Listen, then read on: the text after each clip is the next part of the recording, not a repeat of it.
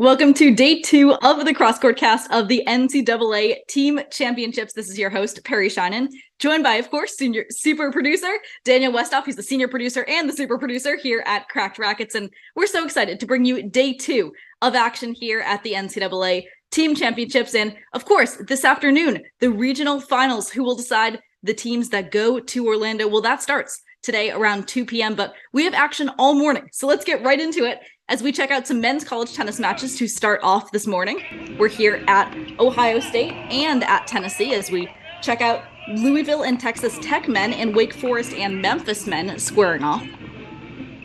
Looking at the left side of our screen, we have Court 1 doubles just starting. On the right, we also have Court 1 doubles. We're going to introduce all of the matches in action this morning, as we usually do here on Cracked Racquets. And we thank you for joining us this morning for our second day of our broadcast here for the NCAA teams. And here we are, the red courts. On the left side of our screen, we see the Louisville men starting off taking on the Texas Tech Raiders.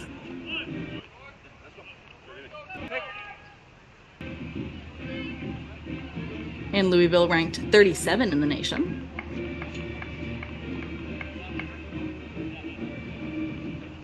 And looking at the Texas Tech Raiders, we check out their schedule. They're 14-10 this year, 2-3 in the conference, but they did find a way to get into the NCAA tournament this year. They are coming off a 4-3 loss to Oklahoma State, ranked 47 in the nation. That was back in the Big 12 championships.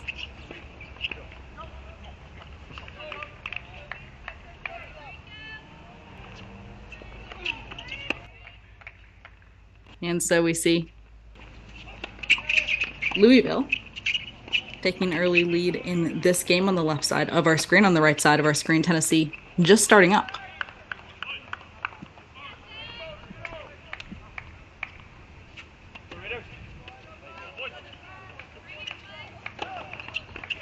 So for Louisville at this number 1 double spot, we see Natan Rodriguez and Fabian Sai. Natan Rodriguez is a sophomore out of Brazil.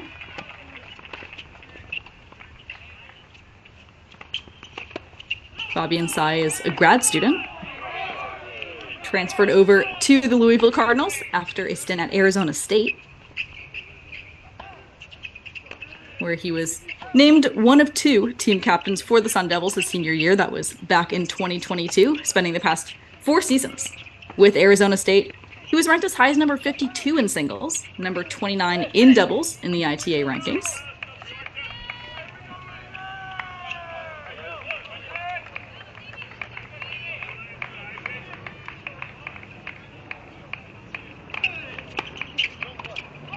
As we see that duo taking the opening game on the left side of our screen on those red courts, and it's a lot of red this morning between Louisville and Texas Tech, but that's how we like it at Cracked Racquets. Yesterday on Friday, we saw a lot of the same uniforms, so we are excited to see, hopefully, a few different uniforms today as teams square off, and that makes it easier for us to show you which team is which.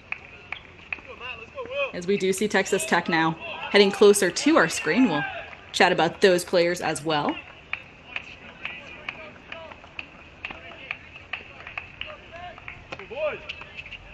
At this number 1 double spot for Texas Tech, we see Dimitros Zoids and Reed Collar. Dimitros Zoids is a 5th year out of Cyprus. He is 35 and 29 overall. Over his time in college tennis, he was a transfer from Abilene Christian after his sophomore year. Primarily played on the number 5 singles court for them.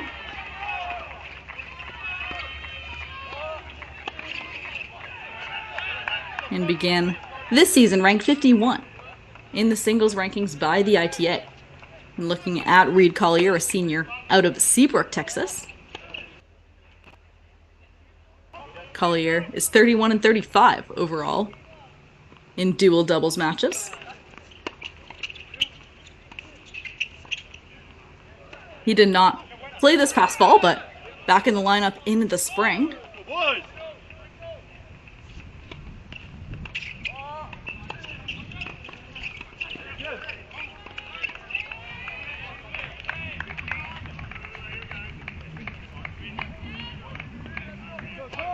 As we see the Louisville team really starting to stay aggressive at the net. It's a lot of that serve +1, and especially in men's tennis, just being able to pick off that volley at the net after a big first serve, that's vital for both of these teams. And we have seen Louisville able to do that more often than less so far, and especially on those return games, to put some pressure on your opponent if the net player is still very active. It's really able to get these teams an advantage early. When we talk about the importance of the first 3 games, which is establishing yourself and just getting your rhythm and getting into the match, but at the same time, this is college tennis doubles, which of course means it's only 1 set. So there's not a ton of time to settle in.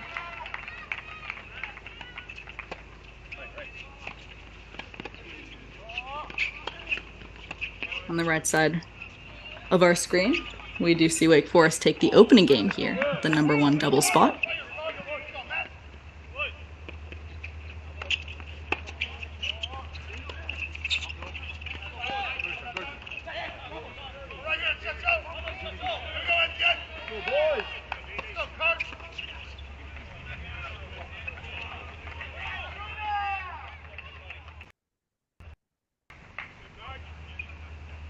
And looking at Memphis as a whole, this team really having a pretty solid year.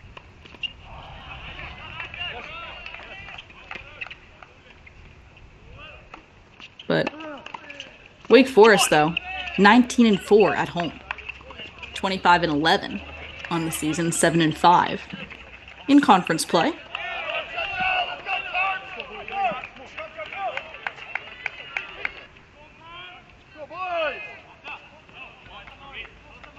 Looking at the Memphis Tigers, 13-7 on the year, 5-1 in their conference, and won 4 matches on the road in 2023.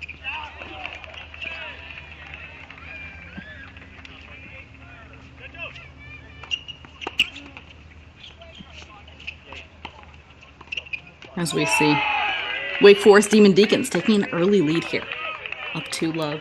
Meanwhile, we have a deuce point deciding point on the left side of our screen.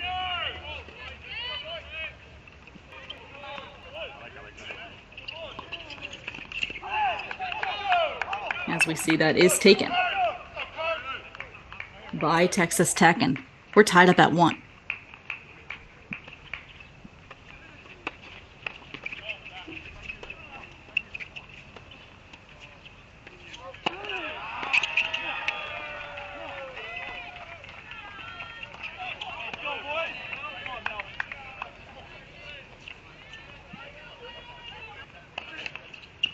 Meanwhile, on the right side of our screen, we do see Thompson and Maroney from Wake Forest taking on Stevenson and Taylor from Memphis.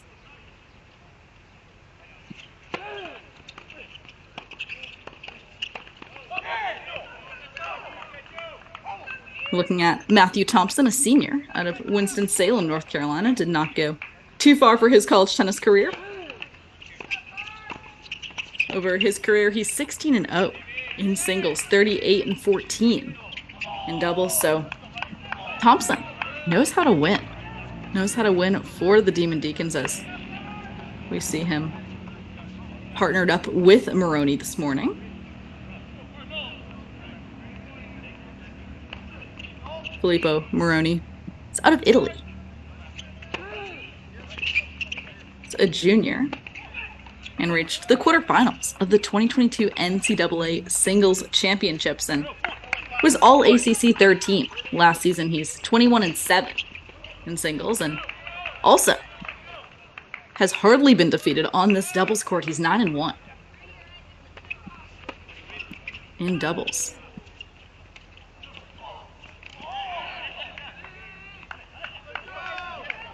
Meanwhile, looking at Memphis, of the duo of Stevenson and Taylor. We see David Stevenson, a senior out of Hertfordshire, England.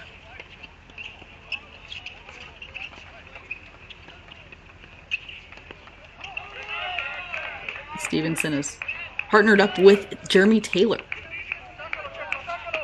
also a senior, but out of Melbourne, Australia. And so we see here in these opening two games on each of these doubles courts, we see the players just working their way into this match again. These college tennis matches start with the doubles point, and then we roll into singles. Of course, no ad scoring. As our friend Jay Parsons says, no ad, no problem. And that is never a problem in college tennis. That's one of the most fun parts of this college tennis circuit is these no ad points. And so now let's check out the action on court number 2. On each of these courts, we can head over to the number 2 double spots as we check out all the matches in action this morning at these two host sites. Of course, Ohio State and Tennessee, top 8 seeds, so they do get to host the NCAA regionals. And we do see another deuce point deciding point here on court number 2.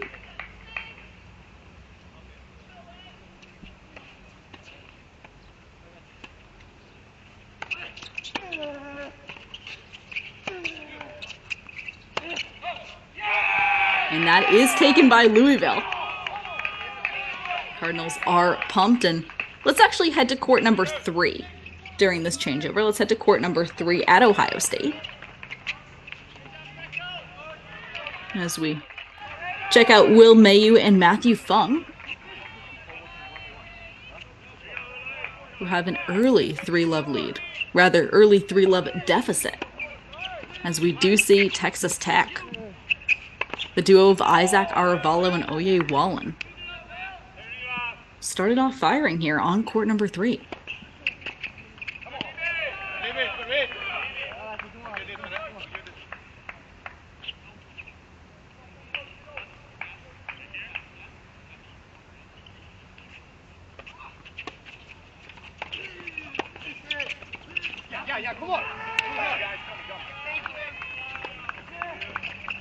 So looking at Aravayu and Wallen.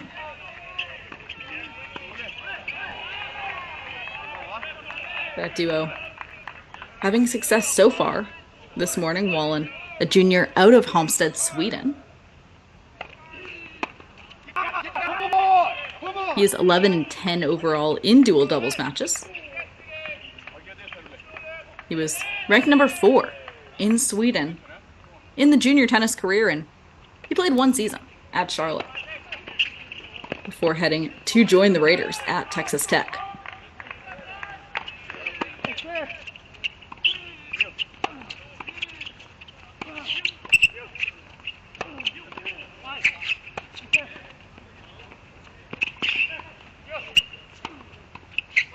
And we do see, rather, that Louisville is in front, 3-love.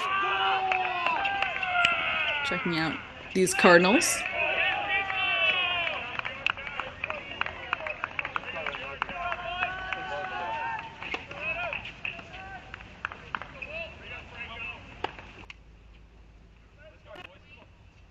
But looking at Aravayo, also a 5th year, so there's just a lot of experience out on these doubles courts today. 5th year out of Mazatlan, Mexico.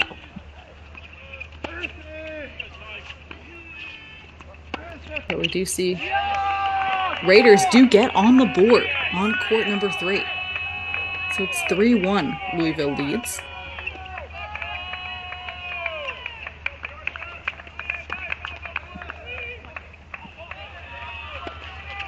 That duo of Will Mayu and Matthew Fung. Will Mayu, a freshman.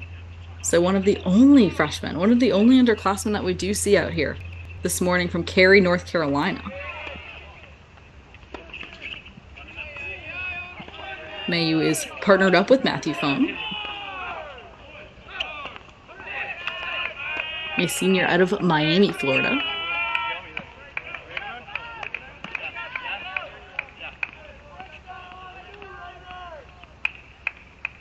And he entered this fall season ranked 61 in the ITA singles rankings. for the Cardinals, as we do see looking overall at these doubles matches, we do see Louisville with a 2-1 lead on court number 1, 3-1 lead here on court number 3, and in court number 2, it's Texas Tech in the lead 2-1.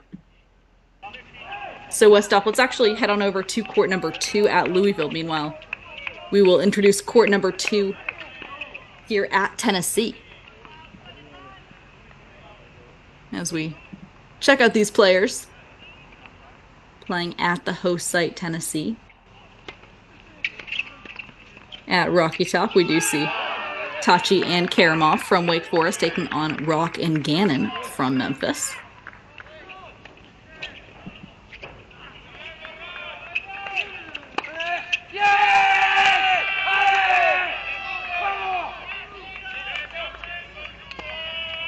Luciano Tachi is out of Argentina. He's a junior. And he is partnered up with Jerbek Karamov out of Uzbekistan. Karamov is a grad student. So again, the experience has really been the story of this morning on these doubles courts. He was the All-ACC third team last season. He won 6 doubles matches for Wake Forest last season. Or rather, this fall, he's 17-8 in doubles for Wake, and he was top 500 in the ATP singles rankings before heading to college. So Jerbek Karamov comes to Wake with a ton of pro experience. Meanwhile, looking at Rock and Gannon, as we are tied at 2.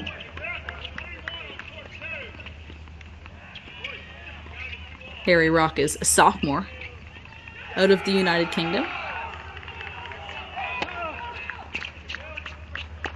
playing today with Connor Gannon, a sophomore out of Dublin, Ireland.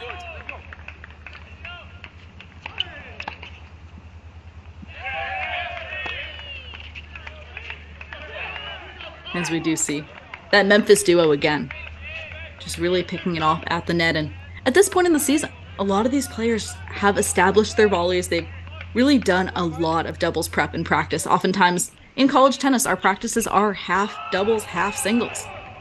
So at this point, all 4 of these players on both of these courts have been practicing a lot of doubles, and the teams are mostly, may we say, set, as we are in the NCAA portion of the season. It's May 6th here. And Westhoff, let's head on over to court number 3 at Tennessee. Court number 3 at Tennessee is we check out court number 3 in doubles here at Rocky Top. And meanwhile, on the left side of our screen, we do see Texas Tech with the chance to take a 3-2 lead here. Texas Tech, of course, closest to our screen with the red shorts.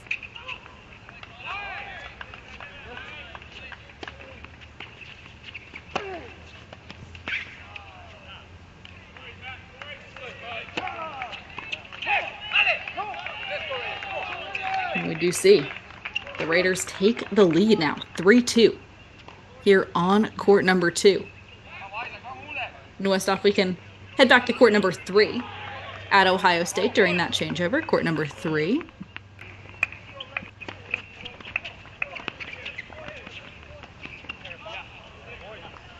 As we do see Louisville Cardinals with an opportunity to make it a 4-1 lead here on 3. Meanwhile, Wake Forest has a chance to make it 4-1 on court 3 on the right side of our screen.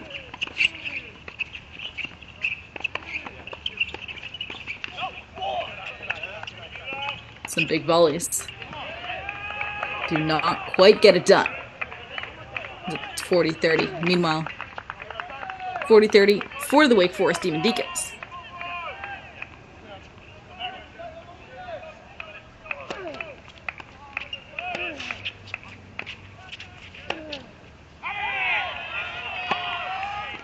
That ball sails long off the racket of Memphis, so it's 4-1 for Wake Forest on court number 3. So Westhoff, let's head back to court number 2 at Tennessee. Court number 2.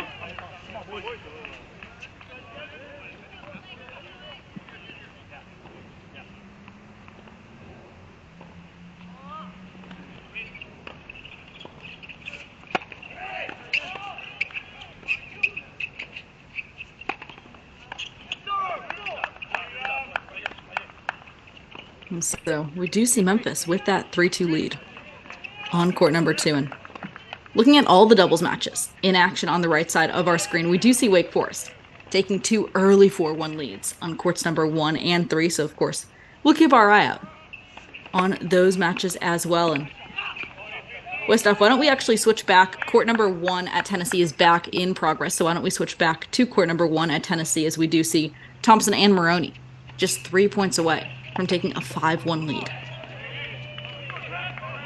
at Tennessee.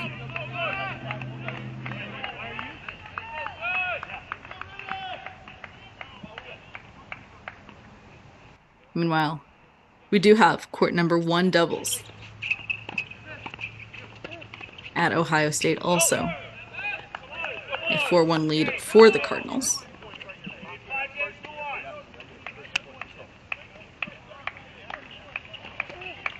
But Westhoff, let's actually head back to court number 2 on both. Let's head back to court number 2 on both. So we just have to switch court number 2 to Ohio State here, as we do see Texas Tech with a 4-1 lead.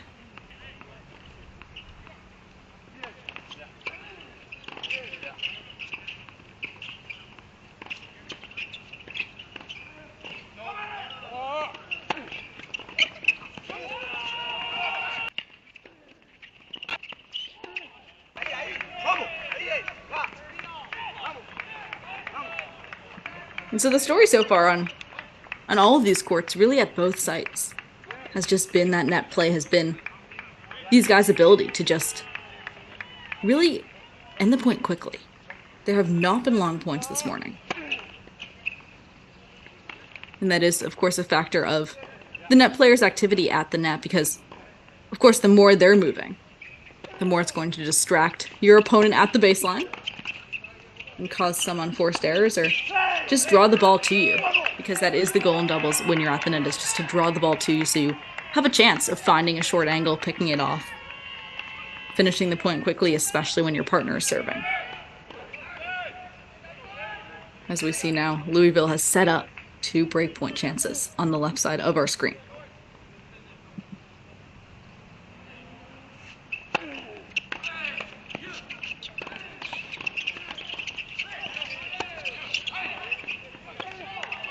And that is a break. So Texas Tech up, rather, deuce point, deciding point. Deuce point, deciding point here at Ohio State, as Texas Tech has a second chance now to extend the lead to 5-1.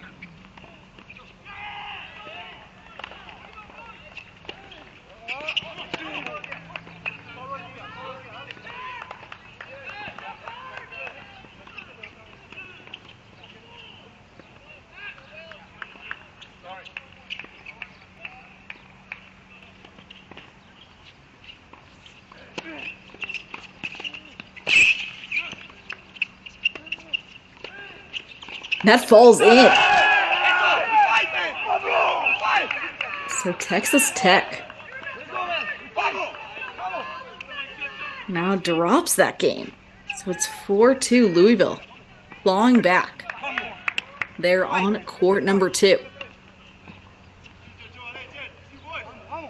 Meanwhile, Westhoff, let's go to number 3 doubles at Ohio State. Number 3 doubles, because although Louisville is having to claw back on that court, court number 1, we do see the Cardinals are in front here, up 5-1 on court number 3. Just 2 points away. This Louisville duo of Will Mayu and Matthew Funk.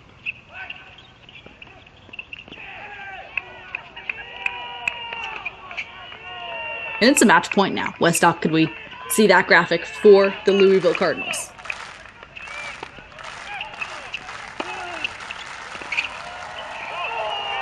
And that's match 6-1 for Will Mayu and Matthew Fung. Louisville gets on the board first. Cardinals only need 1 more doubles point this morning, as we head over to court number 1. Court number 1 at Ohio State,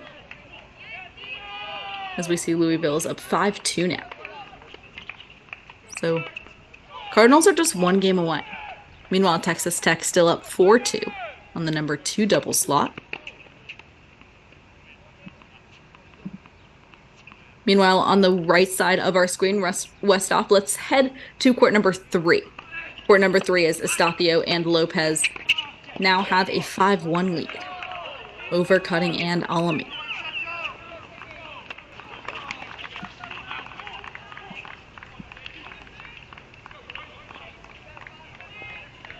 So less than 30 minutes in, we do see some doubles matches starting to wrap up.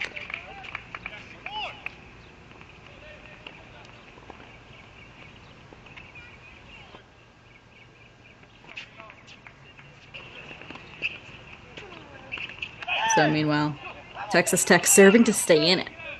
Here on the left side of our screen, meanwhile, Memphis doing the same over at Tennessee. And if you're looking for individual match camera links, you can find those matches all across the country today on the ITA Tournament Central webpage. That is available all throughout the day and all throughout this weekend as we cover the NCAA championships here at Cracked Racquets.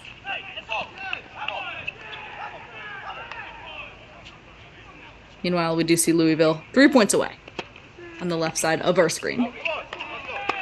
But Texas Tech comes up with some solid serving there. And the Raiders have multiple chances to make it 5-3 now.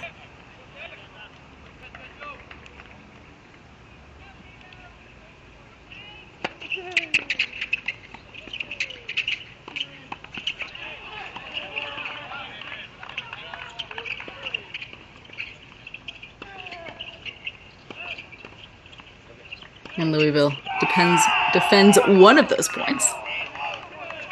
Meanwhile, during this changeover, Westhoff, let's head on the right side of our screen. Let's head to court number 1 quickly, as it seems that we do have a deuce point deciding point coming up as Wake does lead 4-2.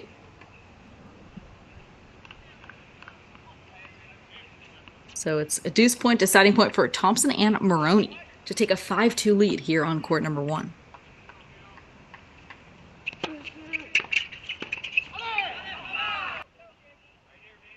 So meanwhile, it's deuce point match point on the left side of our screen for this Louisville duo to clinch the doubles point here at Ohio State.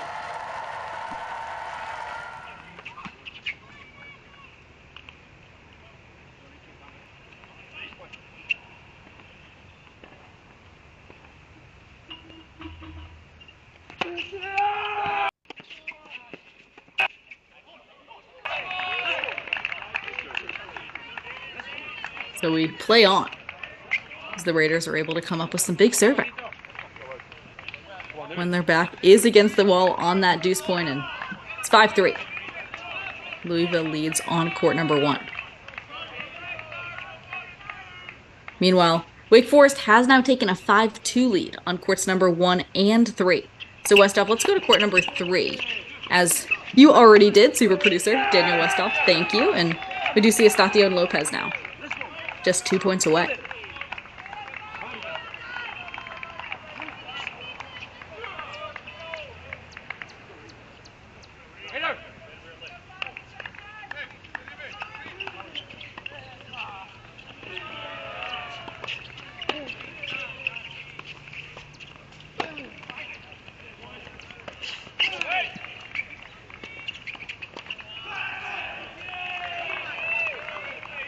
The Wake Forest now match point on the right side of our screen. So could we have a match point graphic for this Wake Forest duo of Estacio and Lopez?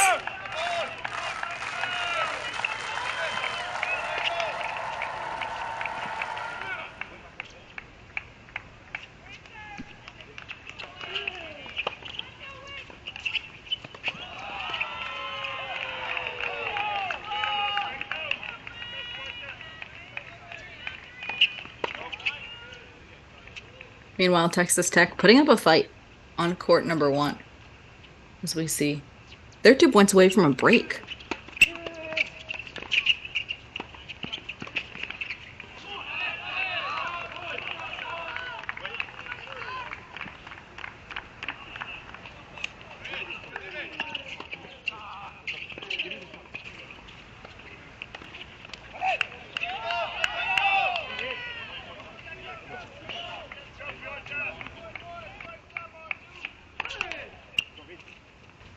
So match point number 2 now for Wake. Westhoff, if we could see that graphic for Estacio and Lopez as they go for it once again here on court number 3.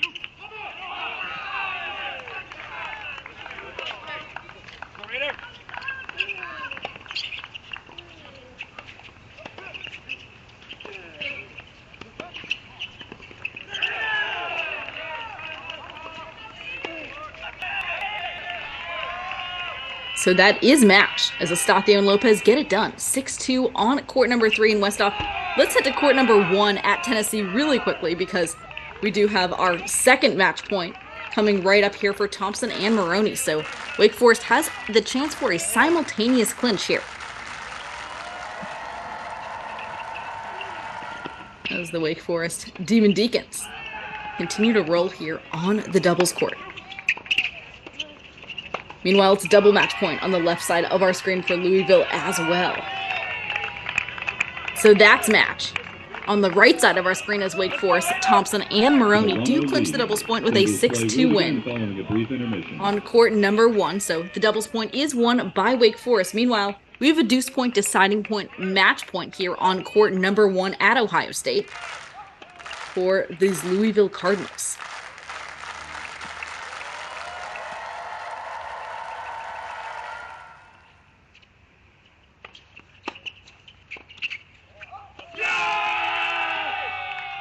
Texas Tech hangs in. We play on.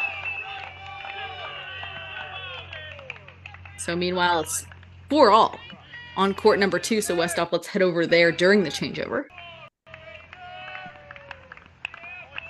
As we see Peter Pollock and Franco Ribeiro taking on Etienne Donné and Sergio Hernandez.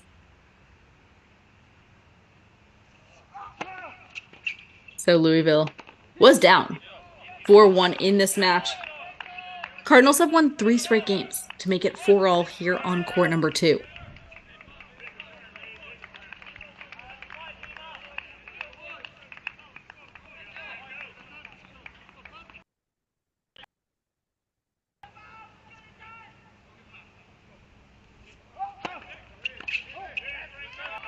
Big serving from Texas Tech gives the Raiders 4 chances, including the no-ad deuce point to take a 5-4 lead.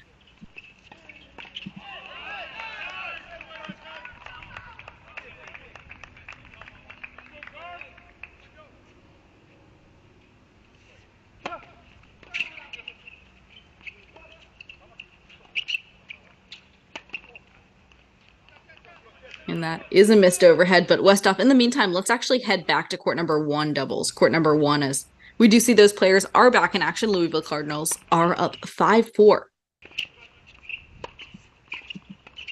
And Natan Rodriguez and Fabian Saye now only 3 points away from a clinch for the Cardinals, as this doubles point is uncomfortably close for Louisville.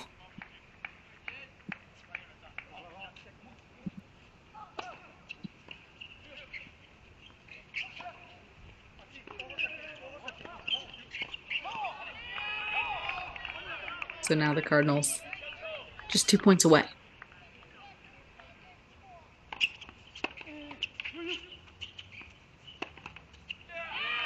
That is tough miss, bit of a tight miss, may I say there. For Louisville, as it's 30-15.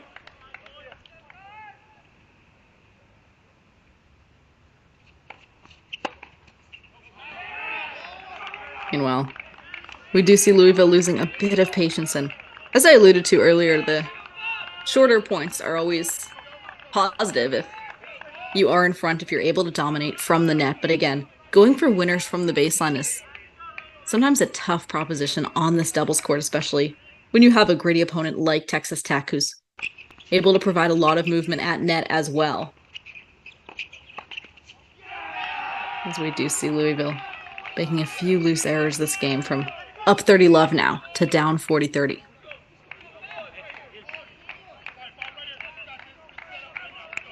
Meanwhile, Texas Tech, 2 chances to extend this doubles match.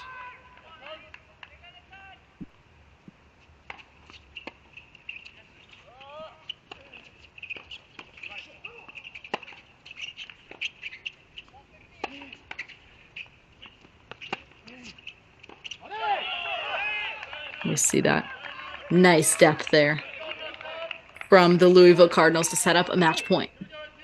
So deuce point, deciding point, match point for the University of Louisville. Meanwhile, this is a vital point for Louisville because Texas Tech has taken a 5-4 lead on court number 2. So Louisville needs this to clinch the doubles point. But we play on, as Texas Tech is able to do that serve +1 and keep this doubles point going.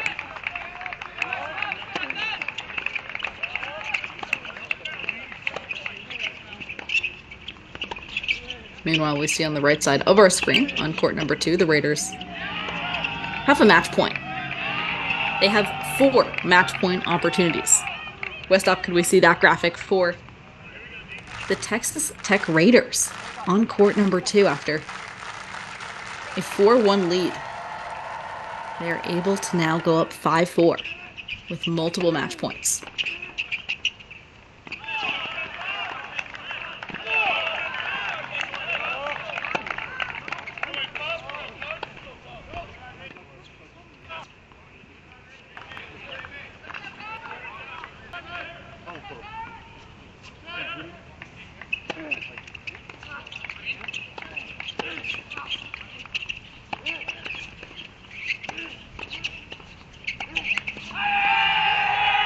So Peter Pollock and Franco Ribeiro are the answer to tie up this doubles point at 1. So Westhoff, it is time to go full screen on our deciding match, which is tied at 5 here at Ohio State this morning, as we saw Louisville, unfortunately for Cardinals fans, making a few loose errors, up 5-4, 30 love, just 2 points away, but we're not able to convert.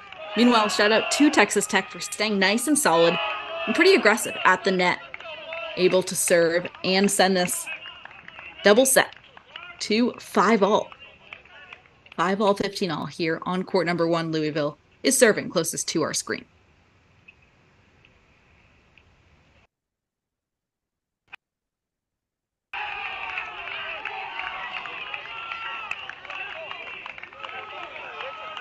And that's a big serve from the Cards.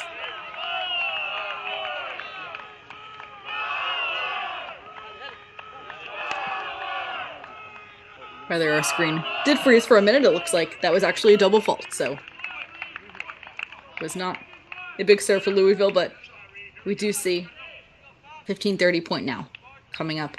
Huge point for the Cardinals. They want to stay in this game, and they need a hold here to send this 2-6-5. And that was a big serve. So we're now 30-all here on court number 1. And meanwhile, we do see the Louisville coaching staff is locked in this morning. Everyone seems pretty locked in. Not that much movement from players on the sidelines on both sides of our screen, as we see that is often characteristic of morning matches. Players are not quite as active, but more focused and locked in. A lot of us in college have morning practices, so we're used to the early wake up, and we do see a lot of Louisville players, again, on both sides standing with their team. I'm sure Texas Tech has the same.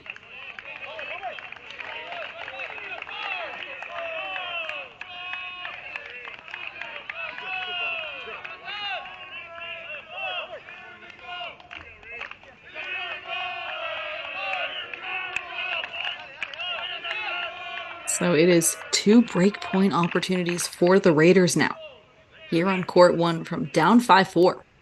2 chances now to go up 6-5.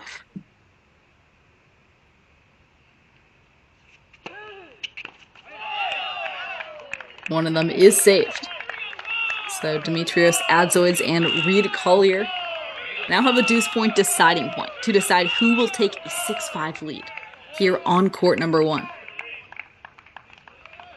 So if we could see that graphic for this deuce point deciding point, which is, as I like to say, a pre-match point in a lot of ways. because college tennis often comes down to less than 5 points. That is what data shows, and we're seeing that right now here on court number 1.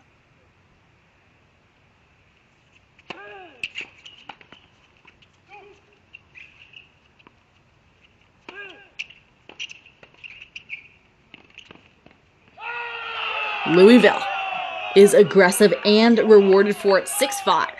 The Cardinals go up here on court number 1. And meanwhile, Louisville, 16-11 this year. They're 6-6 in conference play, and they do have a losing record on the road. They're 4-5 when playing away this year in 2023. Louisville is coming off a 4-love loss to Duke in the ACC championships. They did win a gritty 4-3 match over number 58 Notre Dame to open the ACC championship. But they did ultimately fall to Duke in the next round.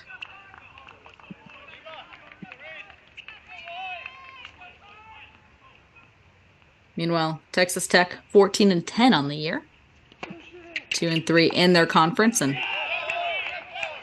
they are 5-4 when playing on the road, as we do see Louisville now setting up to return here.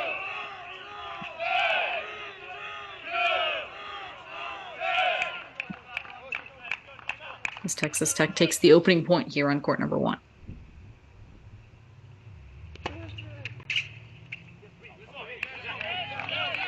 So that does go to Texas Tech. So Raiders 2 points away from sending this match to a tiebreak.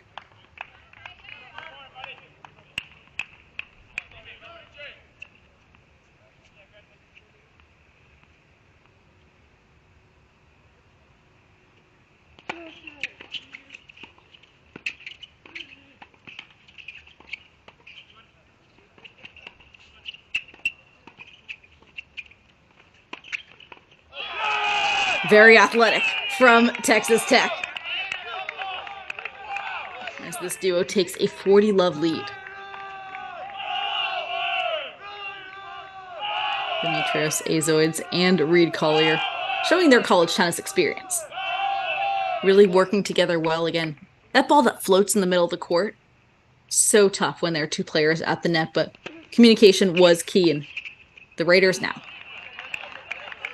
tie us up at 6, so we're heading to a tiebreak, or rather, that did say a long. Does look that was the decision, so 40-15. Texas Tech still with multiple opportunities to send this match to a tiebreak.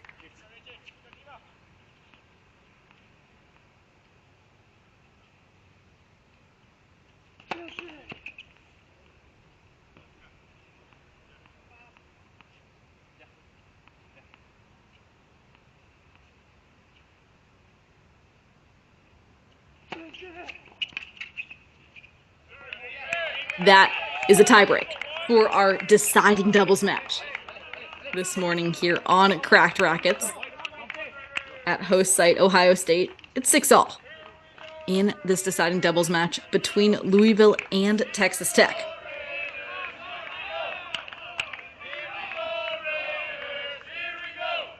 As we see, the Raiders have won 2 more points overall than Louisville this match.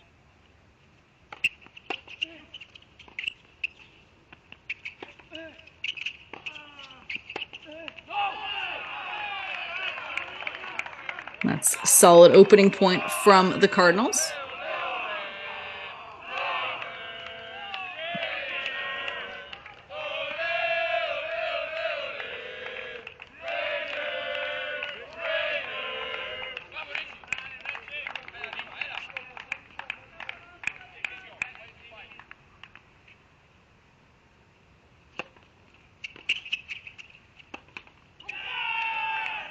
So that is one of the toughest shots in college tennis and in tennis in general, is that high floater that we did see Texas Tech miss there. So Louisville does take a 2-love lead here in the deciding doubles match on court number 1.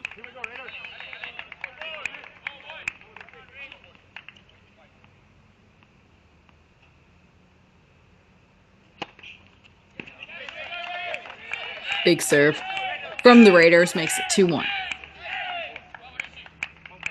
And when we're looking at strategy and what's worked for each team, both of these teams have similar strategies this morning. Again, it's big first serve, +1, plus that movement at the net from both sides. And we have seen Louisville a bit more solid from the baseline than Texas Tech is able to get a bit more depth, and that might be the answer in this breaker if Louisville is able to keep on swinging through and keep on putting their body weight into the court.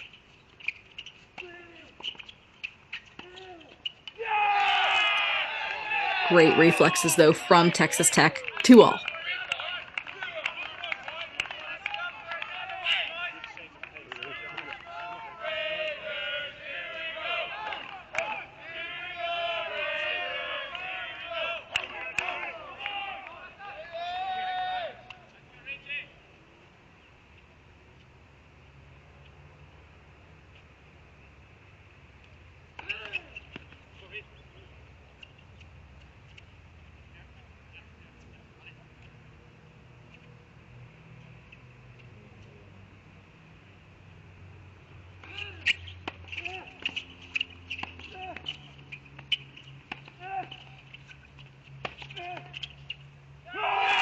That's too good from Texas Tech, who does not panic.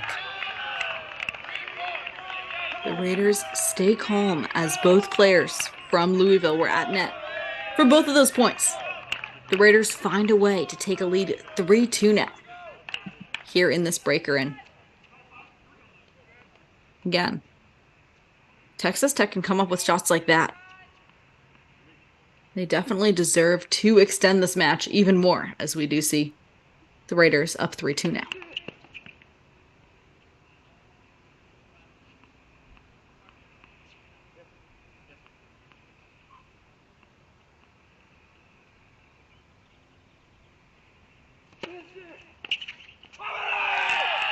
Big second serve from Louisville, rather from Texas Tech. So it's 4-2. Louisville finds themselves in a hole now. From up 5-4 now to down 4-2 in this tiebreak in the deciding match, as Natan Rodriguez and Fabian Saye take on Demetrius Azoids and Reed Collier.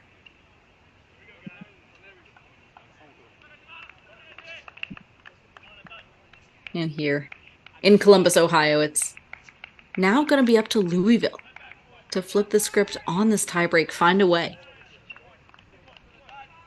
Again, to both stay aggressive and stay calm at the net, as we have seen Louisville missing a few volleys this tiebreak.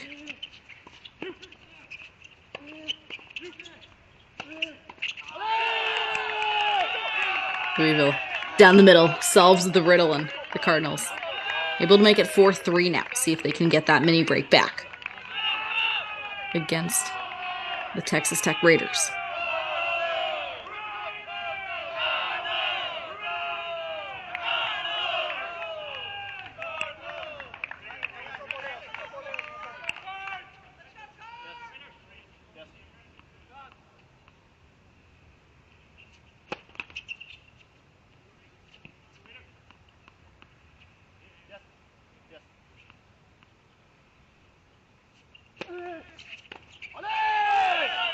That sails wide, and it's 4-all.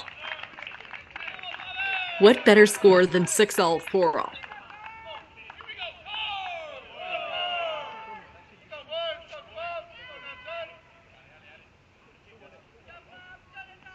As we see the Cardinals showing up some I formation here at 4-all. What a return from Texas Tech misses.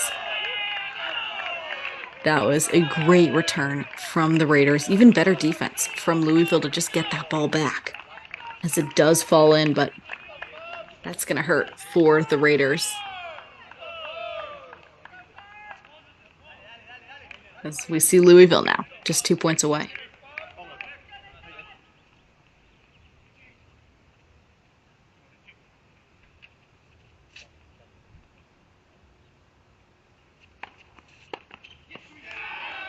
Great serve from Texas Tech. So it's 5-all. 6-all, 5-all, folks. As again, this tiebreak is to 7. win by 2 here on court number 1.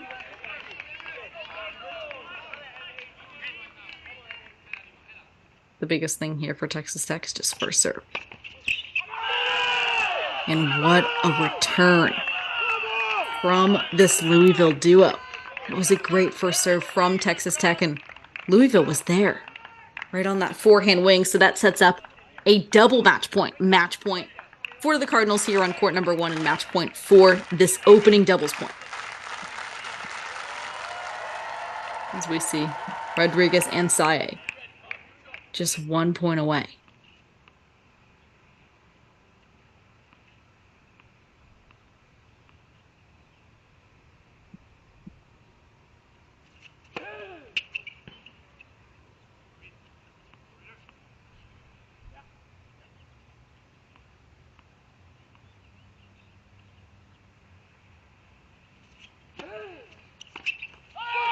Natan Rodriguez and Fabian Saye get it done at court number 1. After quite a large amount of drama, 7-6 is the final decision in favor of the Louisville Cardinals, 7-5 in that tiebreak. Louisville takes the opening doubles point as well as a 1-love lead over Texas Tech, who of course put up a wonderful fight in this doubles point.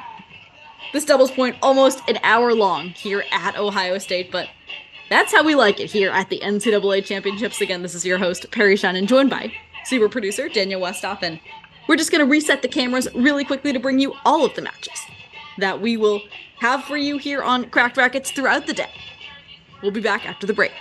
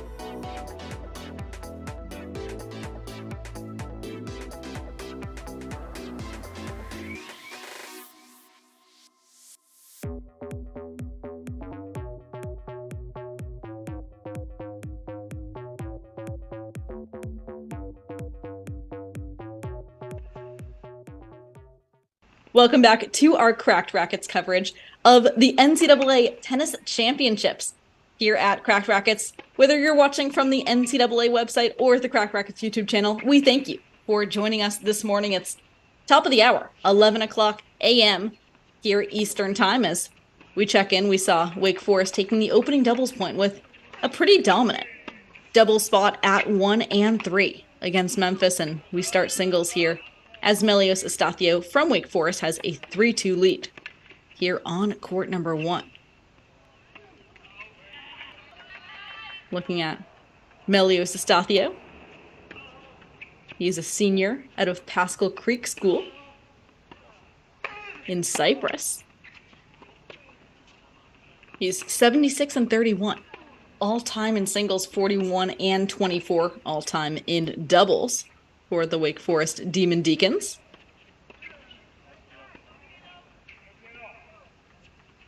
Before college, he competed in the Davis Cup for Cyprus with Petros Chryzakos, who is a former Demon Deacon himself. He shares the same coach as Petros in Cyprus.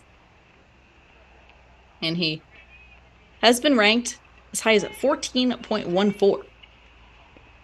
On UTR, has also excelled on the ITF circuit. So Estacios really popped off in juniors before heading to college, and he's up 30-15 here at that number 1 single spot. And he is taking on Alemany from Memphis. Pablo Alemany is a sophomore out of Valencia, Spain.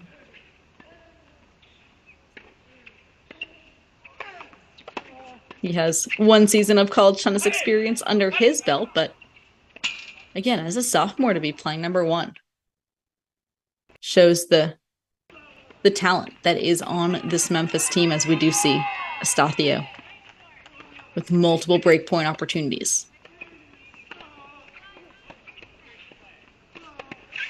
And it looks like he does break to take that 4-2 lead here on court number 1. So Estacio will now serve to consolidate the break and take a 5-2 lead here on court number 1 at Rocky Top. Big serve from Estacio to start us off here on court number 1. And Melios Estacio really known for his serve here in college tennis. Again, when his first serve is on, not many players in the country are able to hang. And we're seeing here Estacio putting a high percentage of first serves here on court number 1.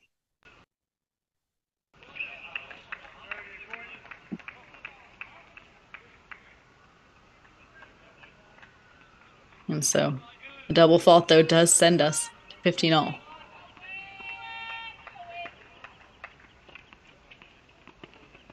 And looking at Wake Forest overall on this singles court, they have leads on every single court except for court number 5, where it is tied at 3. So Wake Forest so far is rolling in these first sets against Memphis.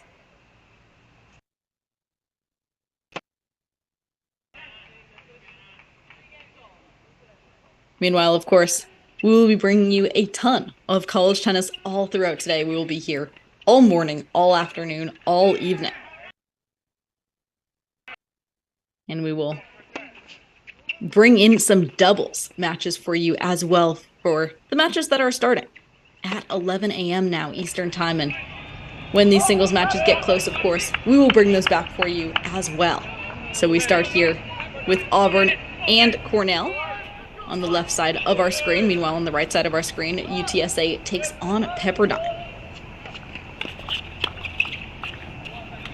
And we do see the host site of the Texas men on the right side of our screen, host site of the Duke men on the left side of our screen. And we do see the Texas women do still have their scoreboard up from doubles on Friday, so we hope that that will be updated, but if not, we will just keep you updated ourselves here on Cracked Racquets. So we start off on the left side of our screen, though, we do see Auburn with the early 1-love lead, but Cornell now multiple chances to tie us up at 1.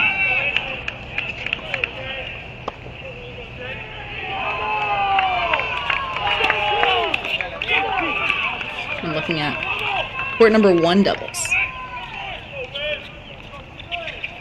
Here on the left side of our screen, we do see Raul Dubai and Finn Murgett from Auburn taking on Adit Sinha and Nathan Mao from Cornell. So we are all tied up at 1 now.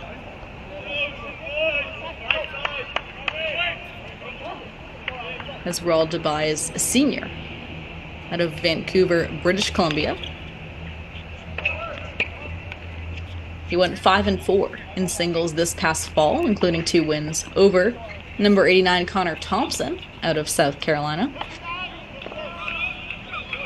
And last spring, he went 13-12 in that spring season, playing in the middle of the lineup, had a 6-7 record against SEC opponents. And before heading to Auburn, he spent his first season of college tennis at New Mexico, where he was the newcomer of the year as well as the Mountain West Player of the Year. He led the Lobos to the conference title with a 6-0 mark at that number 1 single spot.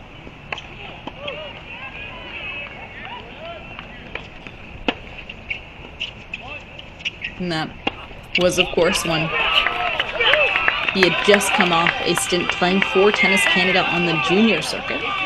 He was 4th place finish in singles at the 2018 Canadian Junior Nationals. And we see Raul Dubai playing with Finn Murgett here at the top spot for Auburn. Finn Murgett is a senior out of home first Yorkshire, England. Murgett was 7-5 this past fall, as well as posting 5 singles wins at the All-American Championships to make it to the qualifying round. He went 5-2 in doubles to reach the semis of the ITA Southern Regionals. That was Murgett and Tyler Stice.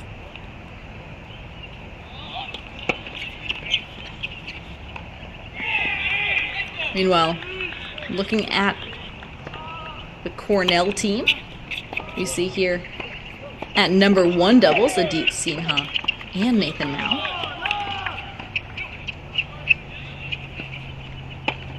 Nathan Mao is a sophomore out of Topsham, Maine. Mao is the 15th member of his family to attend Cornell University. He is enrolled in the College of Arts and Sciences. So Mao comes from history of Cornell graduates. Meanwhile, Nathan Mao partnered up this morning with Adit Sinha.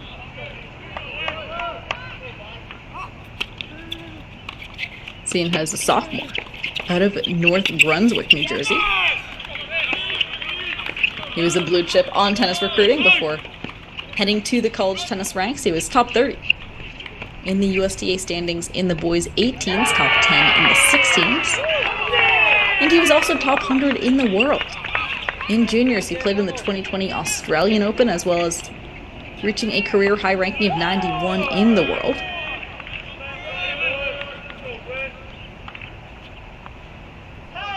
Meanwhile, on the right side of our screen, we check out this number 1 doubles match between UTSA and Pepperdine. We see Danielle DeJohn and Tim Ziedvogel from Pepperdine taking on Tiago Torres and Aladdin Magadan from UTSA.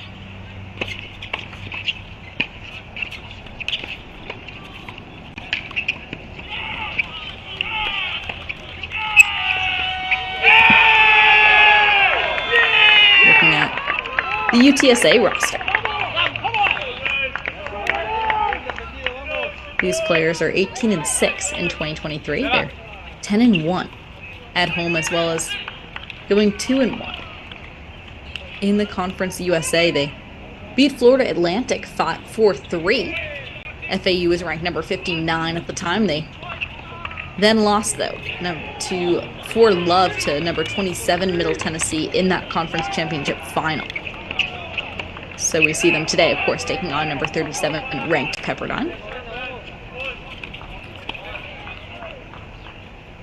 For Pepperdine at this top spot, we see Daniel DeJong.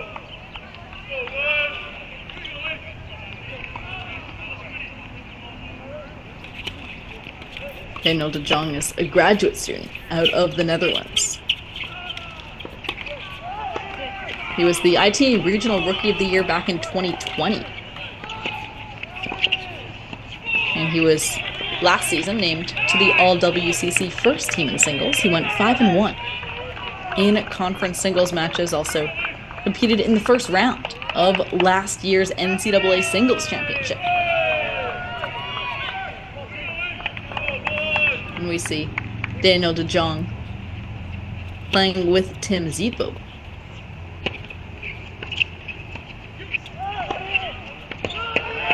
Zietbo, also a graduate student. So Pepperdine really flexing their experience at the top end of this doubles lineup. Zietbo is out of Germany.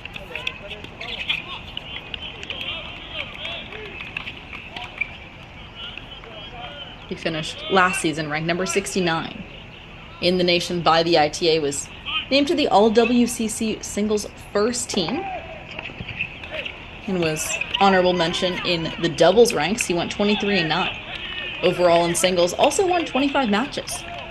For Pepperdine in doubles, was a perfect 5-0 in WCC play. As we do see this UTSA team now taking an early 2-1 lead on the right side of our screen.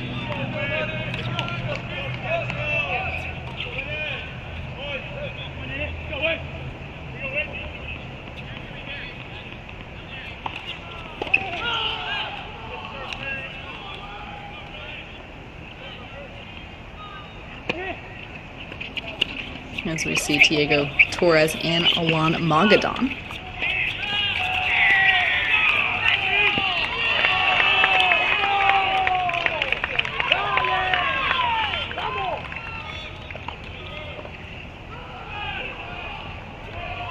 Diego Torres is a sophomore out of Lisbon, Portugal.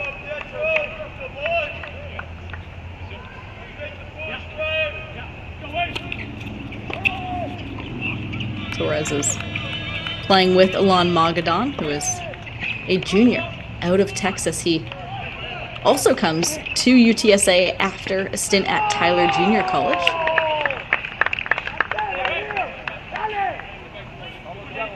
As we do see UTSA taking that 2-1 lead here on court number 1. Meanwhile, Westhoff, let's head to court number 2. Let's head to court number 2 on both of these courts. Actually, let's wait a moment on the left side of our screen, as we do have a game point here for Auburn to take a 3-1 lead on the left side of our screen.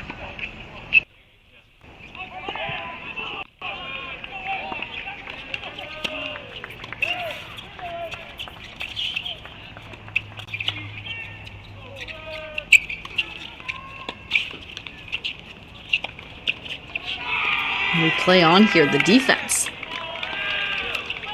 from Cornell. Makes it.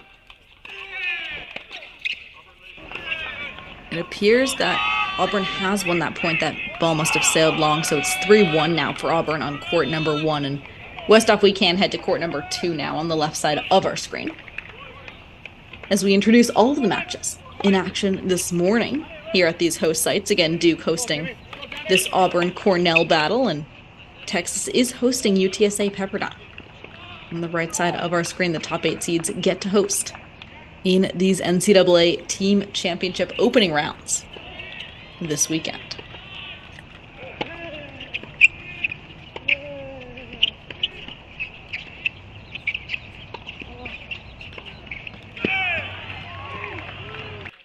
So on the left side of our screen, we do see this Auburn-Cornell match. We do see Cornell up 2-1.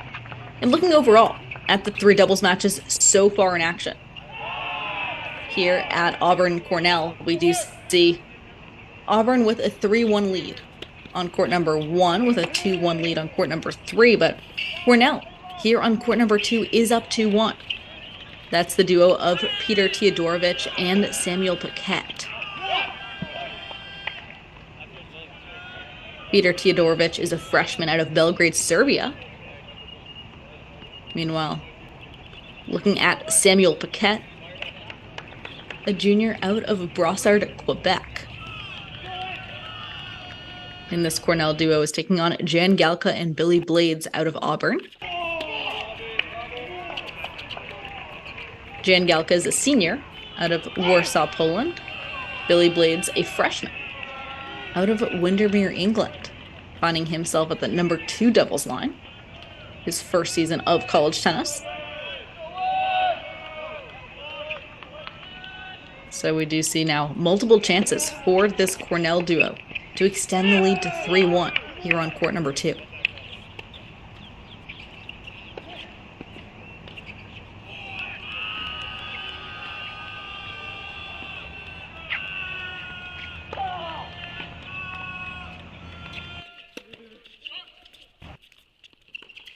And that falls in. The depth here in this cross-court rally is interrupted by Auburn. Some nice movement at the net, so Cornell now has 2 more chances to extend their lead to 3-1 here on the left side of our screen.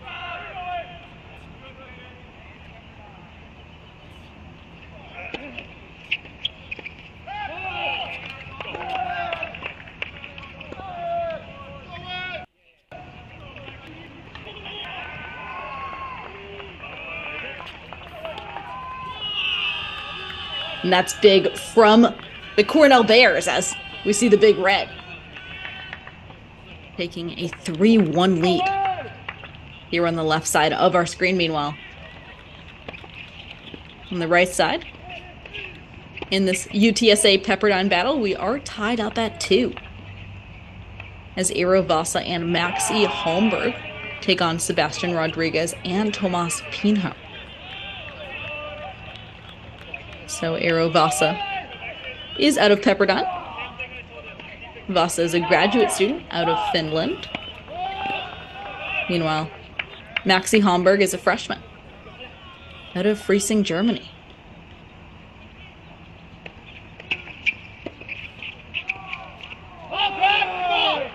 This duo taking on Rodriguez and Pinho. Sebastian Rodriguez, a senior out of Peru. Meanwhile, Tomas Pinho is a redshirt freshman out of Oporto, Portugal.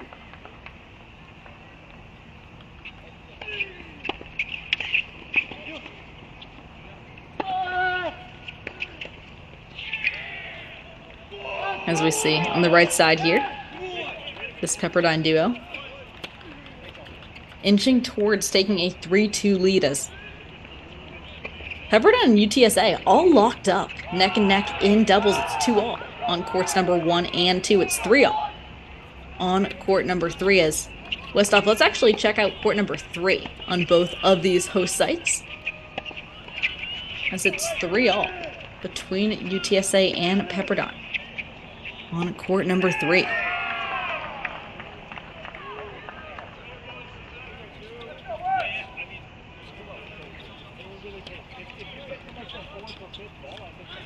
But here on the left side of our screen, at Duke, we do see the Auburn Tigers are out to a 3-1 lead. Here as we see now chances for Cornell to make it 3-2, and they do. So Cornell up, down 3-2 rather, to Auburn. They were on court number 3, and we can go back to court number 2, Westhoff, on the left side of our screen during that changeover to keep some action going. Meanwhile, though, on the right side of our screen at Texas, we do see us tied up at 3. Pietro Feline and Linus Carlson from Pepperdine are taking on Jackson Ross and Garrett Skelly.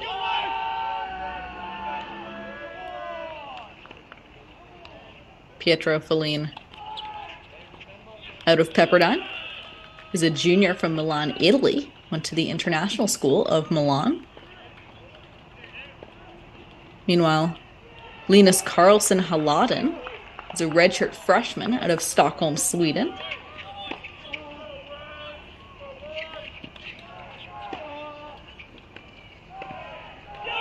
So on court number 2 on the left side of our screen, we do see Cornell Big Red with a 4-1 lead over Auburn.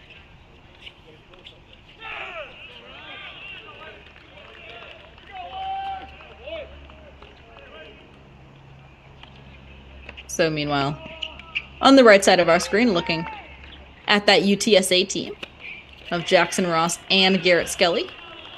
Jackson Ross is a junior out of San Antonio, Texas, while Garrett Skelly is a junior out of the Woodlands, Texas.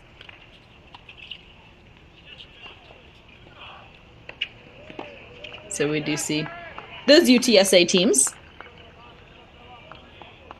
coming from all around the world or right there in Texas. And meanwhile, Pepperdine, though, with chances to make a 4-3 lead. Here on the right side of our screen in Westhoff, we can head back on to court number 3. Court number 3 at Duke as we check out that match in action as well.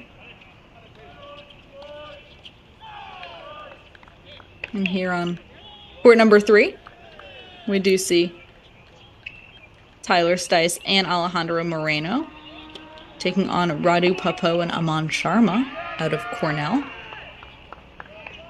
The Auburn team does have a 3-2 lead here on court number 3.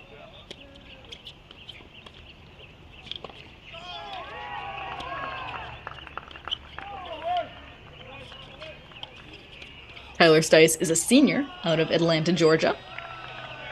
Meanwhile, Alejandro Moreno is a freshman out of Knoxville, Tennessee.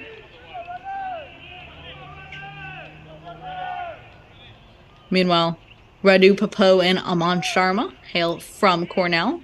Radu Papo is a sophomore out of Romania, while Aman Sharma is a freshman out of Locust Valley, New York. He's a graduate of Laurel Springs School along with his teammate Adit Sinha.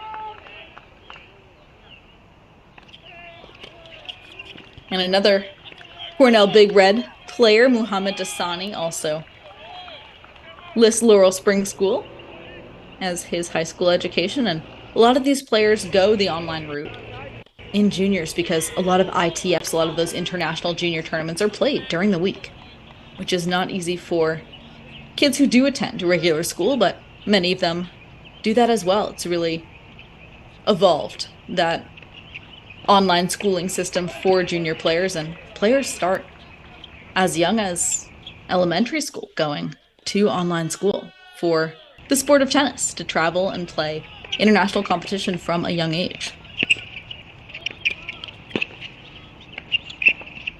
As we do see here, Auburn on the left side of our screen, 2 points away from taking a 4-2 lead. Meanwhile, it's 30-all on court number 2 on the right side of our screen.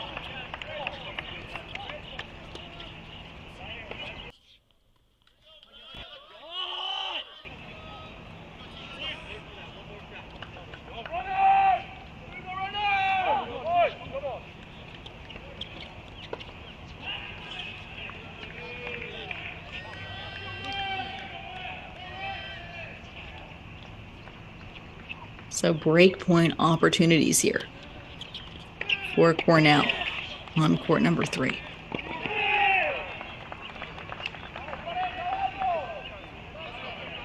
And it looks like we are heading to a deuce point deciding point, as Cornell tries to hang in there against this Auburn duo. Deuce point deciding point here on court number 3.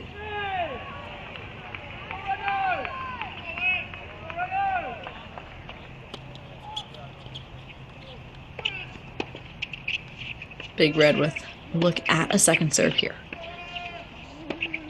It's deuce point deciding point on the right side of our screen as well. As we see a player rolling on the ground. And that falls in off the racket of the Cornell Big Red. So Cornell ties us up at 3 on the left side of our screen. So it's 3-all between Cornell and Auburn.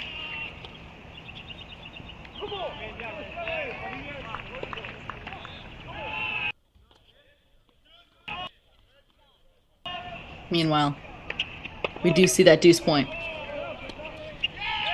coming up there, and Pepperdine not happy about that one.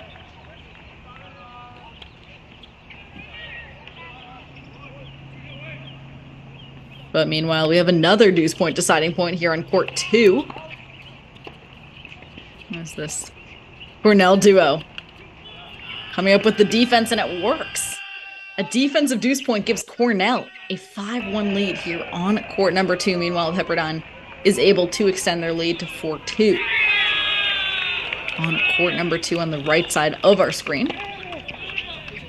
And meanwhile, we do have an Auburn team that's just 2 points away.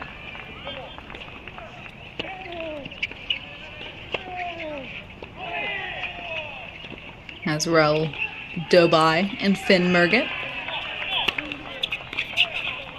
look to serve it out here on court number 1, and Auburn coaching staff is pleased with that serve, as that brings up a deuce point deciding point, match point for Auburn.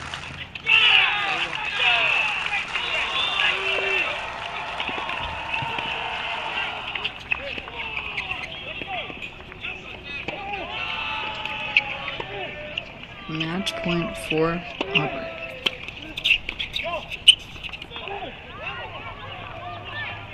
Cornell now with look at a second serve.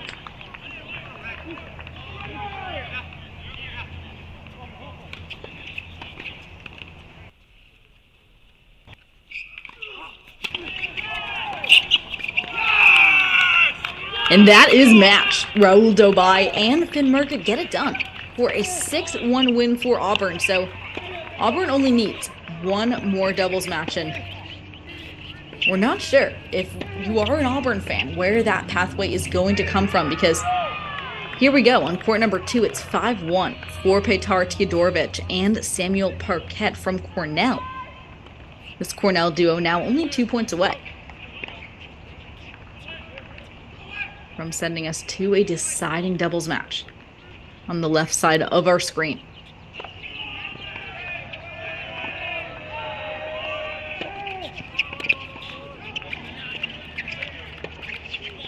Big return there from Auburn, and brings up 30-all now.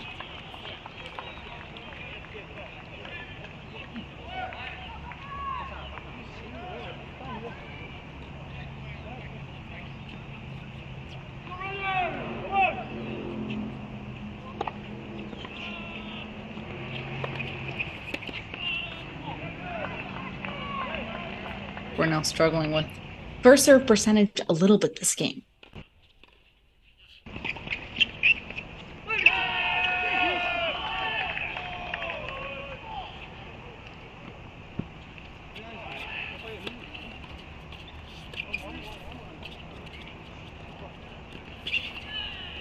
Nice wheels from that Auburn team, but not good enough. Setting up a match point for Cornell Big Red. So match point for Teodorovich and Parquette to send court number 3 to a deciding doubles match. Meanwhile, it is 4-all. Or rather, yes, it is 4-all on court number 3 at Texas now. So we will keep you updated with those scores, as we do see that Pepperdine duo taking a 5-2 lead, and Cornell gets it done on court number 2. So we are headed to a deciding doubles match here at Duke this morning, as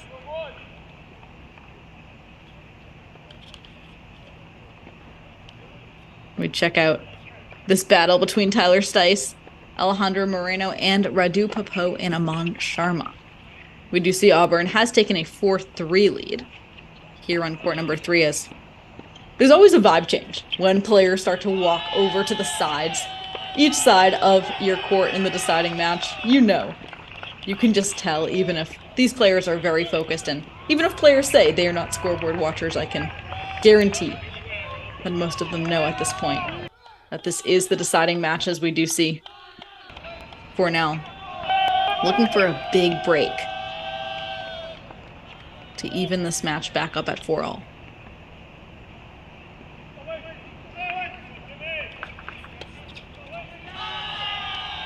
Big return from the Big Red, and it's 40 love for the Ivy Leaguers.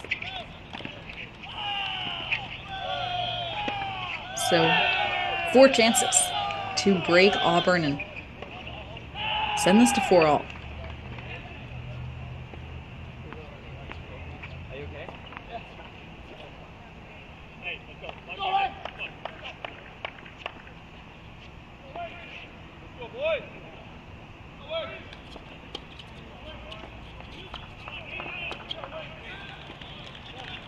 And a bit of a tight forehand miss there on the left side of our screen, but we play on. Meanwhile, Pepperdine on the right side of our screen, 2 points away from taking their first doubles victory this morning at Texas.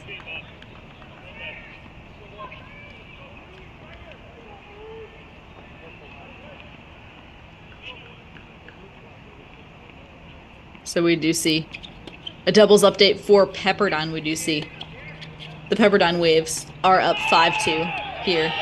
On court number 2, they're up 4-3, 40-15 on court number 1.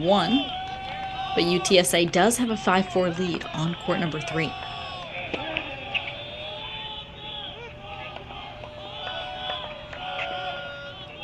So Cornell does break. That's 4-all, the deciding doubles match at Duke.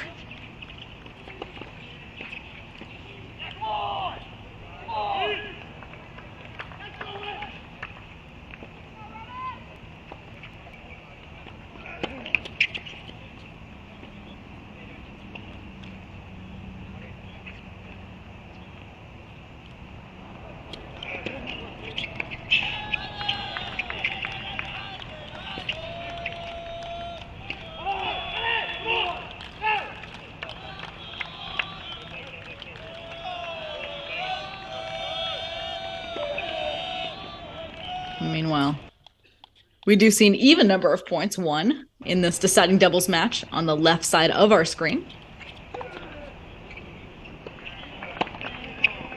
Meanwhile, Pepperdine with a match point on court number 2.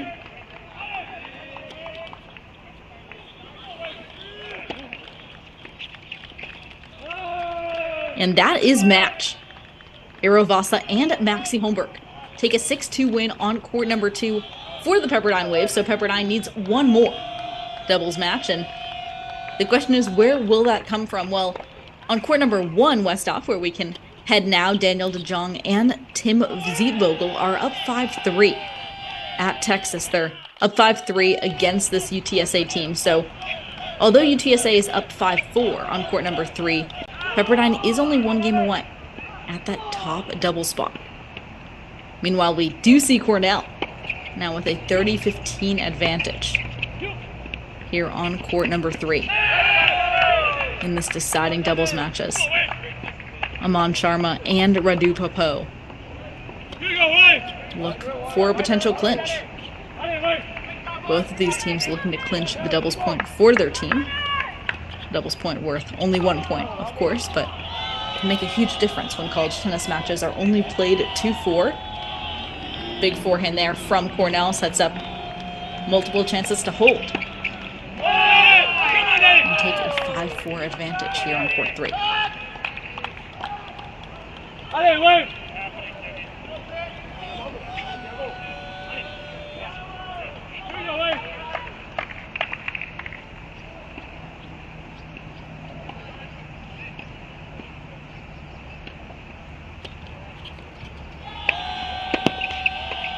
And that's a big hold from the Cornell Big Red. So Cornell up 5-4 in this deciding doubles match. Meanwhile, on the right side of our screen, although we do still have that 6-1 decision from Charlotte Chavatibon and Savina Zamalova from yesterday, we do have a different score that is in actuality this morning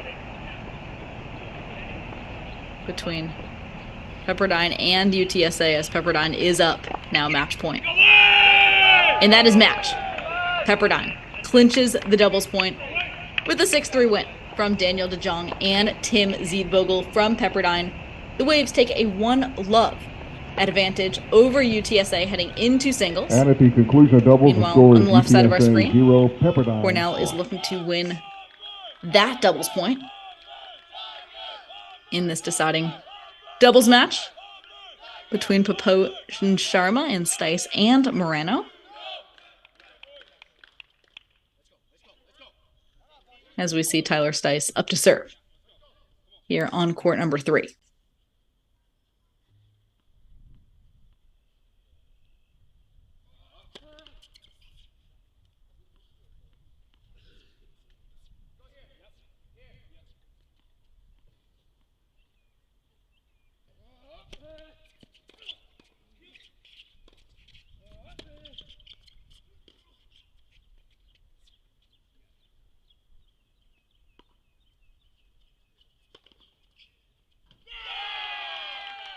And Moreno slams that overhead down, and it's a 15-love lead for Auburn here on court number 3.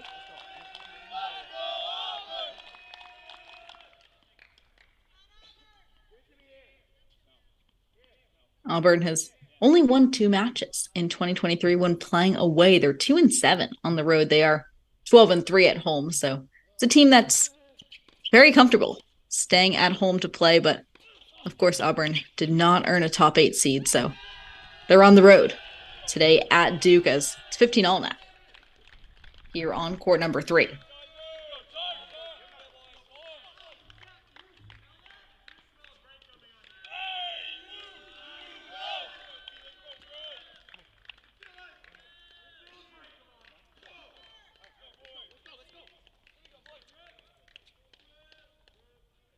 Meanwhile, of course, we will be bringing you triple box action shortly with some singles matches, but Auburn is fired up as the War Eagles are able to make it already 15 now.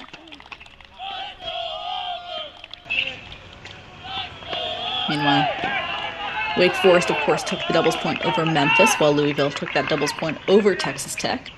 Both of those teams in singles action now on the left side of your screen.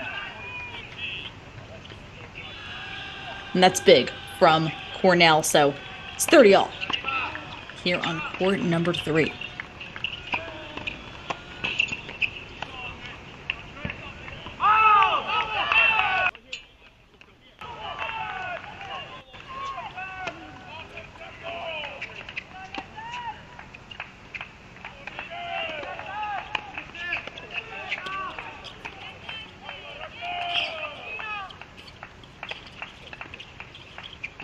Cornell just attacking Moreno at the net, and it's successful. That sets up a match point for the Big Red.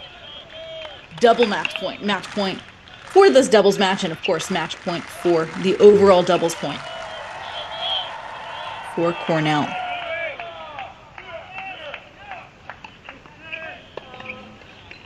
As we see, number 41 Cornell University looking to clinch that doubles point here at the number 3 spot, taking on number 22 Auburn.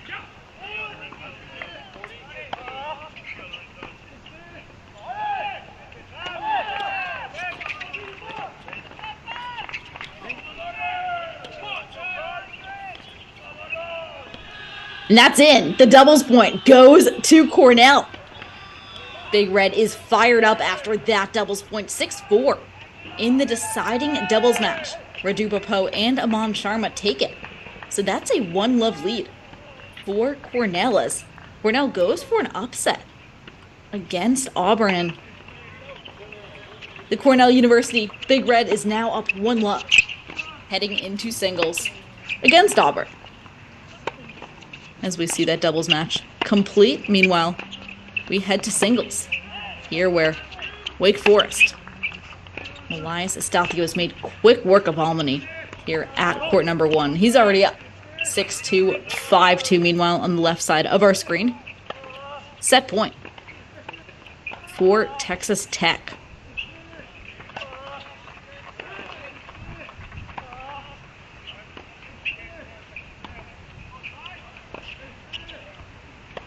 As we see here on the left side of our screen, a 5-3 advantage for Texas Tech at this number 1 single spot.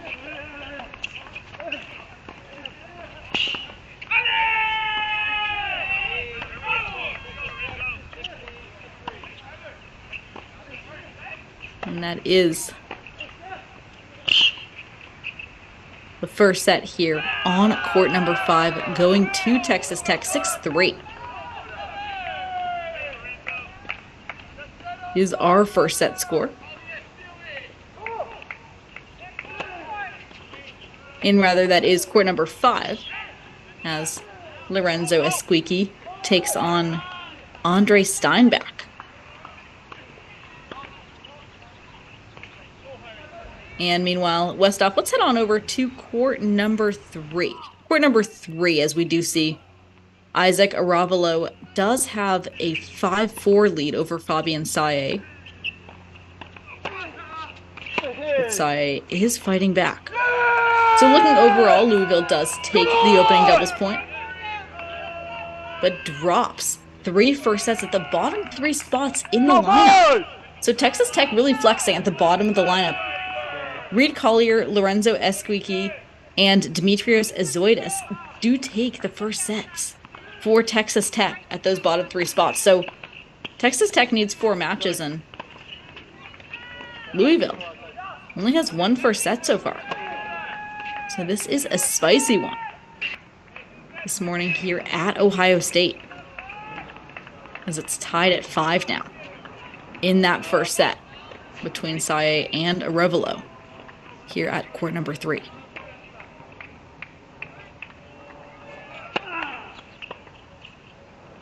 Meanwhile, we do see Alamani fighting back on court number 1 on the right side of our screen at Tennessee.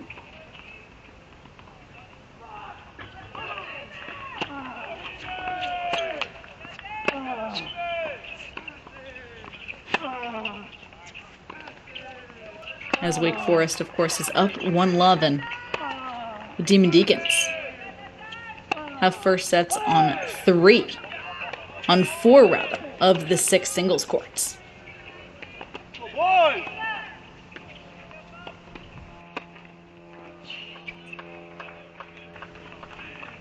As we see Estacio just 1 game away from giving Wake a 2-love lead over the Memphis Tigers.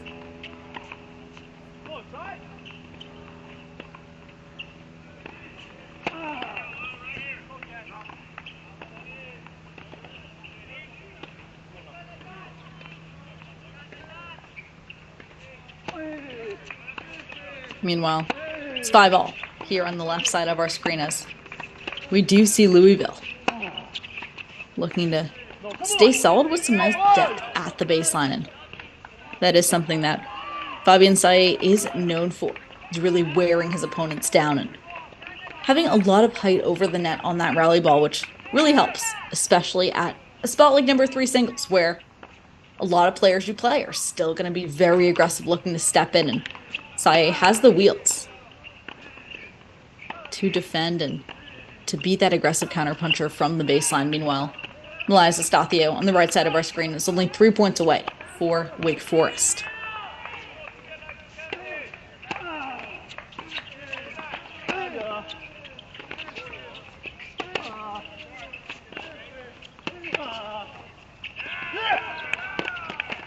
That's big from Fabian Saye, who steps into that forehand down the line. Meanwhile, Elias Estacio now up 30-love.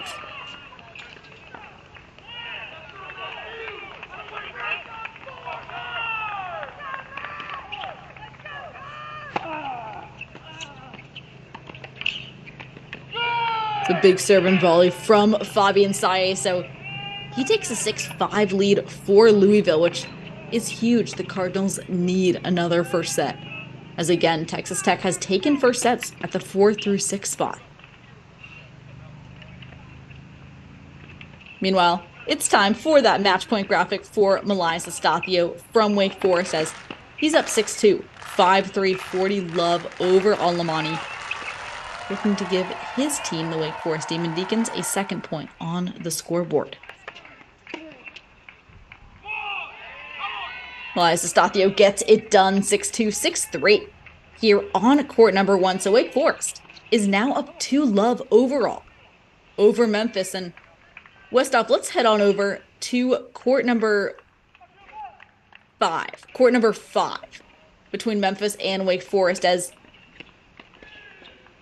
Tachi dropped the first set to Rock, but he's up 5-1 now in that second set. So looking to send this match to 3 sets. Meanwhile, Natan Rodriguez here at court number 2 for Louisville is up 5-3 against Ribeiro.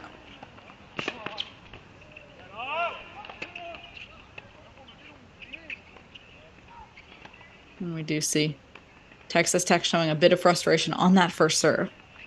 Ribeiro now setting up for a second serve.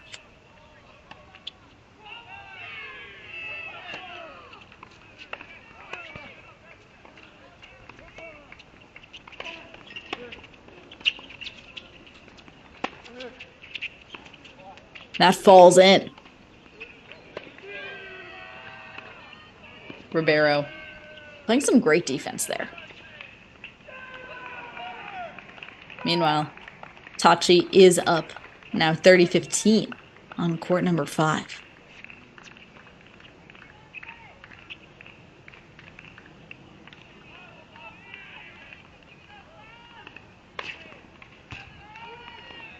Big serve from the Demon Deacons gives Tachi set point, if we can see that set point graphic. Here for the Demon Deacons on court number 5.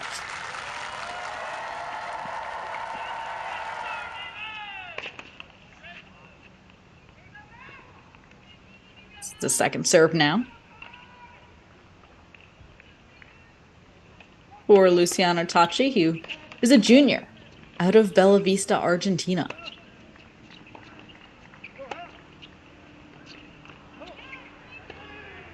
Tachi now with 2 more chances to close out this second set.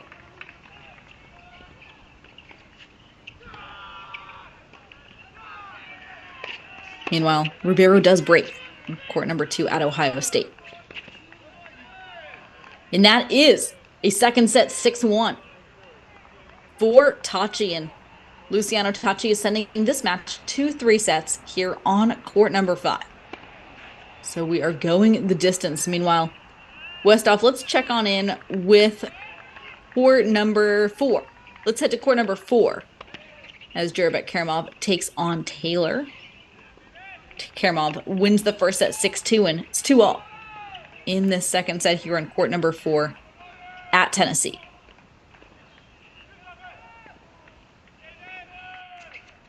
Let's go. Come on. Here we are.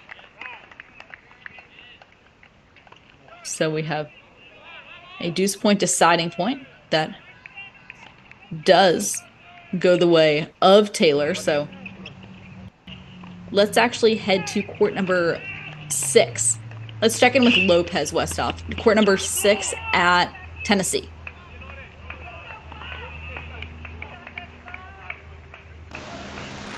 As we check in with Juan Lopez de Azcona from Madrid, Spain, as he is up 6-4, 2-1 here on court number 6. Meanwhile, it is set point for Fabian Saye, who is aced out wide by Aravalo. But that sets up now 2 more chances for Fabian Saye. And super producer Daniel Westhoff, you can bring back that graphic for the second set point for Saye.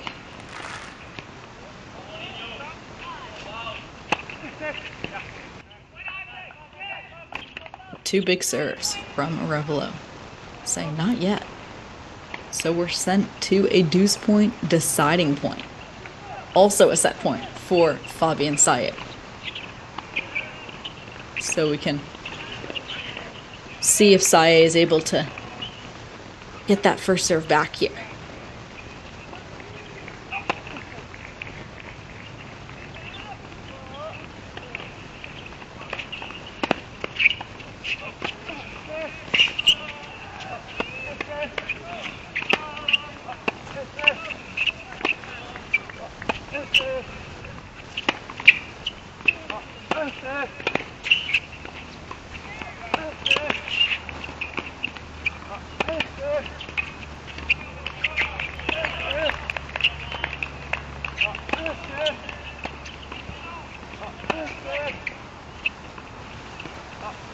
Nice depth from both players on this deuce point as Fabian Saye looks for a chance to rip, and he has the offense.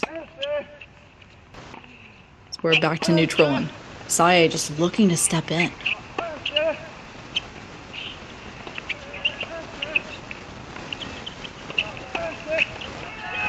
Fabian Saye takes the first at 7-5. That is vital for Cardinals fans. Again, as Texas Tech already has 3 first sets, but Louisville gets that thanks to Fabian Saye. So, Westhoff, we can head over to court number 2 now for Louisville. Court number 2 as Natan Rodriguez is now up 5-4 over Franco Ribeiro, and Etienne Donné at court number 1 has taken the first at 6-2. So we are split in this singles matches.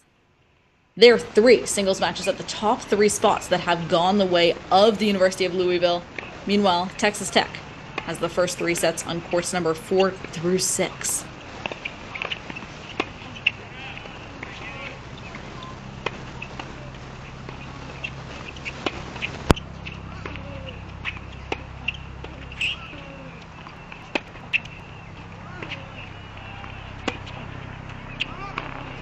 Meanwhile, it's 30-all now. On the left side of our screen at Ohio State.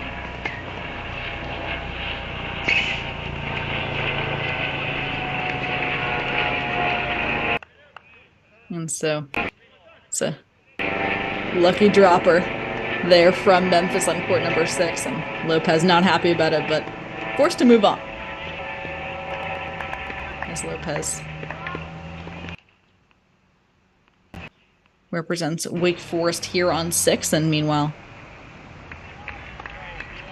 Rodriguez just 2 points away here on court number 2.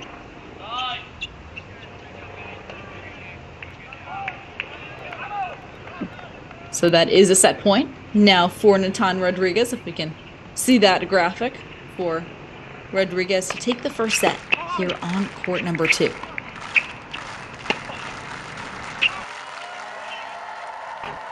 Set point for Natan Rodriguez. Meanwhile,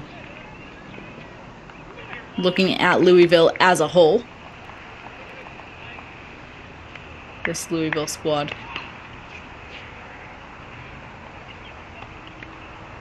is 10-5 at home, 4-5 away, and of course 16-11 in 2023.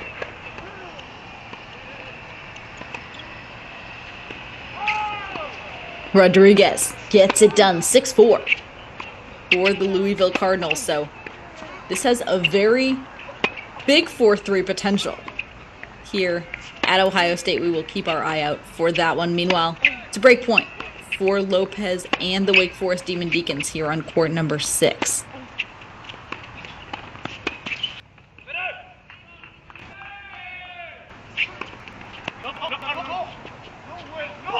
And we play on here at 6 as Farlow sends this to a deuce point deciding point. Deuce point deciding point, break point here on court number 6.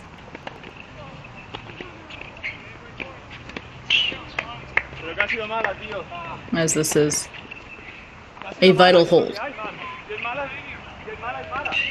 for the Demon Deacons here as Juan Lopez de Azcona is forced to defend here on this deuce point. Again, he is 14-0 in singles heading into the season, 7-2 on the doubles court.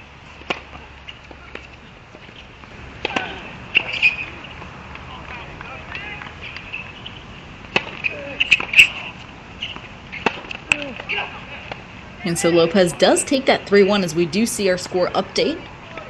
So Lopez is now serving up 6-4, 3-1 for Wake Forest. And meanwhile, Westhoff, let's check in with Memphis actually on court number 3, where Gannon has a 6-3, 5-3 lead over Thompson. So court number 3 at Tennessee, where we can check out that action. Meanwhile, Louisville did drop the first 6-1 here on court number 6, but we do see the Cardinals are up 4-1 in that second set.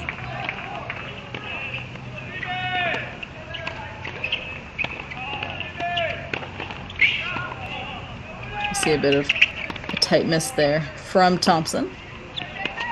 Meanwhile, it's deuce point deciding point on the left side of our screen, which, especially after dropping the first set, is so vital here for Louisville to continue that momentum going. As it's the second serve here for Texas Tech.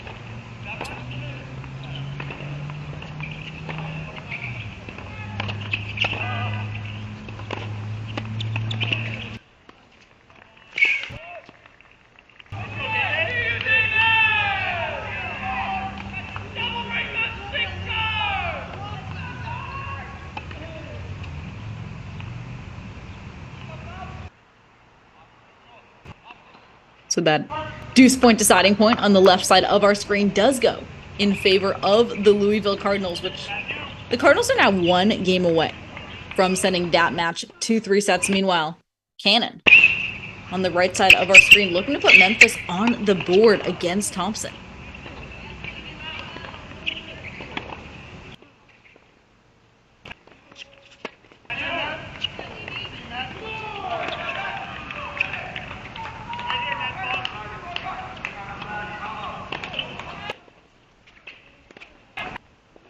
The slice battle that is won by Thompson on court number 3.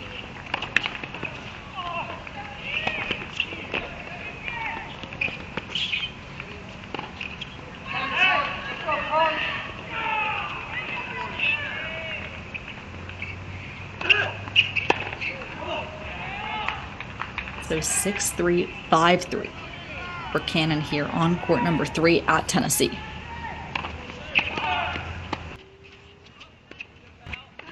And we do see the depth from Cannon, very impressive, really able to use power from the ground and unload on that forehand side.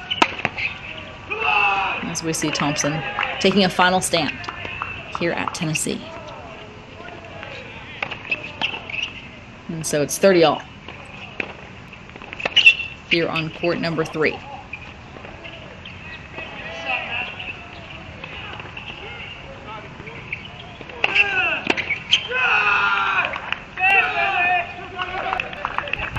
Meanwhile, set point, Westhoff, could we see that set point graphic here for David Mizrahi? And he gets it.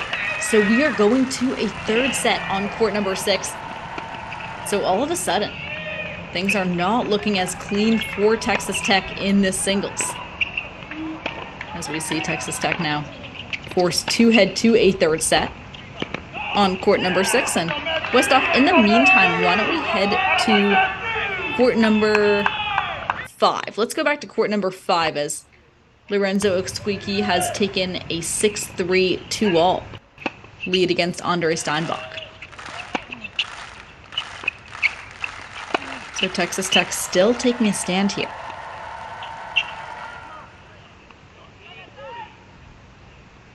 As we see now, 40-15.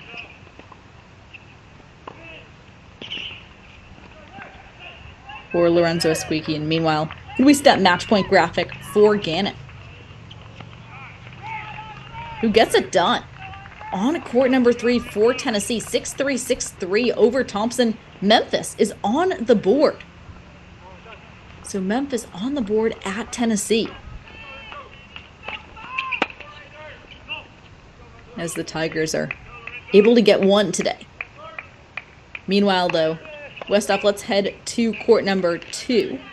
Court number 2 as Filippo Moroni is up 6-4, 4-3 against Cutting from Memphis. And we do see, meanwhile, checking in with the other matches, Jerebek Karamov is up 6-2, 4-3 on court number 4. So again, Wake Forest only needs 2 more, and those 2 could be the answer. Wake Forest just 2 games away on 2 of these courts. Let's go!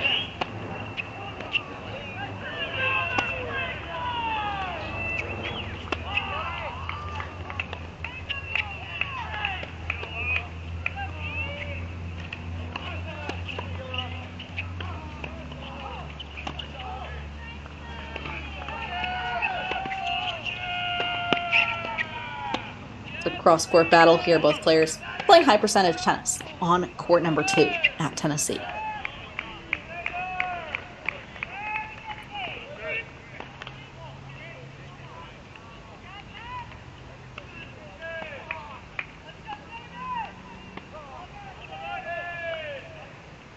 So here on court number 2, we do see Filippo Moroni playing within himself a lot today. And I talk about that a lot with Cracked Rackets, about playing within yourself. And we do see Filippo Moroni, a great example of that, a player that really goes out there, starts the match, playing high percentage tennis, and then of course has weapons from both sides, has weapons on that first serve, but really works his way into matches. And we do see that with Moroni, taking that 6-4 first set, and now he's up 4-3 in the second, but Cutting is also able to step in and has weapons. We can see that with that backhand down the line that he just showed us here on court number 2.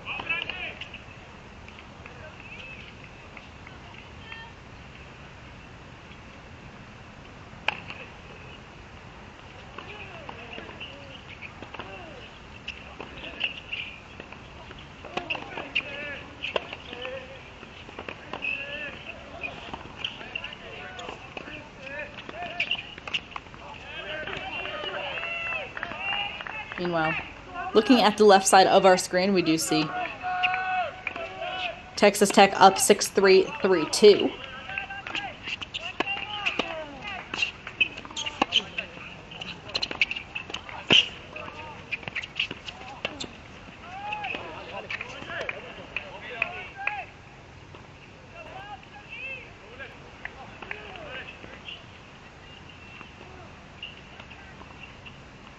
So 6-3, 3-2 there for Texas Tech. Meanwhile, multiple break points now for Cutting from Memphis. Looking at Oscar Cutting, a senior out of England. He comes from the Culford School.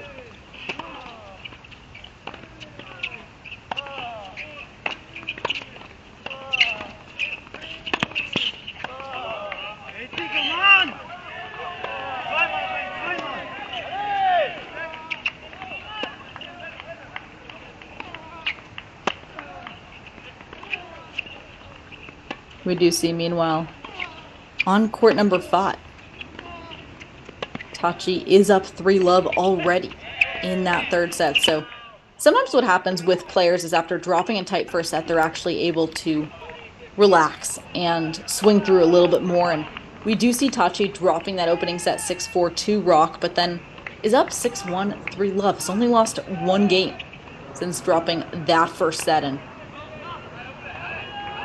meanwhile, we do see Jerebek Karamov up 5-3 in the second against Taylor, but Taylor is up 40-15 in that game, so we'll keep you updated with that as well on court number 4.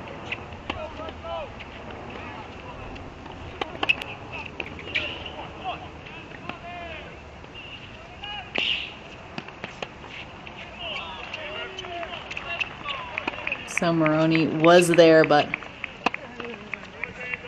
it is now 4-3 as we change ends on court number 2. And Westhoff, let's head to court number 10. I mean, rather, court number 4. Court number 4. Only 6 singles matches, but we do see that is being played on court number 10 at Tennessee. So court number 4 at Tennessee, please.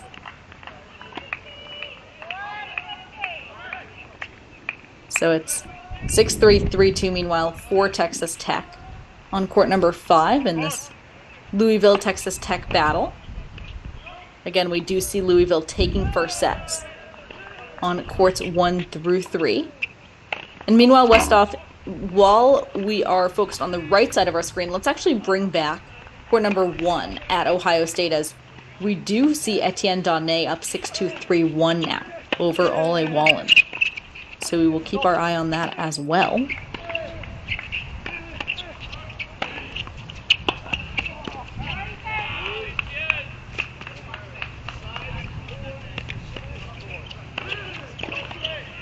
Meanwhile, we're seeing quite the offense from Jurabek Karamov there to set up a set point, match point.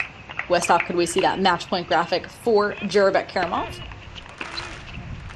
Karamov looks to put Wake Forest up 3-1 overall. Meanwhile, it is a deuce point on the left side of our screen. But match point for Karamov.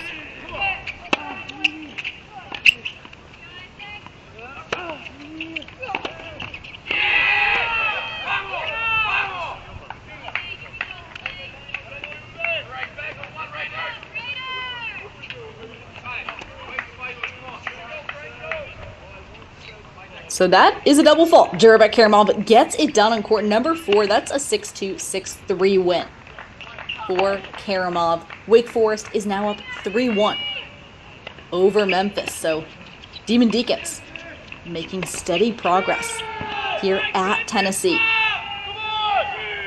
We see Demon Deacons looking very comfortable there at Rocky Top. And Westhoff, let's head on over to court number 6. Court number 6 says we do see Lopez is up 6-4, 4-2 over Fonlo. So court number 6 at Tennessee. And we also do have Jurabek Karamov up. Rather, we do have Tachi up for love in the 3rd set against Rock on court number 4. So we will keep you updated as those matches evolve. We do see here, it seems like for the Demon Deacons, it's not a question of if they will clinch, but it will be who will clinch this match. For the Demon Deacons, meanwhile, can never count out a gritty Tigers team that has really fought hard this tournament and to get to this place. Looking at Memphis as a whole, looking at their schedule in 2023, they're 13-7 overall, 5-1 in their conference, including 4-3 campaign while on the road. They dropped a tough 4-3 loss to number 4 seed SMU in the American Athletic Conference Championship. But they did notch a 4-2 win over Temple in the round before.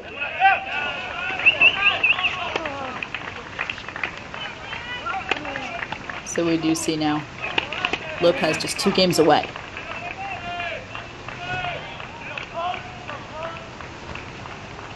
Meanwhile, on court number 1, Etienne Donné now up 3-2 in that 2nd set for Louisville, as the Cardinals still on the hunt for their 2nd point of the day.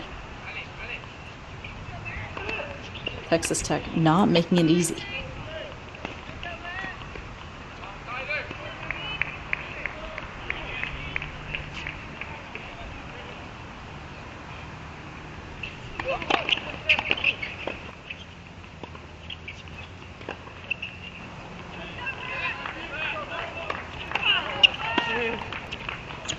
And looking at Juan Lopez Diaz-Cona, who posted a perfect 12-0 record in singles, going 1-0 in conference play back in 2022. That was his junior year. He was also ranked number 75 in doubles with Siddhant Bhatia to end the season. And in juniors, he was a 3-sport athlete: soccer, cross country, and tennis.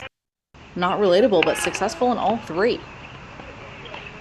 He was a top 2 player in the 18 and under national rankings. He won multiple 18 and under tournaments in Spain.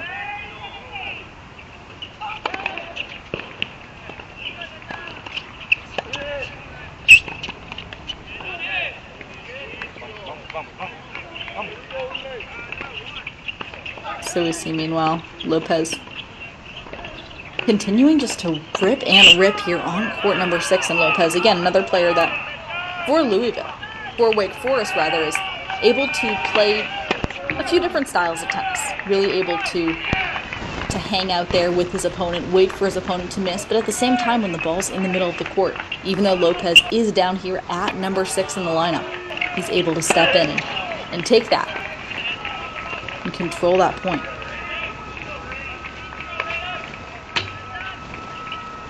So we do see Lopez now multiple chances to extend that lead to 5-2 in this second set.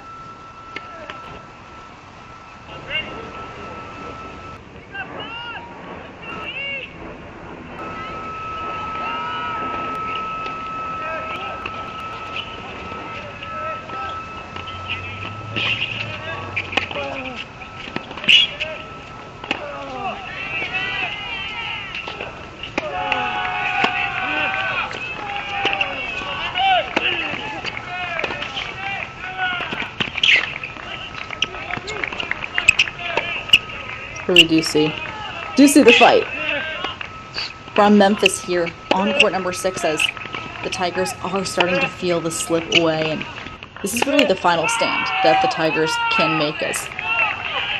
We do see Wake Forest is in the lead here on courts number 4, 5, and 6 rather.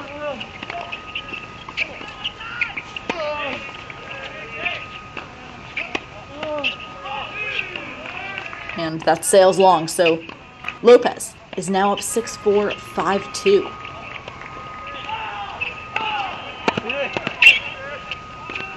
And meanwhile, if you want even more college tennis, some different matches at the moment, you can head over to Alex Gruskin's broadcast, as we just got word that his first match ended when Utah men took down Old Dominion 4-1. So a good run from the Old Dominion Monarchs, but they do eventually fall to Utah 4-1. Again, we'll be here all day on the Cracked Racquets YouTube channel or NCAA.com, wherever you are getting your college tennis this afternoon. We thank you for joining us for the NCAA Team Championships. This is your host, Peri Sheinin, joined by super producer Daniel Westoff from our team here at Cracked Racquets.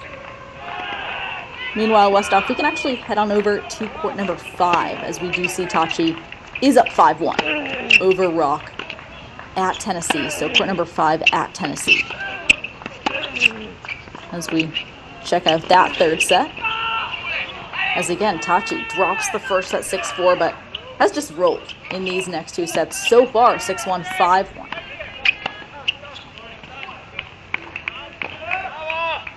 As these players just starting this 5-1 game. Meanwhile, Donné having trouble keeping that second set lead. It's now 3-all, so from 3-1 to 3-all. We did see the Raiders doing a nice job of keeping their composure out here and continuing to battle Louisville in a match, again, that could have 4-3 potential, folks, so we will keep you updated with that as well. And we do see Rock take the opening point here, down 5-1 in the third.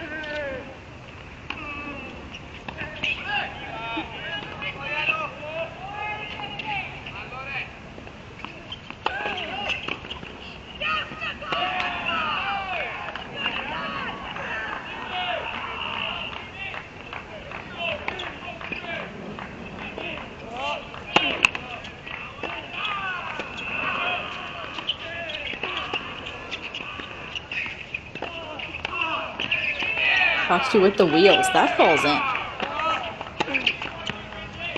Tachi playing some nice defense here on court number 5, but great offense from Rock, who now takes a 30-love lead.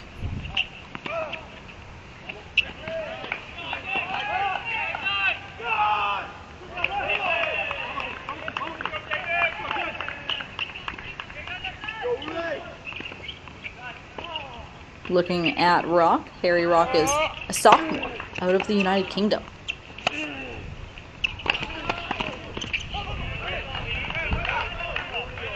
As he takes that 30-love lead. Meanwhile, Texas Tech has roared back from down 3-1 to now up 30-15 in this 3-all game at Ohio State on court number 1. As the Raiders take on the Cardinals.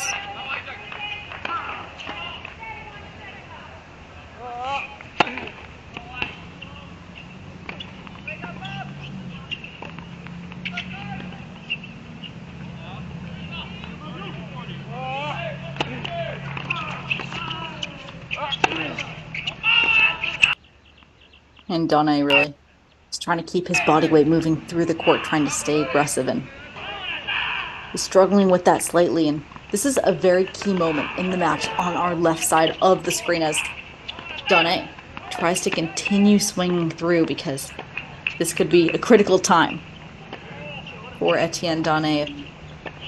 He loses the momentum here against Ol Wallen, who has played very tough the second set.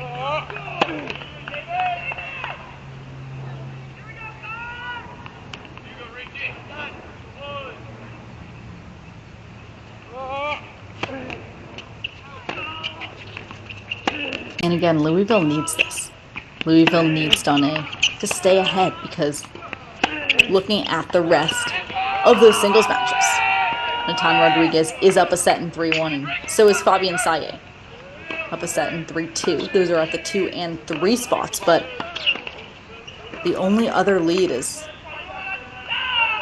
David Mizrahi, just up by 1 game, 2-1 in the third set at number 6 singles for Louisville. So it's a close one on the left side of our screen. Meanwhile, we do see Rock trying to serve it out to stay in this match.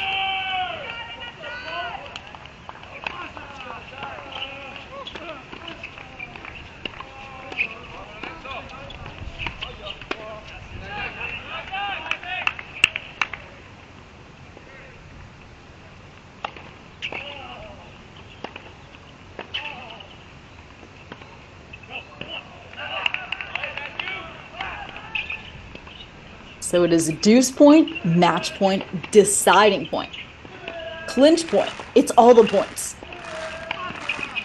here for Luciano Tachi.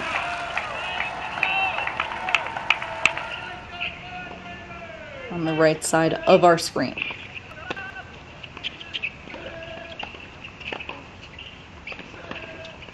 That is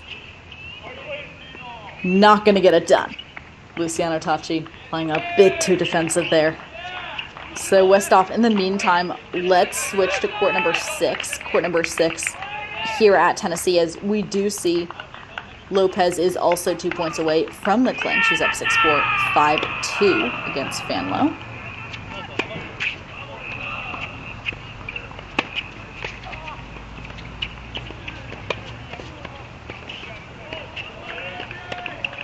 Lopez staying really loose on a nice backhand.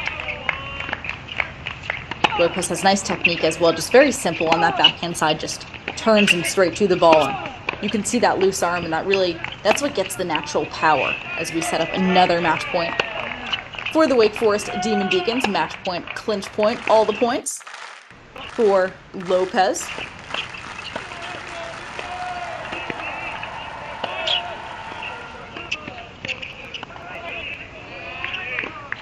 Juan Lopez looking to break and clinch.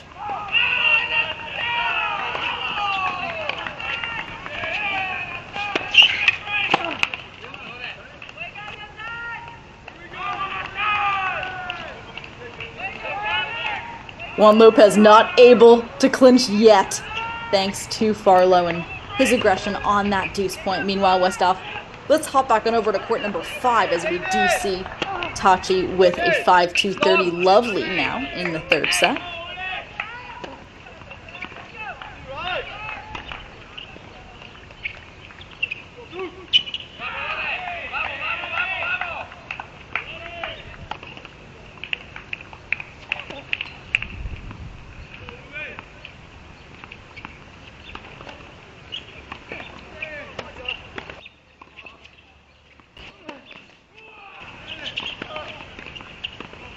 And that is 30-love point right there. So Tachi now up 30-love, 2 points away.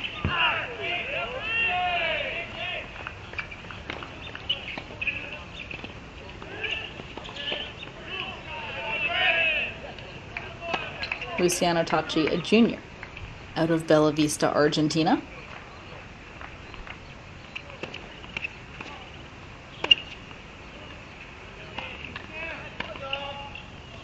So it is match point, clinch point, multiple opportunities for Luciano Tachi to be the answer for this Wake Forest Demon Deacons team.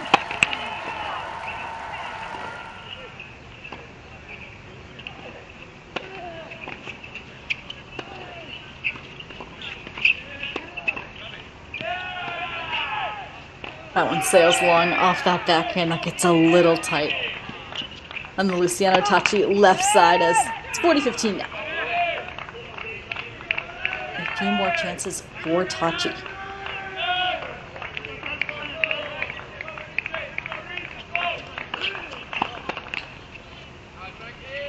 It's a let. Another let. And Luciano Tachi clinches for the Wake Forest Demon Deacons. 4-6, 6-1, 6-2 here on court number 5. Wake Forest is through on this opening weekend of the NCAA Team Championships. Wake Forest takes down Memphis 4-1, the final score at host site Tennessee. Wake Forest is through. Meanwhile, on the left side of our screen, we do see the Louisville Cardinals struggling in that second set against Tennessee as Wallen takes a 5-3 lead, looking to send that match to 3 sets. Meanwhile, we take a look at Cornell Auburn after Cornell Big Red take the doubles point over Auburn, and we see Cornell here on court number 1. Peppo with 5-3 advantage in that first set.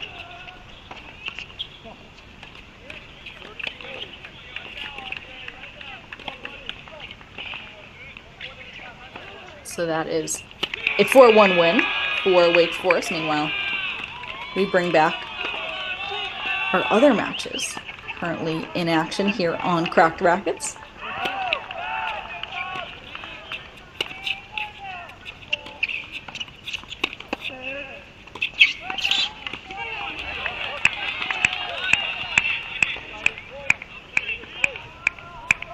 As we see here, this Louisville Texas Tech match.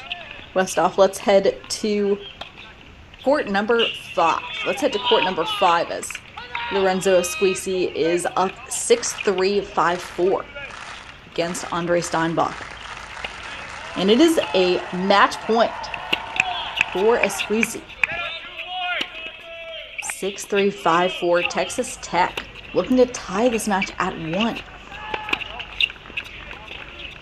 Second serve here for Squeezy.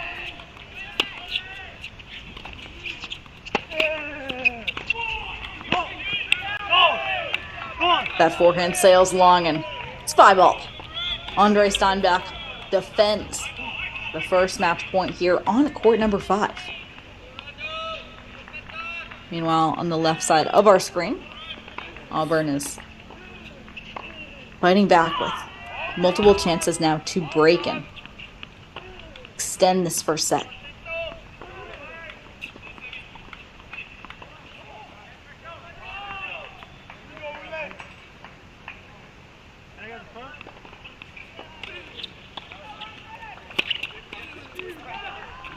As we see here, looking across all the singles courts between Cornell and Auburn, we do see after Cornell takes the doubles point, they have taken 0 first sets ready to Peppo.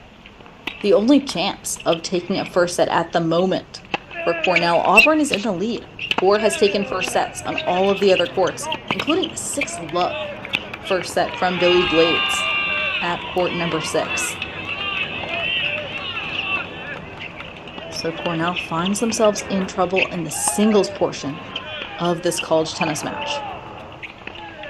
As we do see now Peppo up 5-4. And Westoff, let's head to court number 5. Court number 5 as we see Raul Dobai up 5-4 for Auburn over Samuel Paquette. It's also 5-4 for Jan Galka for Auburn over Nathan Mao in court number 4. But let's head to court number 5, which seems to be in progress at the moment. We do see court number 5 on both of these sites here, Duke and Ohio State.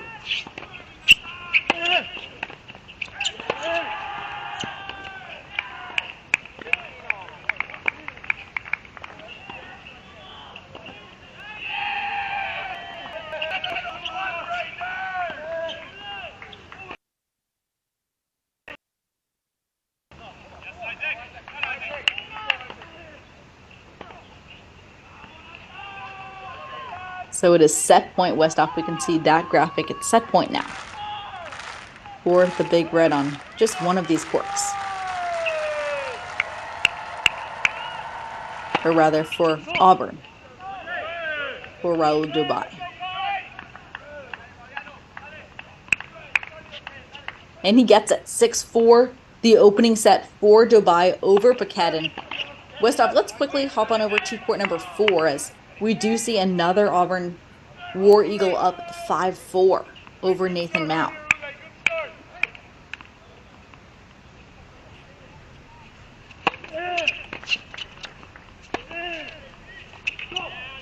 So the Auburn Tigers now very close to yet another first set, but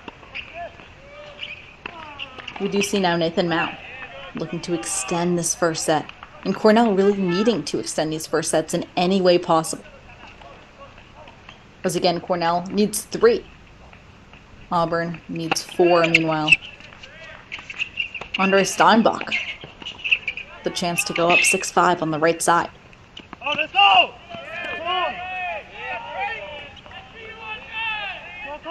So it's now a 6-5 lead for Andre Steinbach on court number 5 at Ohio State.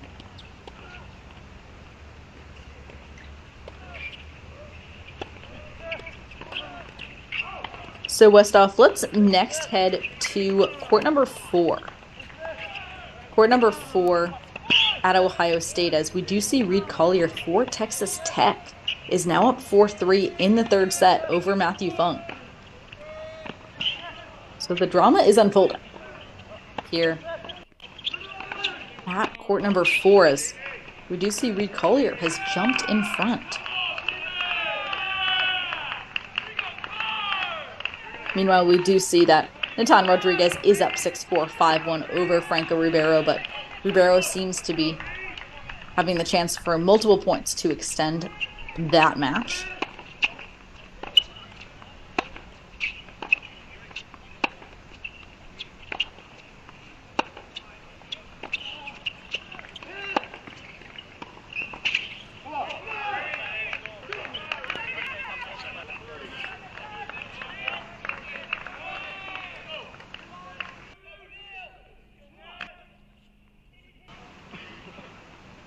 So we see 4-3 lead here in the third set from the Texas Tech Raiders. And looking at all the matches in action here, Louisville and Texas Tech,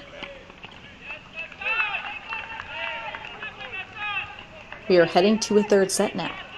On court number 1, on court number 2, we do see Natan Rodriguez up 6-4, 5-1. Meanwhile, Louisville has leads on courts 2 and 3, but Louisville struggling on the other courts. So again, 4-3 potential here on court number 4.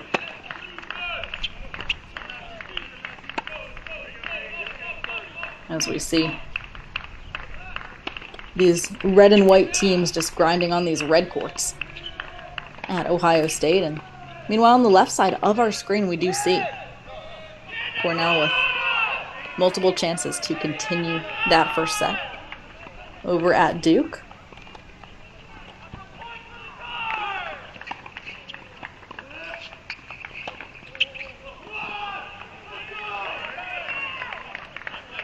And so it's 4-3 up for Collier 30-15 here against Fung from the University of Louisville. And this spring, we've had the privilege of covering Louisville at home a few times when the Cardinals just look so comfortable at home on those indoor courts. And today, Louisville looking a bit less comfortable on the road here at Ohio State, taking on Texas Tech.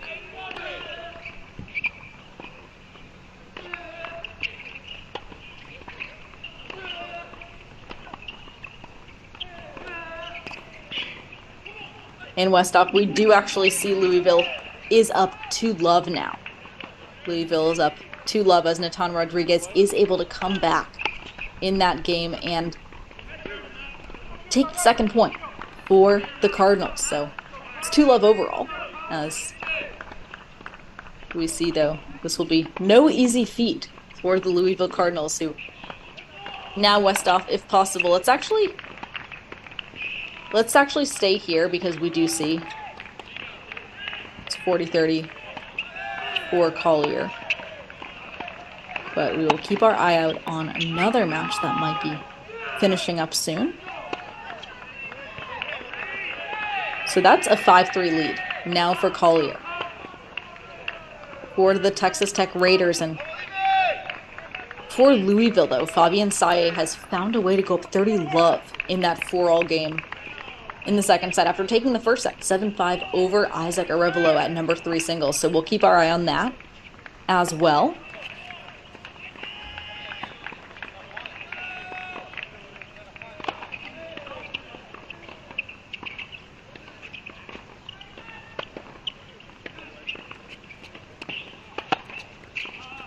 And the winner of this Louisville and Texas Tech battle on the right side of our screen plays the winner of Ohio State and East Tennessee State. So they have the chance to play the host site at home in Ohio State.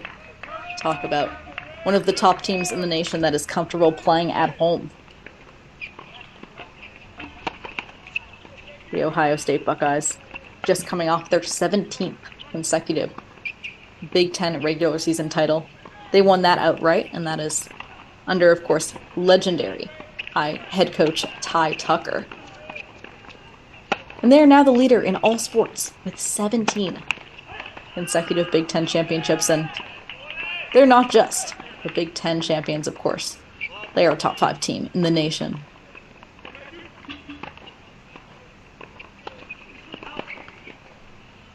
Meanwhile, we see Fung fighting back here for Louisville.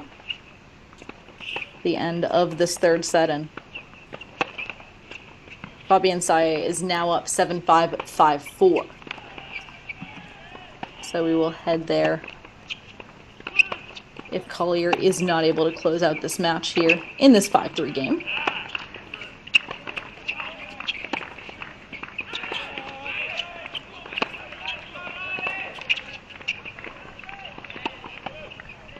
That falls in. It's a backhand battle here on court number 4, which is won by the University of Louisville. So Fung now up 30-love.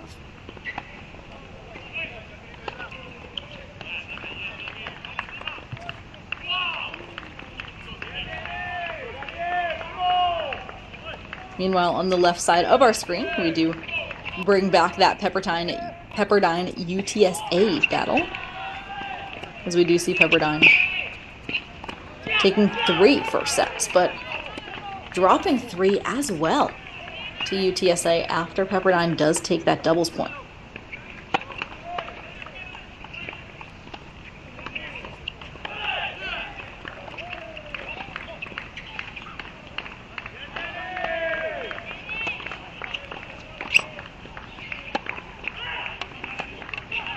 See a bit of frustration here from Collier, as Fung has multiple chances to break now and stay in this third set.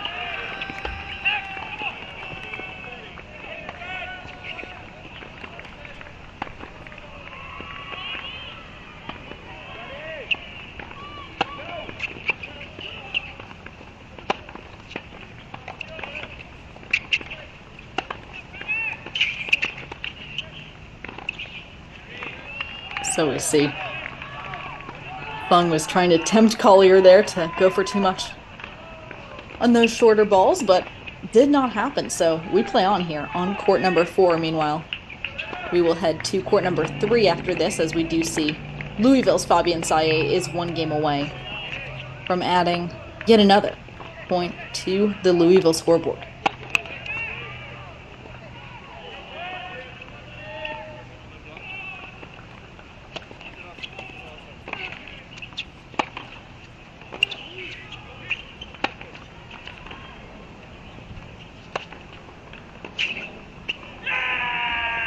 And that clips the line.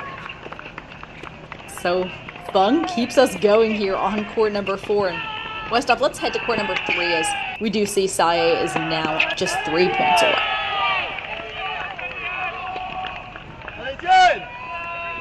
Meanwhile, Andre Steinbach showing the fight for the Louisville Cardinals against Lorenzo Esquisi on court number 5. It's now a tiebreak in the second set. Texas Tech does take the first set, but Andre Steinbach defends a match point and sends that second set to a tiebreak. But meanwhile, we're locked in here on court number 3, as Saye has the chance to add even more scoreboard pressure to the Texas Tech Raiders, as it is quadruple match point for the Louisville Cardinals here on court number 3. Match point for Fabian Saye.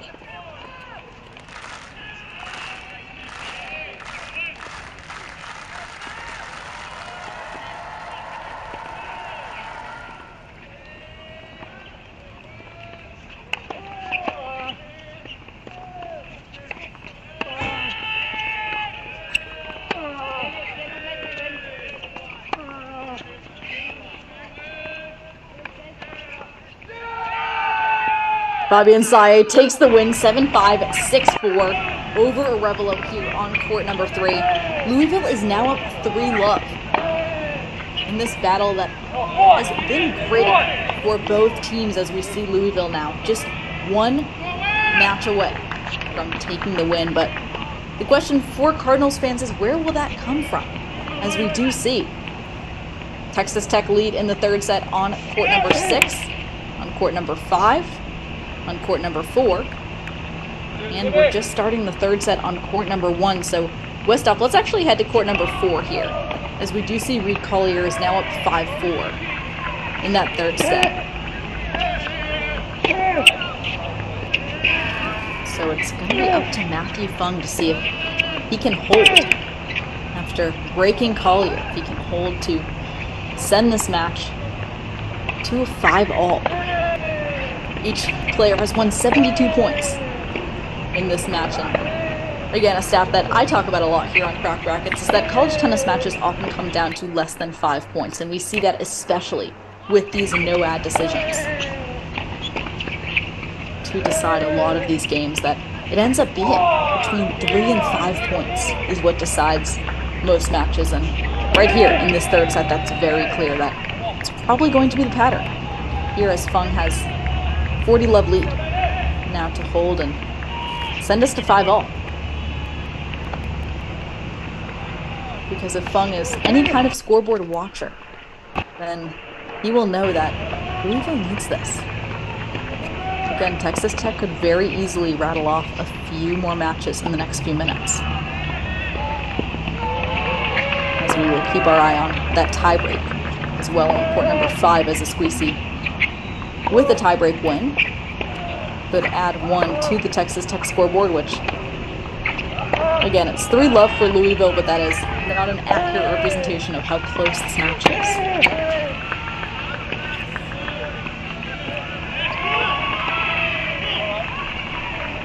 So 5-all, we play on here on court number 4.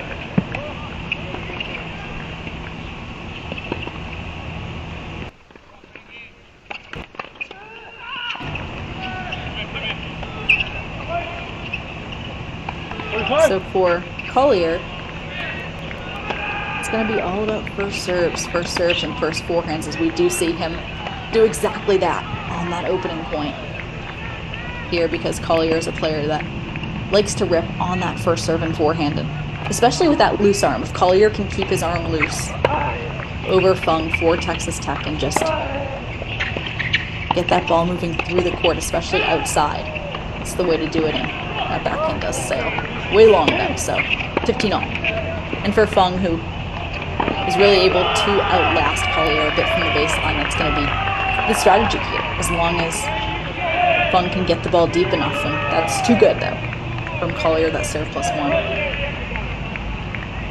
gives Collier a 30-15 advantage here on court number 4.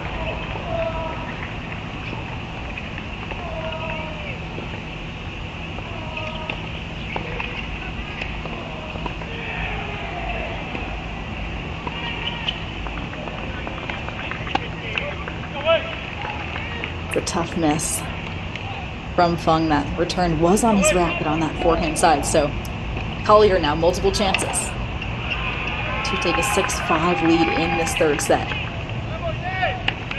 Meanwhile, it is 6-all, 4-all at number 5 singles in that tiebreak, so after this game, we will check in there during the changeover.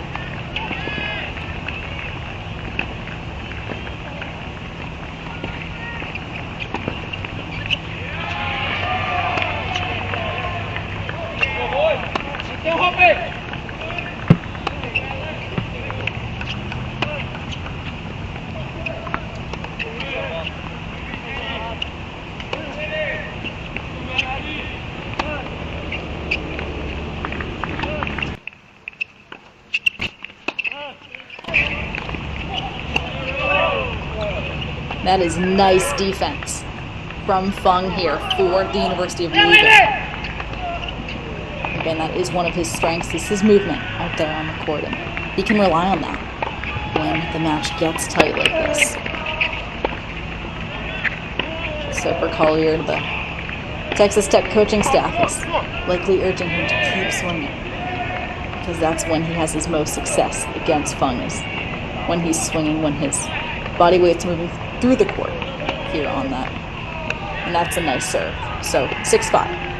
Collier takes the lead. Meanwhile, Westop, let's actually see if we can catch a match point for Lorenzo Esquisi here on court number 5. Court number 5 at Ohio State, as Esquisi is up 6-4 in this tiebreak. He does take the first set 6-3 over Andre Steinbach, so it's match point. Texas Tech has the chance to get on the board. Meanwhile, Texas Tech has the chance to rattle off 3 in a row in the next 5 minutes. So folks, buckle up. This is probably going to be a 4-3 match, as I alluded to 2 hours ago. When this match began, we saw how close the doubles was. And Squeezy does take it, 6-3, 7-6. So Texas Tech is on the board, 3-1. And now Westhoff, let's go to court number 6. Court number 6 says Dimitros Zoidis also has a match point over David Mizrahi. And that's a match. Zoidis is hyped.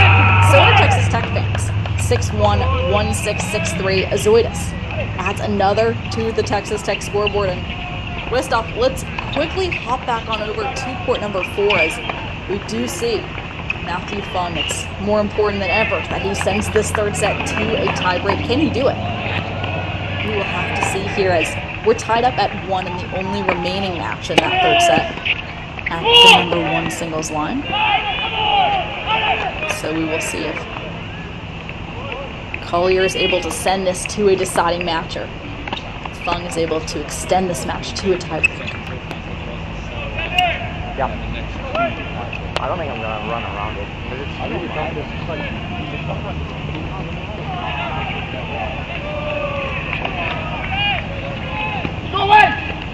It's dirty luck. Fung leads.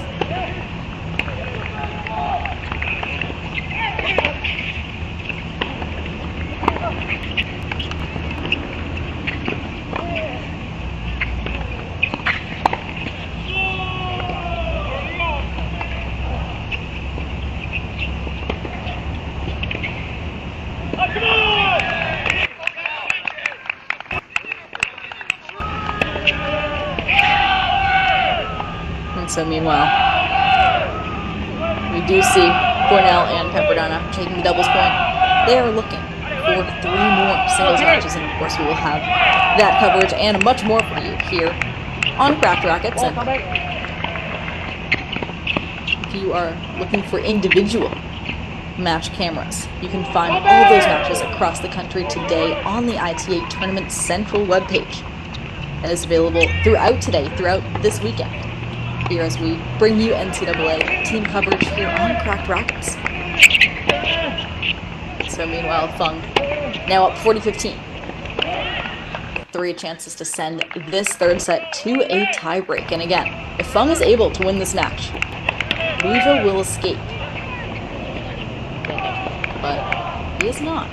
If he does not get this third set tiebreak, then we're heading to a decider on court number 1. So it's all about timing here.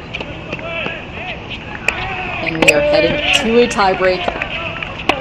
This is what we do here at Cracked Rackets. Is we watch matches unfold as they get closer and closer to potential 4-3 decisions. And that is why, right here, Collier has the chance. He has the chance to start this tiebreak off on a good foot with a big first serve here.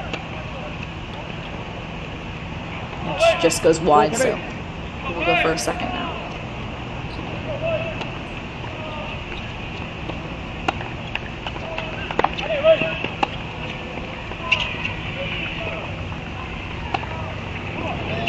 And that is a great start for Collier from Texas Tech, and he's up 1-love in this tiebreak. Meanwhile, on court number 1 and the only other remaining match, we do see Ole Wallen from Texas Tech taking a 2-1 lead over Etienne Donné.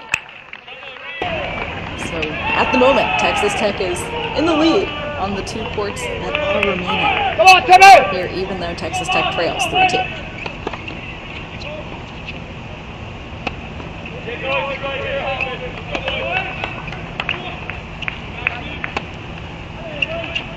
Both players getting some nice depth here in the second point of the tiebreak.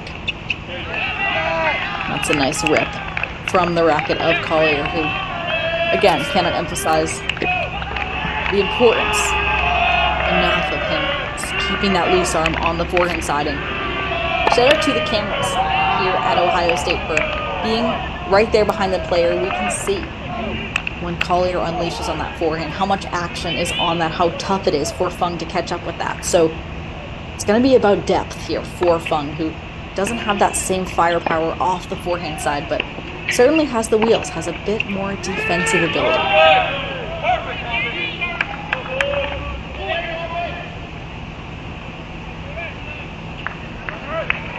So here Fung defending off that second serve, and it's just waiting for Collier to miss here. Collier staying pretty loose though on that forehand.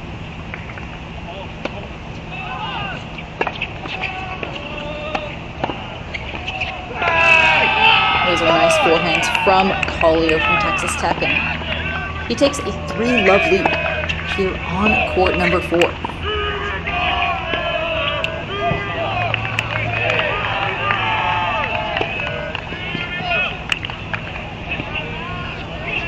Players have won 80 points each. Thanks to PlaySite for that stat.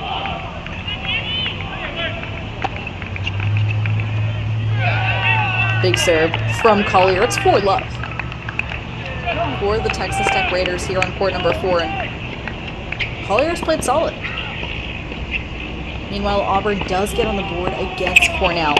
Thank you to super producer Daniel Westoff for that update. And you do see, though, it's big time tennis from Collier here in this tiebreak. It's 5-love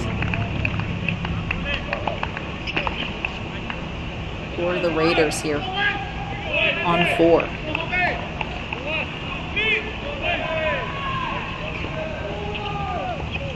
Meanwhile, Etienne Donné with the chance to tie that match at court number 1, 2-all in the third. Which, in 2 points, we might be bringing you that match as the decider, as Collier is just playing lights out in this tie break. On a tree here.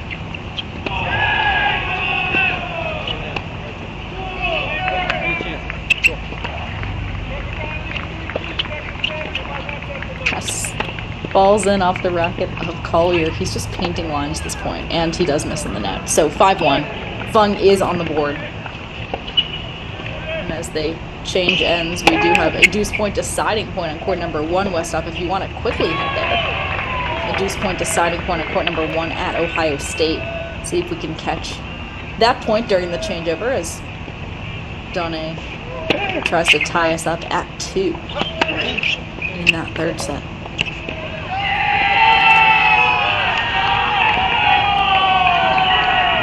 So it's 2-1 deuce.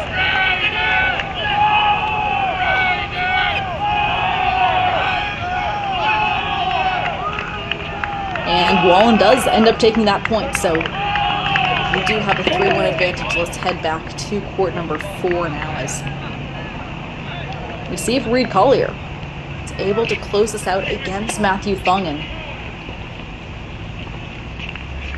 make court number 1 the deciding match again. Remember, folks, it was 3-love for Louisville only 10 minutes ago. This is college tennis. This is how it works. That some matches just all finish at the same time, and now it's 1 point away, or rather 2 points away from being a 3-all decision. And that's why coaches talk about playing every point with a purpose, and that's because you never know what your teammates are going to do on the other courts. You never know how those matches are going to unfold. So we do see here that clutch deuce point that Ole Wallen won for Texas Tech. Well, who knows? That might come in clutch later in this match. And meanwhile, we do see Collier with second serve now. So it's a match point for Collier here on court number 4, who has earned it. He has played very solid tennis here. Stayed quite aggressive, in control. Reed Collier wins it. Reed Collier sends us to a deciding match. That's a 6-2, 2-6, 7-6 victory over Matthew Fung. Reed Collier played great. He played great in that tiebreak, and that's exactly what the Texas Tech Raiders need. Because now let's head to court number 1, Westhoff, where we have the deciding match. It's 3-all between Texas Tech and Louisville. The writing was on the wall for this to be a 3-all match, and here we are. So Etienne Donne drops that deuce point down to 1, and now Ole Wallen finds himself up 3-1. As again, all the people you can see in the stands behind us really shift to the middle of the court, because here we are, the one remaining court.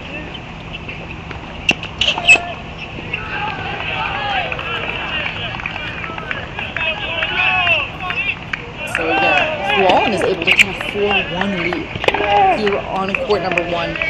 We talk about scoreboard pressure a lot at cracked rackets, but that is really the key right now for both of these players that obviously are feeling the nerves, are feeling the pressure of a win-or-go-home decision all season long.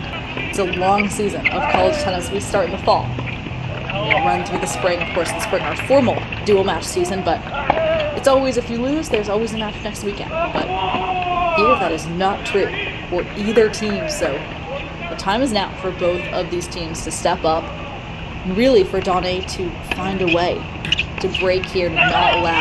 He does have a chance, 2 chances to break.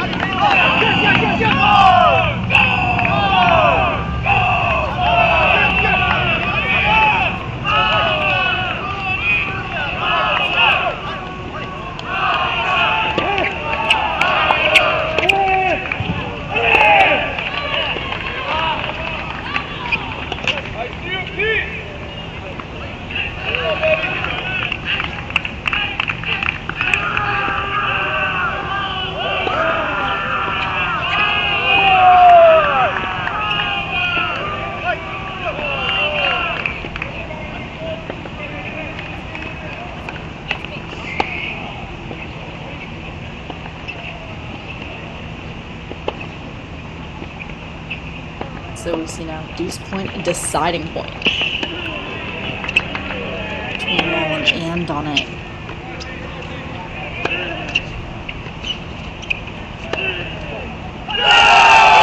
And that is huge from Donay, who unleashes on that forehand inside in.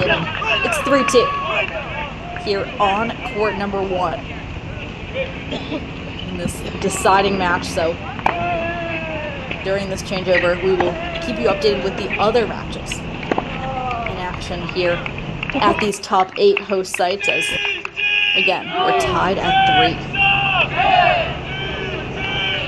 in this match. Auburn is up 2-1 now against Cornell, so 2-1 for the Auburn Tigers. We do see Cornell, though. Cornell still fighting. Cornell, this could also be a 4-3 match because Cornell's Radu Papo does take a 7-6 first set in nearly an hour and a half. He's able to take that first set. And looking at court number 3, we do see Cornell taking the first set as well, 7-5. Court number 4, Cornell takes the first set, 7-5. So, folks, Cornell needs 3. That might be the 3. But again, buckle up. That will be a long match. And Westhoff, let's head to court number 5. Court number 5, as we are already there, so that's perfect, as we do see Samuel Paquette from Cornell trying to send that match to 3 sets as well against Raul Debat. But we do lock back in here with this Louisville, Texas Tech match.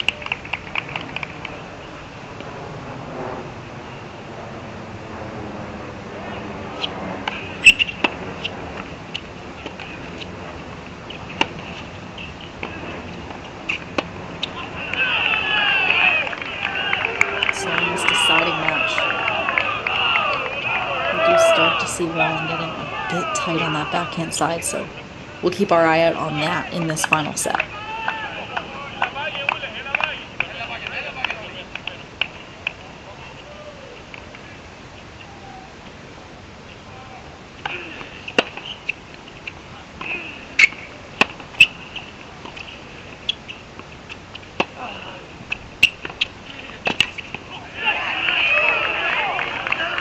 So again, Donay really starting to step in this match. And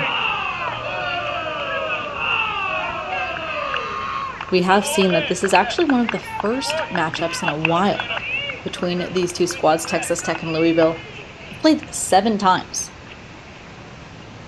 in program history. Their last meeting was back in 2014, so it's been nearly 10 years since they last met.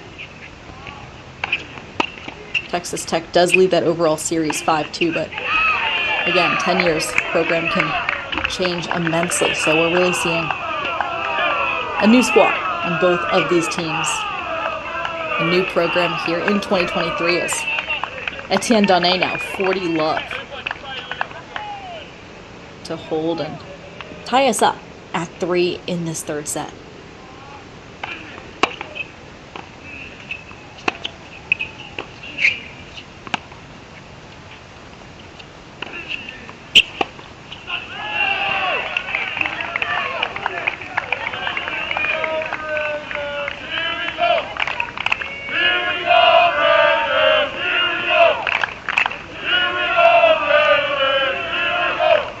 So we play on. It's 3-0 here on court number 1.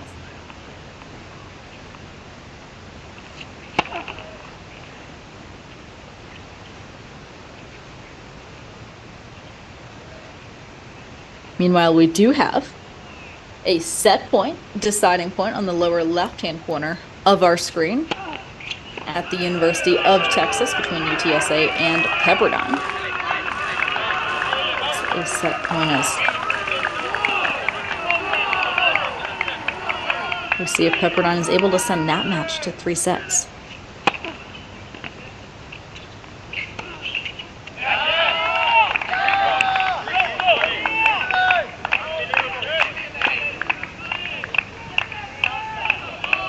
And we are heading to a third here on court number 6.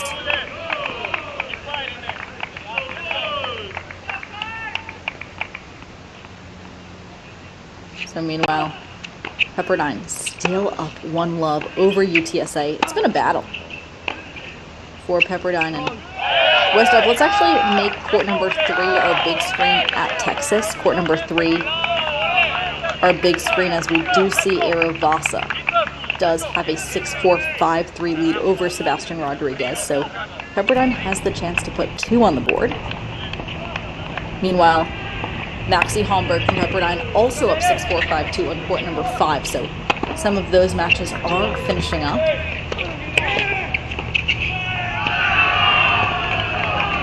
So we do see Pepperdine just a few points away here on 3.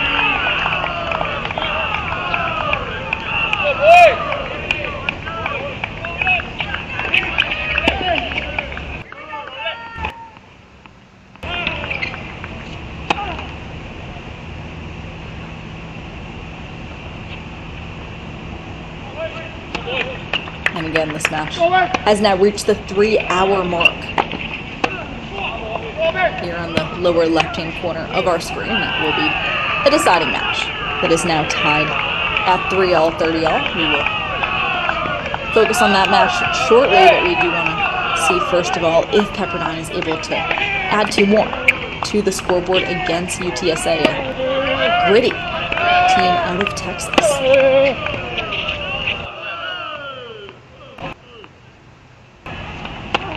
And again, Pepperdine is flying across the country, whereas UTSA, I mean, same state. Texas, a large state, but still same part of the country. So Pepperdine is in new territory down here at the University of Texas. But we do see 2 points away for the Waves here on court number 3.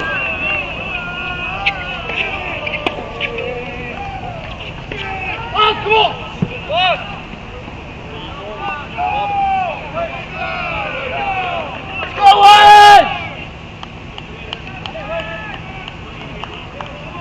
Meanwhile, we do have a match point here on court number 3. We also have a match point on court number 5. 2 match points for Pepperdine at the same time.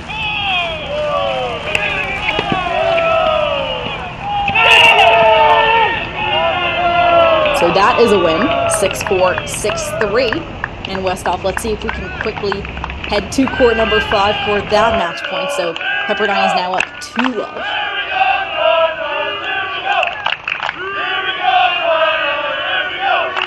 We're here for Maxie Homburg. And that is now a 3-love lead for the Pepperdine Waves. That's a 6-4, 6-2 win for Maxie Homburg here at court number 5. So Westhoff, let's actually head to court number 1. Court number 1 at Texas, as we do see 6-2 4-all for Tim Ziedvogel and Tiago Torres. Ziedvogel 2 games away from clinching that match for Pepperdine.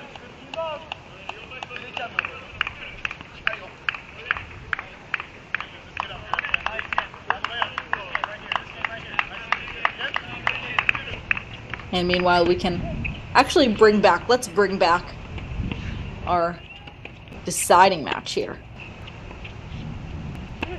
As Etienne Donnet from Louisville has now taken a 4-3 lead on court number 1. And again, we talk about college tennis matches coming down to just a few points here. Any of these points could shift the momentum in this matches. We see Donnet, though, continuing to be aggressive, continuing to move forward, take time away from Wallen. That's exactly what Donnet wants, because again, Donnet is a player that's more comfortable on defense than Wallen is. So if he's able to find a way to use that first serve to get in, to get at least on offense on that second ball of the rally, that's going to be huge for the Cardinal.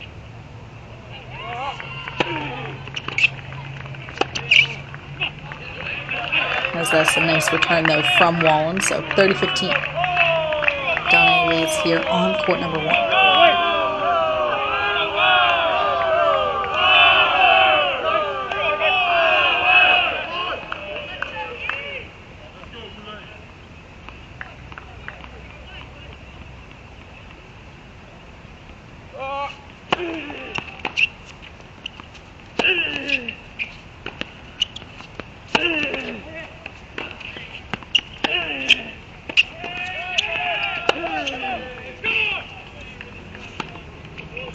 Donné is there. He is ready to move in.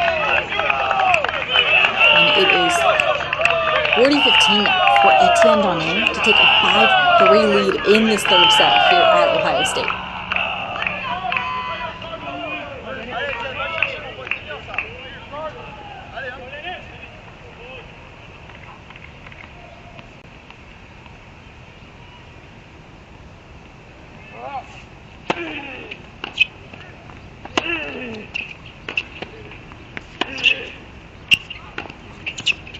Donné able to keep this point neutral. He's a bit on defense, but he's there. He's there for the drop shot too, and that is too good though from Wallace. That is 1 game point saved. Again, Wallen did a great job of staying aggressive, but staying in control, and we do call that in tennis consistently aggressive, which is of course something that I would always say was not possible to achieve on the court because it is a delicate balance. But we did see Wallen do that very well there. So 40-30. Donné has 2 more chances to go 5-3. And he does. 5-3 for Etienne Donné. Louisville fans, that's 1 game away for you to clinch this match over Texas Tech. As we do see, the Raiders have made this a 3-all decision.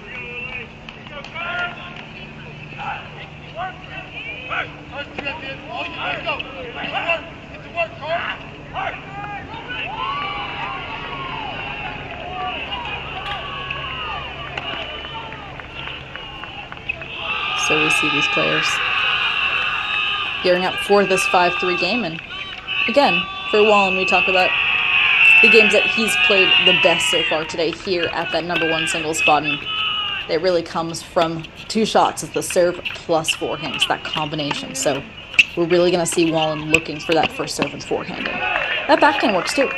That also works for Wallen as he takes a 15-love lead here on court #1.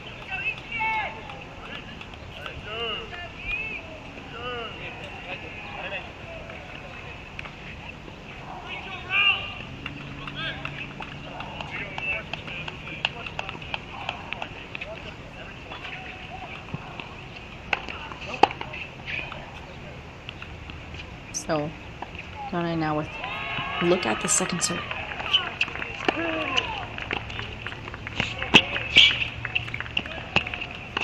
Great defense from Etienne Donné. But again, Wallen's just hitting his spots. So it's 30 love. Now for Wallen here on court #1.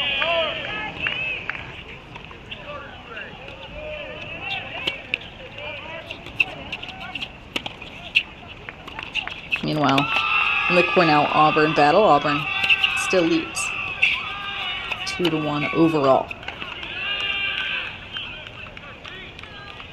That match is in the upper left-hand corner of your screen. That's taking place at top 8 seed Duke.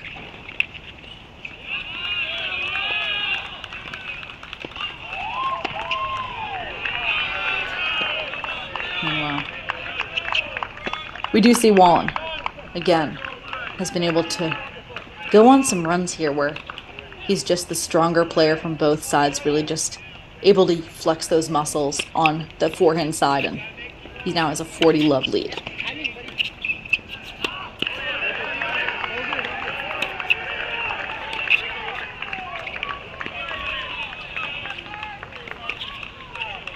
So it's 5-4.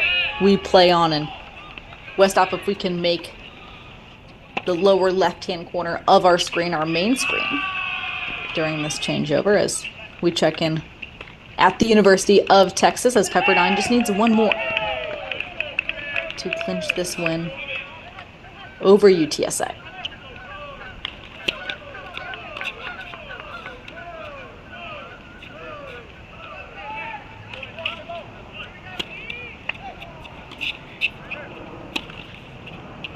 As we see here, for Pepperdine. Some matches that could be going to a third set. Especially here between Ziegvogel and Torres, we do see. Torres from UTSA has taken this 5-4 lead in the second set.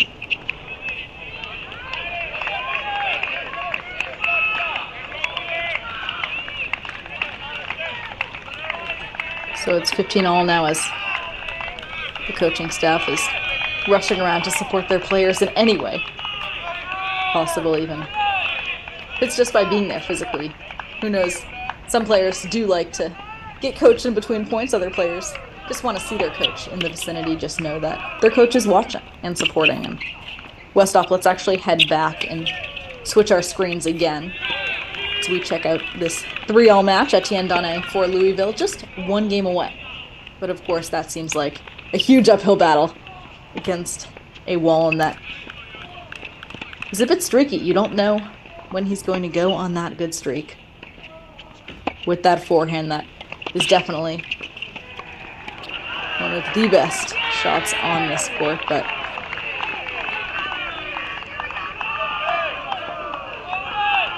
we see Donné dropping, or rather taking that first point here to open up the match, to open up this third set rather.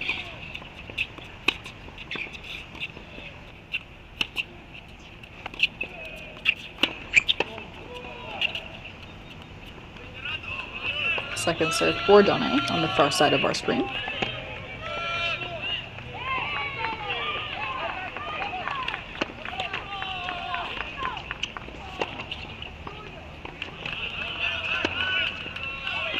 The backhand battle here as Wallen's looking to unleash on those forehands.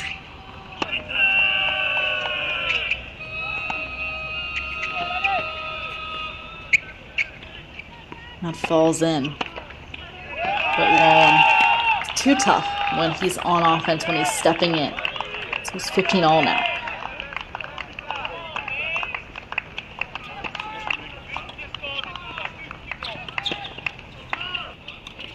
So Etienne Donné, 3 points away.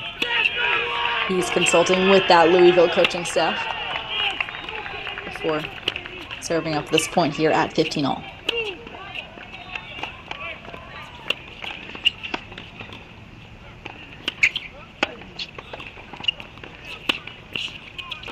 He's giving Wallen a short forehand there. He gets away with it, and Wallen uncharacteristically misses that forehand. A bit of nerves, and quick note that there could be a reason that could be intentional why Donné is targeting that Wallen forehand right now when we know that Wallen's forehand could just be lethal. It's because sometimes players are very solid on that backhand side, but they're streaky on that forehand side, and Wallen might be a bit streaky on that forehand side right now. Donné is playing with fire a bit, but he got away with it.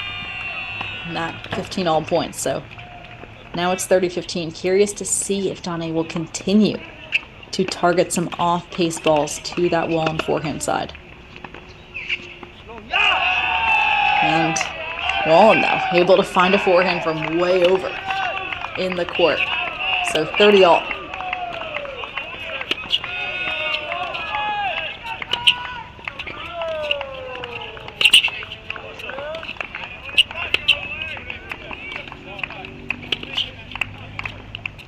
So it's 2 first serves and 2 big forehands away from the win for Donné if he's able to find those.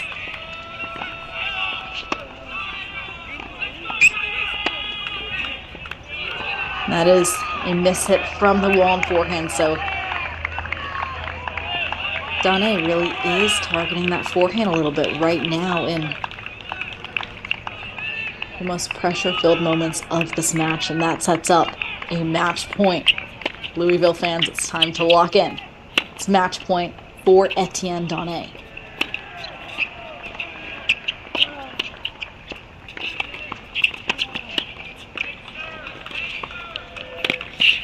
Wallen has a short forehand. Donné takes the win. He's on the ground. His teammates are there to pick him up. Etienne Donné, 6 in the third set over Ole Wallen. That is a 4-3 victory for the University of Louisville over a Texas Tech team that has been so gritty today here at Ohio State. Etienne Tonnet comes in clutch, actually finds the Wallen forehand. In the final moments of this match, that forehand unfortunately breaks down for Ole Wallen, who put up quite a fight here at Ohio State. This is 3-hour and 15-minute match that wraps up here. 4-3, Louisville takes the win over Texas Tech. Louisville is through to the next round of the NCAA Team Championship, likely setting up a match with the host site, Ohio State, in that regional final. Well, we will have more on that for you here on Cracked Rackets, but in the meantime, we check out this match here where Pepperdine only needs one more against UTSA. But again, that has not been straightforward with this Pepperdine team playing a gritty UTSA team in Texas.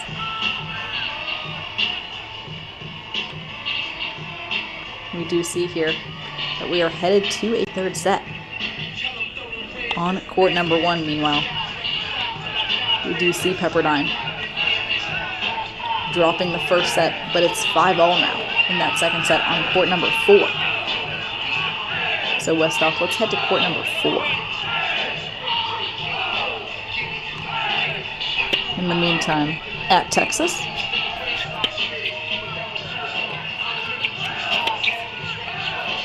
as again, even on court 6, we do see that's the only right now given lead, and it's only by 2 games. It's just 2-love in the third set for Linus Carlton Halliday from Pepperdine. They're on court number 6.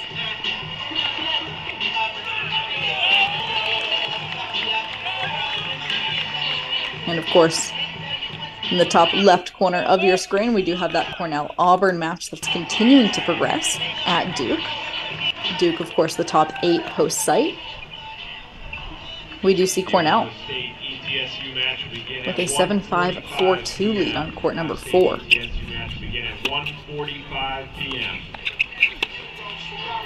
But we also have up for you court 1, which is just starting a third set.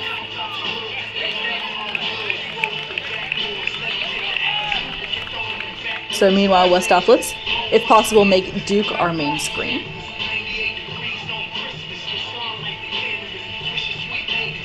As we check out this match here on court number 1. And if we could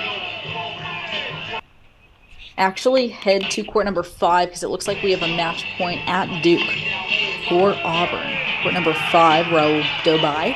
It's up 6-4, 6-5 against Samuel Paquette.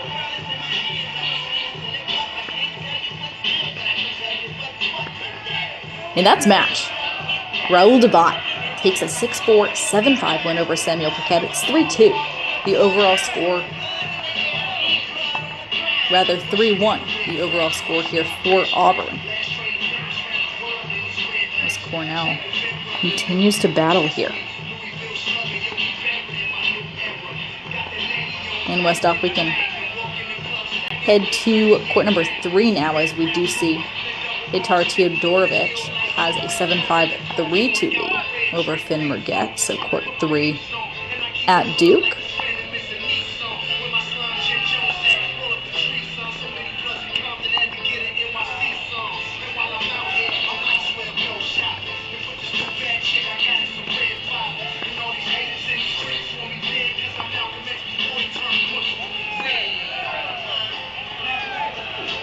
So as we see Teodorovich, again, a 7-5, 3-2. Cornell needs this as they are now down 3-1 to this Auburn squad.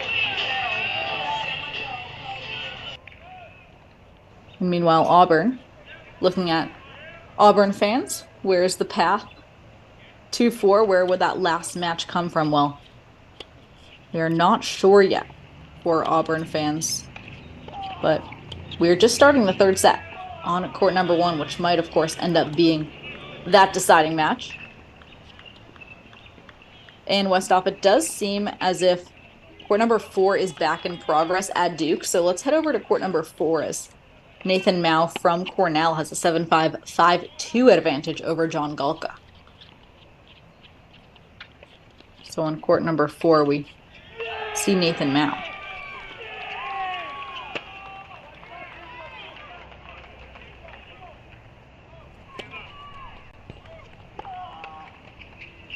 Here with just one game away. So this very quickly could be a 3-all match, as we just had just moments ago when, of course, Louisville took a 4-3 win over Texas Tech. That was at the Ohio State site.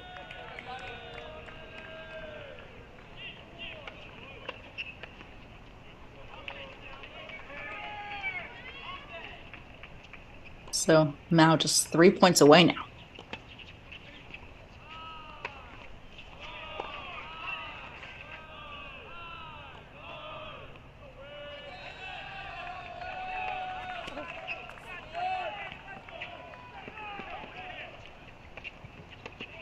It's a big second serve from Cornell, so 30-15.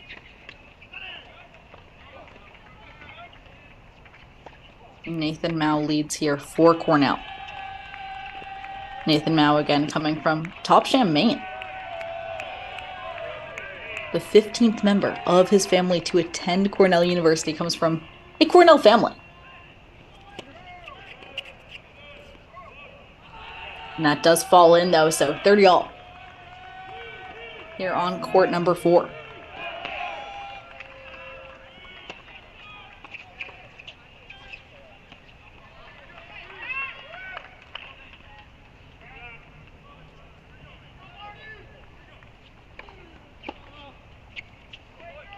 Mao just 2 points away.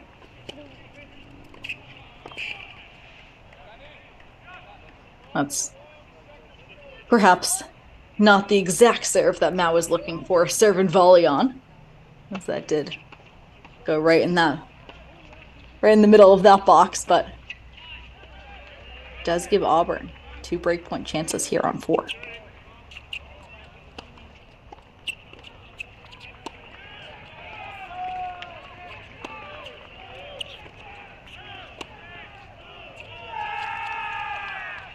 Mao is there for the dropper.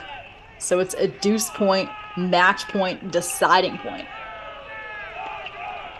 for Mao.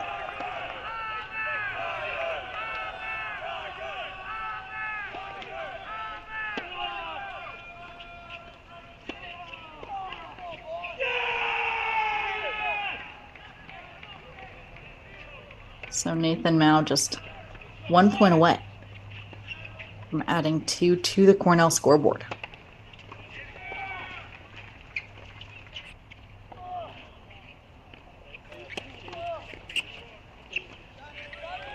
That falls in. What a return from John Galka. It's 5-3, hitting the corner of the court. John Galka had to hit basically a perfect return. So it's 5-3 now. Nathan Mao leads.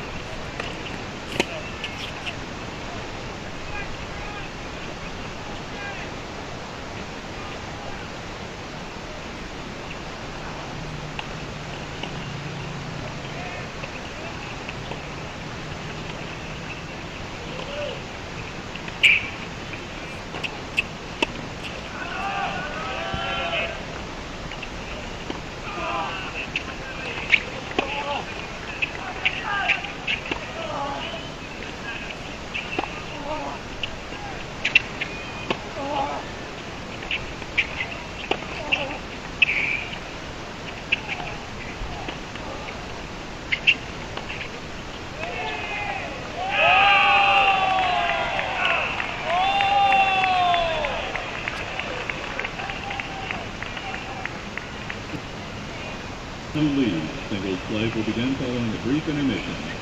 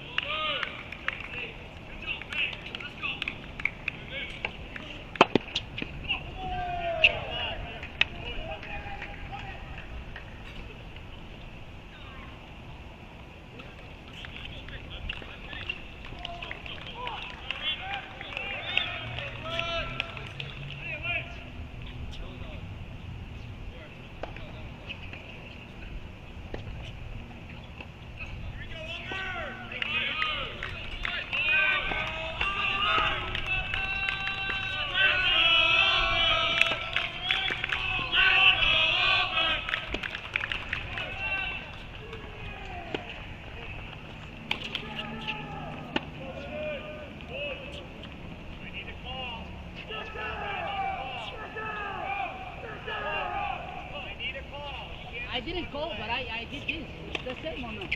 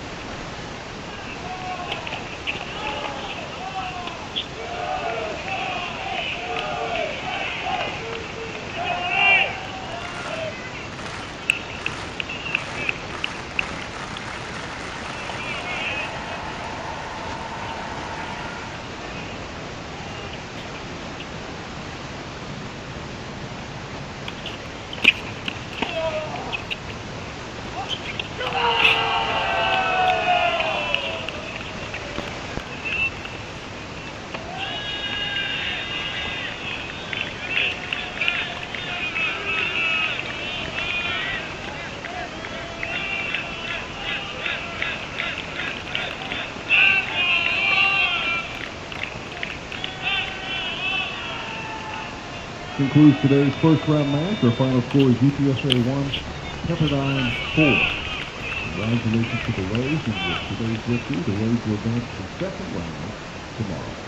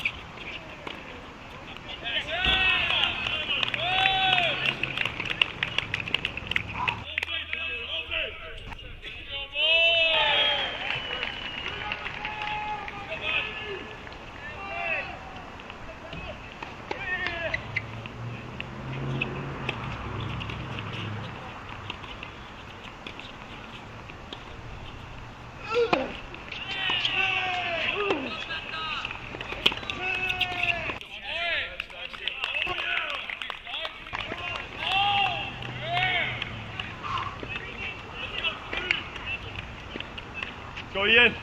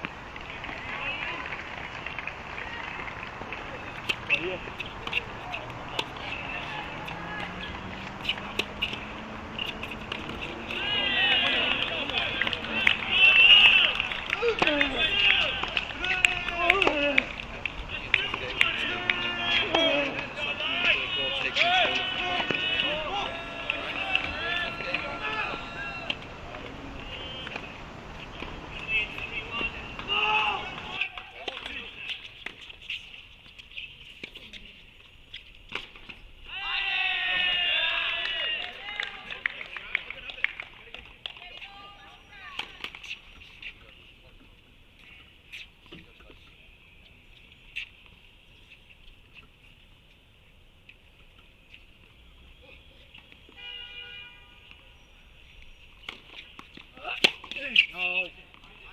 What is that? I like the idea, Steve.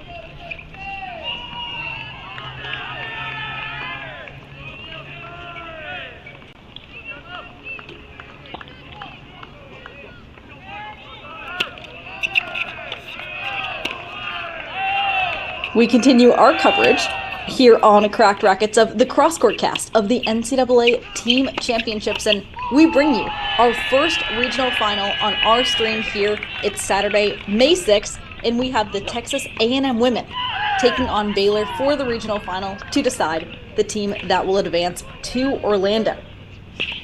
This is Peri Sheinin, joined by super producer Daniel Westoff. We've been here all weekend, and we will be here all weekend as well as we continue our coverage here on Cracked Rackets. If you're watching from the NCAA website, the Cracked Rackets YouTube channel, thank you for joining us this afternoon. It's 2:07 p.m. Eastern Time as we continue our coverage in a triple box format.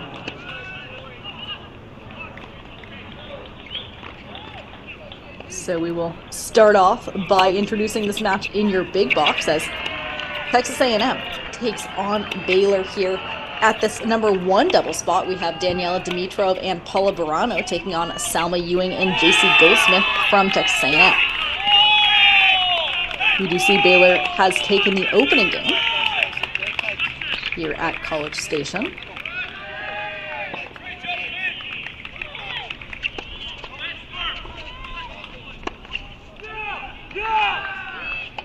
And looking at Salma Ewing, a transfer from USC, one of the top players in the nation at USC, comes to join the Aggies. She is coming to join her good friend, JC Goldsmith. Goldsmith, one of the best players in the history of Texas A&M on this doubles court.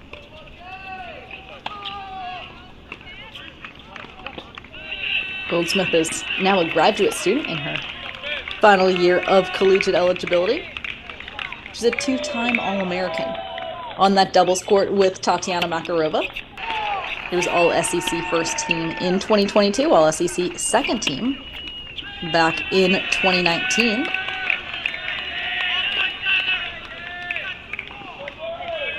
So she was ranked as high as number 3 in the nation on this doubles court. That was back in June 2022 with Tatiana Makarova.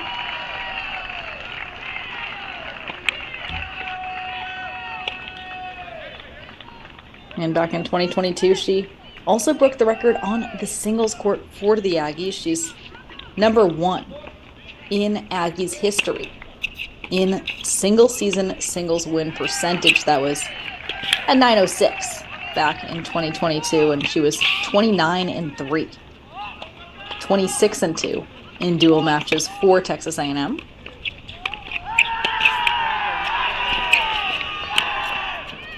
As we do see this Baylor team now 2 chances to go up 2 love though.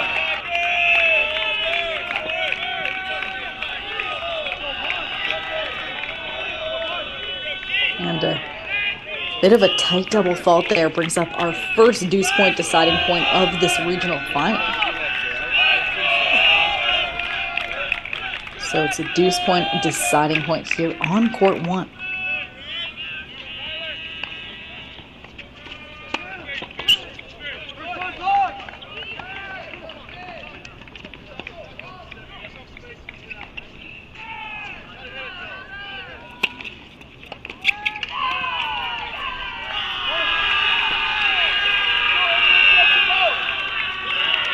And that's taken by Baylor, so 2 love. The Baylor Bears jump in front. And looking at this Baylor duo of Daniela Dimitrov and Paula Barano. Paula Barano is from Argentina. She is a senior this year for Baylor.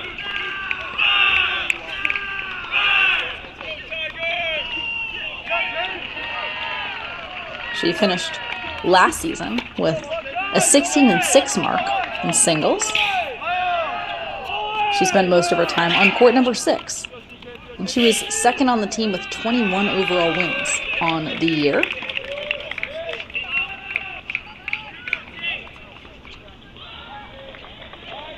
Barano on the court with Daniela Dimitrov. Dimitrov, just a freshman out of Louisville, Kentucky. She's been training at the Barcelona Tennis Academy in Spain since 2012, so spent nearly 10 years in Spain. She has career-high ITF ranking of number 68 in the world.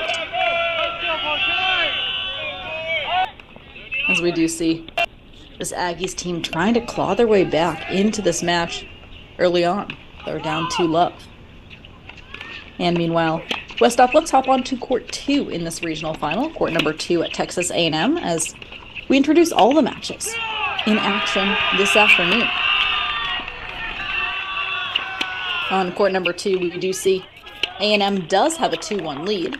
Mary Stoyana and Mia Kupras are up 2-1 against Isabella Harvison and Anita Sadieva.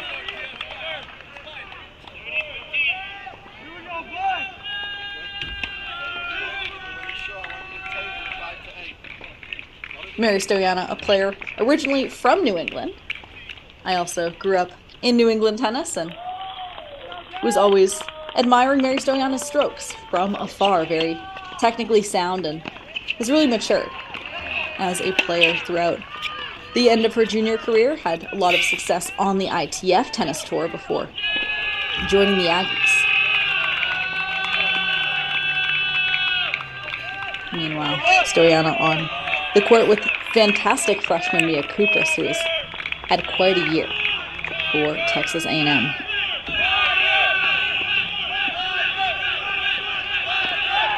Kupras was a top 5 prospect in Canada before joining the college tennis ranks in the U.S. She was top 100 in the world junior rankings as well. Had a WTA ranking before joining the Aggies. We see Stoyana on the left side. Mia Kupras is playing forehand while Stoyana stays on that backhand side.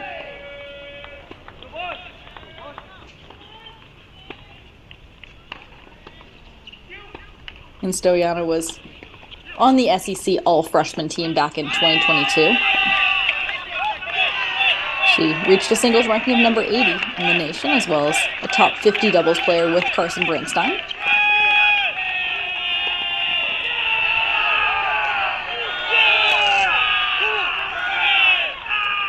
And Stoyana had quite a freshman year. She finished her freshman season as the winningest singles athlete on that A&M roster, publishing a 34-4 mark.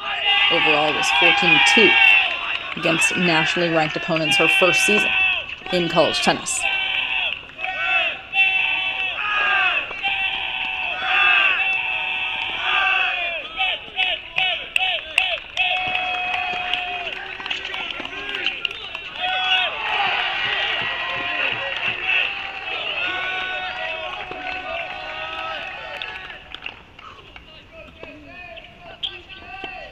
Stoyana lists her goals as pursuing a professional tennis career after graduation.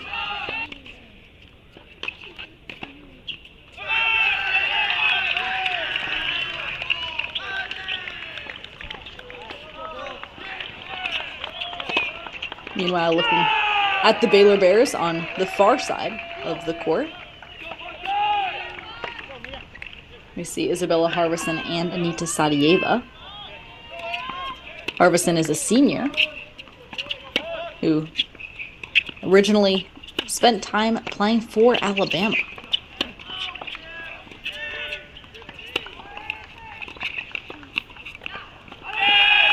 Harvison spent her first 2 seasons with Bama, where she was 16-7 on the singles court, 14-4 in doubles. In her first year of college tennis, she was ranked as high as 31 in the Spain Open Women's National Rankings. She also had a WTA ranking in doubles, as we do see this Baylor duo now with 2 chances to tie us up at 2.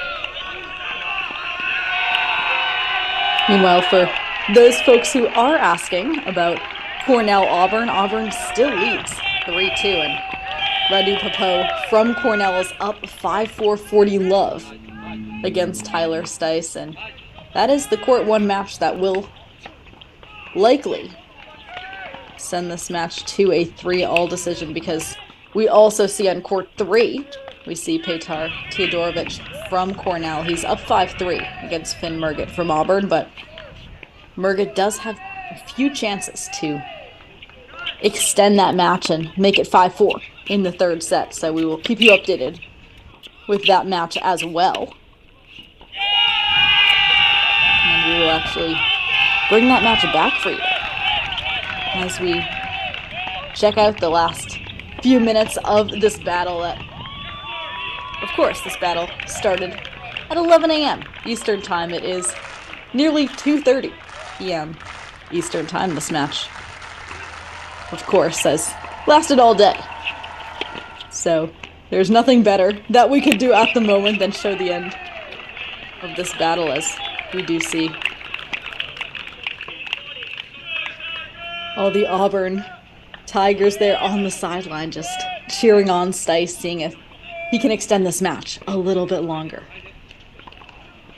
here on court number 1.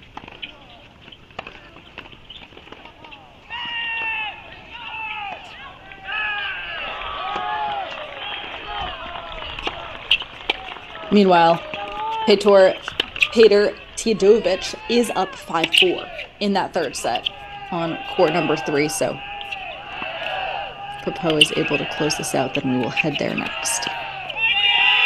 And he does. That is a 3-all match that we have on our hands, folks, as Cornell's Radu Papo closes it out 6-4 in the 3rd set over Tyler Stice. We are headed to a deciding third set here on court number 3 as Teodorovich is up 5-4 in the third set over Murgett. So we head here to court number 3. Looking at Teodorovich, just a freshman out of Belgrade, Serbia. It's a lot on a freshman right now. See if Teodorovich is able to close this one out as he is on serve here.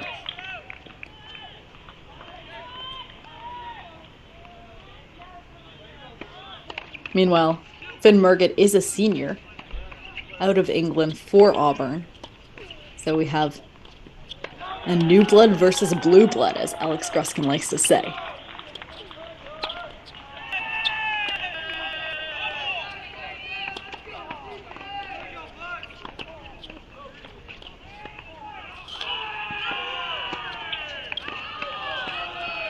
First point goes the way of the Cornell Big Red.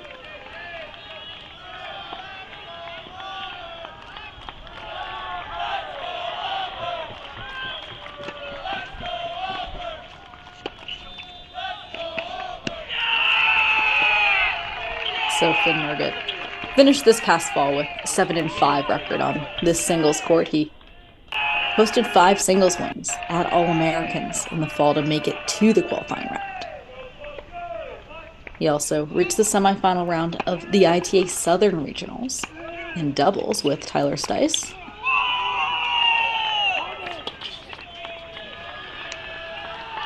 So that is 2 points for Teodorovich, who continues to keep that aggression, that lefty serve so tough out to the Murgett backhand that we've really seen Teodorovich do all day here to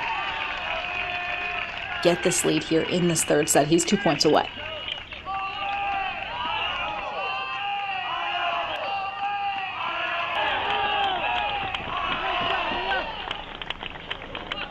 Meanwhile, it is a match point for ETSU. Are we seeing that correctly?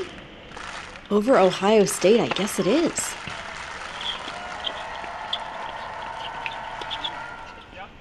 So ETSU has the chance to take down Ohio State on court number 2 in doubles.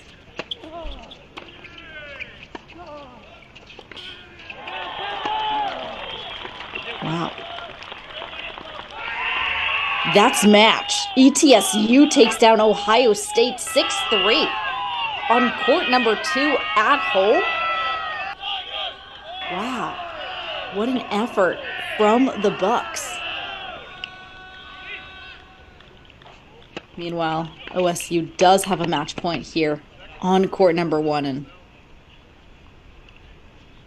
seems that ETSU will be serving a second serve here on court 1.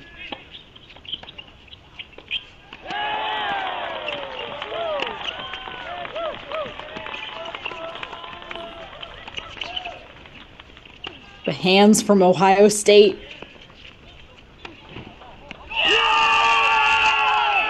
And ETSU keeps us going on court number 1. Meanwhile, we are back here where Teodorovich is still 2 points away for Cornell. And a mishit backhand there makes 30 all. Here we go, boys. Here we go.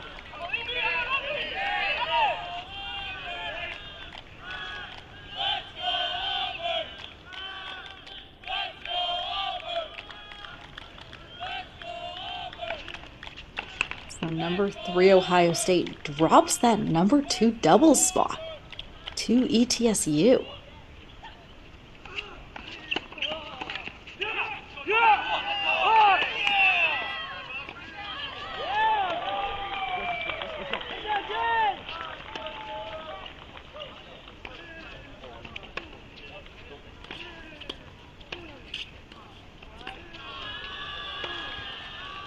That grips the line, so Teodorovich has a match point for Cornell. A match point, clinch point. 3.5 hours in to this battle. Cornell with the chance to give Auburn an upset here at the Big Dance.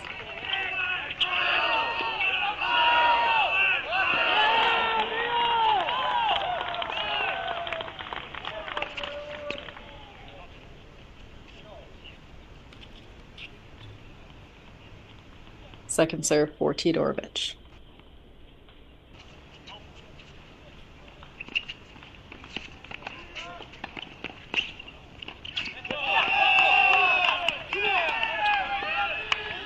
That sails long, and Teodorovic does it. 6-4 in the third set over Murgett. Cornell upsets Auburn at Duke. What a win for the Big Red. Of course, a great effort from both of these teams. 3.5 hours, nearly 4 hours at this point between these two squads. What a battle that is won at the end of the day by Peter Teodorovic from Cornell. The Big Red advance at the big dance. Meanwhile, we go back to our regional final here at Texas A&M, where we are on court 2. Meanwhile, on the left side of our screen, we do see ETSU roaring back in doubles against Ohio State after ETSU takes doubles at number 2. Again, Ohio State is 3 in the nation. ETSU advances through the Southern Conference tournament with 3 4-0 wins, including a 4-0 win over the number 1 seed, Chattanooga, and the number 2 seed, Mercer. So ETSU facing Ohio State now. And the Bucks are the first to put a doubles point on the board. So it's just one more that ETSU needs. Meanwhile, we do see Ohio State battling back, though.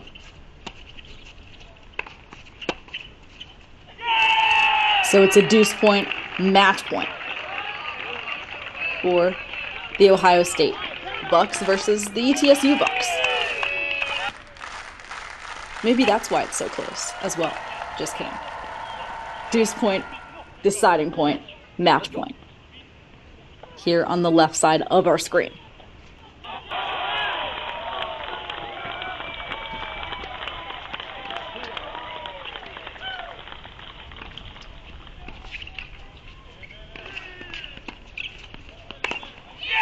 Ohio State gets it done 6-3 on court number 1. And we are headed to a deciding doubles match between ETSU and Ohio State on court number 3. It's 5-all. On court number 3 between these two Bucks programs.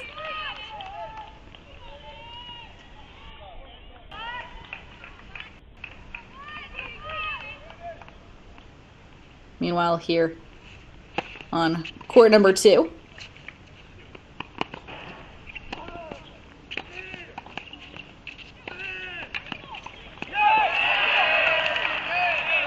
for these Texas A&M women, we do see Stoyana and Kupras with 2 chances to extend their lead 2-4-2 in that doubles match.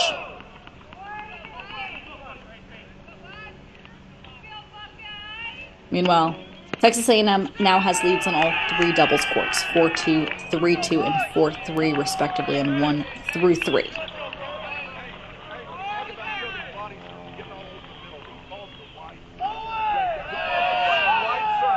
Meanwhile, we see Ohio State now with 2 chances to go up 6-5 in this deciding doubles match.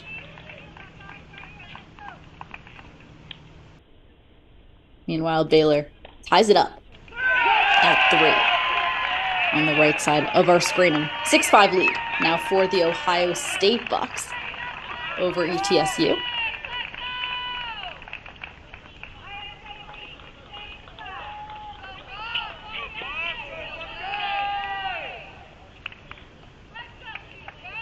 Meanwhile, Westhoff, let's hop over to court number 3. Court number 3 here at Texas A&M as Brooke Thompson and Alina Sharabina take on Jeanette Morales and Gianna Pillay. Court number 3 at Texas A&M as we do see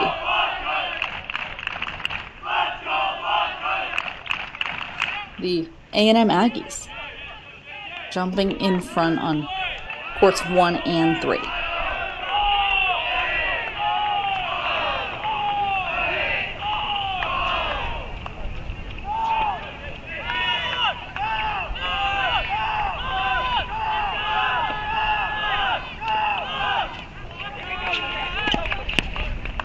And that seems to have sailed wide. Off the racket of Thompson Cherubina.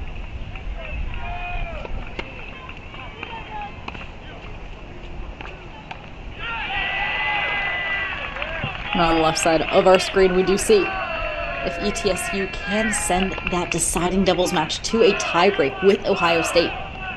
OSU does get the opening point, though.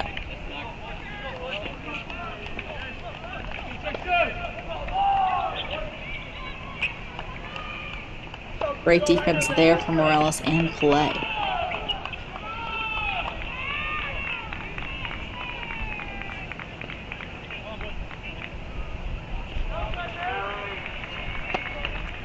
So that sets up a deuce point deciding point on court number 3 here at Texas A&M in the regional final, as the Aggie women take on the Baylor Bears.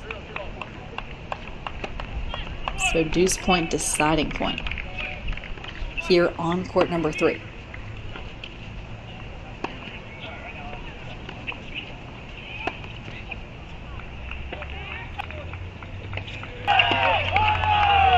And that sails along off the racket of Pelé, so it's 4-all.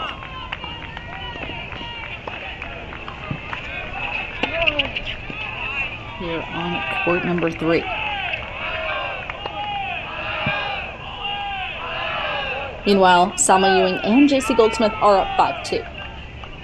After dropping the first 2 games to Daniela Dimitrov and Paula Barano at the number 1 double spot, they have won 5 games in a row. So Westhoff, let's head to court number 1 at Texas A&M.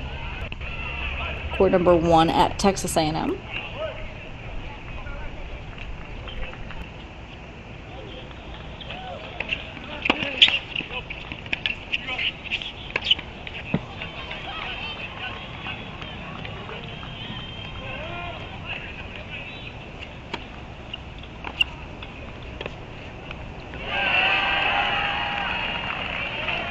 So Ewing and Goldsmith now 2 points away. Goldsmith playing forehand and Ewing on the backhand side.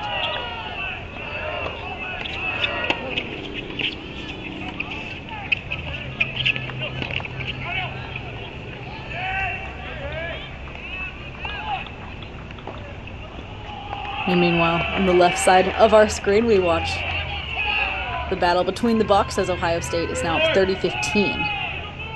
Up 6-5 against ETSU.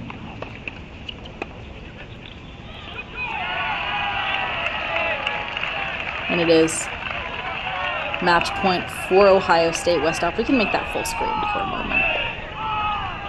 Why don't we make court 3 at Ohio State our full screen?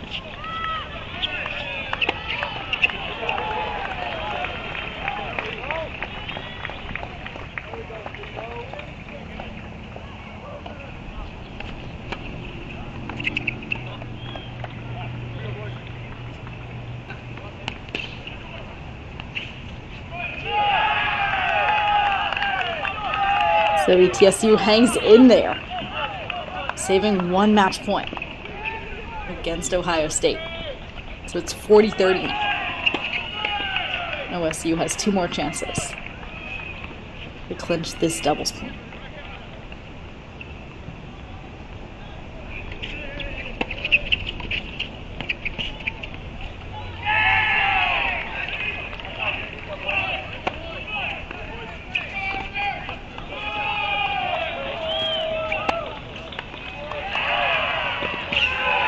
And that is a clinch for the Ohio State Buckeyes, the number 3 team in the nation. It gets through with a 7-5 win over ETSU. Ohio State is on the board first, 1 love. They take the doubles point. A fantastic effort from ETSU. If this match is anything like the doubles point is, folks, we are in for a good one.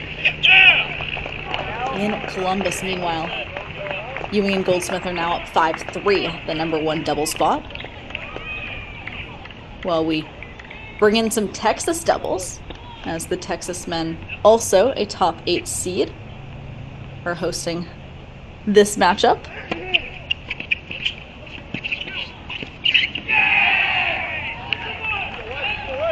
As they take on Texas A&M Corpus Christi.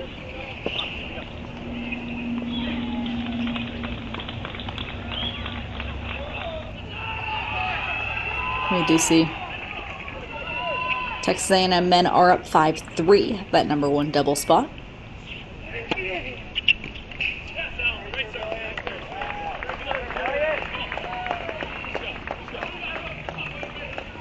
Meanwhile, we do see that Jeanette Morales and Gianna Pillay are up 5-4, the number 3 double spot. So we will keep our eyes open for that at Texas A&M as well.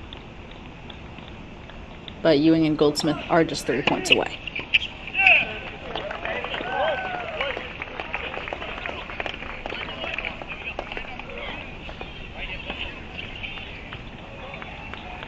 Meanwhile, we do have a match point for the Texas men on court number 1. Westhoff, we could see that match point graphic.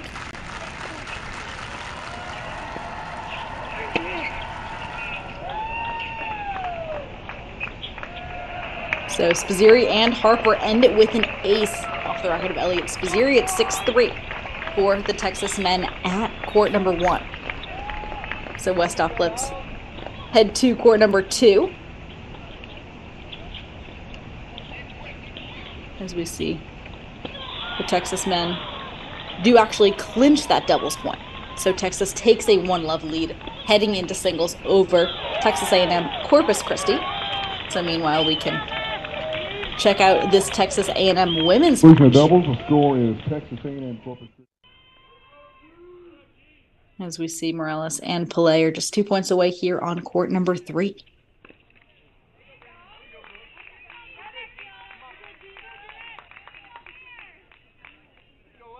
And Gianna Pillay misses that forehand down the line, but she continues to look for opportunities at the baseline. Gianna Pillay is always a fun player to watch. You never quite know which Pillay you're getting on what day, but hey, that's what makes her a really fun player to watch and also a tough player to face. Because she has a lot of power, a lot of explosiveness on that forehand side. As we see, that sets up a match point for Texas A&M here on court number 3.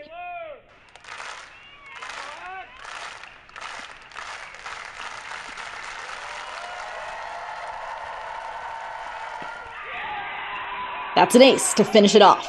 So Morales and Pillay are through. They take a 6-4 win here at number 3 doubles over Baylor. So Texas A&M just needs one more in Westhoff. Let's hop on over to court number 1 now. Court number 1 at Texas A&M as Salma Ewing and J.C. Goldsmith now have a match point. Or rather, it's 30-all, but that is now a match point. So let's see that match point graphic for the A&M Aggies here at court number 1.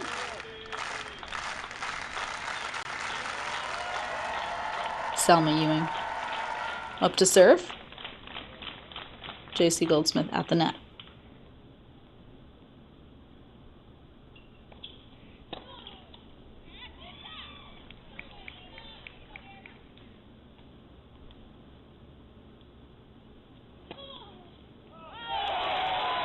Big serve from Salma Ewing.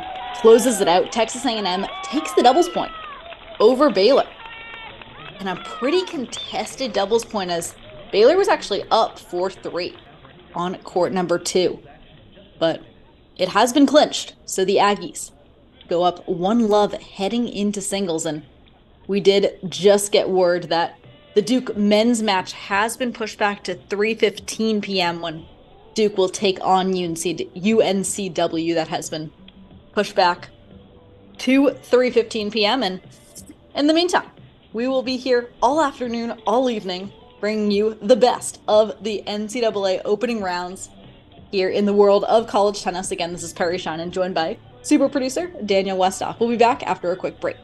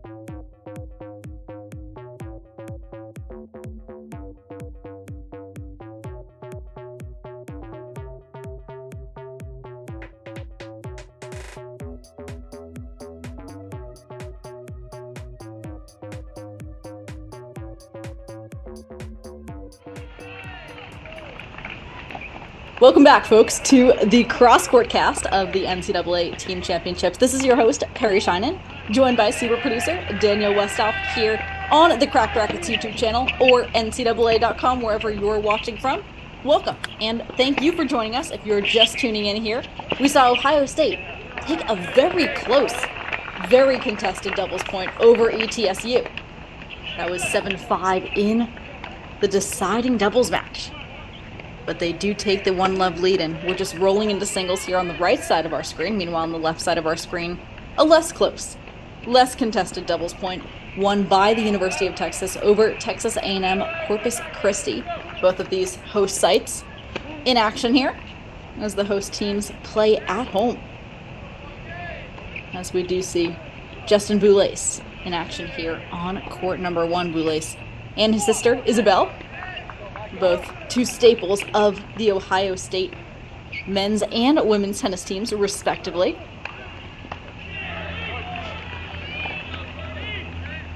So we see Boulais starting off here with 4 chances to break.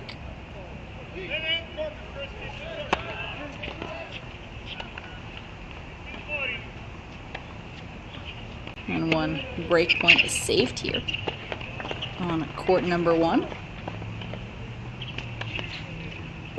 As we see, meanwhile, on the left side of our screen, we see number 1 Elliot Spazzeri taking on Avery Zavalia from Texas A&M Corpus Christi. And the University of Texas has taken the first game on 4 out of 6 of the singles courts in action. The other ones have not yet begun. As we bring back in the Texas A&M women just starting out their singles matches.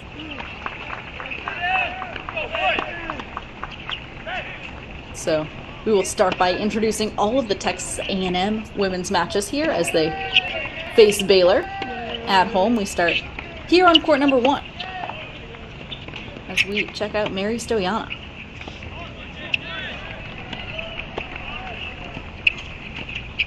Mary Stoyana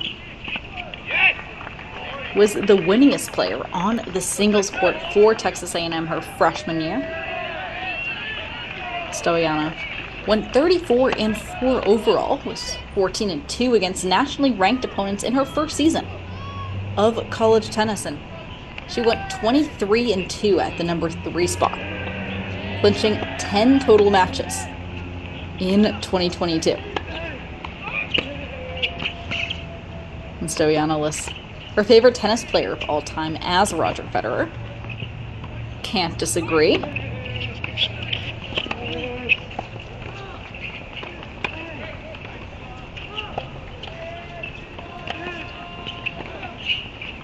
And we see Mary Stoyana taking on Alina Sharabina. Sharabina is a sophomore out of Moscow, Russia.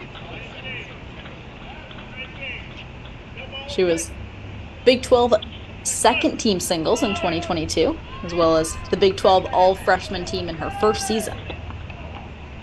In the college tennis circuit, she led the Bears in singles wins with 25 on the year. She went 25-5. 19-4 last spring, as well as a 13-3 record on court number 4. So Stoyana started last year at court number 3 for a lot of her matches, and we do see Sharabina started at court number 4. So both of these players now playing at number 1 for their teams. Talk about some underclassmen stepping up here. Both of these sophomores squaring off at the top spot.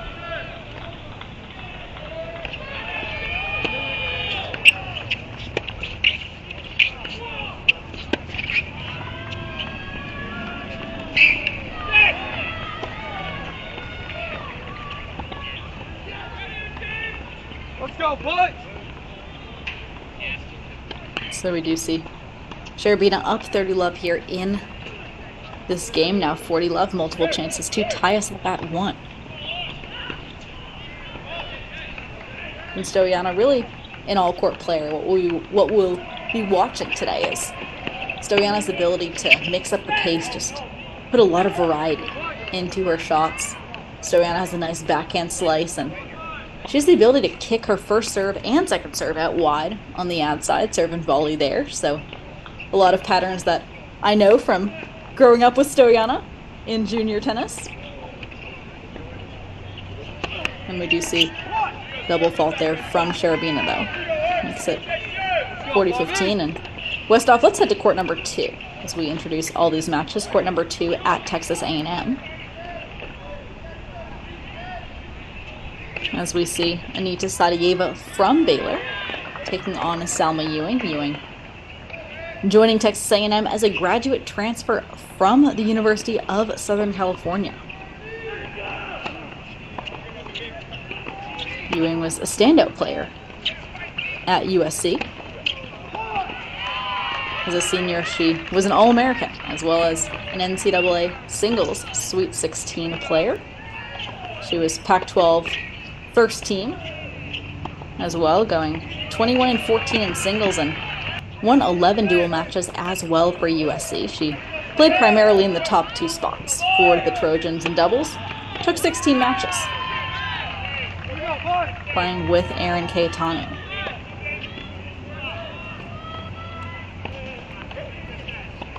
And in high school, Ewing was the #1 recruit in the nation in the 2018 recruiting class. She played in multiple junior Grand Slams.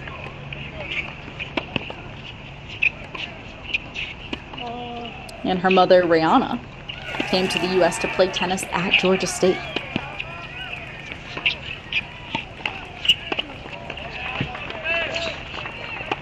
As we see a deciding point in the opening game of this match, that goes to Salma Ewing.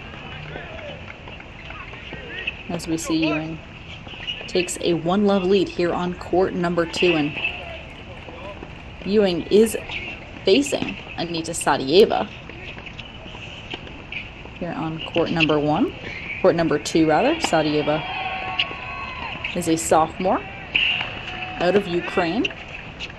And Westhoff, we can head to court number 3 during this changeover. Court number 3 at Texas A&M.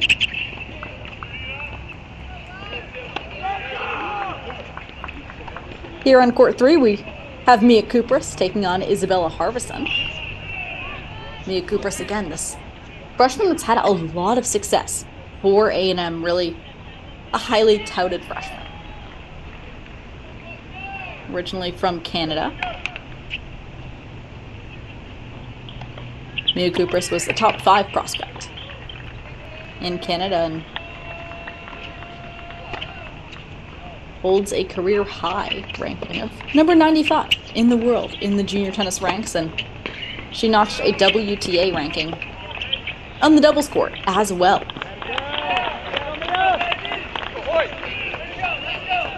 Kupras moved to Montreal in junior tennis to train with Tennis Canada at their National Tennis Center. She's taking on Isabella Harvison from Baylor.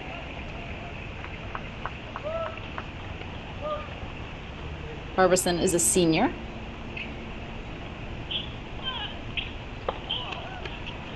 Out of California. She won 8 matches for the Baylor Bears her junior year, which was spent mostly in court number 1. We do see her down here to court number 3 this year in 2023. She finished last spring with a win over Texas A&M's Carson Branstein, who unfortunately had to miss the rest of this season due to injury. She had surgery that took her out, was struggling with her hip. We wish her all the best. Branstein was a standout player for Texas A&M.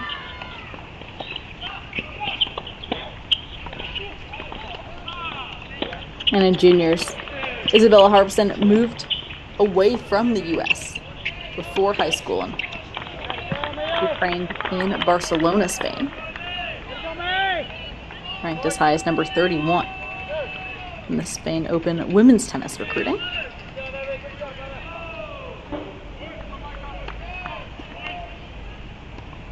As we see Mia Kupras here with an early 2-1 lead. And so Westhoff, let's hop on over to court number 4. Court number 4 at Texas A&M.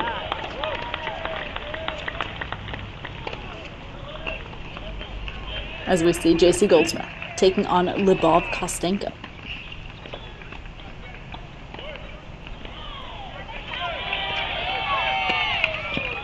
JC Goldsmith is a graduate student with the Aggies. A 2-time ITA All-American doubles player with Tatiana Makarova. And those honors came for the past 2 seasons, 2021 and 2022. Achieved a top 3 doubles ranking in the nation with Makarova. Back in 2019, Goldsmith was ranked top 60, as well in singles. And Goldsmith actually reached as high as number 2 with Makarova. That was last April.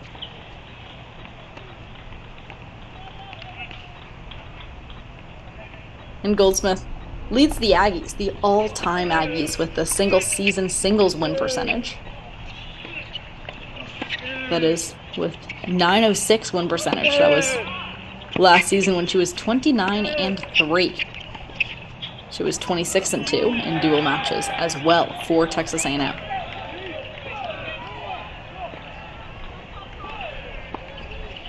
So Goldsmith is closest to us on our screen. The lefty taking on Lyubov Kostenko, a sophomore who comes to Baylor after a stint at Syracuse, where she did not play her freshman year. But in juniors, she competed in the main draw of 3 of the 4 junior Grand Slams, of course. That is the dream of all us junior tennis players. And she did that 3 times. She was top 30 in the entire world in juniors. Career high WTA ranking of 998. So Kostenko is out of Ukraine and had quite a large amount of junior success on that ITF junior tour.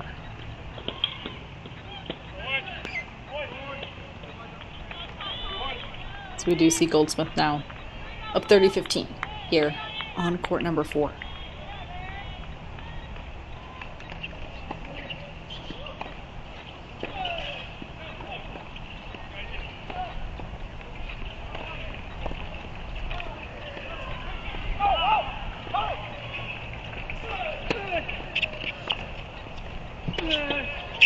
And again, when playing a player like JC Goldsmith, a lefty who is very comfortable playing at home at Texas A&M, the most important thing for Kostenko to do right now is just make her play, put a lot of balls in to really start this match and establish herself in these first 4 or 5 games of the match.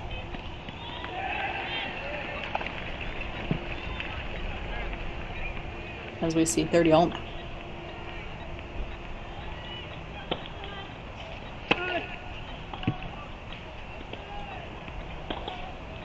So a big serve +1 from Goldsmith gives her 2 chances now to extend that lead to 3-1.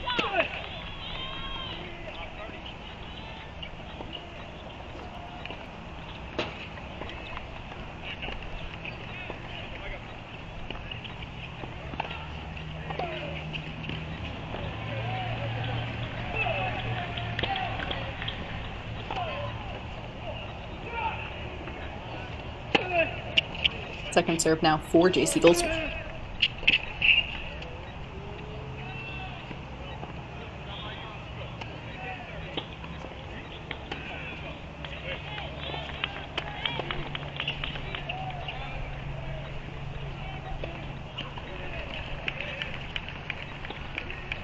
And so we do see JC Goldsmith able to extend that lead to 3-1. And so, Westhoff, let's check out the action on court number 5.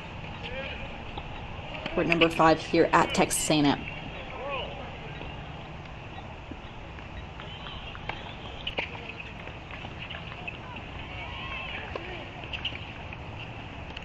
On court 5, we see Daniela Dimitrov taking on Darius Metanikov.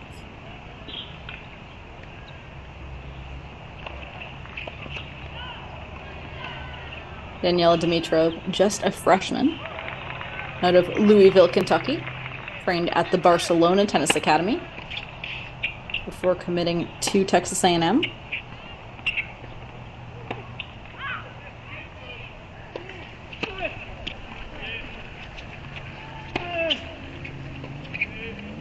Meanwhile, Darius Matanikov is also just a freshman, so it's a battle of the freshmen here at the number 5 spot. She was born in Washington, D.C. And her career ambition is to become a lawyer.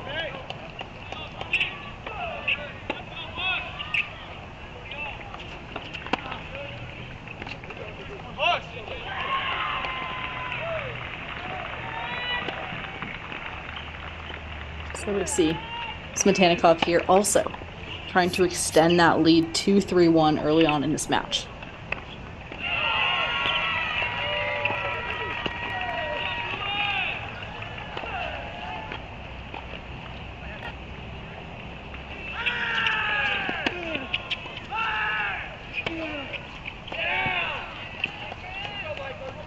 And so this is the first NCAA tournament for both of these women.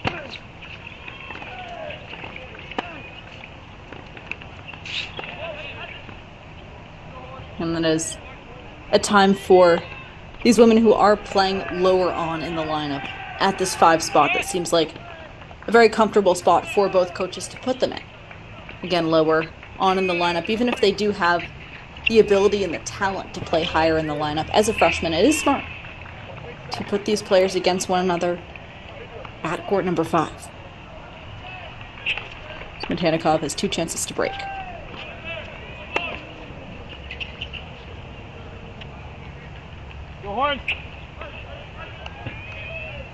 And that is a double fault that gives Smetanikov the break here on court number 5. So she's up 3-1. Westop, let's check out the action on court number 6 now. Court number 6 here at Texas A&M.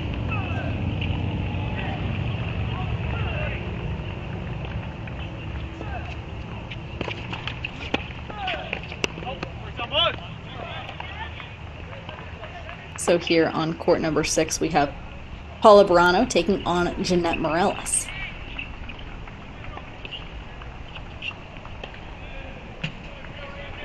Barano is up 3-2. She's a senior out of Argentina.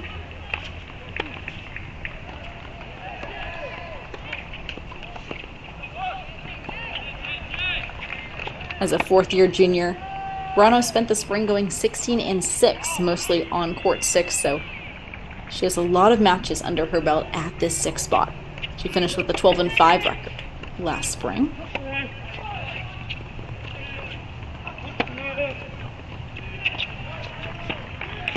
And we see Jeanette Morales in for the Aggies at number 6.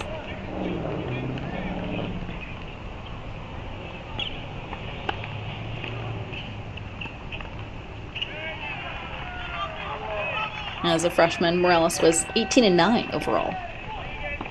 In her first season of college tennis, she went 12-5 in dual matches.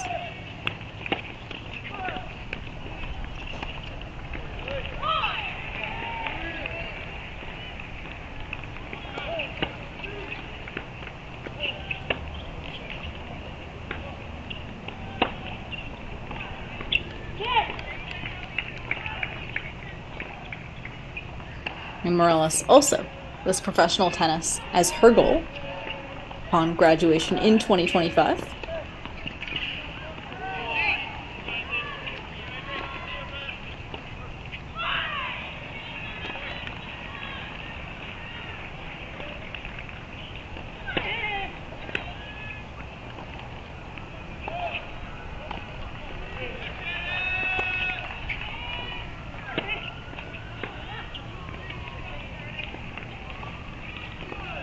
And we do see a few of these Baylor Bears struggling with their serves today, and that could be on account of nerves or fatigue at this point in the season as well. In college tennis, we hit a lot of serves by the time that May rolls around. But at the same time, it most likely is because of nerves.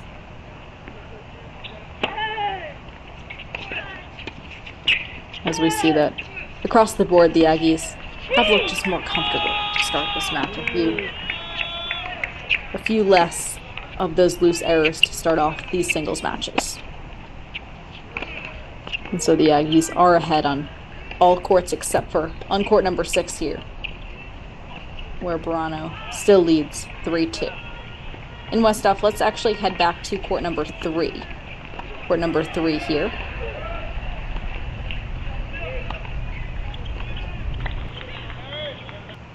As we do see, 2 Aggies already are up 4-1 in these first sets, and Mia Kupras up 4-1 against Isabella Harvison. JC Goldsmith also up 4-1 against Libov Kostenko on court number 4.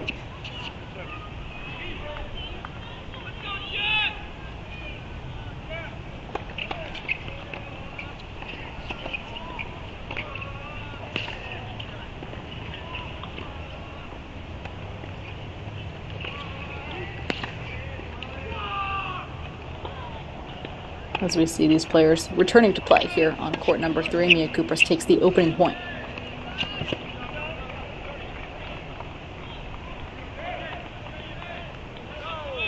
Meanwhile, we will have action for you all day, but if you were looking for a specific individual match today, you can check out the ITA website. The Tournament Central webpage will be available for you throughout the day. It's where people looking for individual match camera links can find them for all the matches across the country. And of course, we will have action for you all afternoon and evening as well here on Cracked Rackets. And now we do check out the Ohio State men's tennis team that ranked number 3 in the country barely got through the doubles point over ETSU as we start these singles matches. And here on court 1, Justin Boulais trails Badra 3-2 in this first set.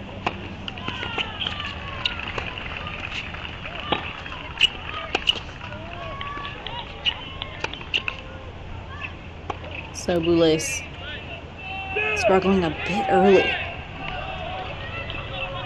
as we see ETSU up 3-2 on court number 1. Meanwhile, the Ohio State Buckeyes have dominated in that middle portion of the lineup. Cannon Kingsley is up 4-1. JJ Tracy already took the first set, 6-love. James Trotter up 4-1. Alexander Bernard up 5-1 for Ohio State. It's pretty close on court number 6. Jack Anthrop is up 3-2 over Francisco Lamas, but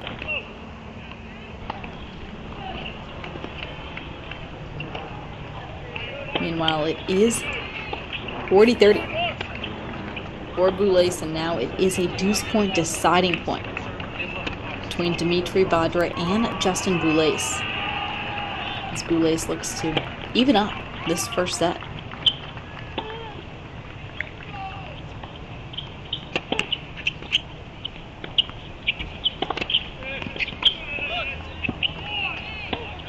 Boulais now with the second serve.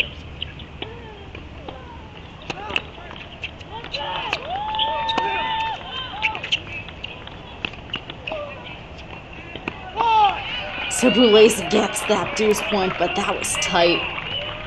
Justin Boulais had to scramble a little bit there, but we're tied at 3. Justin Boulais playing at home in his home site. He's a senior out of Oakville, Ontario. He went 15-6 on the singles court, won 26 doubles matches. As well, his junior year was ranked in the top 20 of the doubles rankings all season, including 8 weeks at that number 2 ranking in the nation. Boulais was a top 600 player, top 550. He was 545 in the world before enrolling at Ohio State. He's also a member of Canada's U16 Junior Davis Cup team. And of course, his sister Isabel, a member of the Ohio State women's team, was named the Big Ten Freshman of the Year back in 2019. So Boulais really trying to work his way into this match. Meanwhile, playing a gritty Dimitri Badra. Badra, redshirt junior out of Venezuela. He was SoCon Player of the Year for the second season in a row as a redshirt sophomore. He was the first Buccaneer since David Biosca back in 2017 to repeat that honor.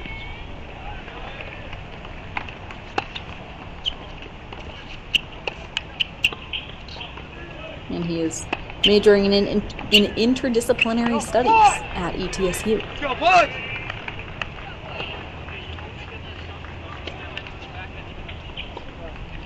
Badra also competed in the Davis Cup for Venezuela to start last season.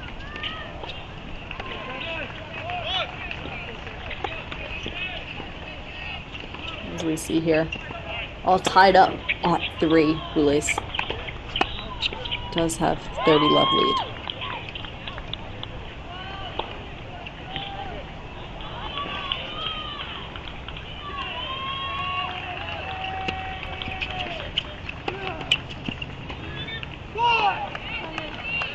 So now it's 4 chances for Justin Boulais to break Badra after having a point for Badra to go up 4-2 against Justin Boulais. It looks like this #1 singles player for the Ohio State Bucks has been able to flip the script in terms of momentum here on court #1.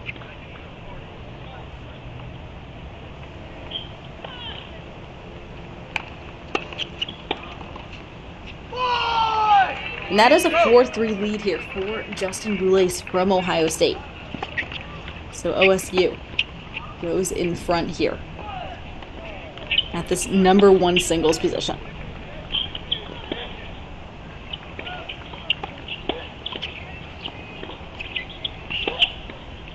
So 4-3 for Boulais.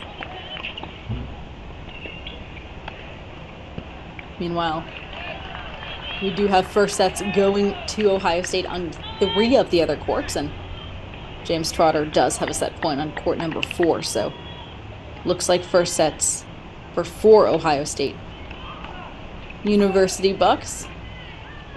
Meanwhile, though, ETSU battling.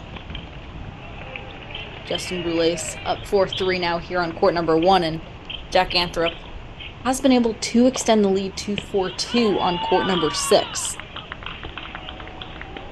But this ETSU team earning its respect from Ohio State today. Again, going back to that doubles point.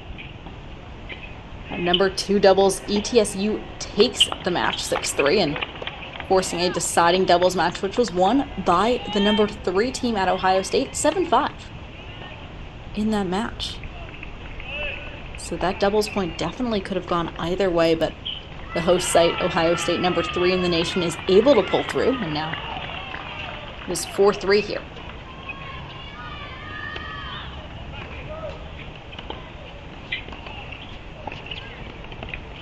For Justin Boulais.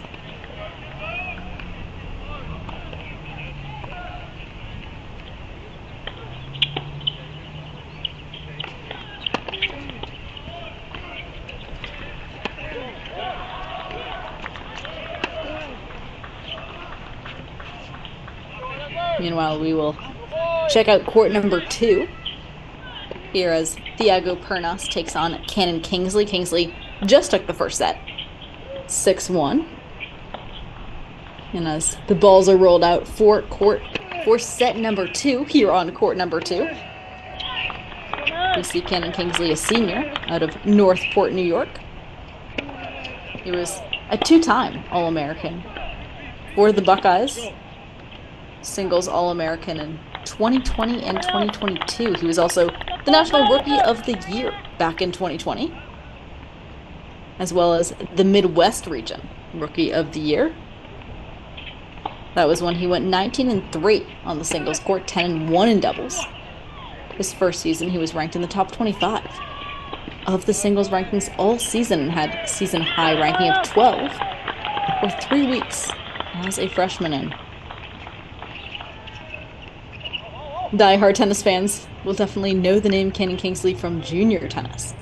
When he was the #1 player in the USTA junior rankings, he was the #2 recruit back in the class of 2019. He was top 10 in the world. In the ITF, also had an impressive top 600 mark in the ATP.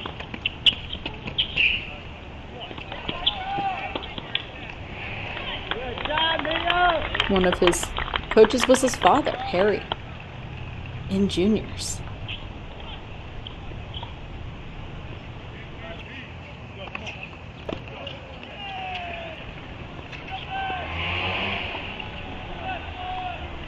I'm looking at Thiago Pernas, a junior from Buenos Aires, Argentina.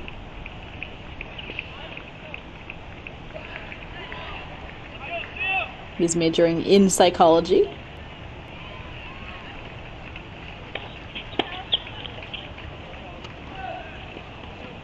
And he, last season, earned a spot on the singles second team All-SoCon, taking home the Tennis Player of the Month in that conference. And he was tied for the team high in singles wins. He went 24-6 in singles, including 16-4 in dual matches. He was 10-0 at that number 5 slot. So we do see him moving way up here, from number 5 to number 2 here, finding himself against one of the top players in the nation in Cannon Kingsley.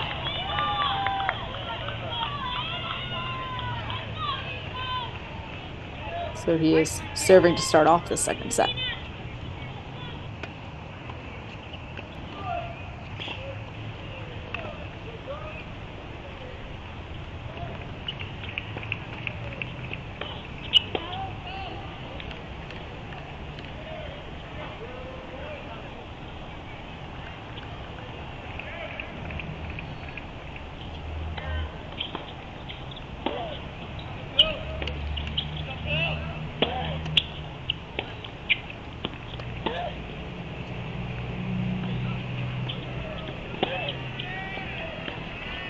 We see Kingsley went for that down the line rip. It looks like it just missed.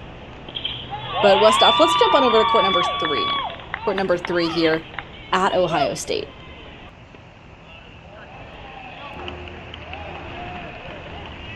So this is a pretty one-sided match so far. 6-love, 2-love. JJ Tracy is in front. Tracy is a junior out of Powell, Ohio. He was an ITA singles All-American back in 2022, as well as the 2021 Midwest region Rookie of the Year. He went 36-6. That's a team best mark back in 2022 as a sophomore, which included a 19-1 mark in dual matches. JJ Tracy, basically a lock. He was ranked in the top 21 of the singles rankings all season. He spent 7 weeks at number 11 in the nation. He was an All-American. He reached the round of 16 at the NCAA Singles Championship last season, recording 10 wins over ranked opponents, and he was top 10 in the class of 2020 and reaching the finals of the 2019 Easter Bowl, which is one of the most coveted junior tennis tournaments. An international tournament for all junior players. Well, junior players that can get in, that is. His career high ITF ranking was number 115 in the world, and we see Tracy taking on Adam Nagudi today. Nagudi is a junior out of Tunisia. He transferred to ETSU from Montreal, where he was on the NAIA All-America second team back in 2022. He's also majoring in psychology with the Bucks.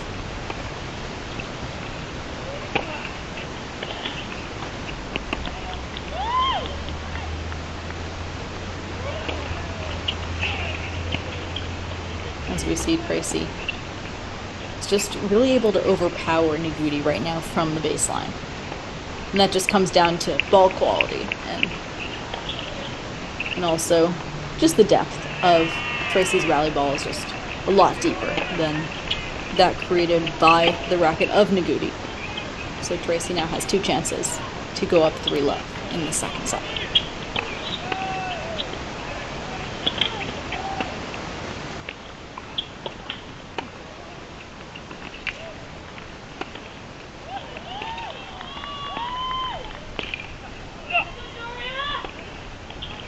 So that was 2 bounces. So it's a deuce point, a deciding point here on court number 3 at Ohio State.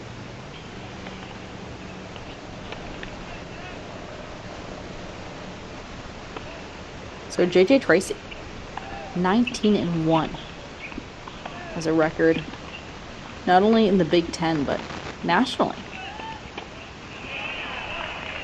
Tracy going 19-1 in dual team matches last season.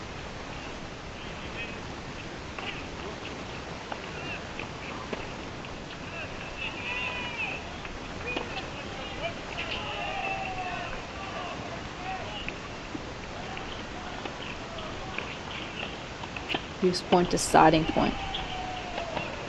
And Tracy, 6 love, 3 love here on court number 3. Let's hop on over to court number 4, Westhoff. Court number 4 here at Ohio State as we see Pedro Crisoni taking on James Trotter.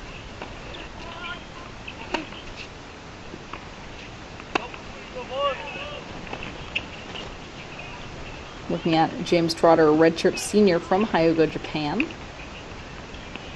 Trotter was 21-8 overall in singles, including 6-0. The number 3 and 4 marks in the lineup that was last season. Won 17 doubles matches as well. Spent 8 weeks at that number 2 spot in the nation in the ITA doubles rankings.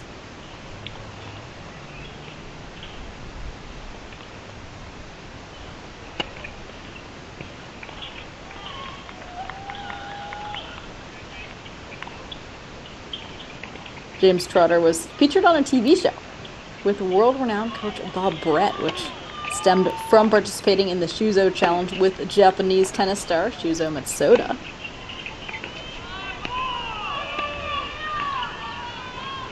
And before Ohio State, James Trotter qualified for the main draw in both singles and doubles at the 2017 Junior Championships at Wimbledon. He was top 90 player in the world in the ITF. And he's facing Pedro Crisoni. Crisoni, just a freshman, out of Sao Paulo, Brazil.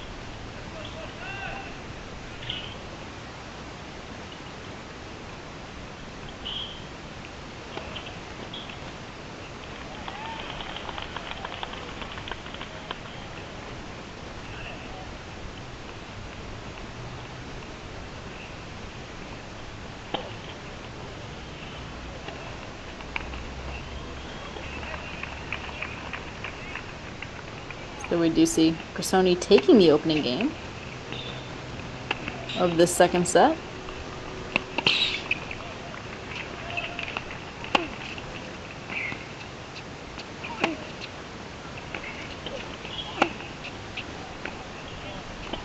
It's good depth from the racket of Crisoni.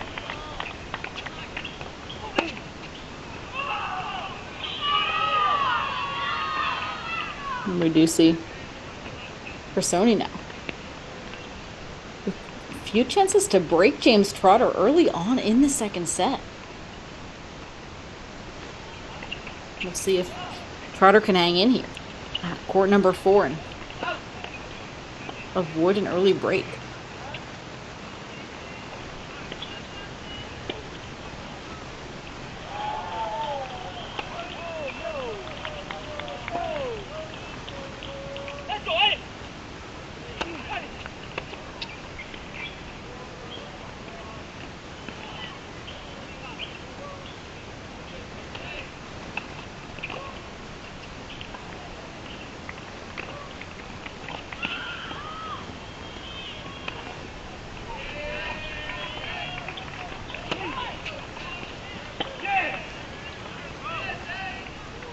So that's 1 defended from the racket of James Trotter, but still 2 breakpoint opportunities for Crisoni here on court number 4.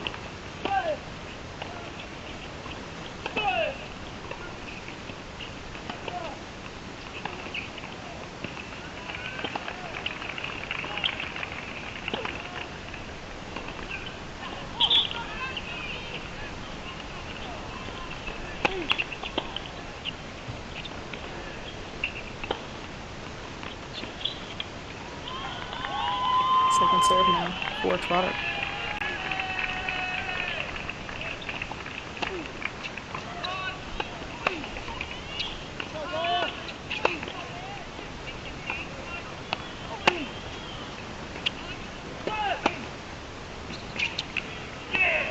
And so it's a deuce point, deciding point to see if James Trotter can avoid going down 2-love early on to Crisoni in the second set.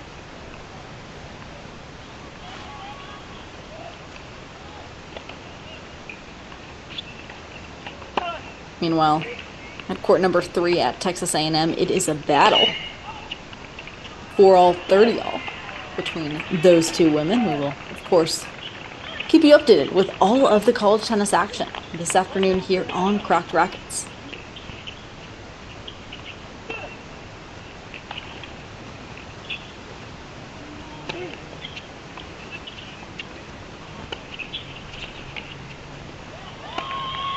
And that is 1-all. So Trotter avoids a small hole there, and we are tied at 1 in the second set. Westhoff, could we check out the action on court number 5? Court number 5 here at Ohio State. As Alexander Bernard is up 6-1, 3-love.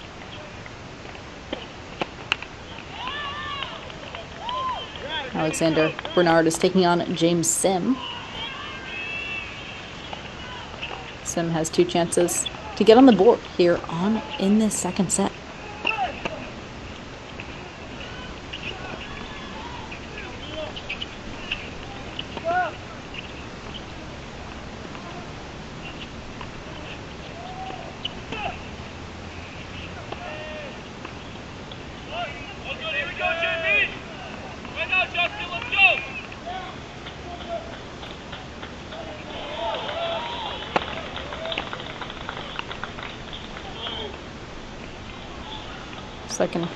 Second serve rather, on this break point for Bernard.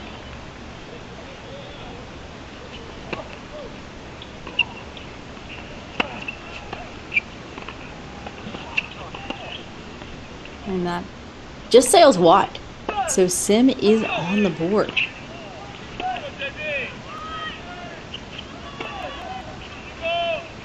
James Sim is a freshman out of New Zealand playing for ETSU. He has an ITF career ranking of 202. In the world, he's a 2-time ITF doubles ranking, two-time ITF doubles winner, 2-time ITF singles runner-up.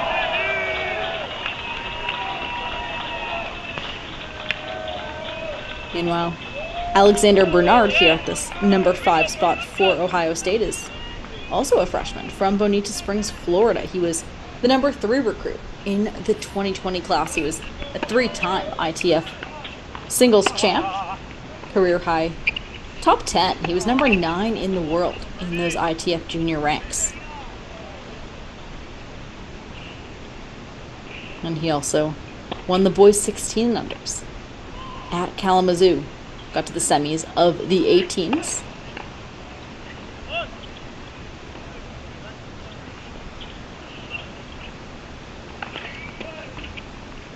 Meanwhile, Westhoff, let's jump over to court number 6. Court number 6 at Ohio State.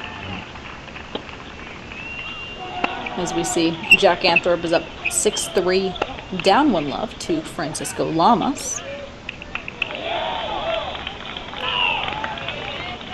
So it was a tightly contested start of the set. But we do see that Anthrop was able to pull through, take the first set. Now he has multiple chances to tie us up at 1 in this second set.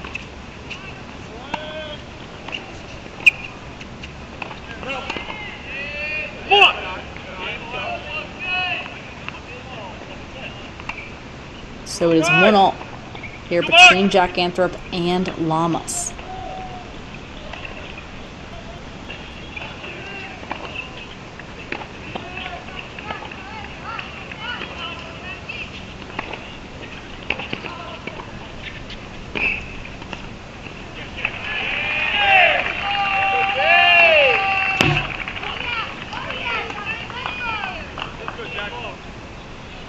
Meanwhile, looking at Ohio State's Jack Anthrop.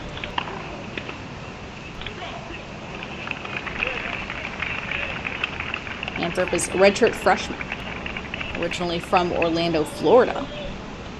He joined the program in January 2022 and redshirted during the spring. He was the number 4 overall recruit in his class. The top-ranked player in the USTA boys 14 and 16 rankings rose to as high as number 17 in the world in the ITF juniors.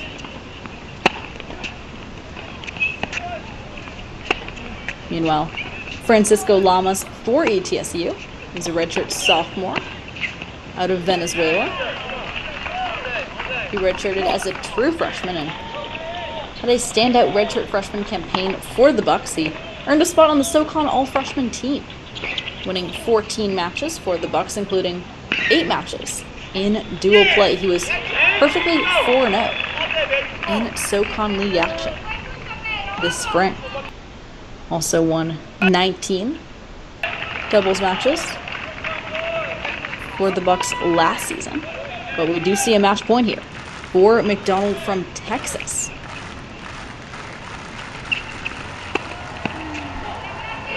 As the University of Texas continues to just roll through this opening match against Texas A&M Corpus Christi. And that is match. So McDonald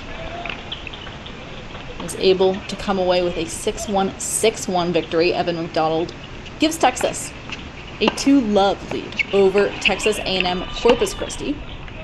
Meanwhile, Westhoff, let's hop back on over to court number 1, where Elliot Spizzirri is up 6-3, 5-love at the University of Texas. That is over Avery Zavalia. As we see, they are going to the changeover, so we can bring back some other action in the meantime.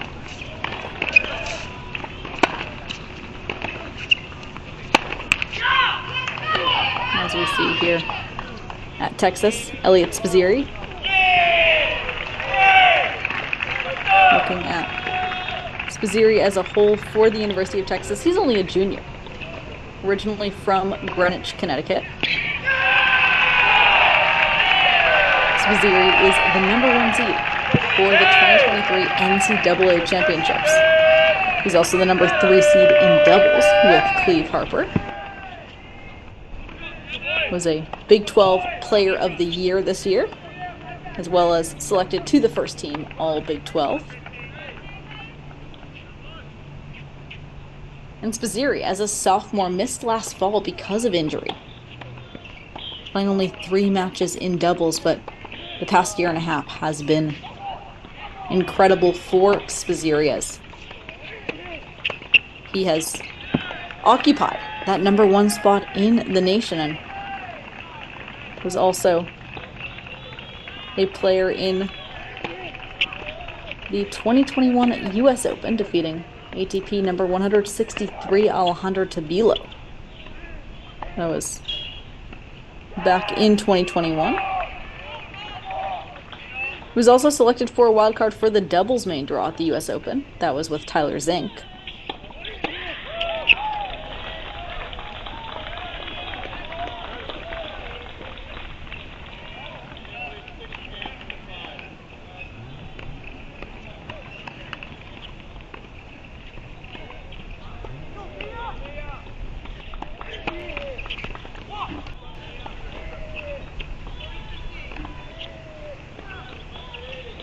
So meanwhile, JJ Tracy does come out with the 6-love win over Adam Nagudi for Ohio State. So Ohio State extends the lead to 2-love. Meanwhile, OSU making quick work on court number 5 as we see Alexander Bernard up 6-1, 4-1 over James Sim. Meanwhile, Spizzirri has a match point for the University of Texas.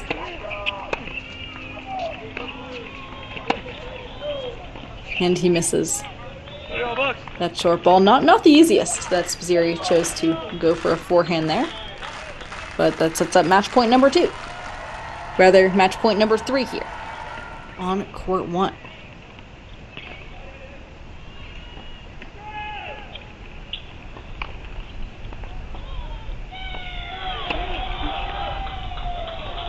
Second serve now for Spazzeri.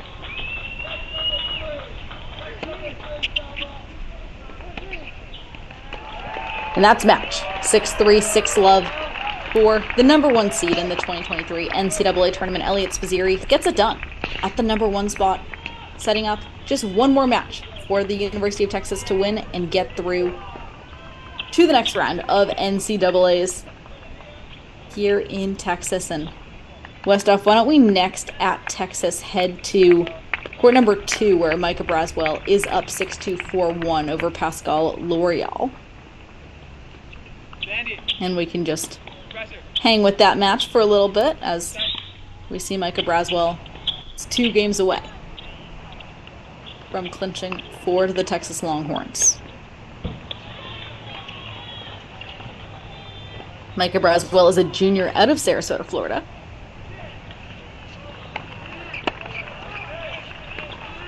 He was selected as an alternate to this year's NCAA championships.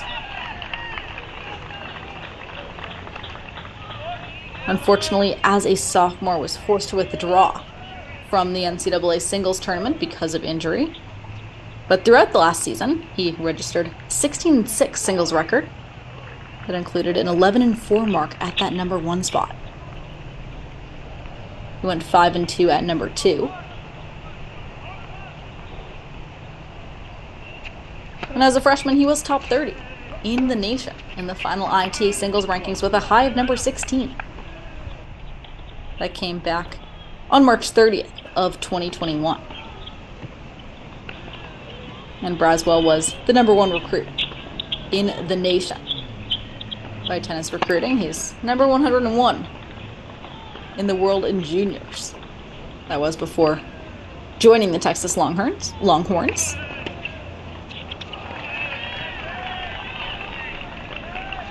And his father, Ty, played college tennis at Florida State and was an assistant coach there for 4 years. And has since been the director of tennis at Sarasota's Laurel Oak Country Club.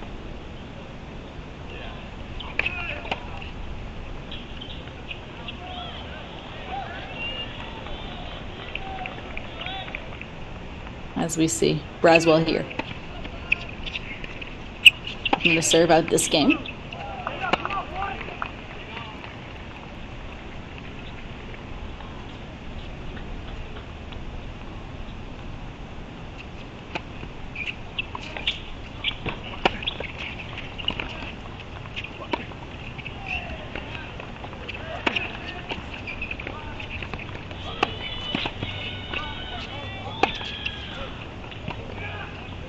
So Braswell misses that slice approach, and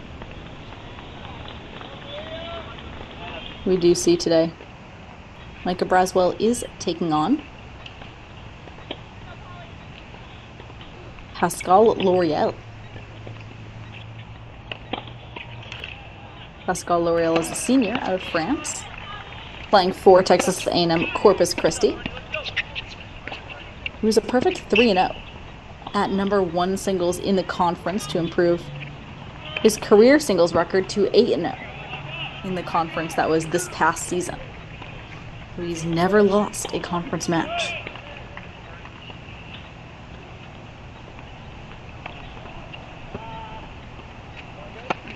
He was one of the top 40 players back in France. In his first season, he went 9-6 on that singles court during the spring of 2020, of course, before the rest of the season was canceled due to the pandemic. As we see Braswell here, continuing to roll. So 2 chances to go up 5-1 here against L'Oreal.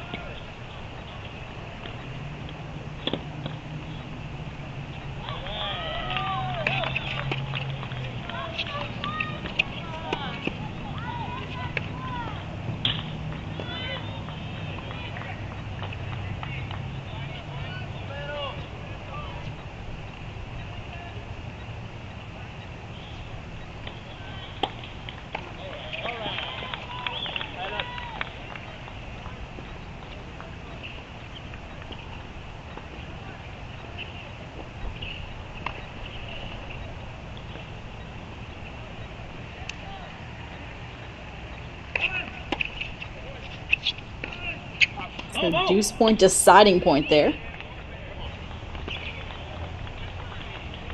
As it looks like it's 4-2. Now here on court number 2.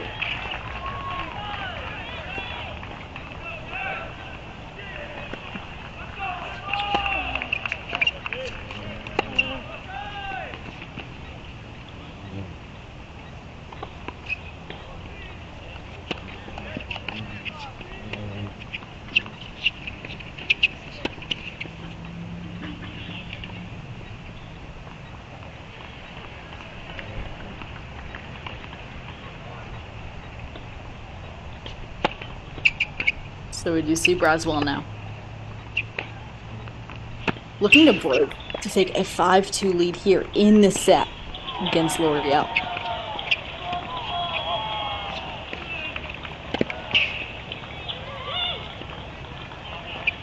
So that sails long, and Micah Braswell extends the lead to 30 all this game.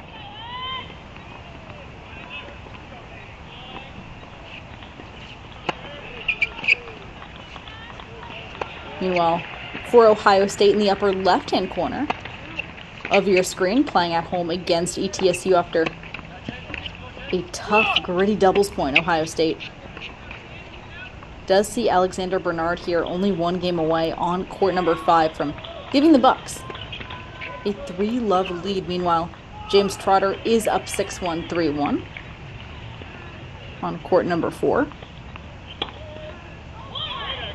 So we will keep our eye out on that match as well.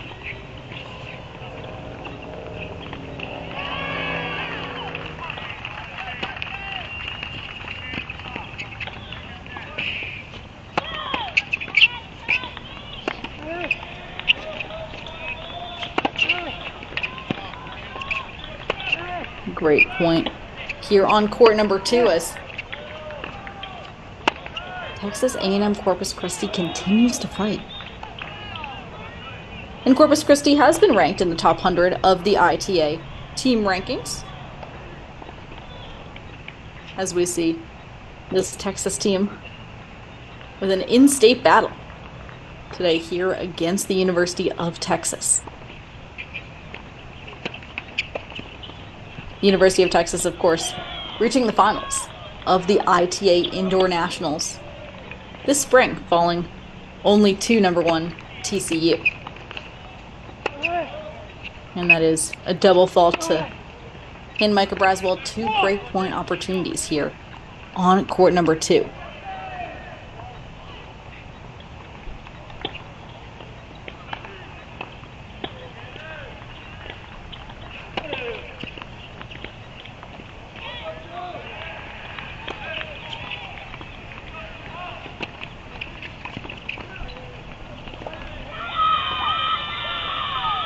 So that is 5-2 for Micah Braswell. Meanwhile, Westhoff, why don't we bring court number 5 at Ohio State into our main screen? Court number 5 at OSU into our main screen here as we see if Bernard is able to close it out in this game.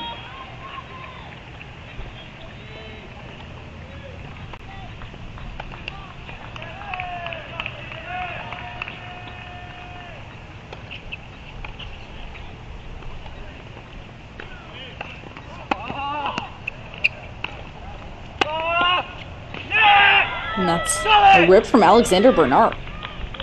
But Sim is there. So we do see now 5-3 in the second set as Bernard tries to serve it out. But again, a great get from Sim there, stretched out on that forehand wing.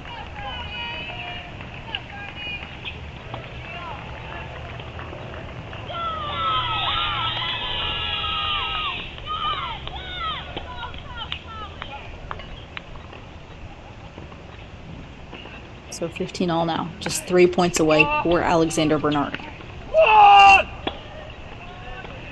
who is starting to get a bit impatient here on court number 5.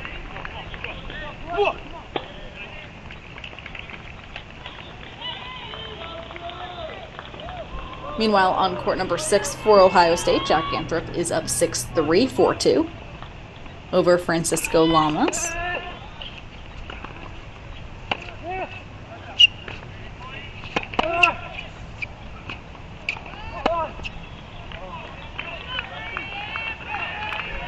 So we do see now Alexander Bernard makes it 2 points away here for Ohio State.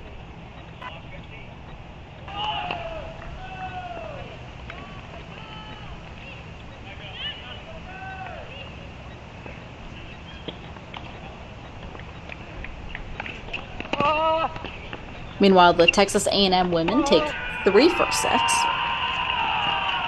Rather make that 4 as Mary Stoyana just took the first set 7-5 over Alina Sharabina at court number 1.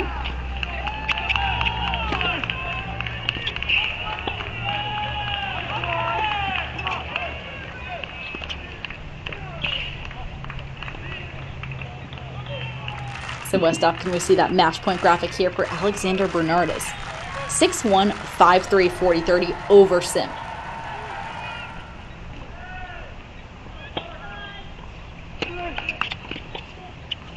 That is a let, which is played, and a bit of an unlucky let for Bernard as that one just sits there for Sim. Of course, lets are now played in college tennis. So it is deuce point, a match point deciding point here for Alexander Bernard from Ohio State.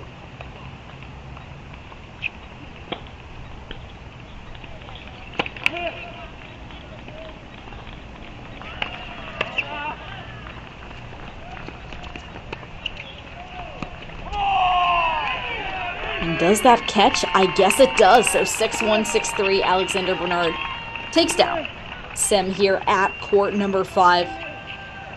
3-love. Ohio State leads. And Westhoff, let's quickly jump on over to court number 6. Court number 6 here at OSU, as we do see Jack Anthorp is up 6-3, 4-2 against Francisco Lamas.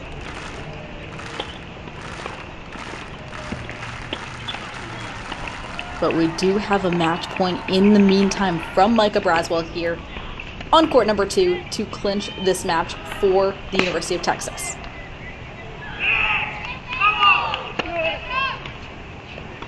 Second serve here for Braswell.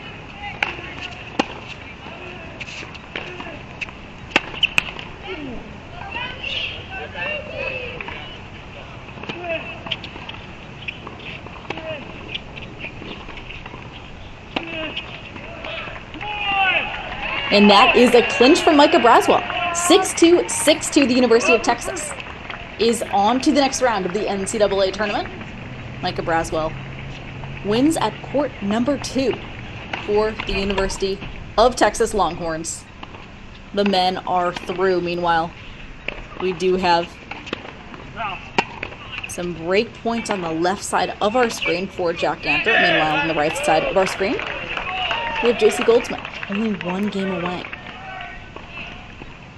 for Texas A&M.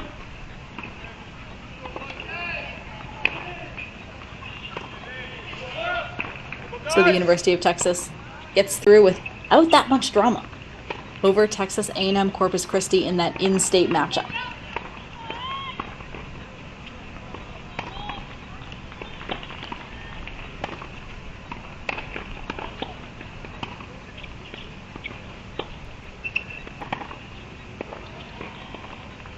Meanwhile, we do see JC Goldsmith at the benefit a little bit of some double fault, some serve trouble from Kostenko.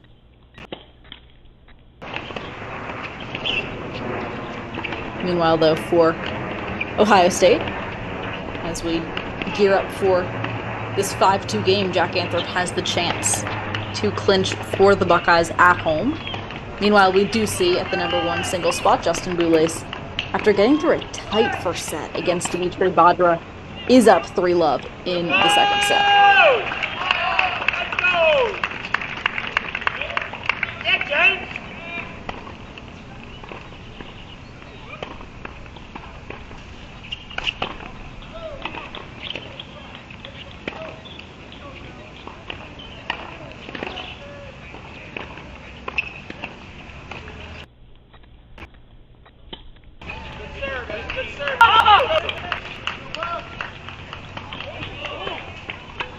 And that one sails long off the racket of Goldsmith. So Kostirko is Up 30-15 now, meanwhile, Jack Anthrop just 3 points away.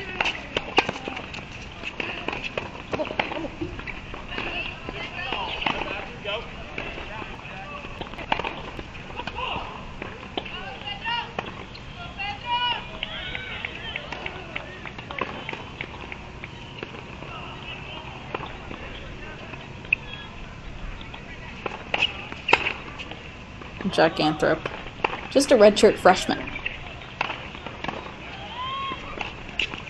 playing at number 6 for the Buckeyes.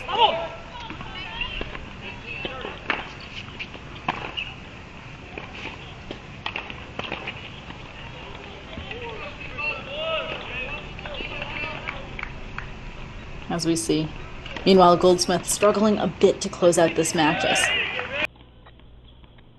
Stierko now has 2 chances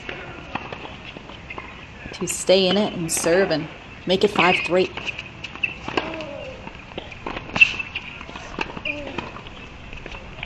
And she does. So 5-3 we play on court number 4 on the right side of our screen. Meanwhile, on the left side of our screen, we see if Jack Anthrop is able to close it out here for Ohio State, as he is 2 points away.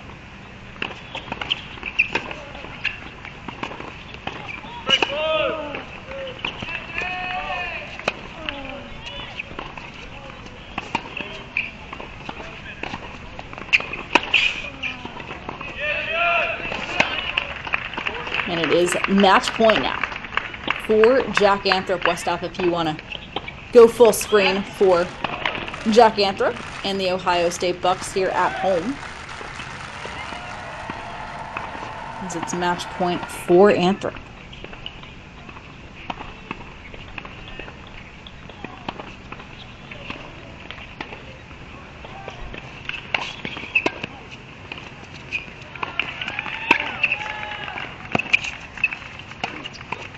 Quick hands. And Anthrop is there with the lob.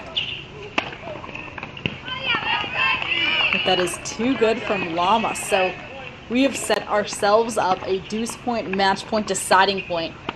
May I say, that was one of the best points of the match. There, match point down. Shout out to Lamas for that incredible defense. Deuce point, match point.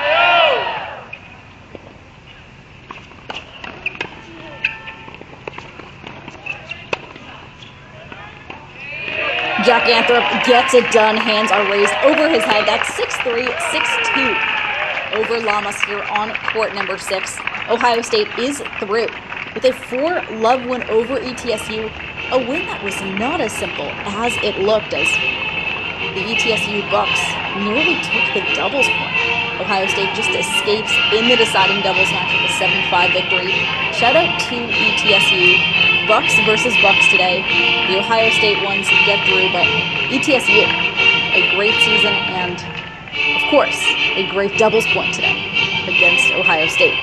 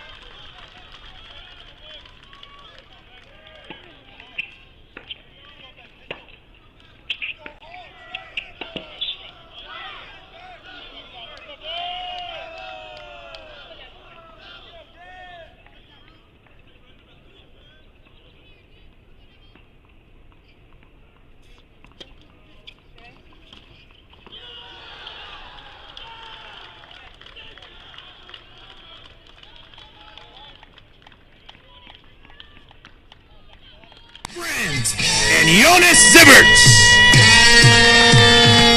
On court number 2, Herman Hoyerall and Colton Smith. And finally on court 3, Gustav Strom.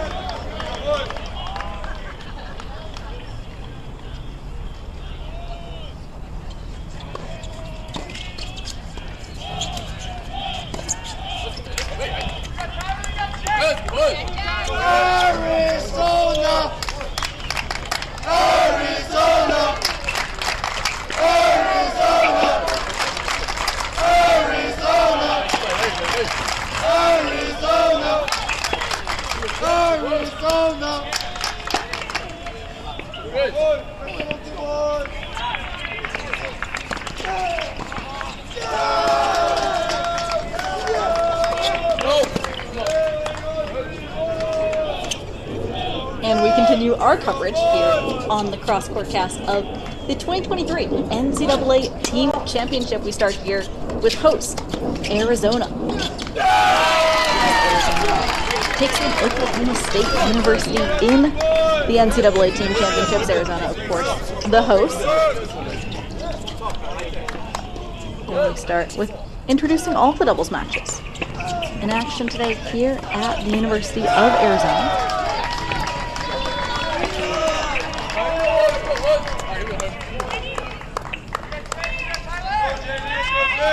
So we start off with the 78th ranked duo, Tyler Zink and Chase Ferguson. Westoff, if we could hop on over to court number 1 at Arizona. As we take a look at Zink and Ferguson, taking on number 70, Jay Friend and Jonas Zibberts.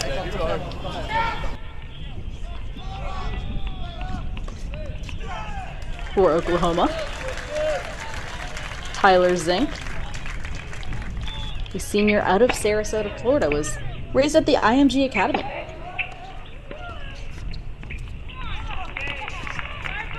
His father played collegiately at Southern Illinois University, Edwardsville, before competing on the Pro Tour.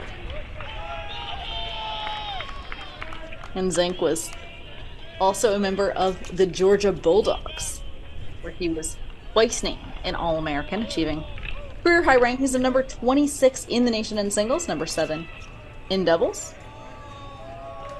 And he was an All-American as both a freshman and a sophomore.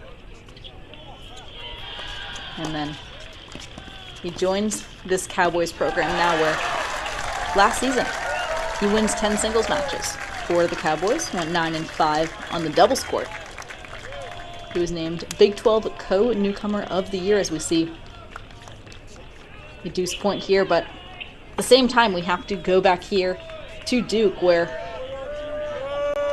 there is a potential for UNCW to take this doubles match as its match point for UNC Wilmington in this in-state NCAA battle.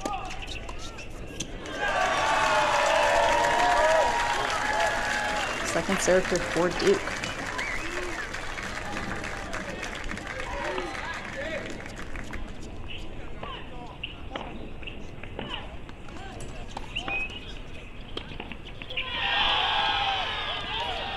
That is the doubles point for UNC Wilmington, folks. This is the NCAA's Gabe Hurtado and Bezod Rasimov take a 7-6 win over Ferris Khan and Narut Valenbeni.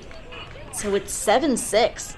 That is the doubles point for UNCW over Duke. Duke, of course, the host site this evening in that match, and those teams will head into singles. Meanwhile, here at Texas A&M, we see freshman Darius Matanikov up 6-3, 5-4. Over Dimitrov here on court number 5.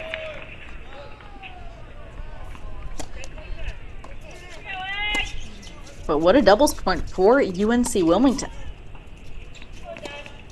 We've really seen host sites be pushed in doubles today, and that is the first time here on my stream here on Cracked Racquets that a non-host site has taken the doubles point. But here on the right side of our screen, Darius Matanikov just 3 points away from handing the Aggies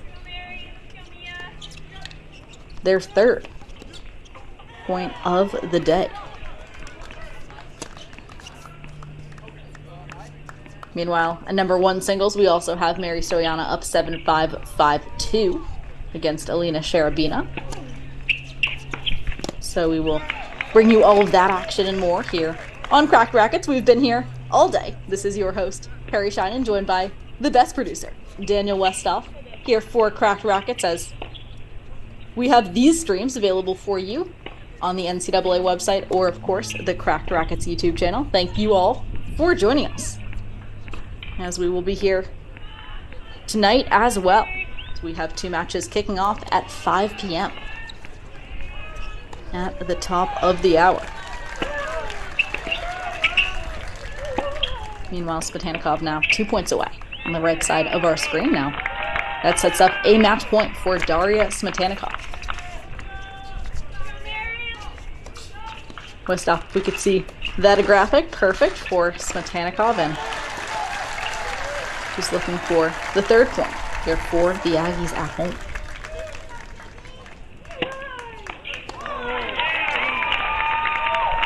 And so that's match 6-3, 6-4 for Darius Matanikov. Meanwhile, Mary Stoyana has match point on court number 1. So we're going to jump over there really quickly here at Texas A&M, as the Aggies are now up 3-love against Baylor. And rather, Mary Stoyana is close to a match point. Only 4 points away from taking a win here over Sharabina at that top single spot.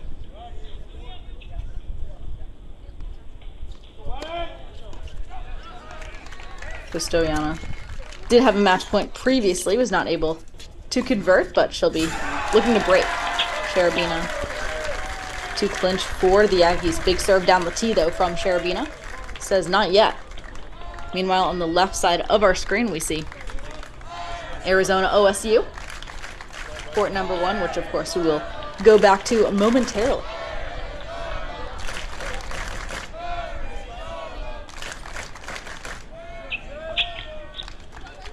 As we see Arizona, though, with 2 chances to take a 3-2 lead there on court 1 on the left side of our screen.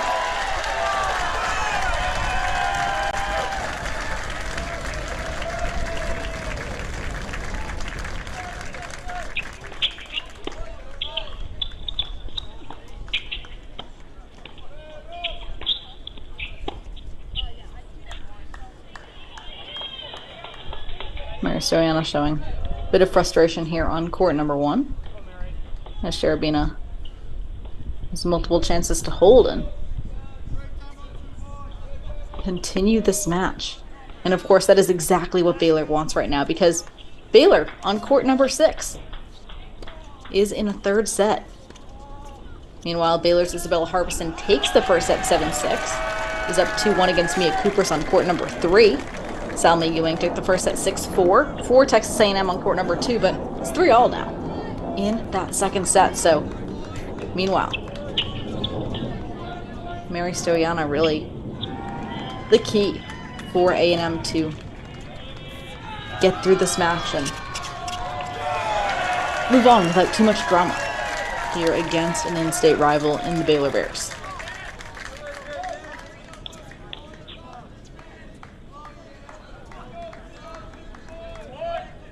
And Baylor, of course, playing without superstar Alicia Herrera-Lignana, who graduated this past season. And she was recently featured on my podcast about women's college tennis called On the Rise. That is part of the Tennis Channel Podcast Network. So you can get that episode wherever you get your podcasts to learn more about Lignana and the Baylor women's tennis team as a whole. And of course, here at Crack Rockets, we also have a ton of player and coach interviews for you. Those can be found on the Cracked Interviews podcast. Also found wherever you listen to your podcast. As we see Stoyana staying nice and solid at the baseline. But she does go down 15-love here against Cherubina. That backhand sails long. Meanwhile, on the left side of our screen, we do see Arizona starting to break through here in this doubles match at court number 1.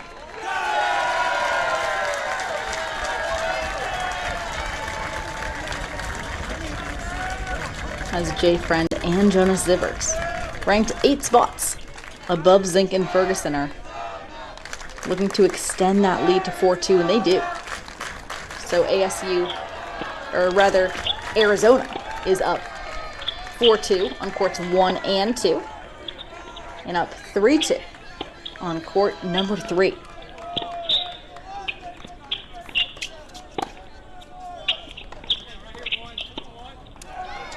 But again, a big first round matchup. Rather, second round matchup in the NCAAs, as we do see these Cowboys taking on number 15 Arizona. Oklahoma State ranked 44 in the nation.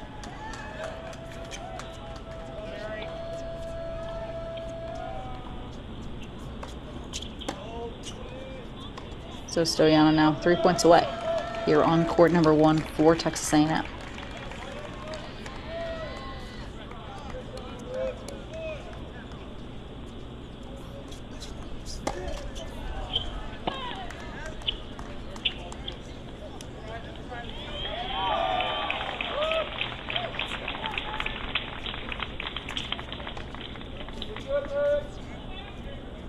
And again, looking at the way that Mary Stoyana plays, just very explosive on that serve.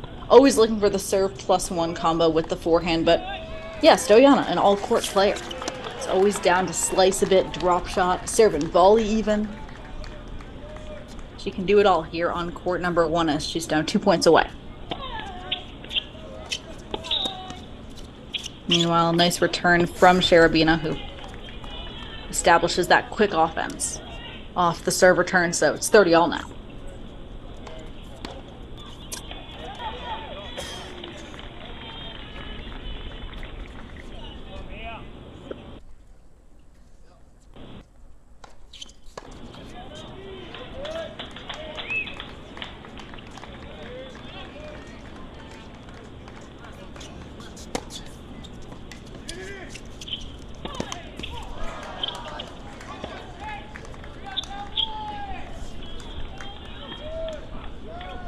Stoyana misses that forehand, and it's 40-30 now.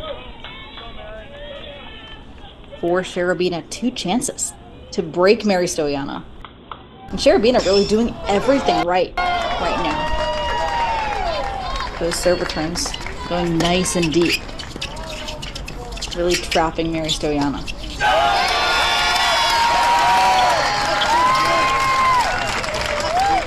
Big serve, though, from Stoyana. Sets up a deuce point, match point here on court number 1 and clinch point.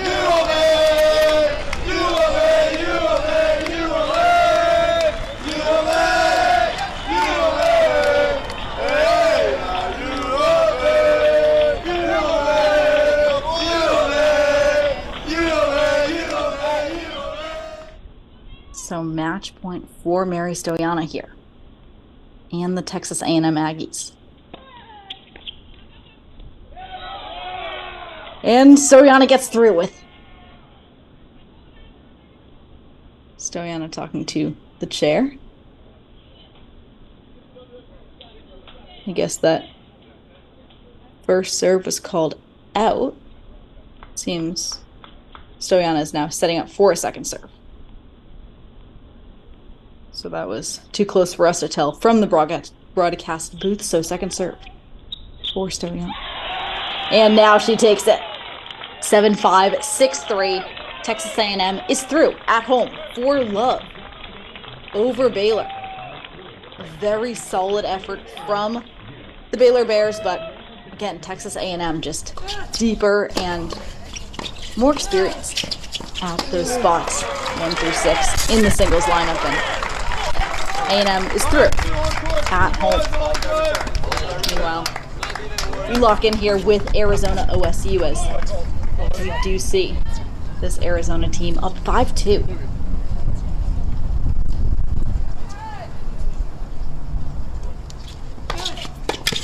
They're on court number 2, and that is Herman Hoyerall and Colton Smith taking on Isaac Beecroft and Alex Garcia. So we do see Arizona up 5-2 on courts number 2 and 3. But OSU battling back here on court 2.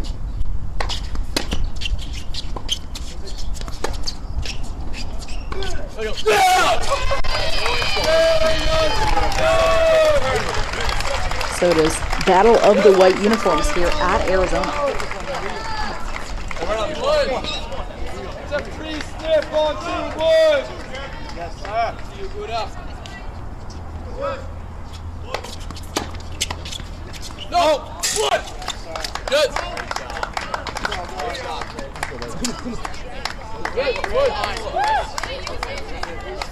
That's a snip on 2 wood. So 5-2 for Arizona on courts 2 and 3. Arizona just 2 points away here on court number 2.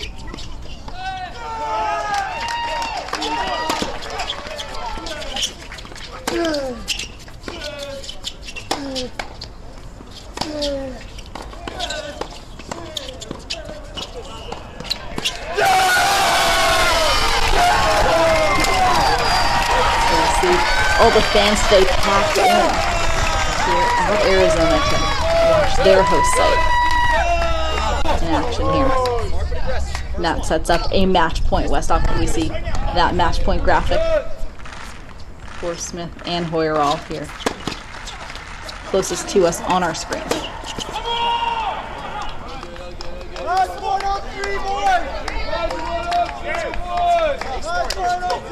And so that sails wide, setting up a deuce point, match point, deciding point.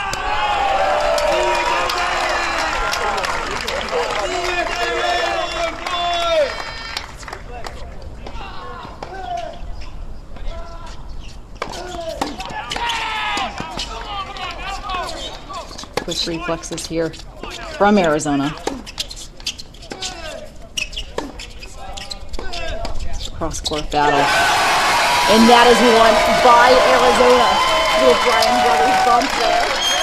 So Arizona takes it on court number 2, and Westhoff looks quickly hopping over to court number 3 as Eric Cadram and Gustav Strom are up 5-2 against Alessio Basile and Carl Ruthman. So we do have Arizona 1 game away from a clinch in this doubles point. Now it is 5-3 on our updated score. So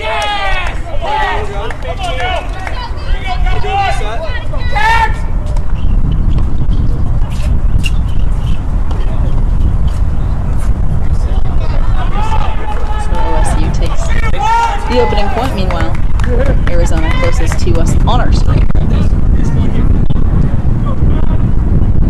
looks to serve it out.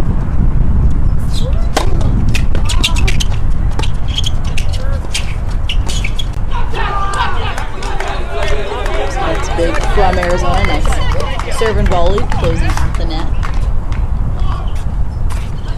And again, for this Arizona team, really keeping it simple right now. Rather, we do see OSU taking a 30-love lead here.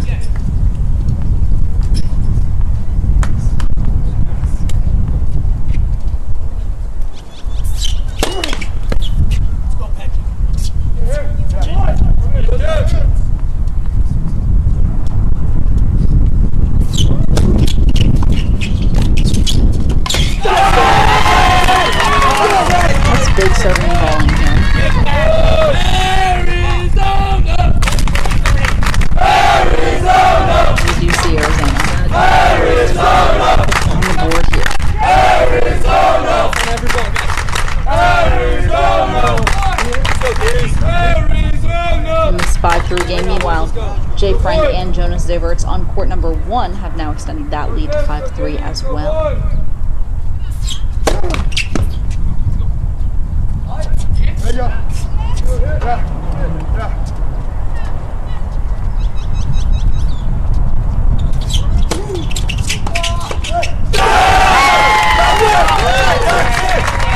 It's 30 all. Court number 3.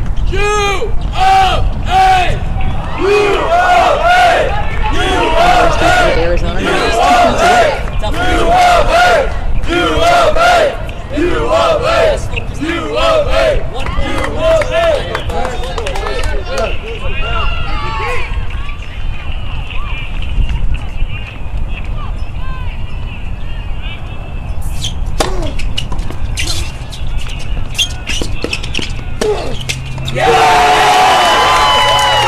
sets up a match point for Arizona. Match point here and clinch point for the doubles point.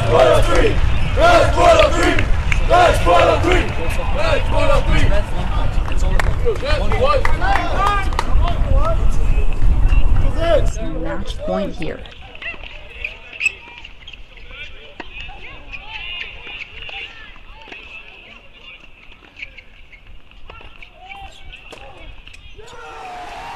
Huge serve. Arizona takes it. Brand Brothers chest bump. That is Arizona's thing here.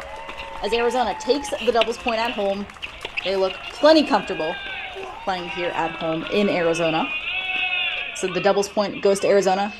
They start off with a 1-love lead in this college match. Meanwhile, we check out the Ohio State Vanderbilt women. Just starting out here at Ohio State. Meanwhile, on the left side of our screen, UNCW takes that opening doubles point over host side Duke. But we do see here on court number 1, Garrett Johns does have a 2-love lead. Start off singles.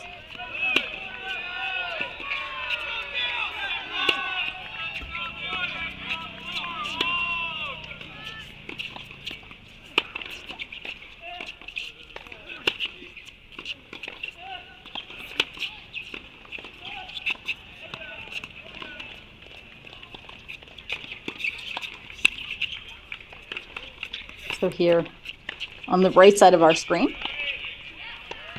we see this Vanderbilt duo of Celia Belmore and Marcella Cruz closest to us on our screen. They have an early 2-love lead.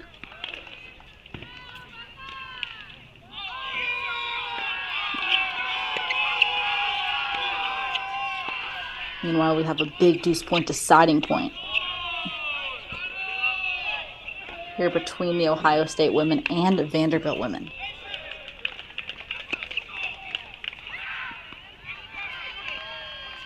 And that goes the way of Celia Belmore and Marcella Cruz. So it's 3-love here on this number 1 doubles court. So West up, let's head on to court number 2 at Ohio State. Court number 2.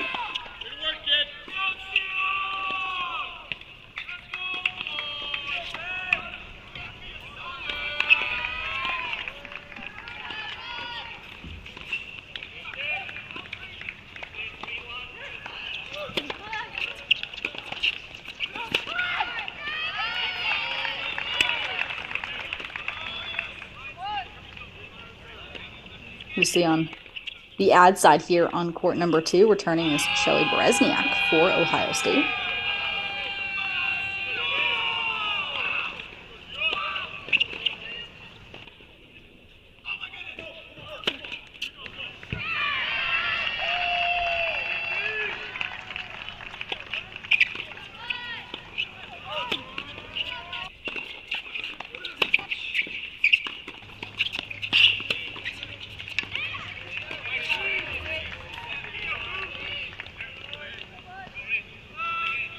So we do see Vanderbilt with those early leads. 3-love on court 1 and 2-1 here on court number 2. Meanwhile, on the left side of our screen, we do see Garrett Johns with 2 chances to extend his first set lead to 3-love.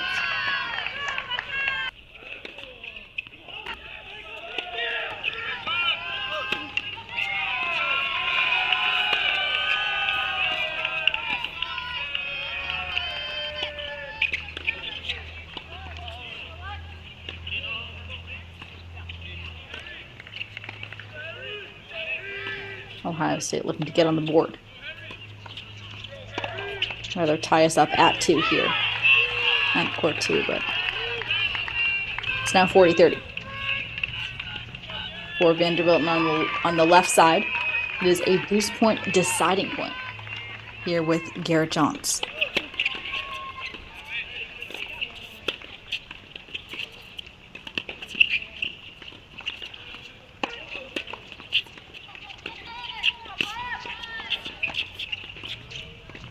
Little volley out of the air. Johns on defense.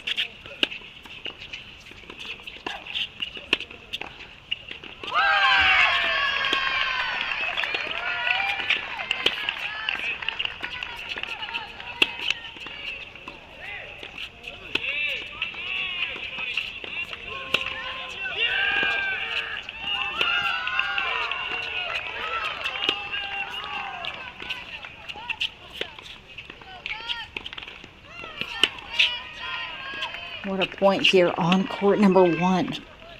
We play on here. Johns is there for the drop shot, but that is too good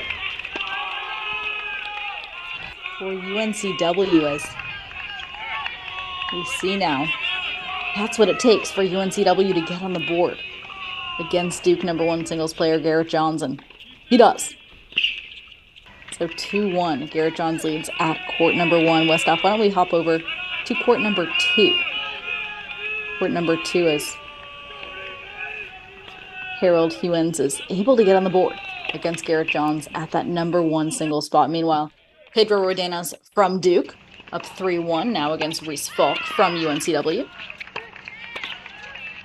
And looking at Duke, after dropping the doubles point, Duke has first set leads up 3-1 and 3-love at that 2 and 3 spot, with Garrett Johns up 2-1 at the number 1 single spot.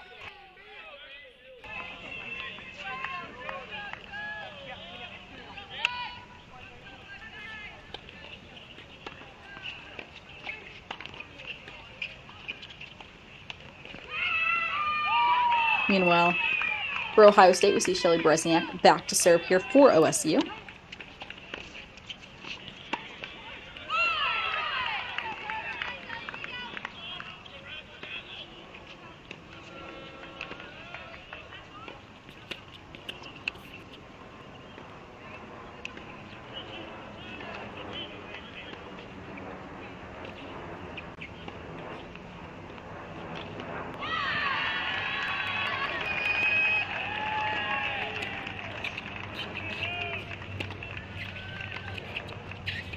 So deuce point deciding point here on court number 2. It's 3-2 now. That goes the way of UNC Wilmington.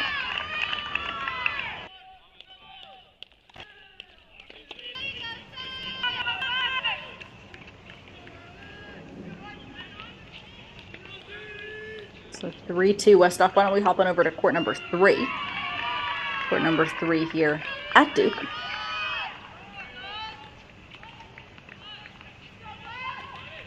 As we see, Pedro Rodenas does lead Reese Falk there, 3-2. In court number 2, meanwhile, Andrew Zhang from Duke does have a 3-love lead against Gabe Hurtado from UNCW. Here on court number 3.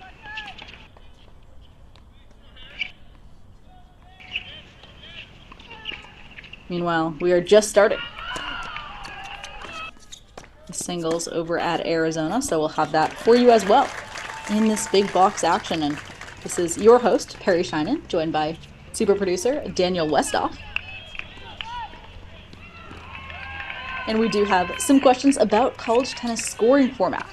Great question, because it is different, of course, than professional tennis, which is individual. So for college tennis, the doubles point is the first to get 2 out of 3 of the doubles matches. There are 3 doubles matches in action, so doubles point only worth 1 point. So that's how you see 1-love. There, Arizona did take the doubles point, whereas UNCW took the doubles point over Duke. And then in singles, there are 6 singles matches. So the first team to get 4 points overall wins the college tennis match. And so we see UNCW only needs 3 more. Arizona only needs 3 more as well. But OSU and Duke, they need to win 4 out of 6 singles matches to come out with a win today. And it's all about timing in college tennis. It's sometimes the players that can play the fastest for your team, whether that be just aggressive play or playing quickly in between points.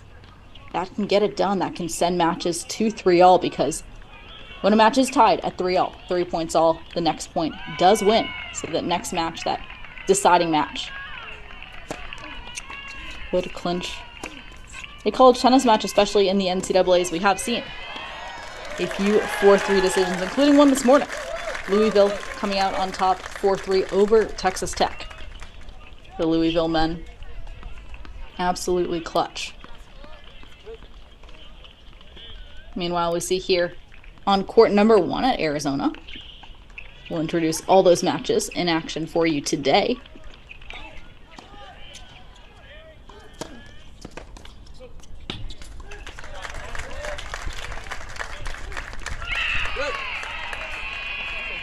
As we see on this number 1 singles court, we have 2 ranked players squaring off in number 104, Tyler Zink, taking on number 55, Colton Smith. Zink from OSU, Colton Smith from Arizona.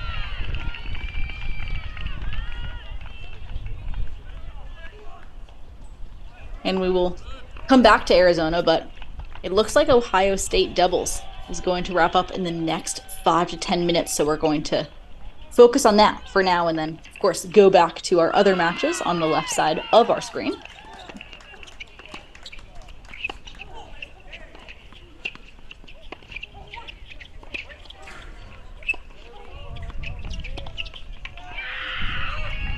As we saw, big poach from Marcella Cruz.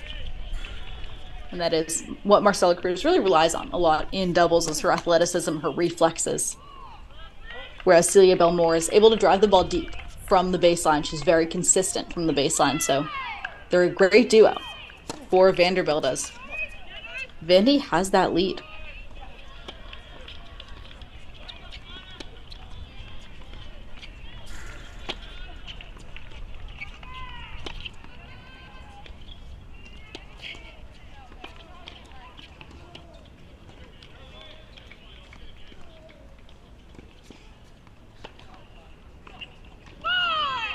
Meanwhile, we see Celia Belmore here back to serve.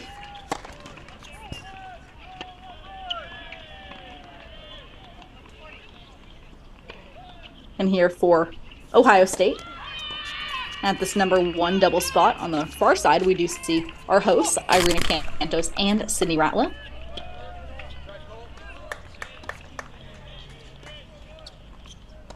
As they have multiple chances to break now.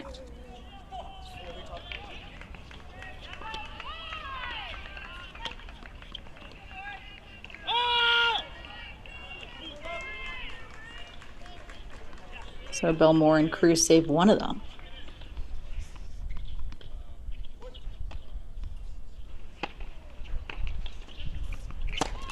That falls in, so Ohio State breaks 4-2. Vanderbilt still in front here in this doubles point. Meanwhile, Vanderbilt, a number 2 doubles, is up 4-2 as well. So Westhoff, let's actually hop on over there to court number 2 as we take a look at all these doubles matches here at Ohio State, because it's 4-2 for Vandy on courts number 1 and 2.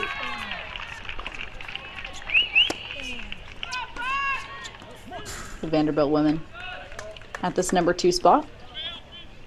Anna Ross and Holly Staff. They're taking on Shelly Bresniak and Isabel Boulais.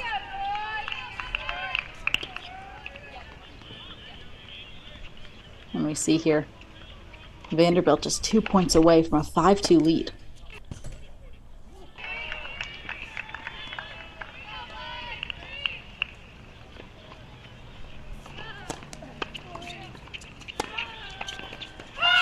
Holly Staff picks that one off at net. And again, that is thanks to the depth from Anna Ross on that serve return. So it's 40 love now for Vanderbilt.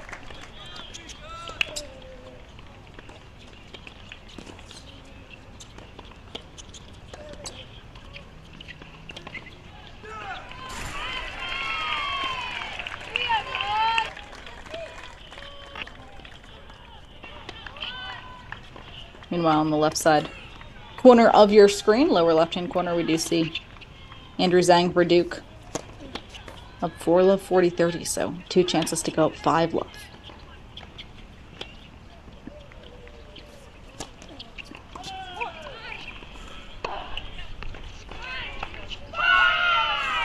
That's a big game from the Vanderbilt Commodores at number 2 doubles. So, Westhoff, let's jump on over to number 3 doubles really quickly.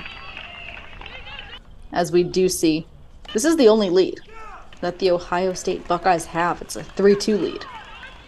It is held here by Daniel Wilson and Coley Allen. Daniel Wilson, a grad transfer after a standout doubles career and singles as well at USC.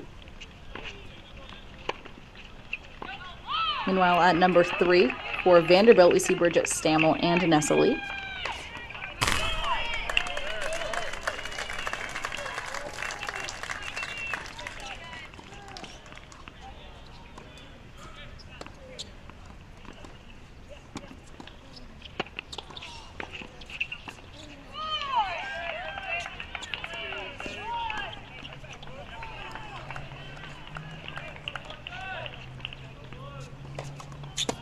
So 3-2, 30-15 for OSU. Meanwhile, Westhoff, why don't we head back to court number 2 doubles, as those players get back in action. And we do see Stammel missing that swing volley.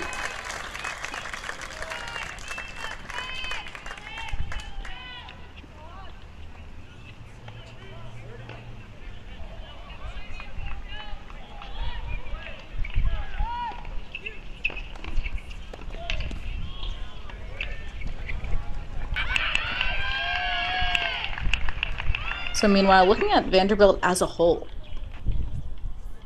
the Vanderbilt squad is 16-11 this year. They're 7-8 in their conference, and has not been a standout year for the Vanderbilt Commodores. In fact, they have struggled for most of the season, and Alex Gruskin did ask when everything would come together for this Vanderbilt team, and who knows, perhaps tonight is the night. It's never too late when you're at the NCAA tournament, because after all, this is the tournament that everyone remembers. As we see Vandy here trying to serve it out.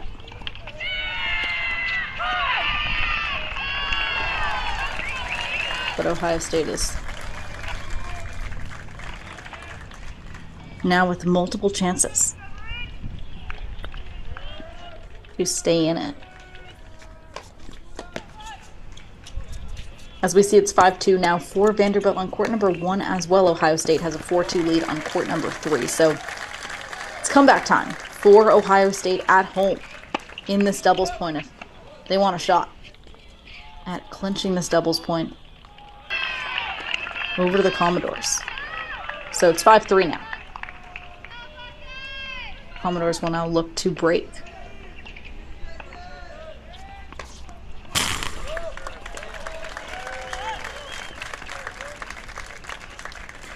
Meanwhile, looking at Ohio State, the squad is an impressive 21-7, 10-1 in conference play, with their only loss in 2023 coming to, of course, Big Ten regular season and conference champions Michigan. It was a 4-2 loss to Michigan on April 30th. And before that, a 4-1 loss to Michigan on April 16th.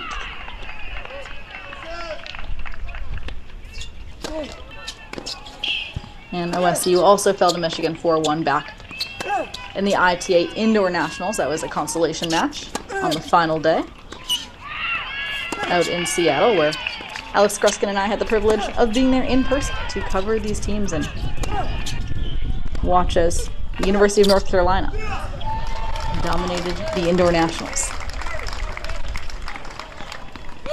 winning their 7th overall Indoor National title. That is the number 1 ranked Tar-Heels.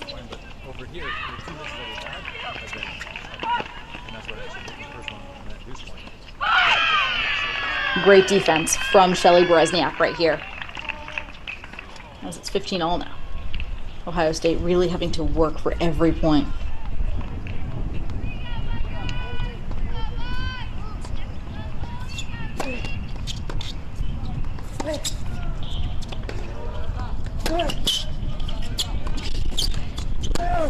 Meanwhile, it is set point on the lower left-hand corner of our screen for Zhang from Duke, as he goes for a bagel on this Saturday evening.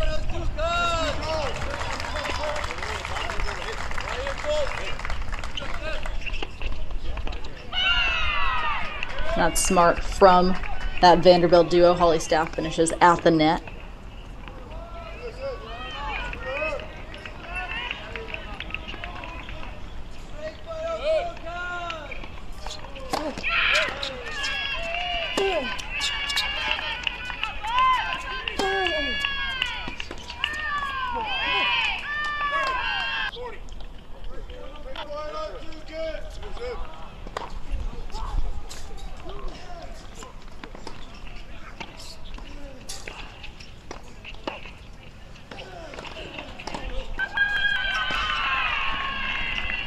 And that's big from Vanderbilt. So it's a match point for the Commodores here on court number 2. Holly Staff and Anna Ross. Meanwhile, it's match point for, it's 40 love for OSU on court number 1, but Vandy does lead 5-2. So OSU trying to extend that match at 1 as well.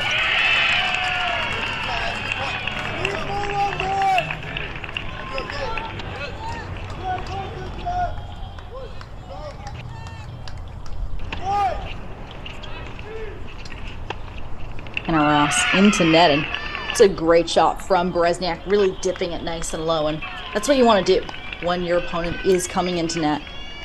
Again, smart play from the Commodores, too good though from Ohio State, so we play on.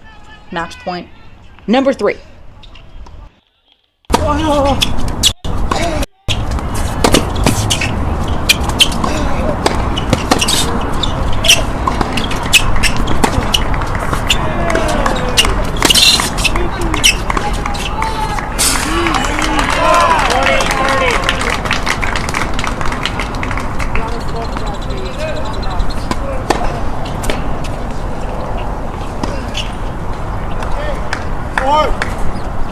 Holly Staff with the ball down the middle. Anna Ross with a short forehand.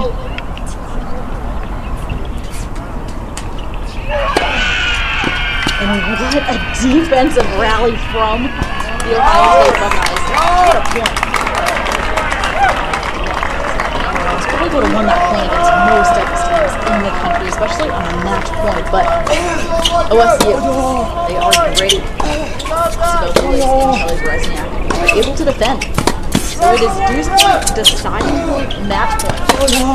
It's probably not the first time I'm going to say this in this match between Vanderbilt and OSU already. So promising to be a potential 4-3 match here in Columbus.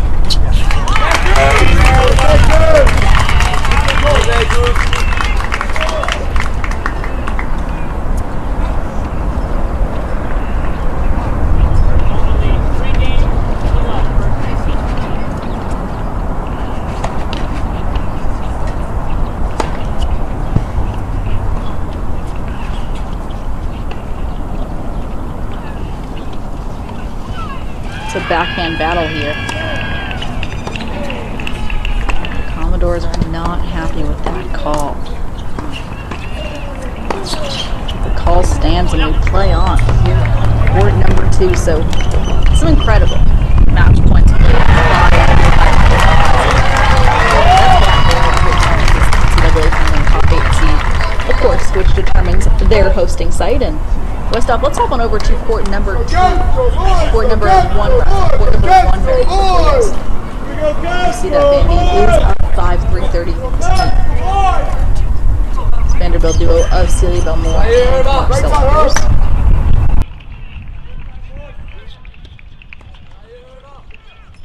So now just 2 points away.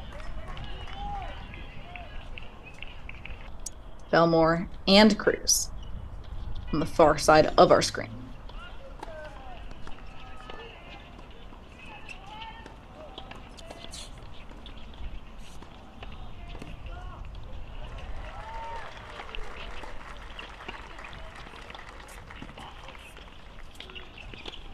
So 30 all here, second serve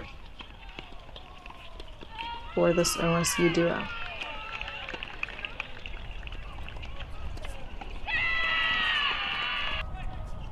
And that is very aggressive play from Ohio State, a bit too defensive from Vanderbilt. So game point for Ohio State.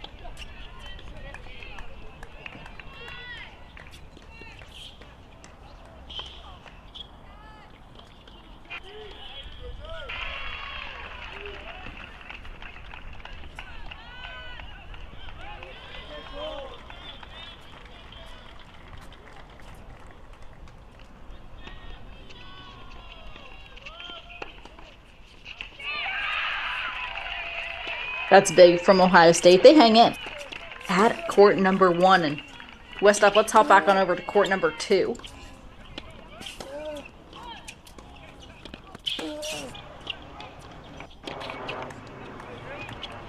So meanwhile, we do have a return of the cameras at Tennessee.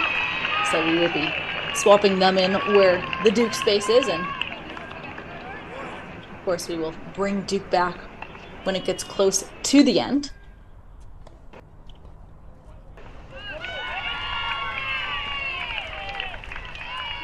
And we will have the Ohio State doubles for the remainder here on the right side of our screen.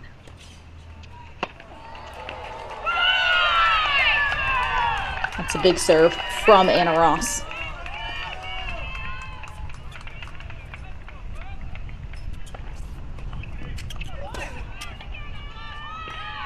So it's 30 all now, Vandy just 2 points away.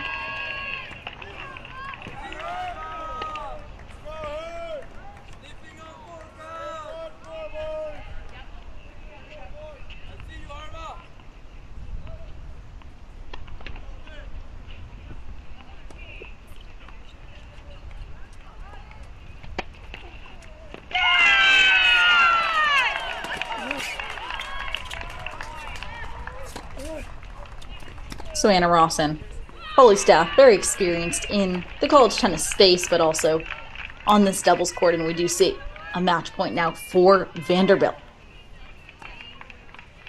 So match point for Holly Staff and Anna Ross.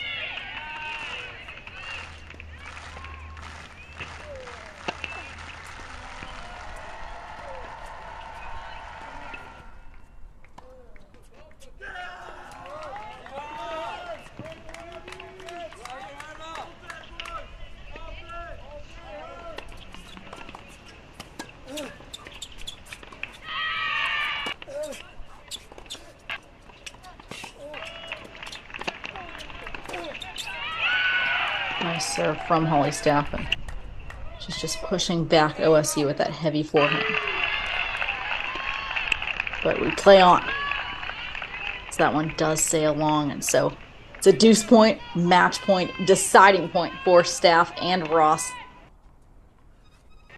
So they try to dig deep here against OSU to close this one out.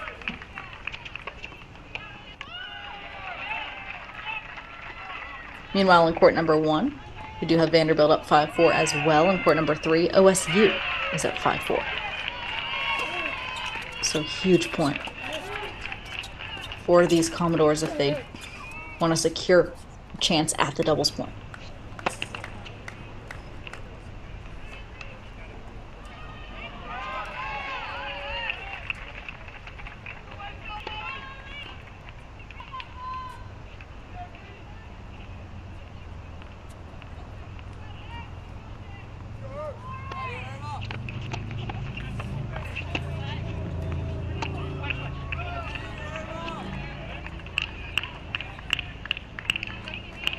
And Holly Staff. Is that a double fault? As we're waiting for confirmation of what happened there, or if it's a second serve. Maybe it's a second serve for Staff.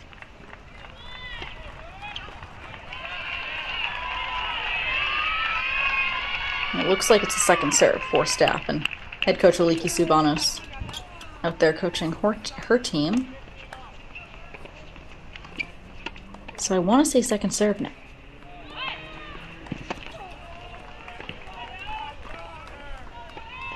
Or maybe there was a let. Maybe they replayed the point if there was a ball that rolled into the court, perhaps.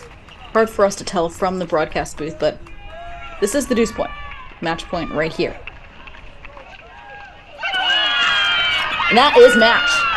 Holly Staff and Anna Ross get it done on court number 2. And Westhoff, let's hop on over to court number 3.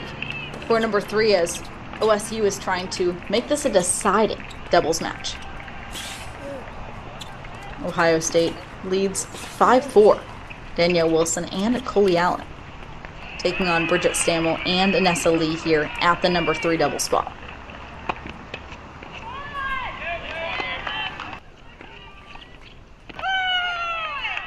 And that's big from Anessa Lee again, set up by the depth from Bridget Stammel's back end. So it's 15-all. Or rather, 30-love now. Vanderbilt leads here on court number 3.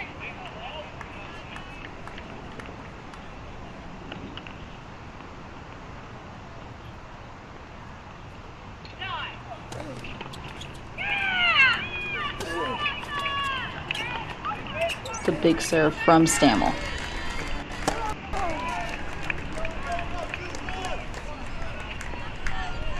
So multiple chances now for Bridget Stammel to send this to 5-all. Meanwhile, it is now 5-all in court number 1.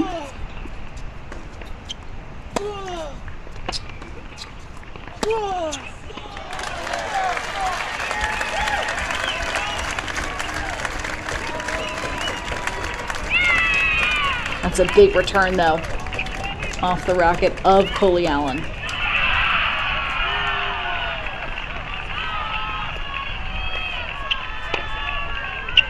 So we see Vandy still multiple opportunities to serve their way back into this match.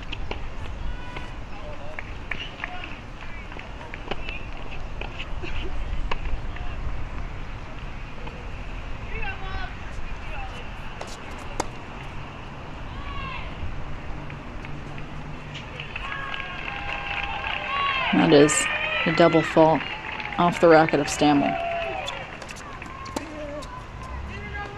So Vanderbilt struggling here to close out this game. But Vanderbilt really has to be careful here, playing with fire a little bit with these game points because, again, Ohio State's such a gritty squad, playing at home here in Columbus.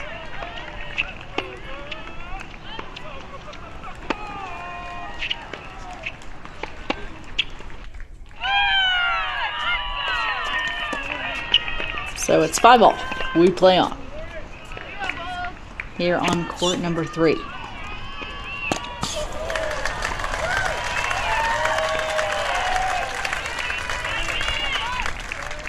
Vanderbilt, led by head coach Aliki Subanos and assistant coach Haley Carter, who was one of the best players in the history of college tennis. She was the winningest player. One of the winningest players, rather, at North Carolina, earning 7 ITA All-America honors. She was 168-25 in singles, 126-23 in doubles, and Haley Carter helped the Tar Heels to 4 regular season ACC titles, as well as the 2015 indoor national title.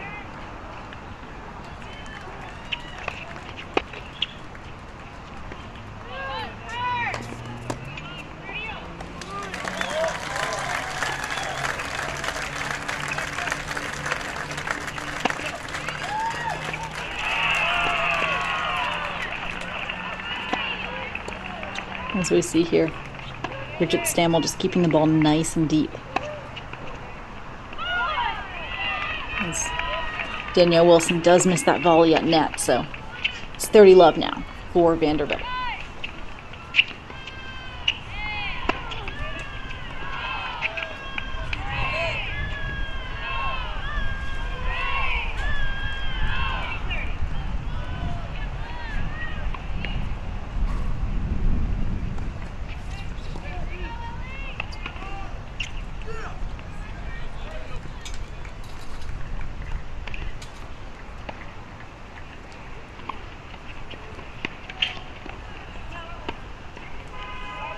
double fall gives Vandy now 40-love advantage. Vanderbilt has now taken a 40-love lead in both of these games after being down 5-4 against Ohio State. A few uncharacteristic errors from this Ohio State squad here at number 3 doubles.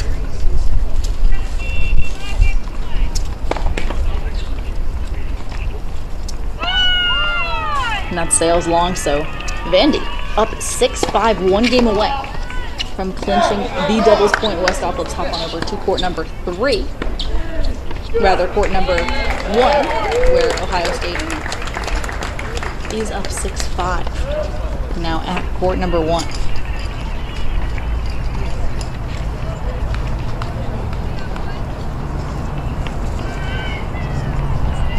So we see here Ohio State up 6-5. Vanderbilt up 15-love. In this game, looking to send this one to a tiebreak.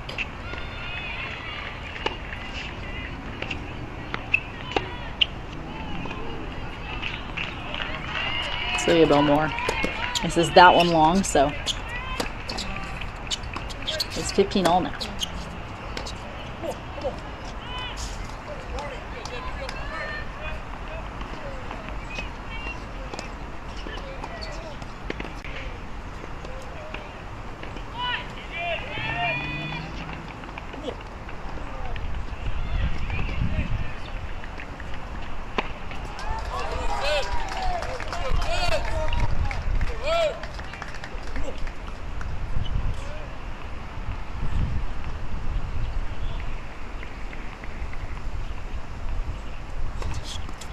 Second serve now for Vandy.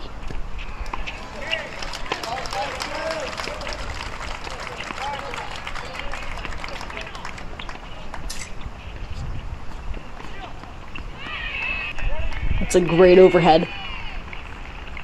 They're at number 1 doubles from Sydney Ratliff. Ratliff and Irina Cantos-Seamers, known as ICS, playing some good doubles here. Now they're just 2 points away. Meanwhile, Westhoff, let's actually hop on over to court number 3 really quickly.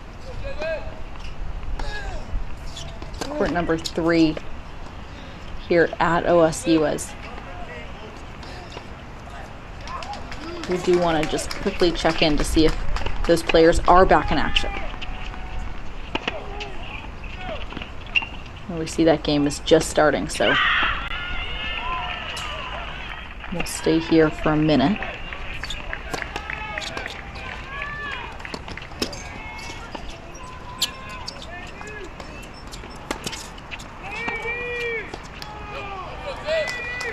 Dropper from Vanderbilt. And with that lucky let cord, Vandy now 3 points away.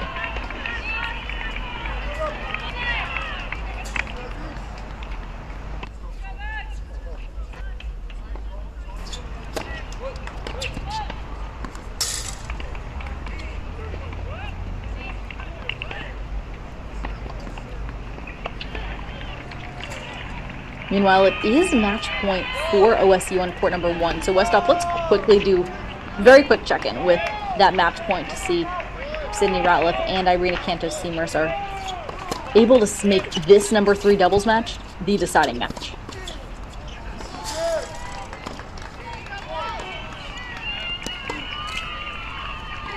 So match point now for the Buckeyes.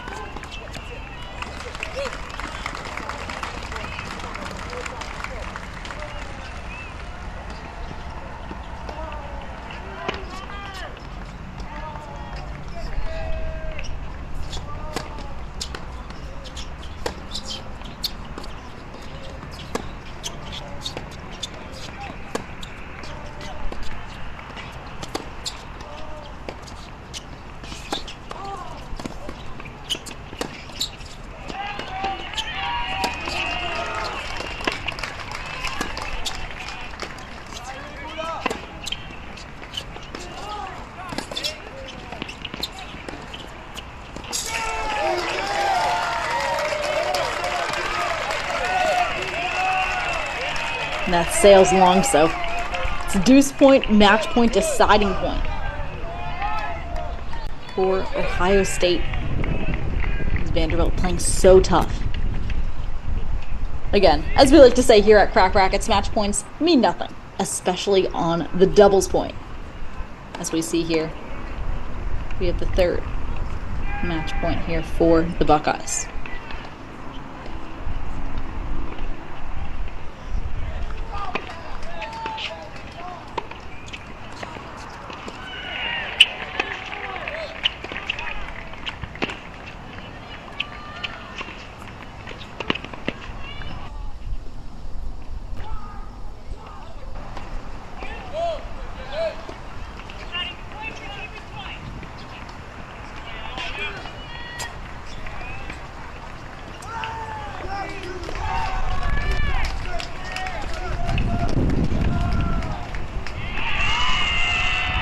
Second serve for Vanderbilt.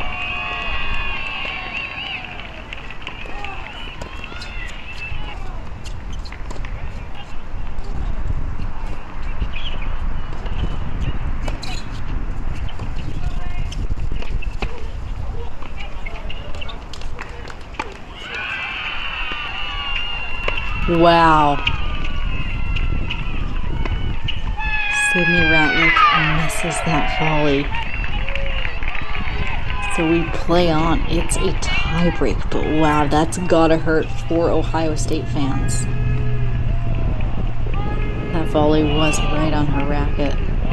But it's not easy, especially when there's no pace on it. Create pace on a match point. But Westhoff, we are going to head back to court number 3 because this match actually might finish soon as Vanderbilt is 2 points away. So Vandy, of course, takes number 2 doubles. They only need one more to clinch this opening doubles point.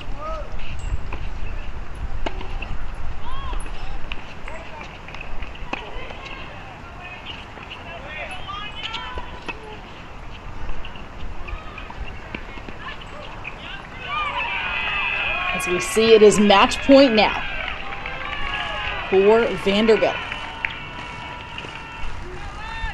Bridget Stammel and Anessa Lee have the chance to clinch. They have 2 chances to clinch the doubles point for Vanderbilt over the host Ohio State.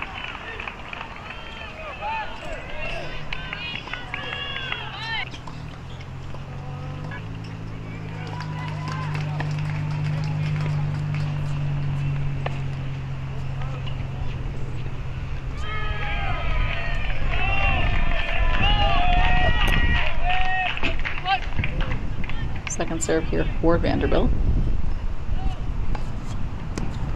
And Anessa Lee back to serve.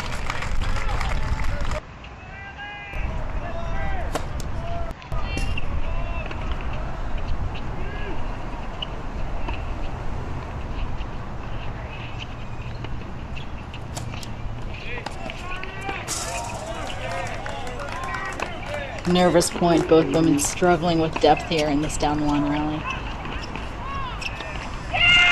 That was a great volley, though, from Danielle Wilson to save that match and save the doubles point. So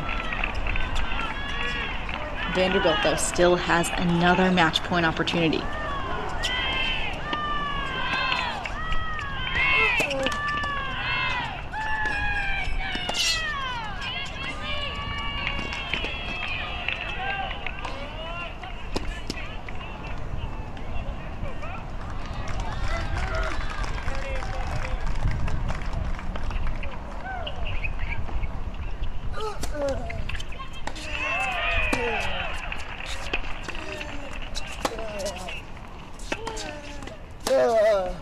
Cross-court battle here. Seeing who will be the first to move. Which net player will be the first to poach, and that is the Ohio State Buckeyes. So Coley Allen and Danielle Wilson both coming up with clutch volleys to send us to a tiebreak here. So this doubles point will be decided by 2 tiebreakers.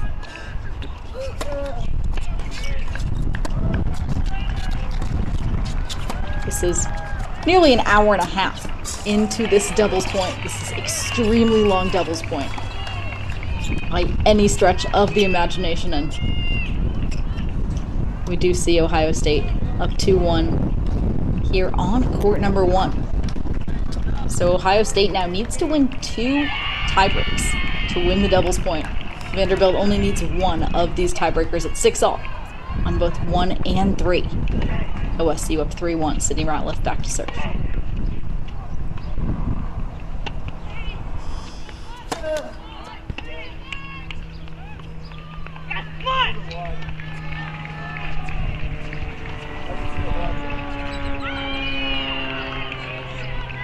So 3-2 now. Vanderbilt building back.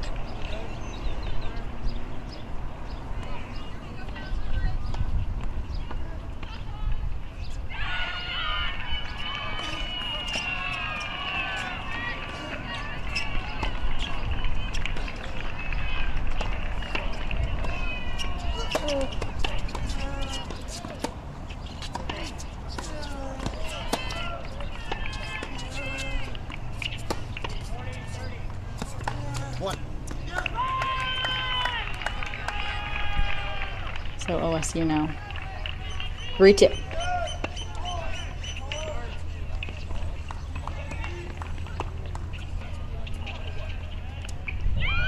Wow, the ball lands in.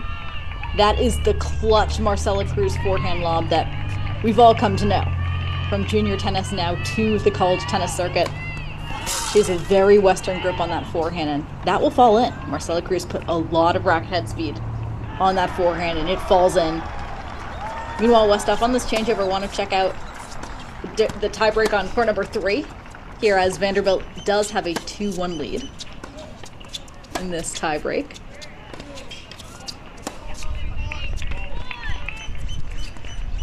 One for the Commodores.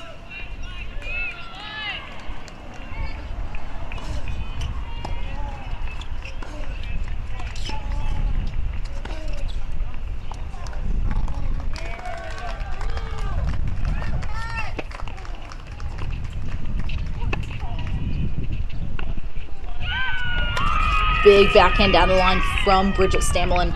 Again, Stamel playing backhand so smart from the Commodores to put her at 3 doubles on the backhand side.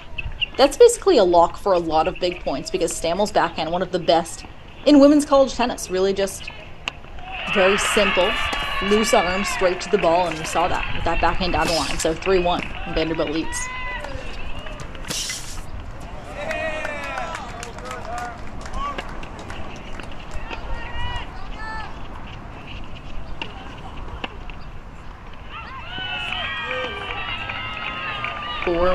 For Vandy now. Coley Allen showing a bit of frustration back at the baseline. Meanwhile, we do see OSU up 4-3 in the tiebreak at number 1. Doubles. But again, Vandy only needs 1 of these 2 tiebreaks to go their way.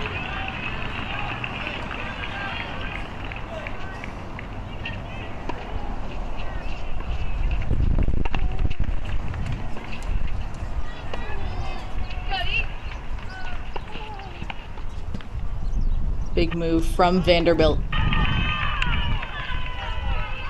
at net, so we switch sides, and while we do, Westhoff, Vandy up 5-1. Let's go back to court number 1. Let's see, as OSU is up 5-3 in this tiebreak. Marcella Cruz playing forehand here. Cruz out of New York. Grew up training at the Billie Jean King National Tennis Center. She does miss that forehand return, so now it's match point for Ohio State. Match point Buckeyes. Meanwhile, Vandy, though, 2 points away from clinching this doubles point at the number 3 spot, so we will keep our eye out on both of those matches for you. Celia Belmore looking to serve the Commodores out of this full here on court number 1.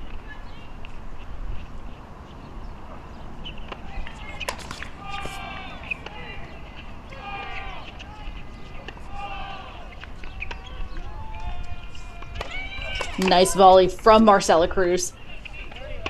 finishes that one off. And Westhoff, I think we're going to have to hop back to court number 3, though, even though there are a few match points here for Ohio State, because, again, this doubles point could be clinched on court number 3.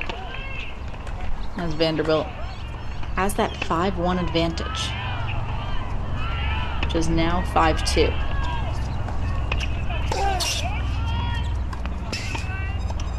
So we will keep you updated with the score, of course, at number 1 doubles with Ohio State, but here at number 3, we do have to lock in here. But that is a bit of a nervous return there from Stammel, so it's now 5-3.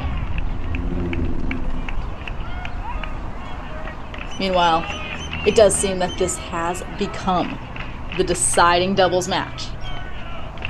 An hour and a half into the doubles point, we're still playing. We are still going here in Columbus as Vanderbilt of 5-3 in this deciding doubles match after OSU does take it at number 1 doubles.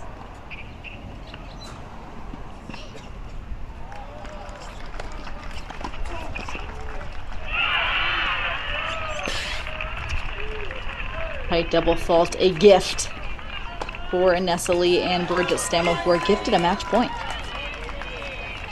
here on court number 3 with that double fault. So this is the point, Vanderbilt fans. This is the point that we have been waiting for an hour and 27 minutes now. Is a match point to decide the doubles point. Bridget Stammel and Anessa Lee get it done. 7-6. 7-3 in the tiebreak. Vanderbilt takes the doubles point over host Ohio State. After, of course, the Buckeyes with a classic battle. Very, very hard fought from both sides, but an hour and a half into this match, we are just starting singles. 7-6, Vandy takes that doubles point. Meanwhile, we do check out the action at USC as the USC men are competing in the regional final.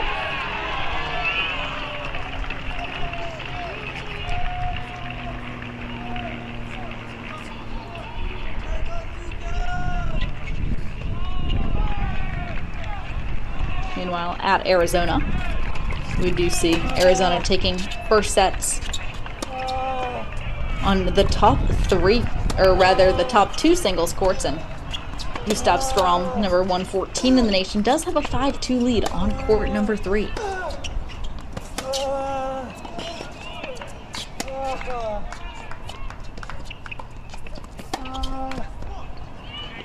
So here we are at USC, starting the doubles point here. Well, rather, we are already through the doubles point, as there is a 5-2 lead there. As we check out all the action today here at South Carolina, at Southern California, right? The other USC.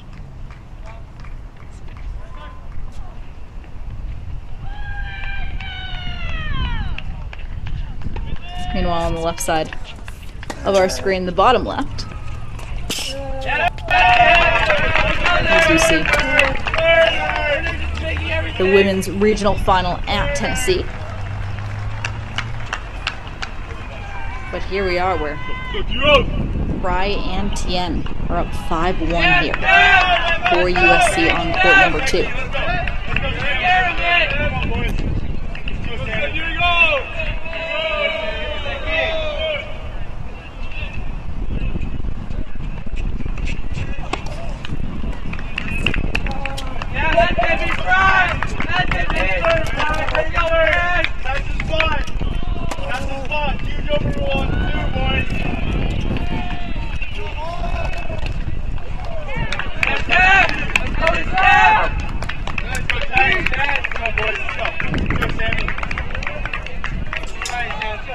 So Fry and Tien now just 3 points away.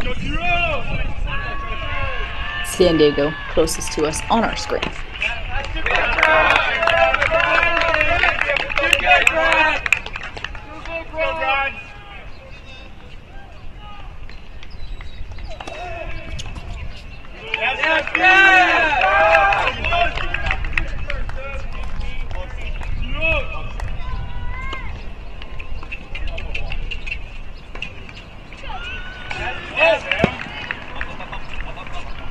Second serve now for Fry Tien.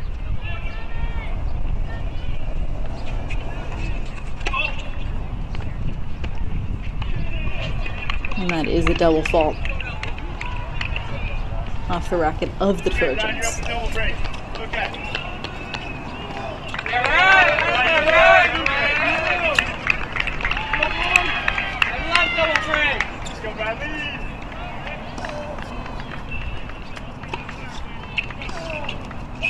As we see here, Bradley Fry and Tien do close it out.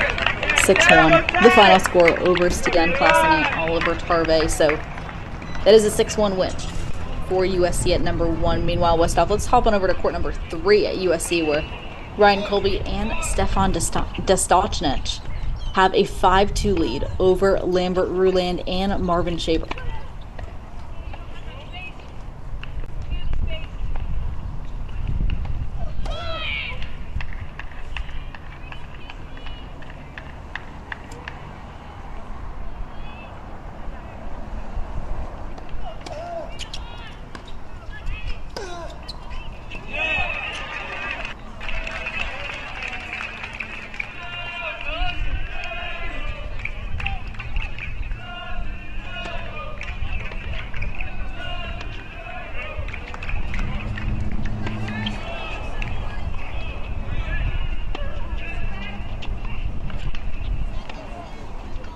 So this USC duo now just one game away from clinching the doubles point for the Trojans.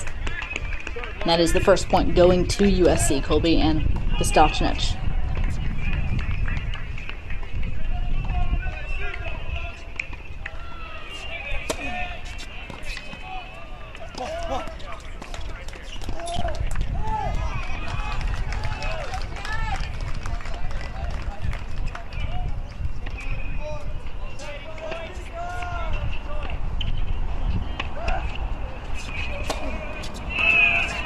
A big return from San Diego, so 15 all now on our main screen.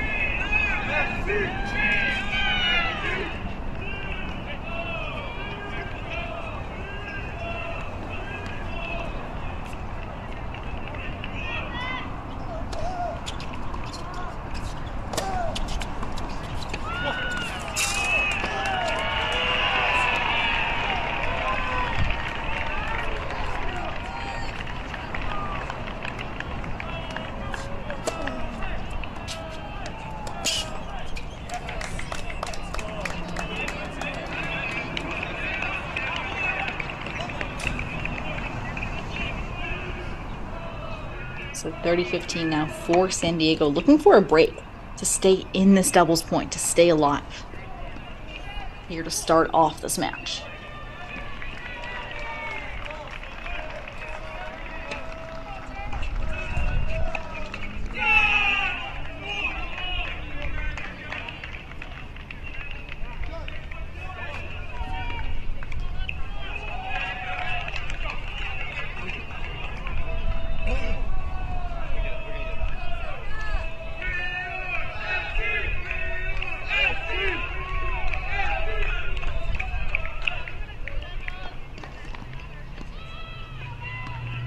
Multiple break points coming up here on court number 3. That is finished off by USC, so 40-30 now. San Diego leads, still looking for a break point. Meanwhile, on court number 3, rather on court number 1, we do see San Diego up 5-4. So this is really a vital game for USC. Hold serve here and close out the doubles point before things get too dramatic here at USC. And it is a deuce point, a deciding point, a match point for Dostochnich and Colby.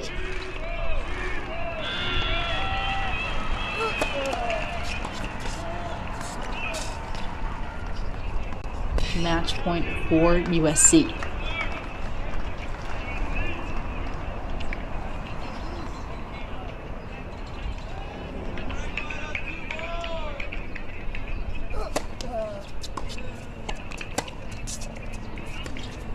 That let sails out, so it's second serve now for the Trojans.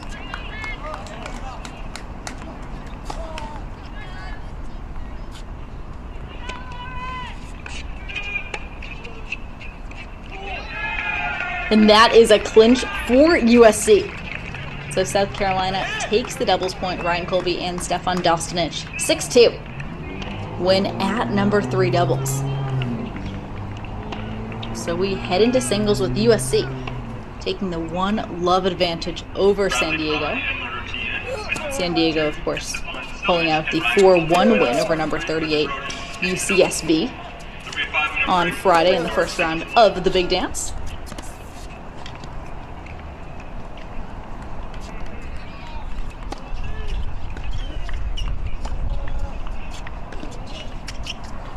Meanwhile, we see the Duke men getting closer and closer to the finish line. So we bring you that action as well. As we see here, Garrett Johns up 6-2, 5-1, 40-30. That is a match point for the number 1 player for Duke.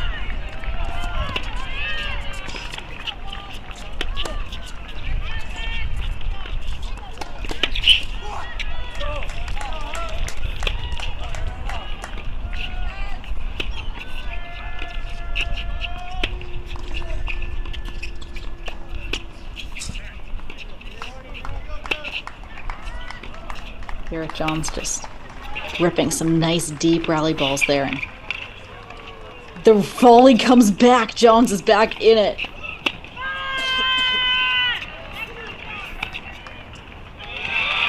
Garrett Johns after a heck of a deuce point. That is 6-2, 6-1 win for Garrett Johns. Finishing that match, making it 2-all now as the overall score here. And meanwhile, we check in with Andrew Zhang on court number 3 as he has a 6-love 5-2 advantage over Gabe Hurtado. So Duke needs 2 more matches. So does UNCW. As this has been uncomfortably close for the Blue Devils, UNCW fighting quite hard, putting up a big fight here at Duke.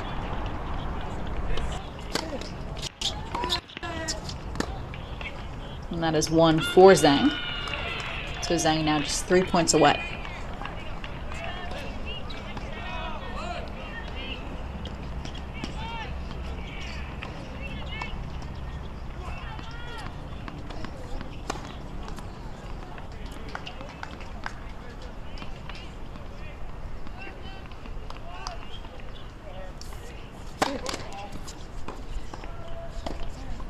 So 15-love for Zhang.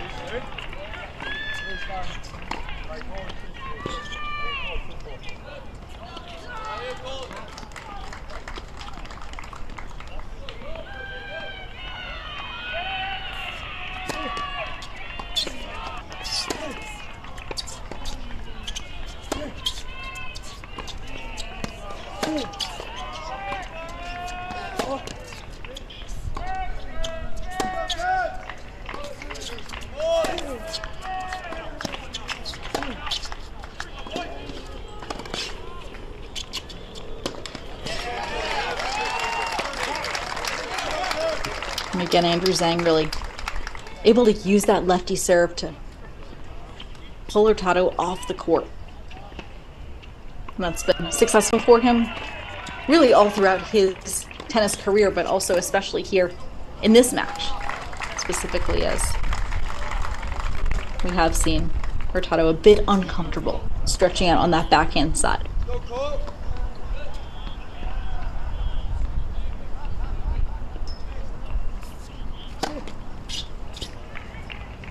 Meanwhile, we do see on court number 6, Jake Krug from Duke, who's up 7-5, 4-1 over Alex De Gabriel from UNCW.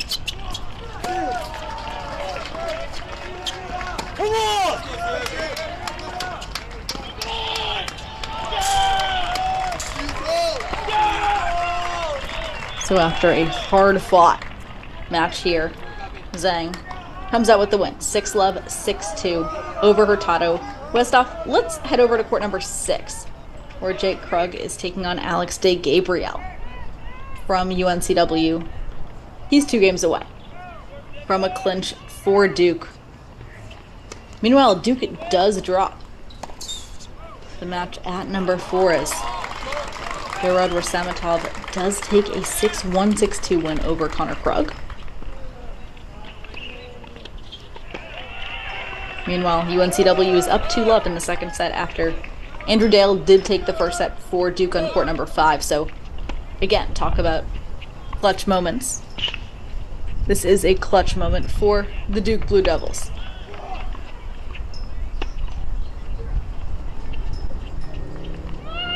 Meanwhile, looking at Duke as a whole, Duke, the host for this NCAA regional, they are 20-6 overall, 10-2 at home, 11-1 in conference play, losing to number 8 Virginia. Then number 8 Virginia 4-1 in the ACC championship. Big serve from De Gabriel.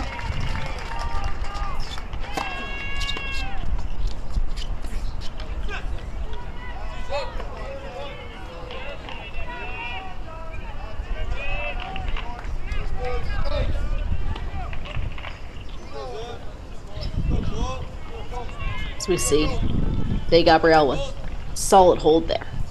So Connor Krug on his racket to make this a 5-2 lead.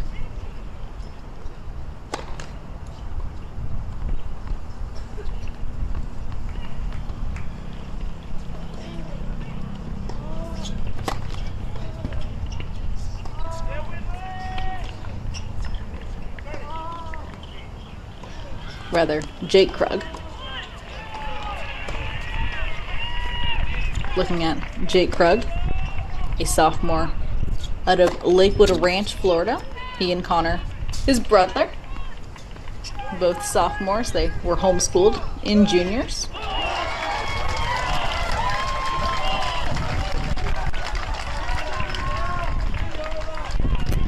Jake was an ITA Scholar Athlete recipient, going 6-6 overall last season in singles action. He was 5-4 in tournament play, 1-2 in dual match play. He was a blue chip prospect, ranked number 19 in the class of 2021. And he teamed up with his brother Connor to become the 2017 USTA Gold Ball Boys Doubles Champions. Of course, that is always a plus.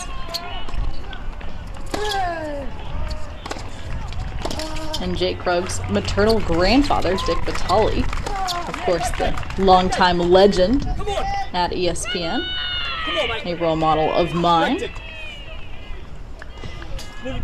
And his dad played football at the University of Notre Dame. His mom played tennis there.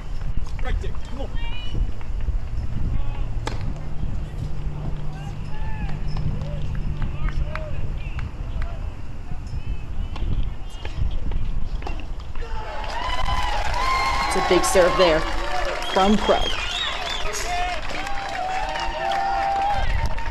So now he's 2 points away from taking a 5-2 lead here on court number 6 for the Duke Blue Devils. Come on, man, come on. All it takes, one game. Come on now. Come on. Meanwhile, Alex De Gabriel is a freshman out of Malta. He was ranked top 500 in the world in juniors. He represented Malta in the junior and men's Davis Cup. He's majoring in business administration at UNC Wilmington. So we do see Krug, though, with 2 chances to extend that lead to 5-2 now.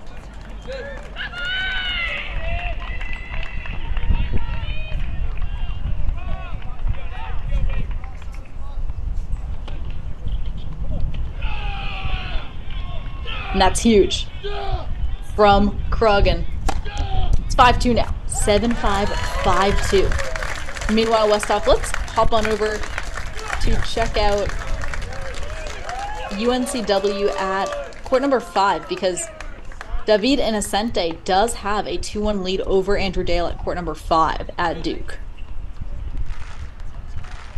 But we do see actually on court number 1 here at Arizona, there is a match point for Colton Smith.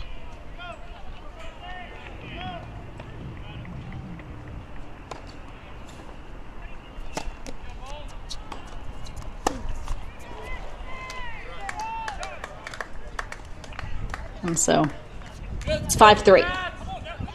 Smith not able to convert that match point. Meanwhile, Westhoff, maybe we should just head back to court number 6 to see if Jake Krug and Alex DeGabriel are back in action at Duke.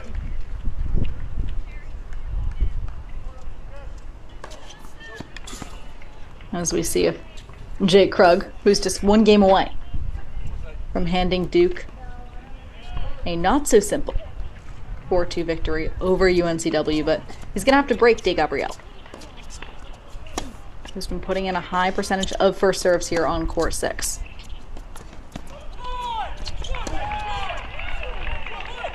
And that sails wide, so UNC Wilmington does take the opening point here in this 5-2 game.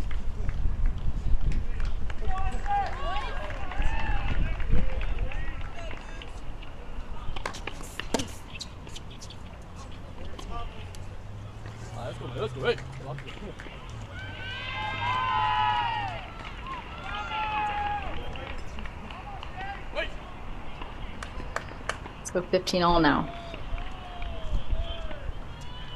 Here for Jake Krug.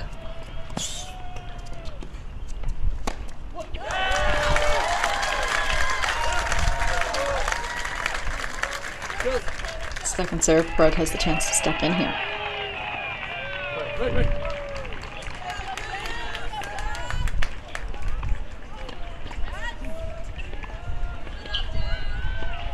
Krug just gripping and ripping here on court 6.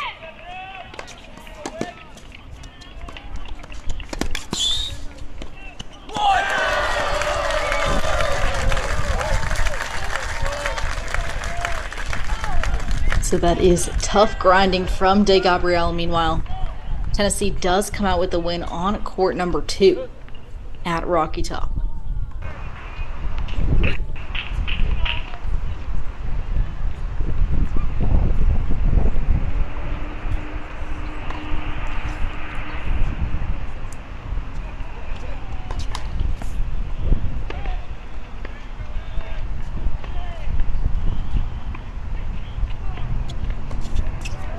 DeGabriel locked in, doing everything he can to keep UNCW in this match. Again, this match, nearly 3 hours long.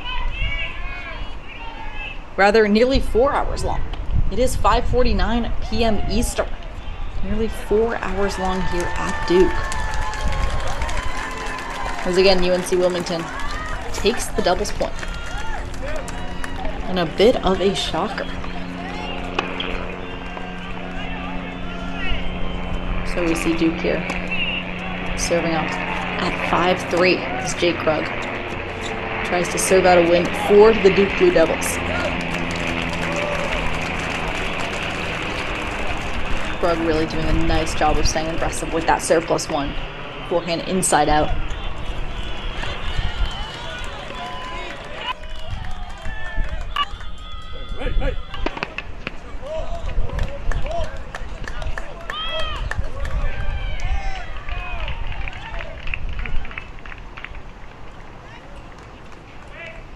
Second serve here for Krug.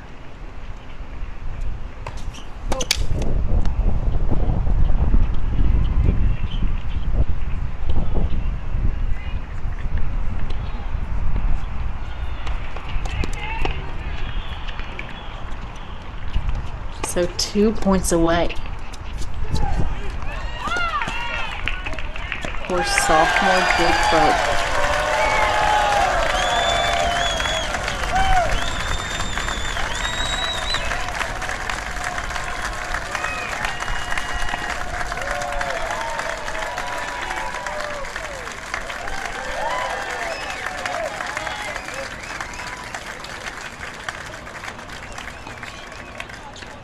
So Krug now is 2 points away, looking to continue this momentum here, up 30 love.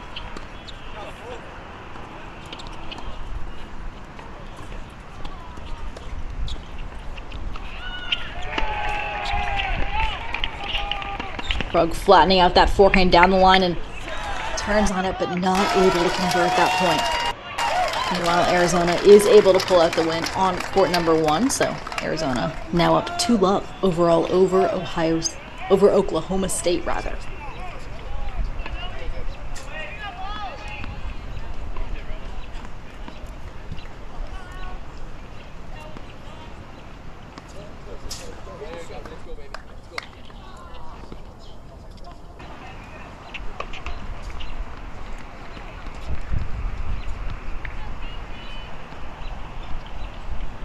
Second serve now for Krug.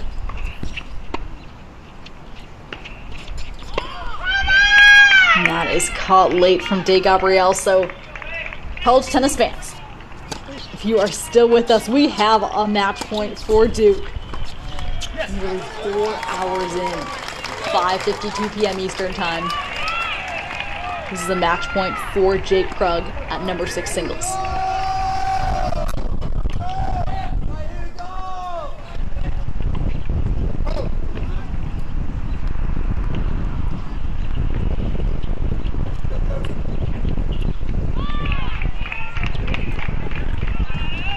Using that nice deep forehand rally ball that sails long, so match point number 2 coming up right here as De Gabriel stays nice and solid at the baseline.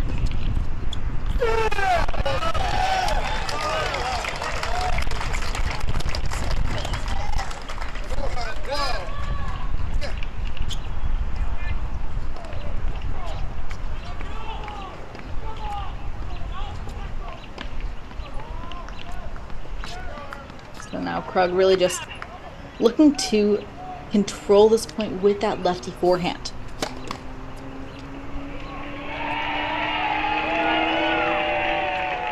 Krug finds a forehand, it's a short forehand, he's at net, and he wins! Jake Krug, 7-5, 6-3. Duke breathes a sigh of relief as UNCW puts up quite a fight. At Duke, the host site drops the doubles point to UNC Wilmington, but gets through. A lot of respect for the effort from UNCW today, but Duke, with a bit of an uncomfortable win, gets through to the next round of the big dance, thanks to sophomore Jake Krug. Meanwhile, we do see here Arizona has 2 points away, as Arizona looks to continue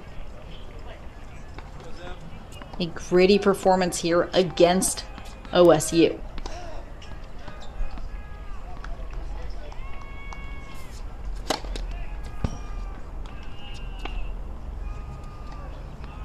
Meanwhile, we do see Arizona dropping first set 7-5 on 4, 5, and 6.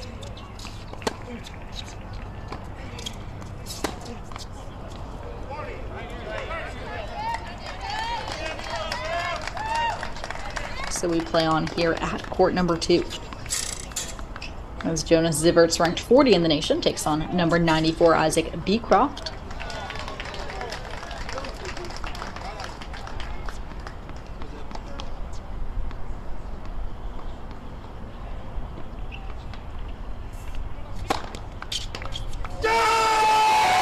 That is match. So that is 3-love now for Arizona, thanks to number 40, Jonas Zivert.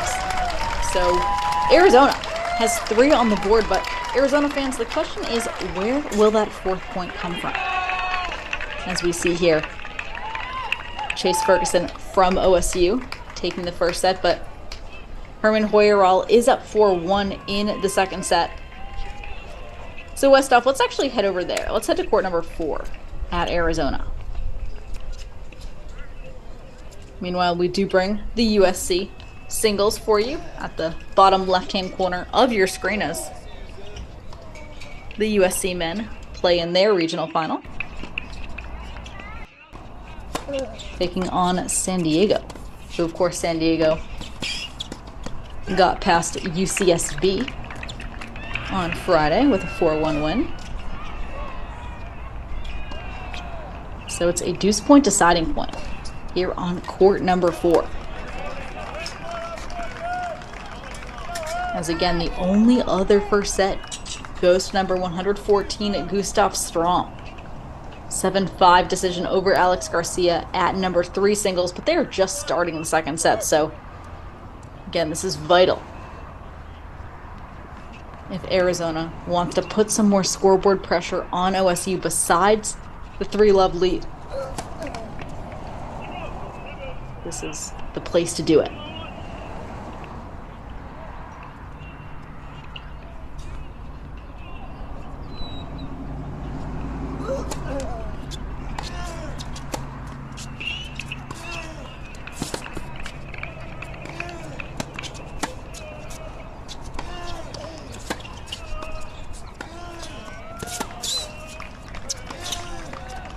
Big forehand rips here on court number 4. It's forehand battle.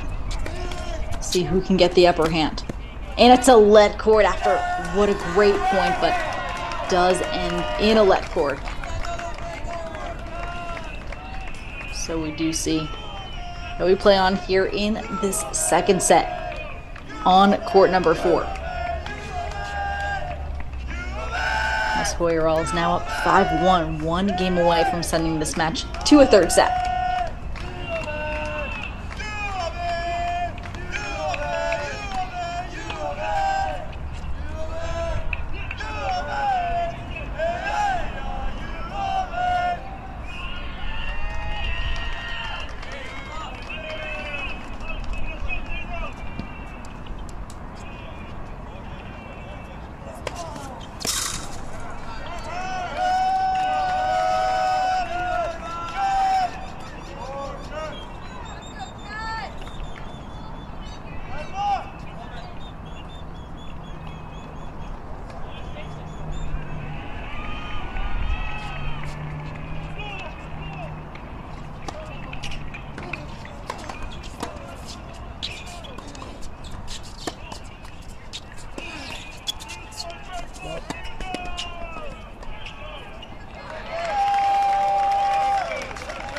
So meanwhile, we find ourselves at 15-all here at court number 4 as Hoyerall tries to send this match to a third set.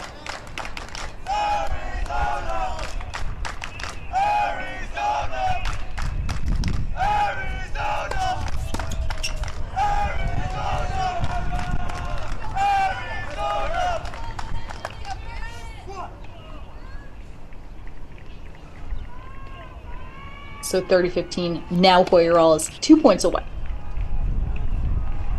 from sending this match to a third set.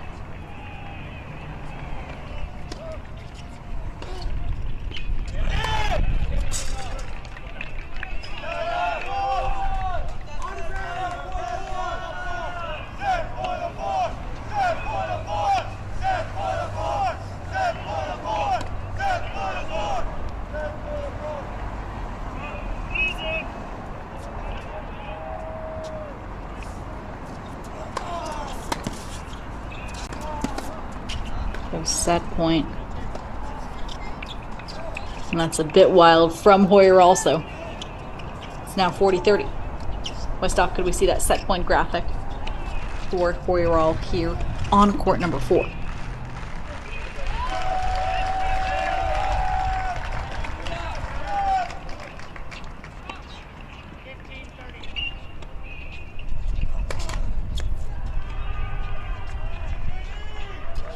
So Herman Hoyerall looking for a second serve now. He has 2 more chances to close out the second set.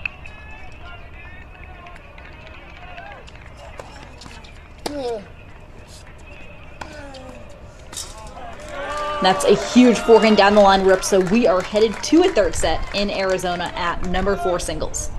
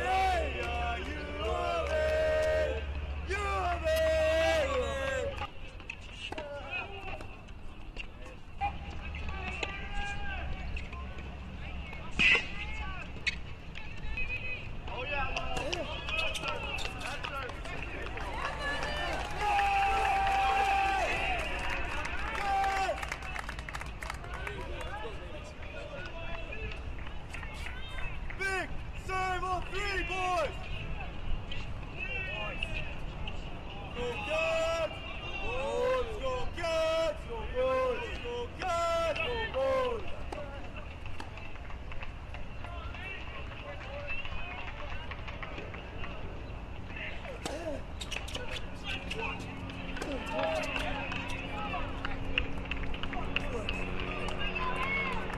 You are it! You are it!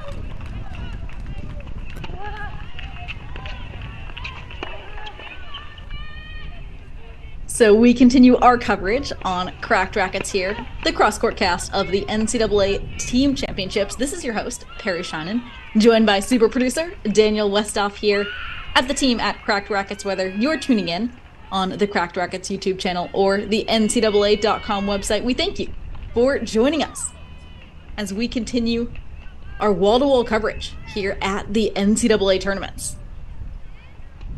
We start here with Bridget Stammel and Irina Cantos, where we do see Irina Cantos just a few points away from taking this singles match and getting the Buckeyes on the board. Here the Buckeyes, the host, dropping a gritty doubles point to Vanderbilt. Vanderbilt taking that deciding doubles point, 7-6 in the tiebreak. And looking across the board, though, in singles, Vanderbilt has struggled.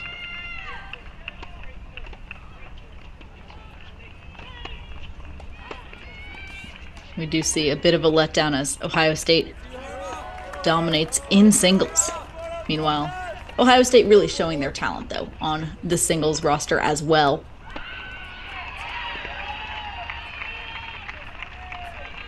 As we will have the Duke women starting now at 6:45. That will be on Alex Gruskin's stream.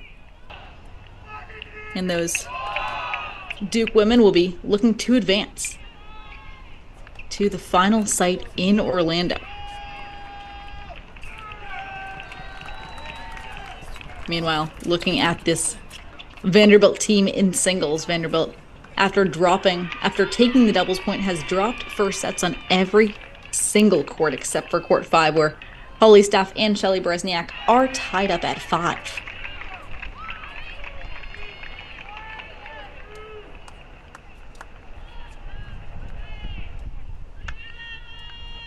So Vanderbilt is up 1-love overall, but we do see now that Irina Cantos is 2 points away, rather 1 point away. It is match point from tying up this match, as ICS is ready to go there.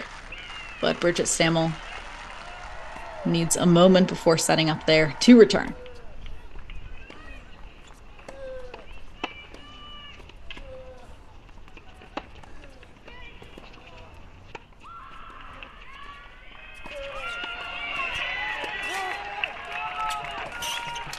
Irina Cantos stepping in.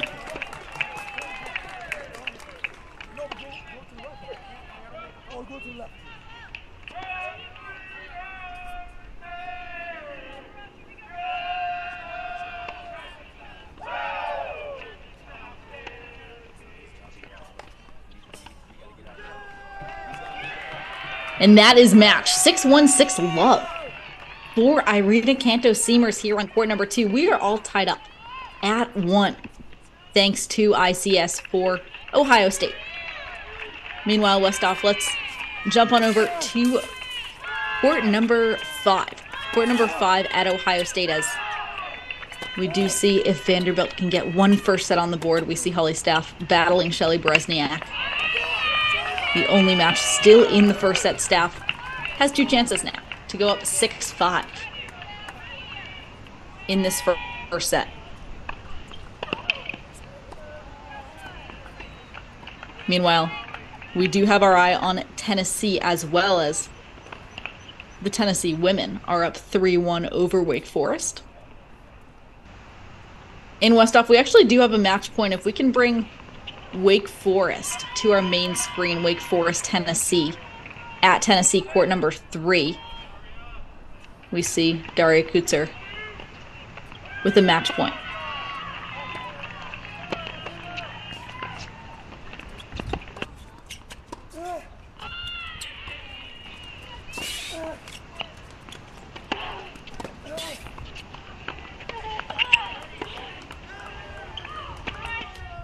Killingsworth is stepping in here.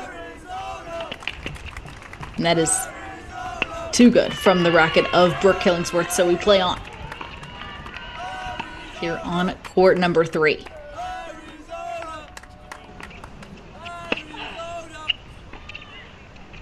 Meanwhile, Nevada Carton and Eleanor Molinaro are tied at 1-all in the third set. Meanwhile, We do see Elza Tomas on court number 1. Westhoff, we can head over there as she is up 4-1 over Cassie Wooten from Wake Forest. So Tennessee with many different pathways. 2-4 here.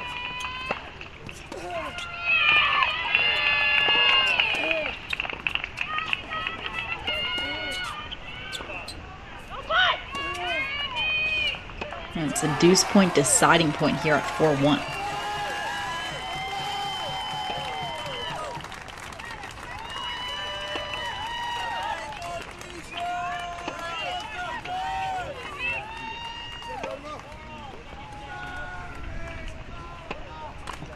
So backhand battle here on 1.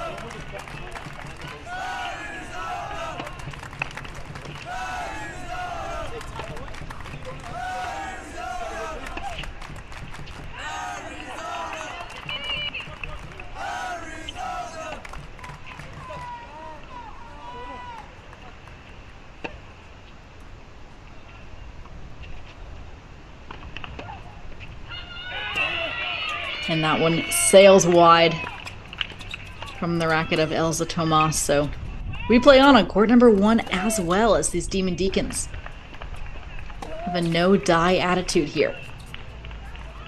And meanwhile, we head on back to court number 3 Westhoff as Brooke Killingsworth tries to stay in here against Daria Kutzer. And again, Killingsworth coming up with an absolutely admirable, nearly 4-hour win in the clinching match over Arizona on Friday. She's back in less than 24 hours later. Killingsworth overcoming some leg cramps for much of that match and is able to pull it out.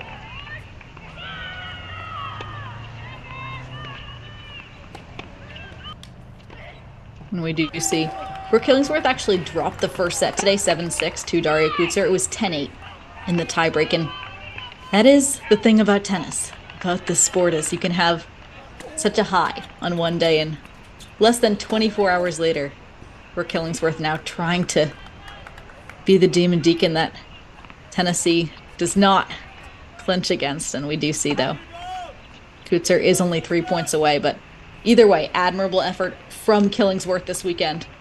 Hopefully she can have a few days off from tennis after this. So we do see Kutzer now just 2 points away. In Tennessee, of course, led by head coach Allison Ojeda.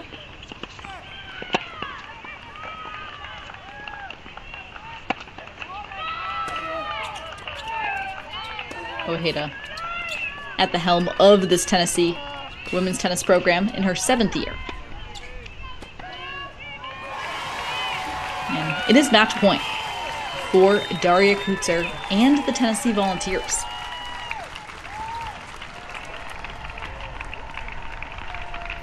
Match point for Daria Kutzer.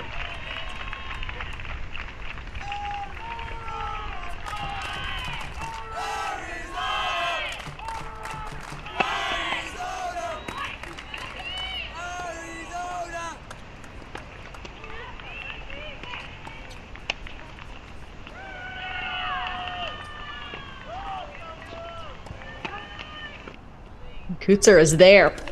That just barely sails wide, so Killingsworth defends 1 match point, but we can tell after watching Killingsworth for 4 hours yesterday on this stream, she is not able to be at full strength, it looks like, at least in terms of her movement, but still, Daria Kutzer has 2 more chances.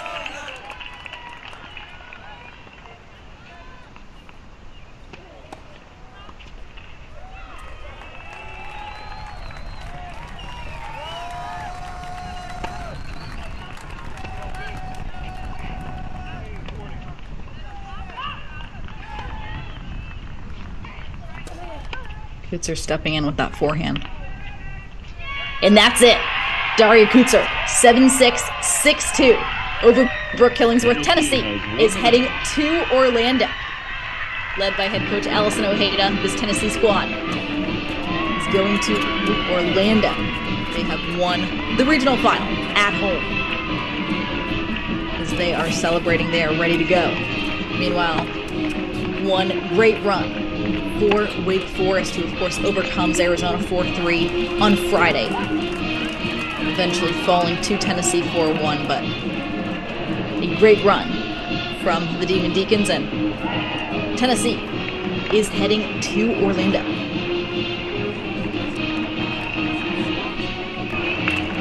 Meanwhile, we check in with Arizona, as Arizona is looking for its final match, as the men also look to go to the NCAAs in Orlando, continuing their run in the Big Dance. Congratulations, Tennessee. With tonight's victory, the Lady Vols advance to the Super Regional. As we see number 114, Gustav Strong, playing number 3 for Arizona. We look forward to seeing you for your second round match tomorrow. The point to go up 5-4 against Alex Garcia. Starting at 1 p.m. Thank you for your attendance and have a great evening. And that one sails long. So we play on here. Deuce point, a deciding point.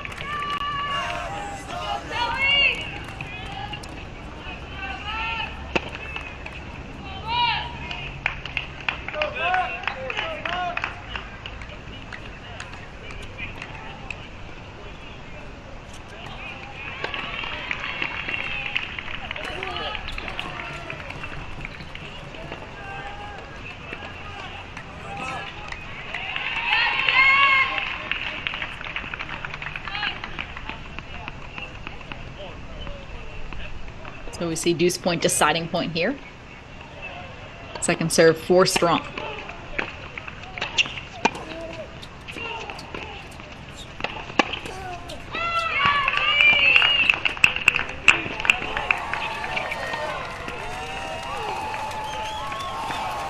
And meanwhile, we do see Strom is hyped. A little mini victory lap around the court for that 7-5, 5-4 lead now over OSU.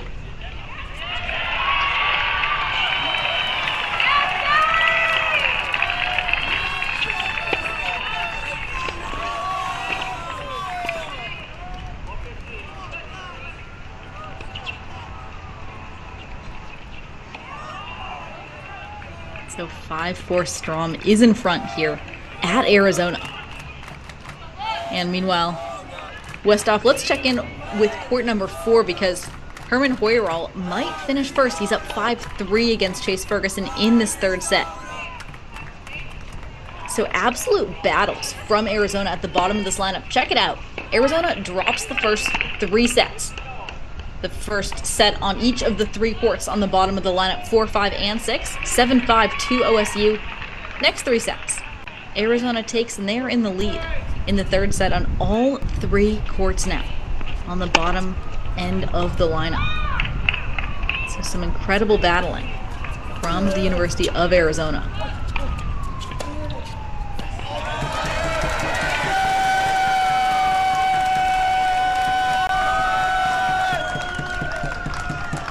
And so it is a match point for Herman Hoyerall. Match point for Arizona.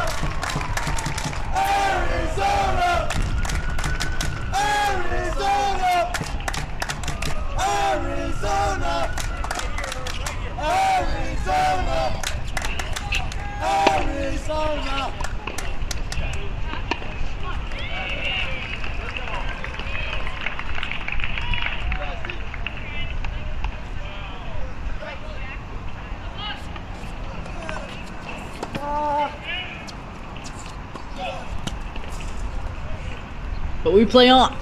Ferguson says not yet. So it's a deuce point, match point, deciding point, second chance for Hoyerall to end it right here. And clinch it for the University of Arizona. Again, Hoyerall, if you're an Arizona fan, you're going to want to see that body weight moving a bit more forward on this match point than it was on the last one.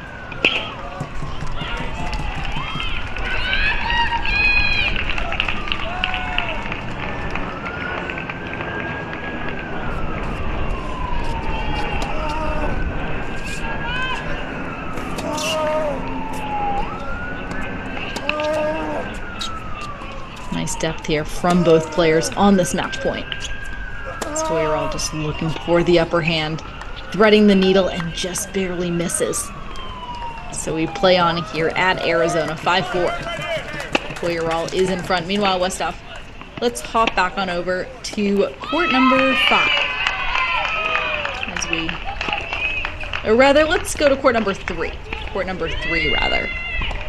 As Gustav Strom is up 5-4. It looks like those players are back in action now here at Arizona. So, for Arizona fans, feeling pretty good right now.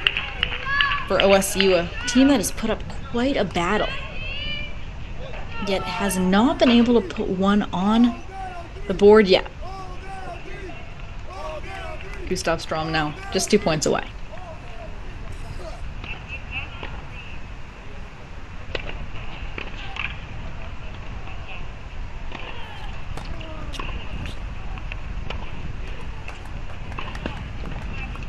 Big serve off the racket of Garcia, so it's 30-all.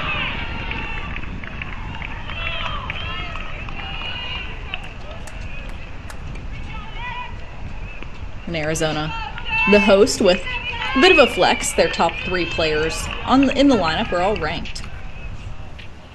The top 2 players for OSU are ranked as well. So Gustav Strom, 7-5, 5-4 now.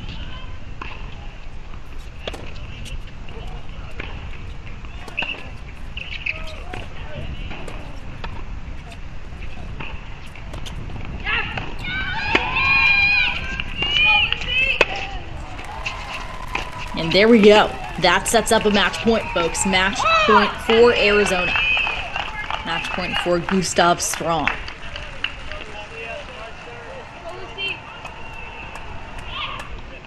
And again, the overarching theme of these match points is that often the player that is able to get that ball a little deeper in the court, get a bit of an advantage, either force an unforced error or a short ball, is usually able to come out on top here. So Gustav Strom really looking to take time away from Garcia on this match point. Second serve now for Strom to step into.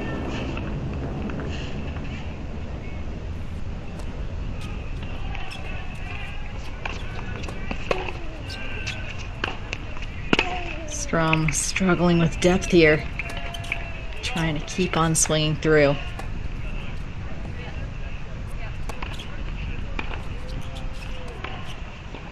Dropper, Gustav Strom is there. He approaches down the middle, and the overhead comes back, and the second overhead also comes back. The third swing volley, it's back.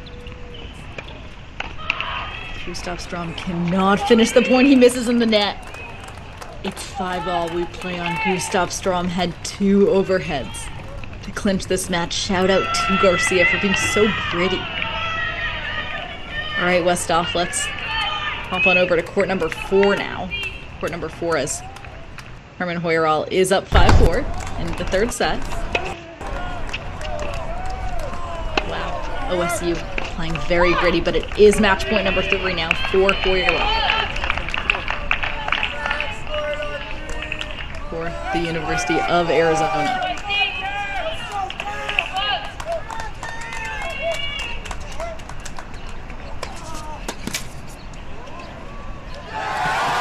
That's it. Herman Hoyerall, 5-7, 6-1, 6-4. Arizona is heading to Orlando. Arizona is the regional champion here at the NCAA Team Championships.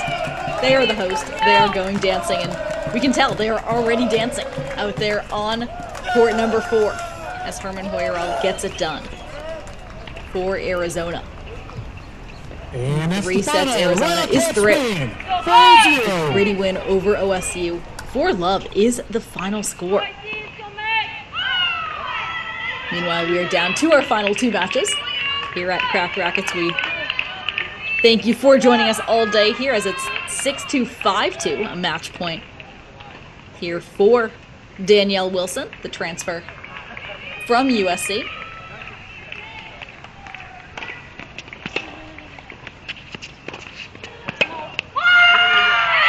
And that's match 6-2. 6-2, 6-2 for Danielle Wilson. Ohio State takes a 2-1 lead. Meanwhile, Westhoff, let's next head to court number 4 as Lucia Marzal for Ohio State is up 6-3, 4-2 against Anessa Lee. Again, this Vanderbilt team has been out on the court for a lot of hours so far this weekend, and we do see these players showing a bit of fatigue.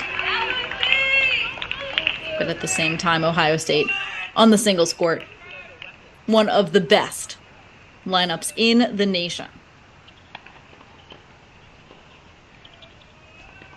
As we check in here with Lucia Marzal, who did spend her first 2 seasons at the University of Miami, and she's now playing with the Ohio State Buckeyes.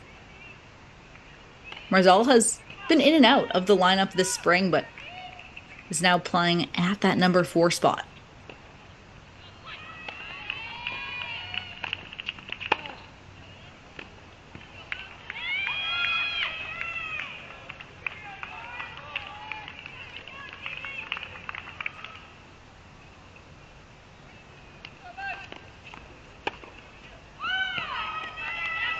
That's big from Anessa Lee to just hang in. 6-3, 4-3 now for Lucia Marzal. Meanwhile, Westhoff, let's head to court number 3 at Ohio State. Court number 3 as Isabel Boulez is up 6-4. It's 3-all in the second set.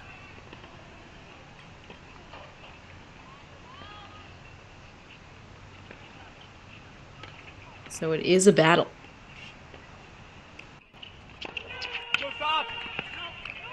Meanwhile, we do have a match point on the left side of our screen for USC's Fry here.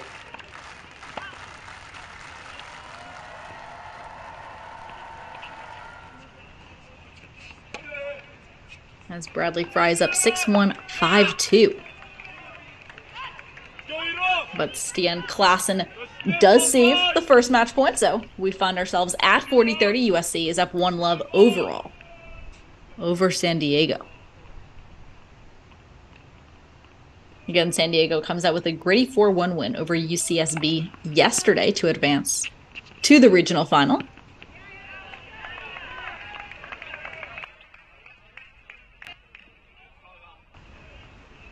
Meanwhile, Anna Ross on the right side of our screen comes up with a nice little drop shot. They're on court number 3.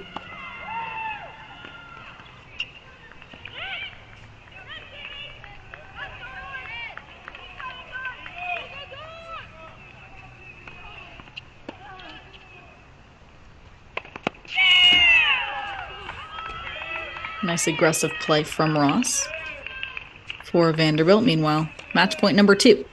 We're at number 3, rather.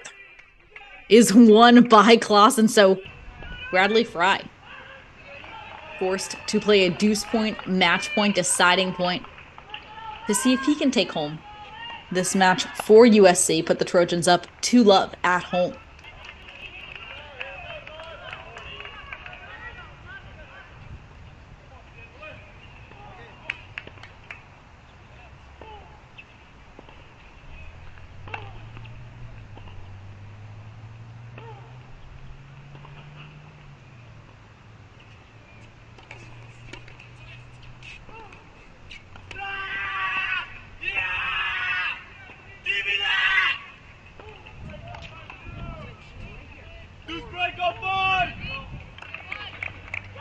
So we play on court number 5.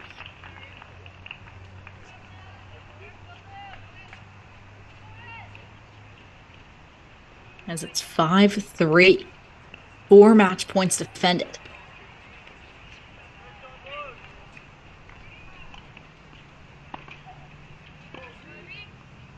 Meanwhile, Westhoff, let's actually hop on over to court number 1 as Iro Vasa is up 6-1, 5-3 over Stefan Dostanic.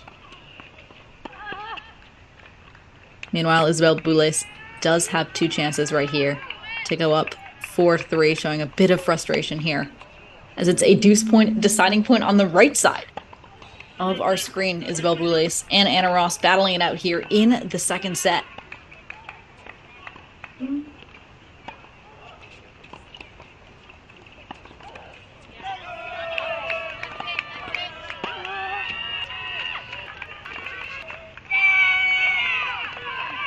And Isabel Boulais a bit too defensive on that deuce point deciding point. So Anna Ross takes the lead, 4-3 in that second set. Meanwhile, Vasa just 3 points away for USD. Put San Diego on the board.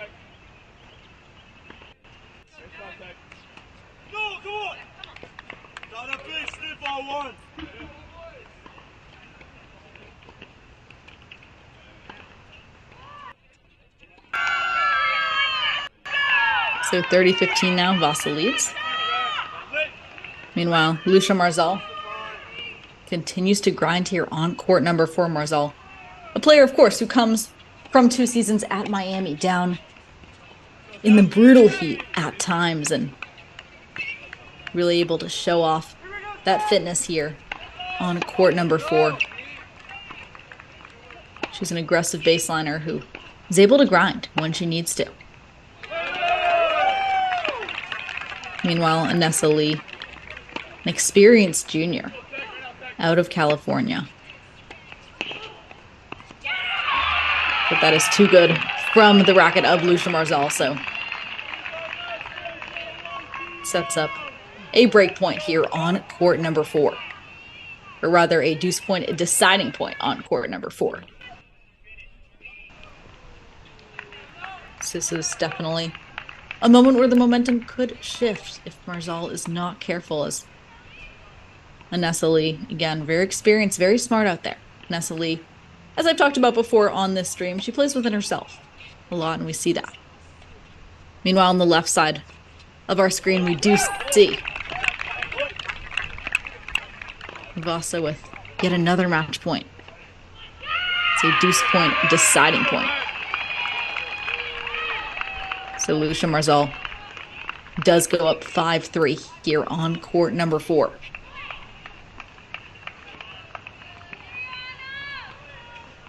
So Anessa Lee will be forced to serve to stay in it.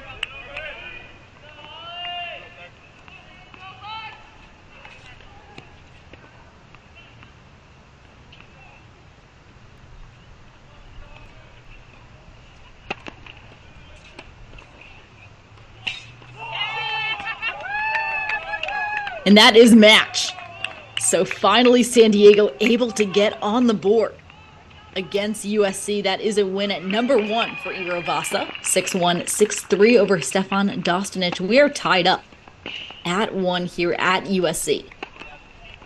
Meanwhile, Westhoff, let's hop back on over to court number 5 really quickly at USC if possible, as we do see Bradley Fry with another match point opportunity at USC on court 5. A deuce point deciding point here against Stian Klaassen.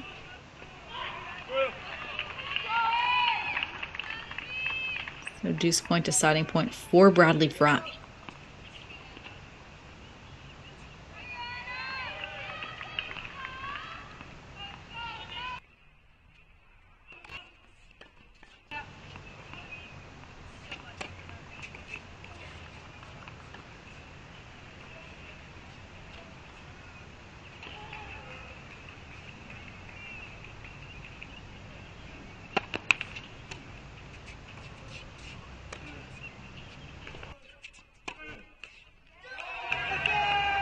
And that's match. 6-1, 6-3 for Bradley Fry. So as soon as USD gets on the board, USC takes a 2-1 lead here. And Westhoff, we're going to continue that trend of quick switches for court number 4 at USC if possible, as Wojtek Merrick is up 6-3 for love against Martin Shaber from USD. So again, the pathway to 4 for USC. We do see Ludwig Restrate on court number 6, taking that 7-6 gritty first set over Lambert Ruland, and he's up 2 love now in the second set. So USC fans, that is the nearest pathway at the moment, because USD does have a 3-2 lead after dropping the first set on court 3. USD takes the first set on court 2, and of course, Iro Vasa just took the match on court number 1.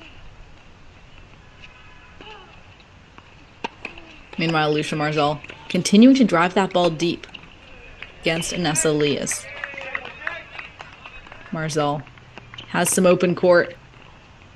She's on offense, but Inessa Elias scrambling, and that one goes wide. So Inessa Lee now multiple chances to continue this match here at Ohio State.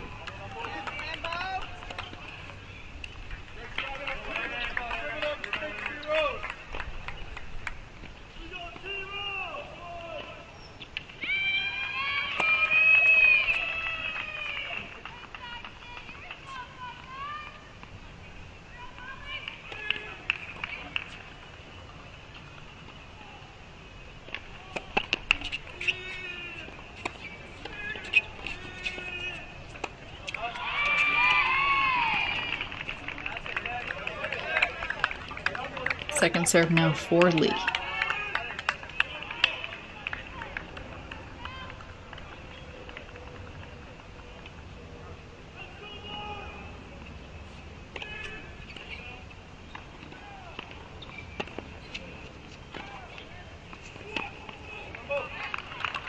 And that is a forehand slice from Inessa Lee. A bit nervous there on that wide forehand. Meanwhile, we do see Marek 4-love, 30-love lead. Looking to serve that out. Let's take a 5-love lead.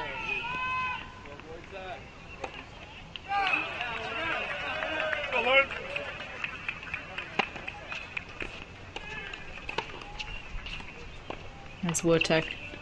Marek now. Multiple chances to go up 5-love.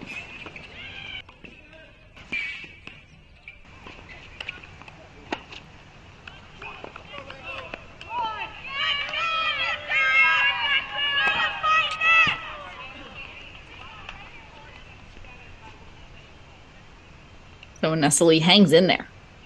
6-3, 5-4, Lucia Marzal leads at Ohio State.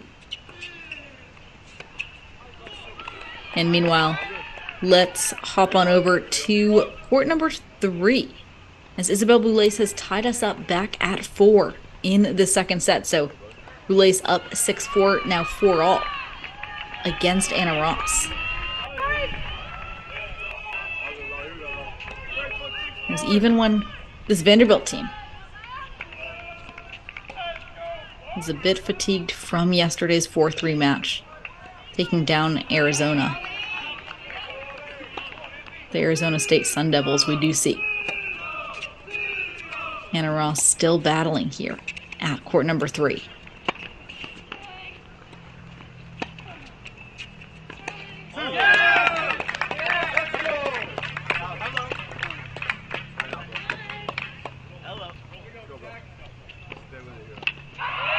That is a nice passing shot from Isabel Boulais down the line. Anna Ross had a good idea to come in to rush her on that point, but did not work. So Ross still has 2 more chances to take a 5-4 lead in this second set. Meanwhile, for USC, we do see Marek on the left side of our screen during the changeover, gearing up here to see if he can close it out for the Trojans. Meanwhile, Westhoff, during this changeover, we can hop over to a different court here at USC. Why don't we check in with court number 3? Court number 3, as Peter Mock is up 6-4. It's 3-all in that second set.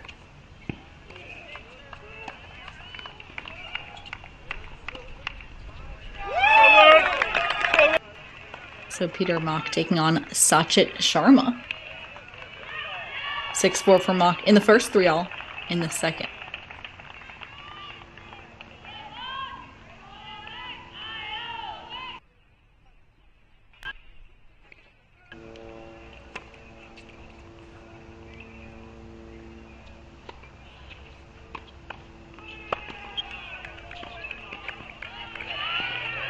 Second serve now for Sharma. So 5-4, Anna Ross leads in the second set here on court number 3. And Westhoff, let's check out the action on court number 4. as Lucia Marzal is now 3 points away against Anessa Lee.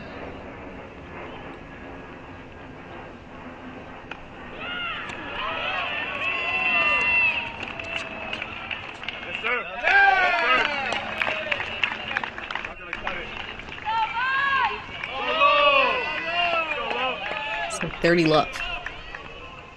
Now for Marzal.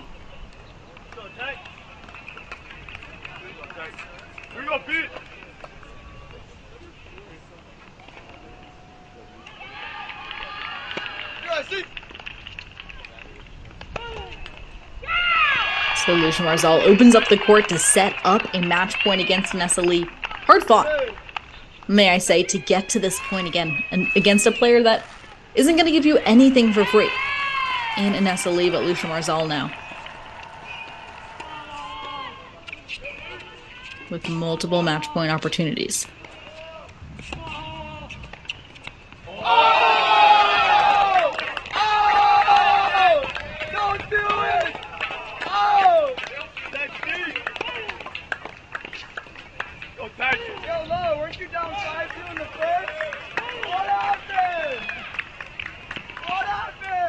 Marzal into net. And she went 6-3, 6-4 over Anessa Lee. A hard-fought victory for the Ohio State Buckeyes. That's 3-1. Ohio State leads thanks to Lucia Marzal, as the Buckeyes exchange some high fives at net, but we are not done yet, Buckeye fans. And for Vanderbilt fans, just the fight continues. Let's check in with court number 3 at OSU as Isabel Boulais and Anna Ross battle it out. Anna Ross trying to send this match to 3 sets. Meanwhile, on the left side of our screen, we do see match point now for USC to also take a 3-1 lead.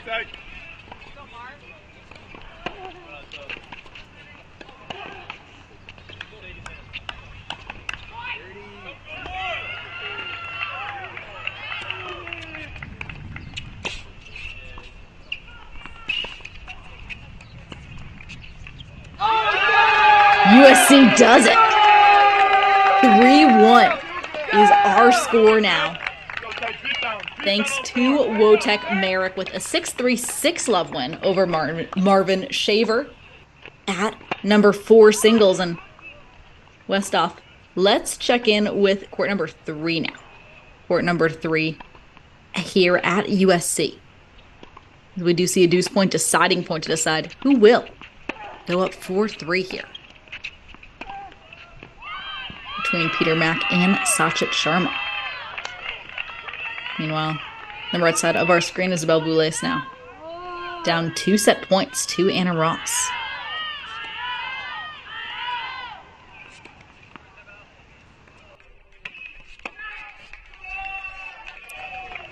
And so 4-3, Peter Mack leads.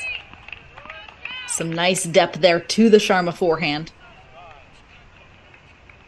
Earns him a 4-3 advantage here in the second set. And Westhoff, let's check in with court number 6. Court number 6 at USC as Ludwig Restaurant does take a 7-6 first set over Lambert Ruland, and it's 2-2 now in the second set.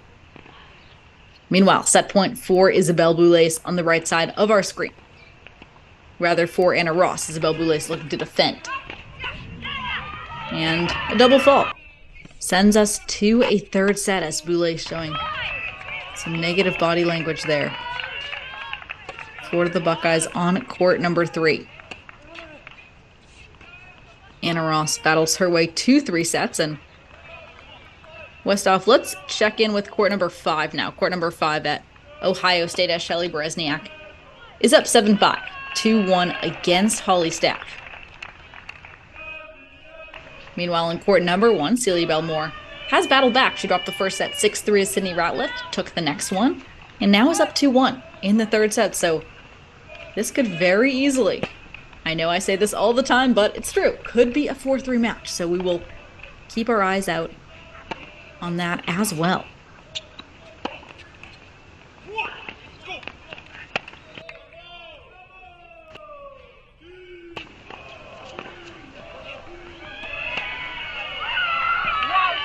That's big from Shelly Bresniak. A nice smooth forehand angle there to tie us up at 30 all on court number 5.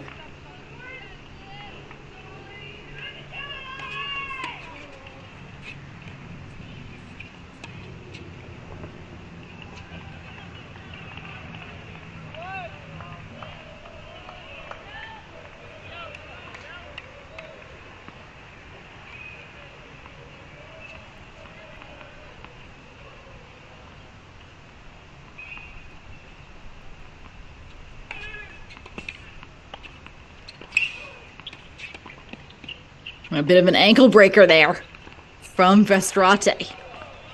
So 3-2. USC is in front here on court number 6.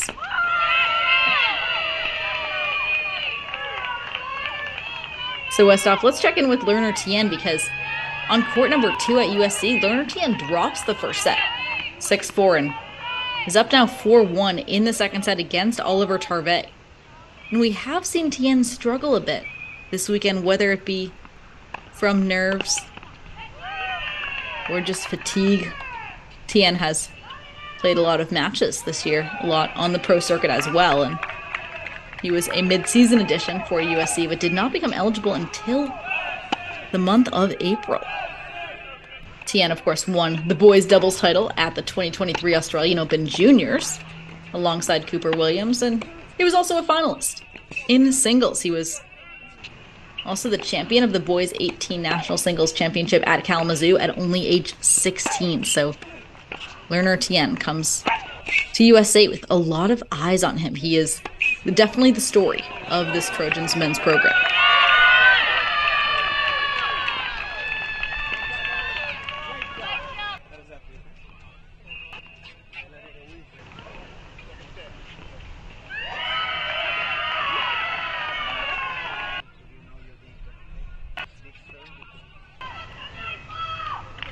Meanwhile, Shelly Bresniak does take a 3-1 lead in the second set against Holly Staff.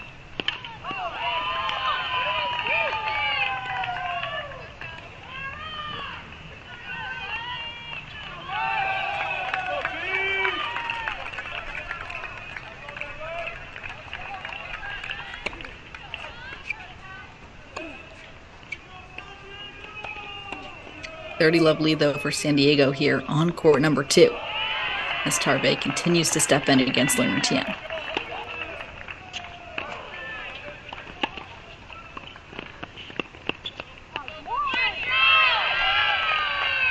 And so we do see Bresniak really wearing down Holly Staff with some nice depth, finding a way to just get the ball a bit deeper than Staff, and we do see Staff starting to make a few unforced errors.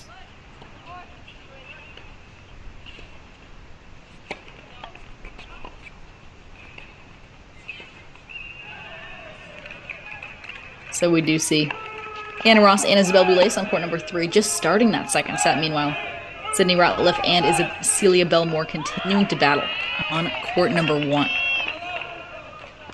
Ohio State, of course, drops the doubles point to Vanderbilt. In a gritty match that came down to a tiebreak.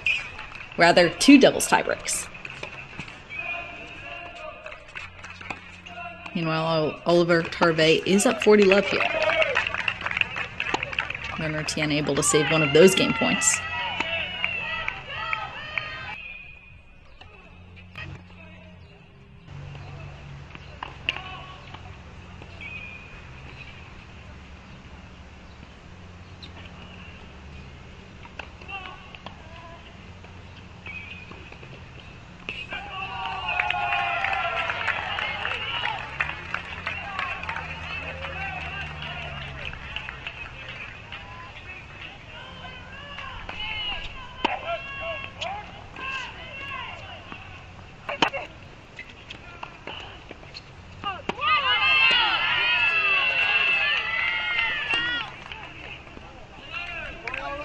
So some nice forehand angles there from Tarvey. 4-2. It's our updated score at USC. Meanwhile, Lerner Tien tries to find a way. send this match to 3 sets. Meanwhile, Westhoff, let's check in with Peter Mock at court number 3 because Leonard Tien might not be able to figure out if he can send this match to 3 sets because his teammate, Peter Mock, is up 6-4, 5-3 over Sachit Sharma from San Diego, as we do see Sharma, though, taking the opening point in that game.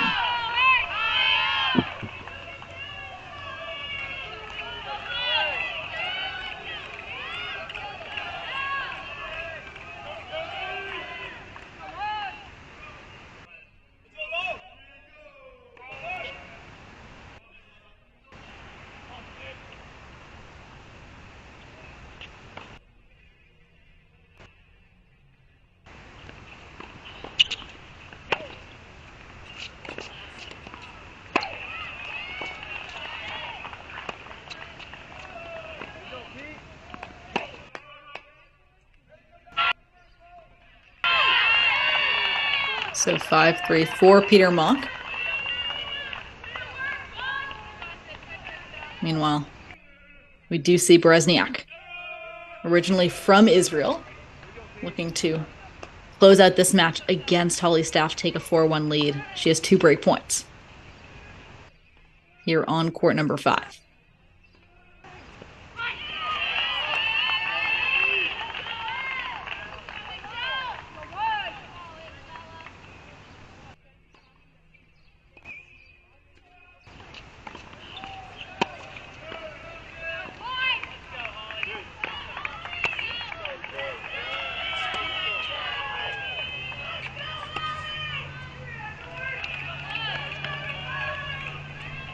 So it's a deuce point, deciding point. And really an inflection point of this match here on court number 5. Shelly Berezniak looks to continue the second set run against Holly Staff.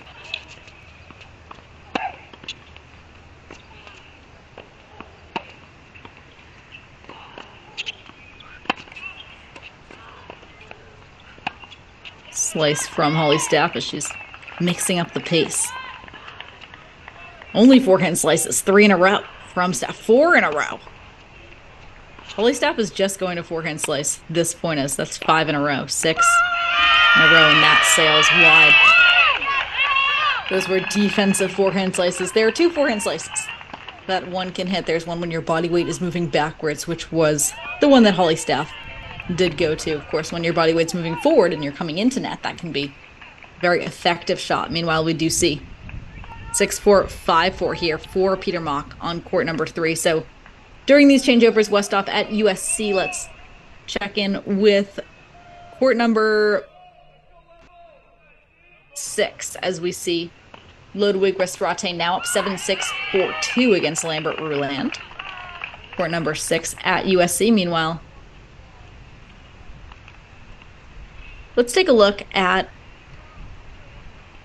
court number 1 at Ohio State. As we do see Celia Belmore now has a 3-2 lead over Sydney Ratliff. As we see these players coming back into action here. But on the left side of our screen, Westrate trying to continue his second set momentum here, up 4-2 over Ruland.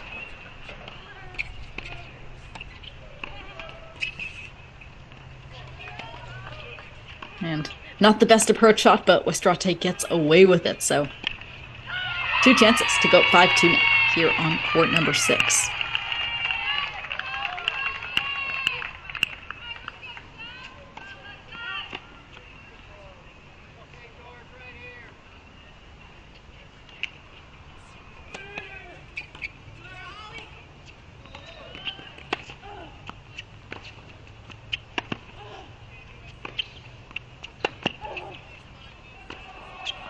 Celia Belmore doing a nice job with that very Western forehand of finding that short angle.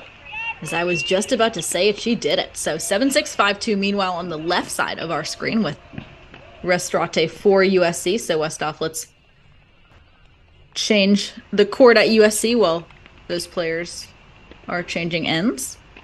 Let's head back to court number 3, where Peter Mock is up 6-4, 5-4 against Sachit Sharma.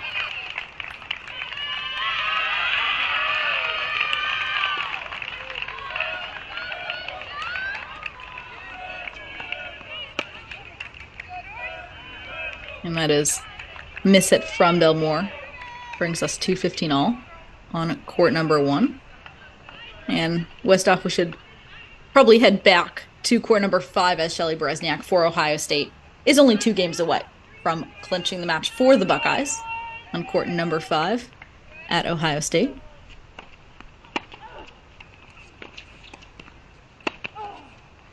Meanwhile, we see Peter Mack just 2 points away.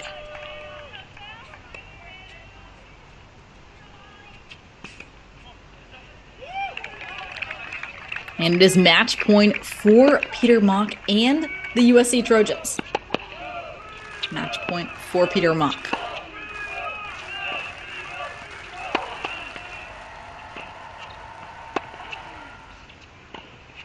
Peter Mock, the sophomore.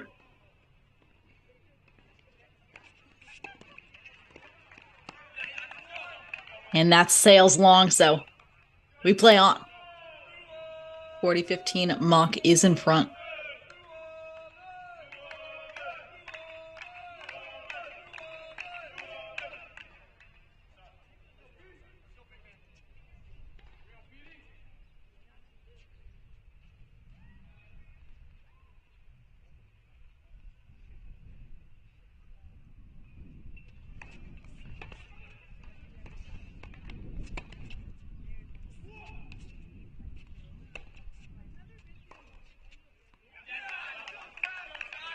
And second set point is defended by Sharma. As we see on the right side of our screen, the USC men's players are waiting to see which Trojan will clinch for USC and send this team to Orlando. Match point number 3 for Peter Mock.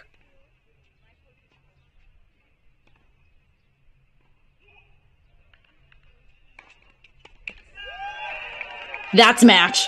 Peter Mock, 6-4, 6-4 to send his team to Orlando, the final site on court number 3. The sophomore gets it done.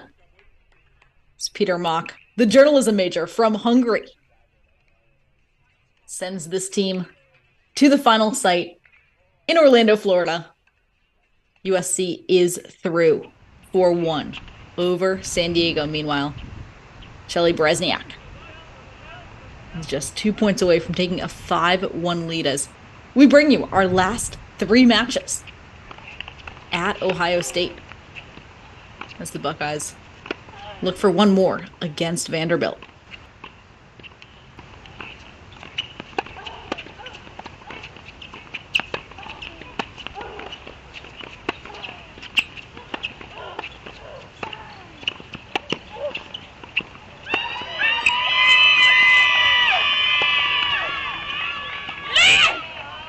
And that ball just barely goes over, so lucky let cord for Holly Staff. Gives her 2 chances to make this a 4-2 match. Meanwhile, Isabel Boulais is up 2-1 in the second set. Meanwhile, it's a deuce point deciding point. Check it out in the upper left-hand corner of our screen.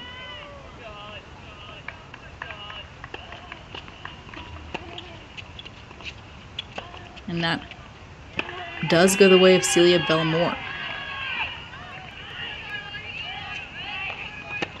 So Belmont up 2-1 now at that number 1 single spot. A match that was really in Ratliff's control for the first set and a half. But Belmont comes back in that second set, takes it 6-3. Now we do see her up 4-2. Meanwhile, Holly Staff continues to fight here. It's 4-2 on court number 5, Shelly Bresniak. 7-5, 4-2.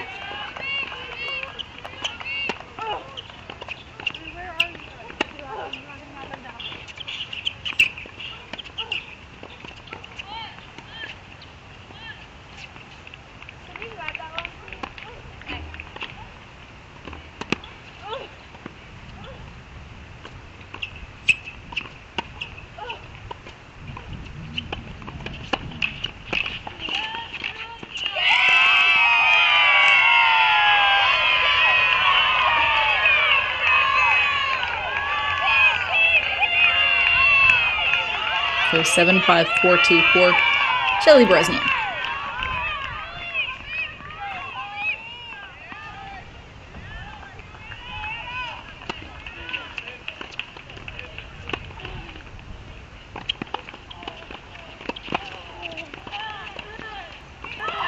Bresniak staying nice and patient in this backhand cross-court rally.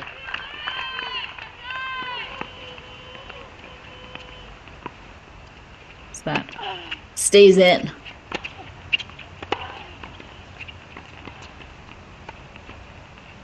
Dropper from Holly Staff. Bresniak is there. Drop shot lob combo, but that just sails long. So the first point goes to Shelly Bresniak.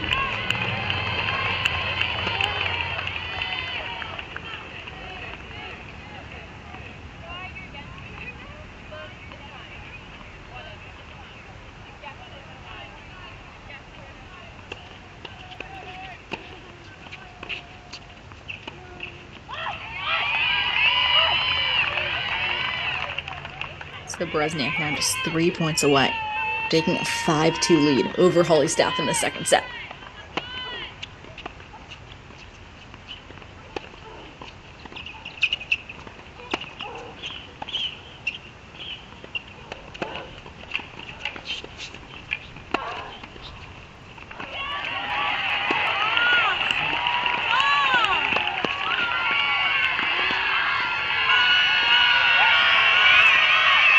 So Bresniak continues to step in.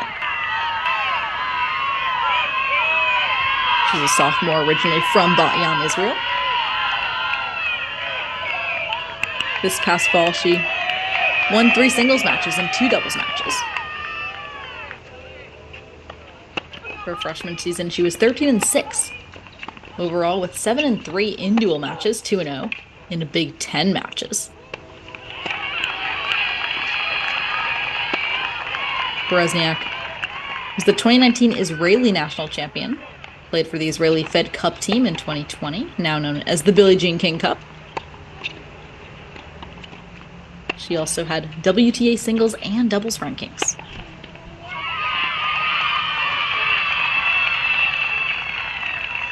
Before joining the Buckeyes. And now she has 4 chances to break Holly Staff and take a 5-2 lead. Holly Staff, the junior out of Manchester, England. She reached number 86 in the nation on the singles court last season, number 16 in the country with Anna Ross.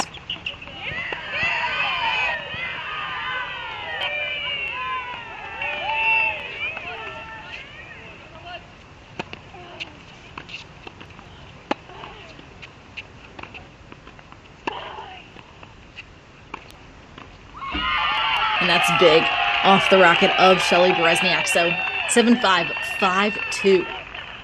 Bresniak leads here on your main screen. Meanwhile, Westhoff, we can bring in court 1 into our main screen during this changeover. Court 1. As we do see a deuce point deciding point between Ratliff and Belmore.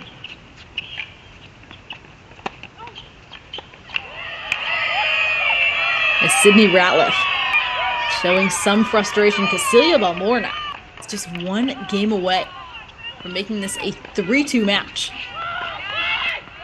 So Westhoff, we can make court number 5 our main screen now. Court number 5. As we do see, these players will momentarily continue play. Meanwhile, on the lower left-hand corner of your screen, we're tied at 2 in this third set.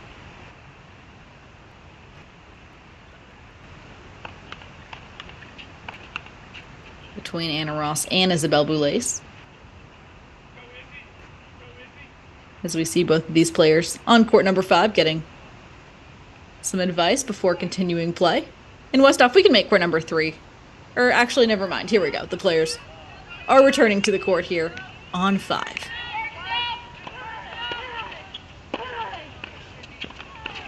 As Bresniak just 1 game away for the Ohio State Buckeyes.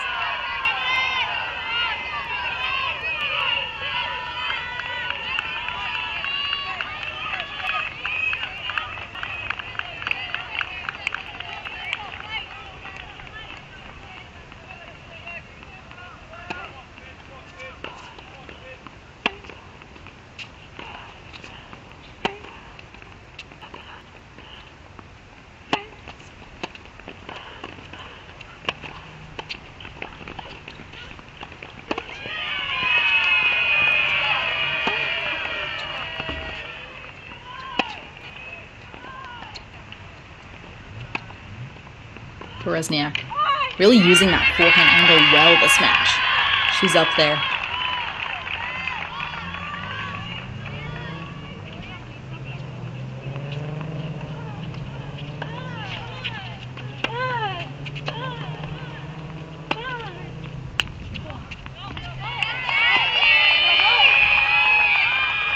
So 15 love for Berezniak. Just 3 points away.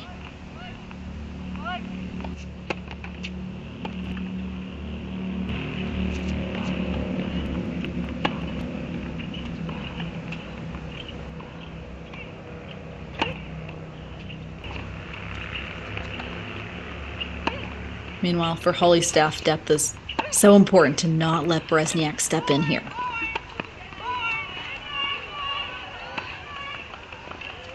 And again, Berezniak just going to that forehand angle whenever the ball is a little bit cross-court on that forehand side. But she loses a bit of patience there. Meanwhile, on the left side of our screen, Celia Belmore is 3 points away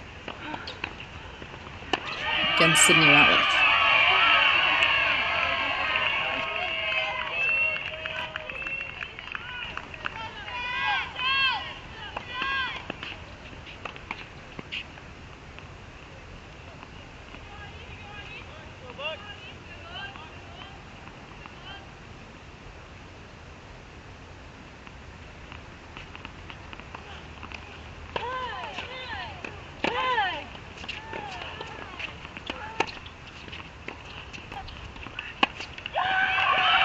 Berezniak rips that forehand. And that is too good off the racket of Shelly Berezniak. So she's now 2 points away from clinching this match for the Ohio State Buckeyes.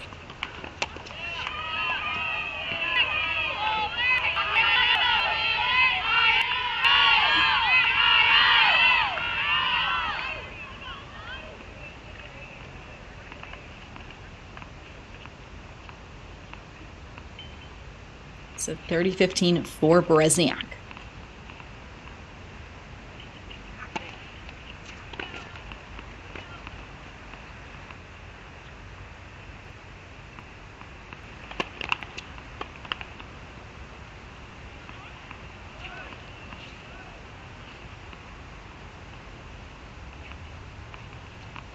Meanwhile, triple match point, quadruple match point for Celia Belmore in the left-hand corner of our screen.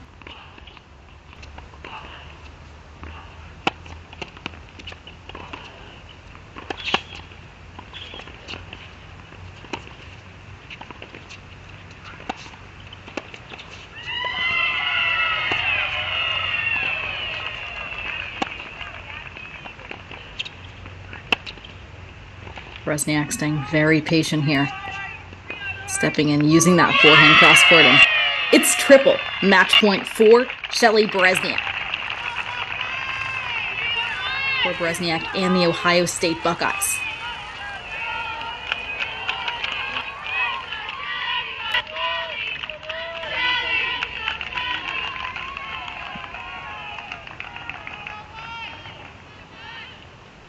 So Shelly Berezniak, triple match point here. Meanwhile, Celia Belmore does take that 6-2 in the third over Sydney Ratliff, so it's 3-2 now. Overall, 3-2 for Ohio State.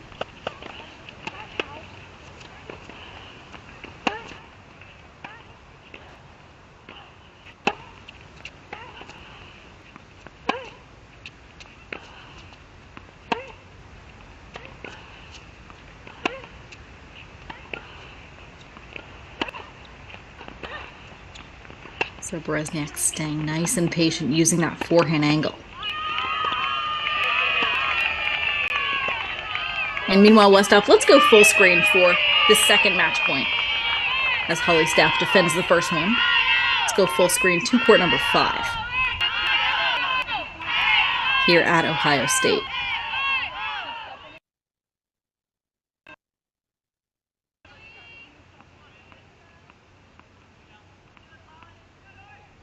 So Shelly Berezniak now up 5-2. 40-30. Match point number 3.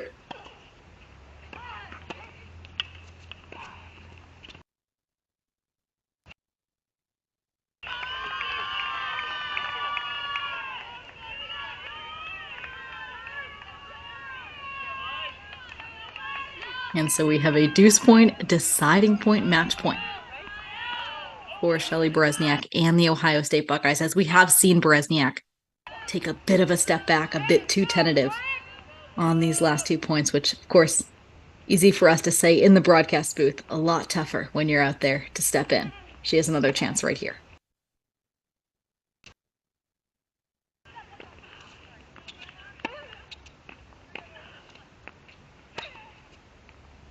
Berezniak going to that forehand angle. As Holly Staff hangs in there. That is too good, though. Berezniak steps in and rips 7-5, 6-2. The Ohio State Buckeyes are going to Orlando. The Bucks are your regional champion at the host site in Columbus, Ohio. The Buckeyes are heading to Orlando thanks to Shelly Berezniak in that gritty 4-2 match over Vanderbilt. A big win for Ohio State to both solidify themselves and escape, as we did see the final match would have come down to 3 sets. So Vanderbilt puts up a huge fight after a great run for the Vanderbilt Commodores with a 4-3 win over Arizona State on Friday. Now they do eventually fall 4-2 to Ohio State. And we are in hour 20 of broadcasting over the past 2 days, and we thank you for the diehard college tennis fans who have joined us here for the opening rounds of the NCAA championships, the 2023 team edition, men and women's tennis. Alex Gruskin and Peri Sheinin here. We've both had streams for you all day, all night, all evening, 24/7, wall-to-wall coverage of college tennis here, because that is what we love to bring you here at Cracked Rackets. And whether you tuned in today from the NCAA website or the Cracked Rackets YouTube channel, we thank you from the bottom of our hearts for sticking with us all day and all night. We'll be back tomorrow with more college tennis action for you, some more regional finals, as we see the final teams that will be heading to Orlando for the Division I NCAA team championships again. This is your host, Peri Sheinin, joined by the best producer, Daniel Westhoff. Shout out to Westhoff for making everything happen here on Cracked Rackets. We'll see you tomorrow.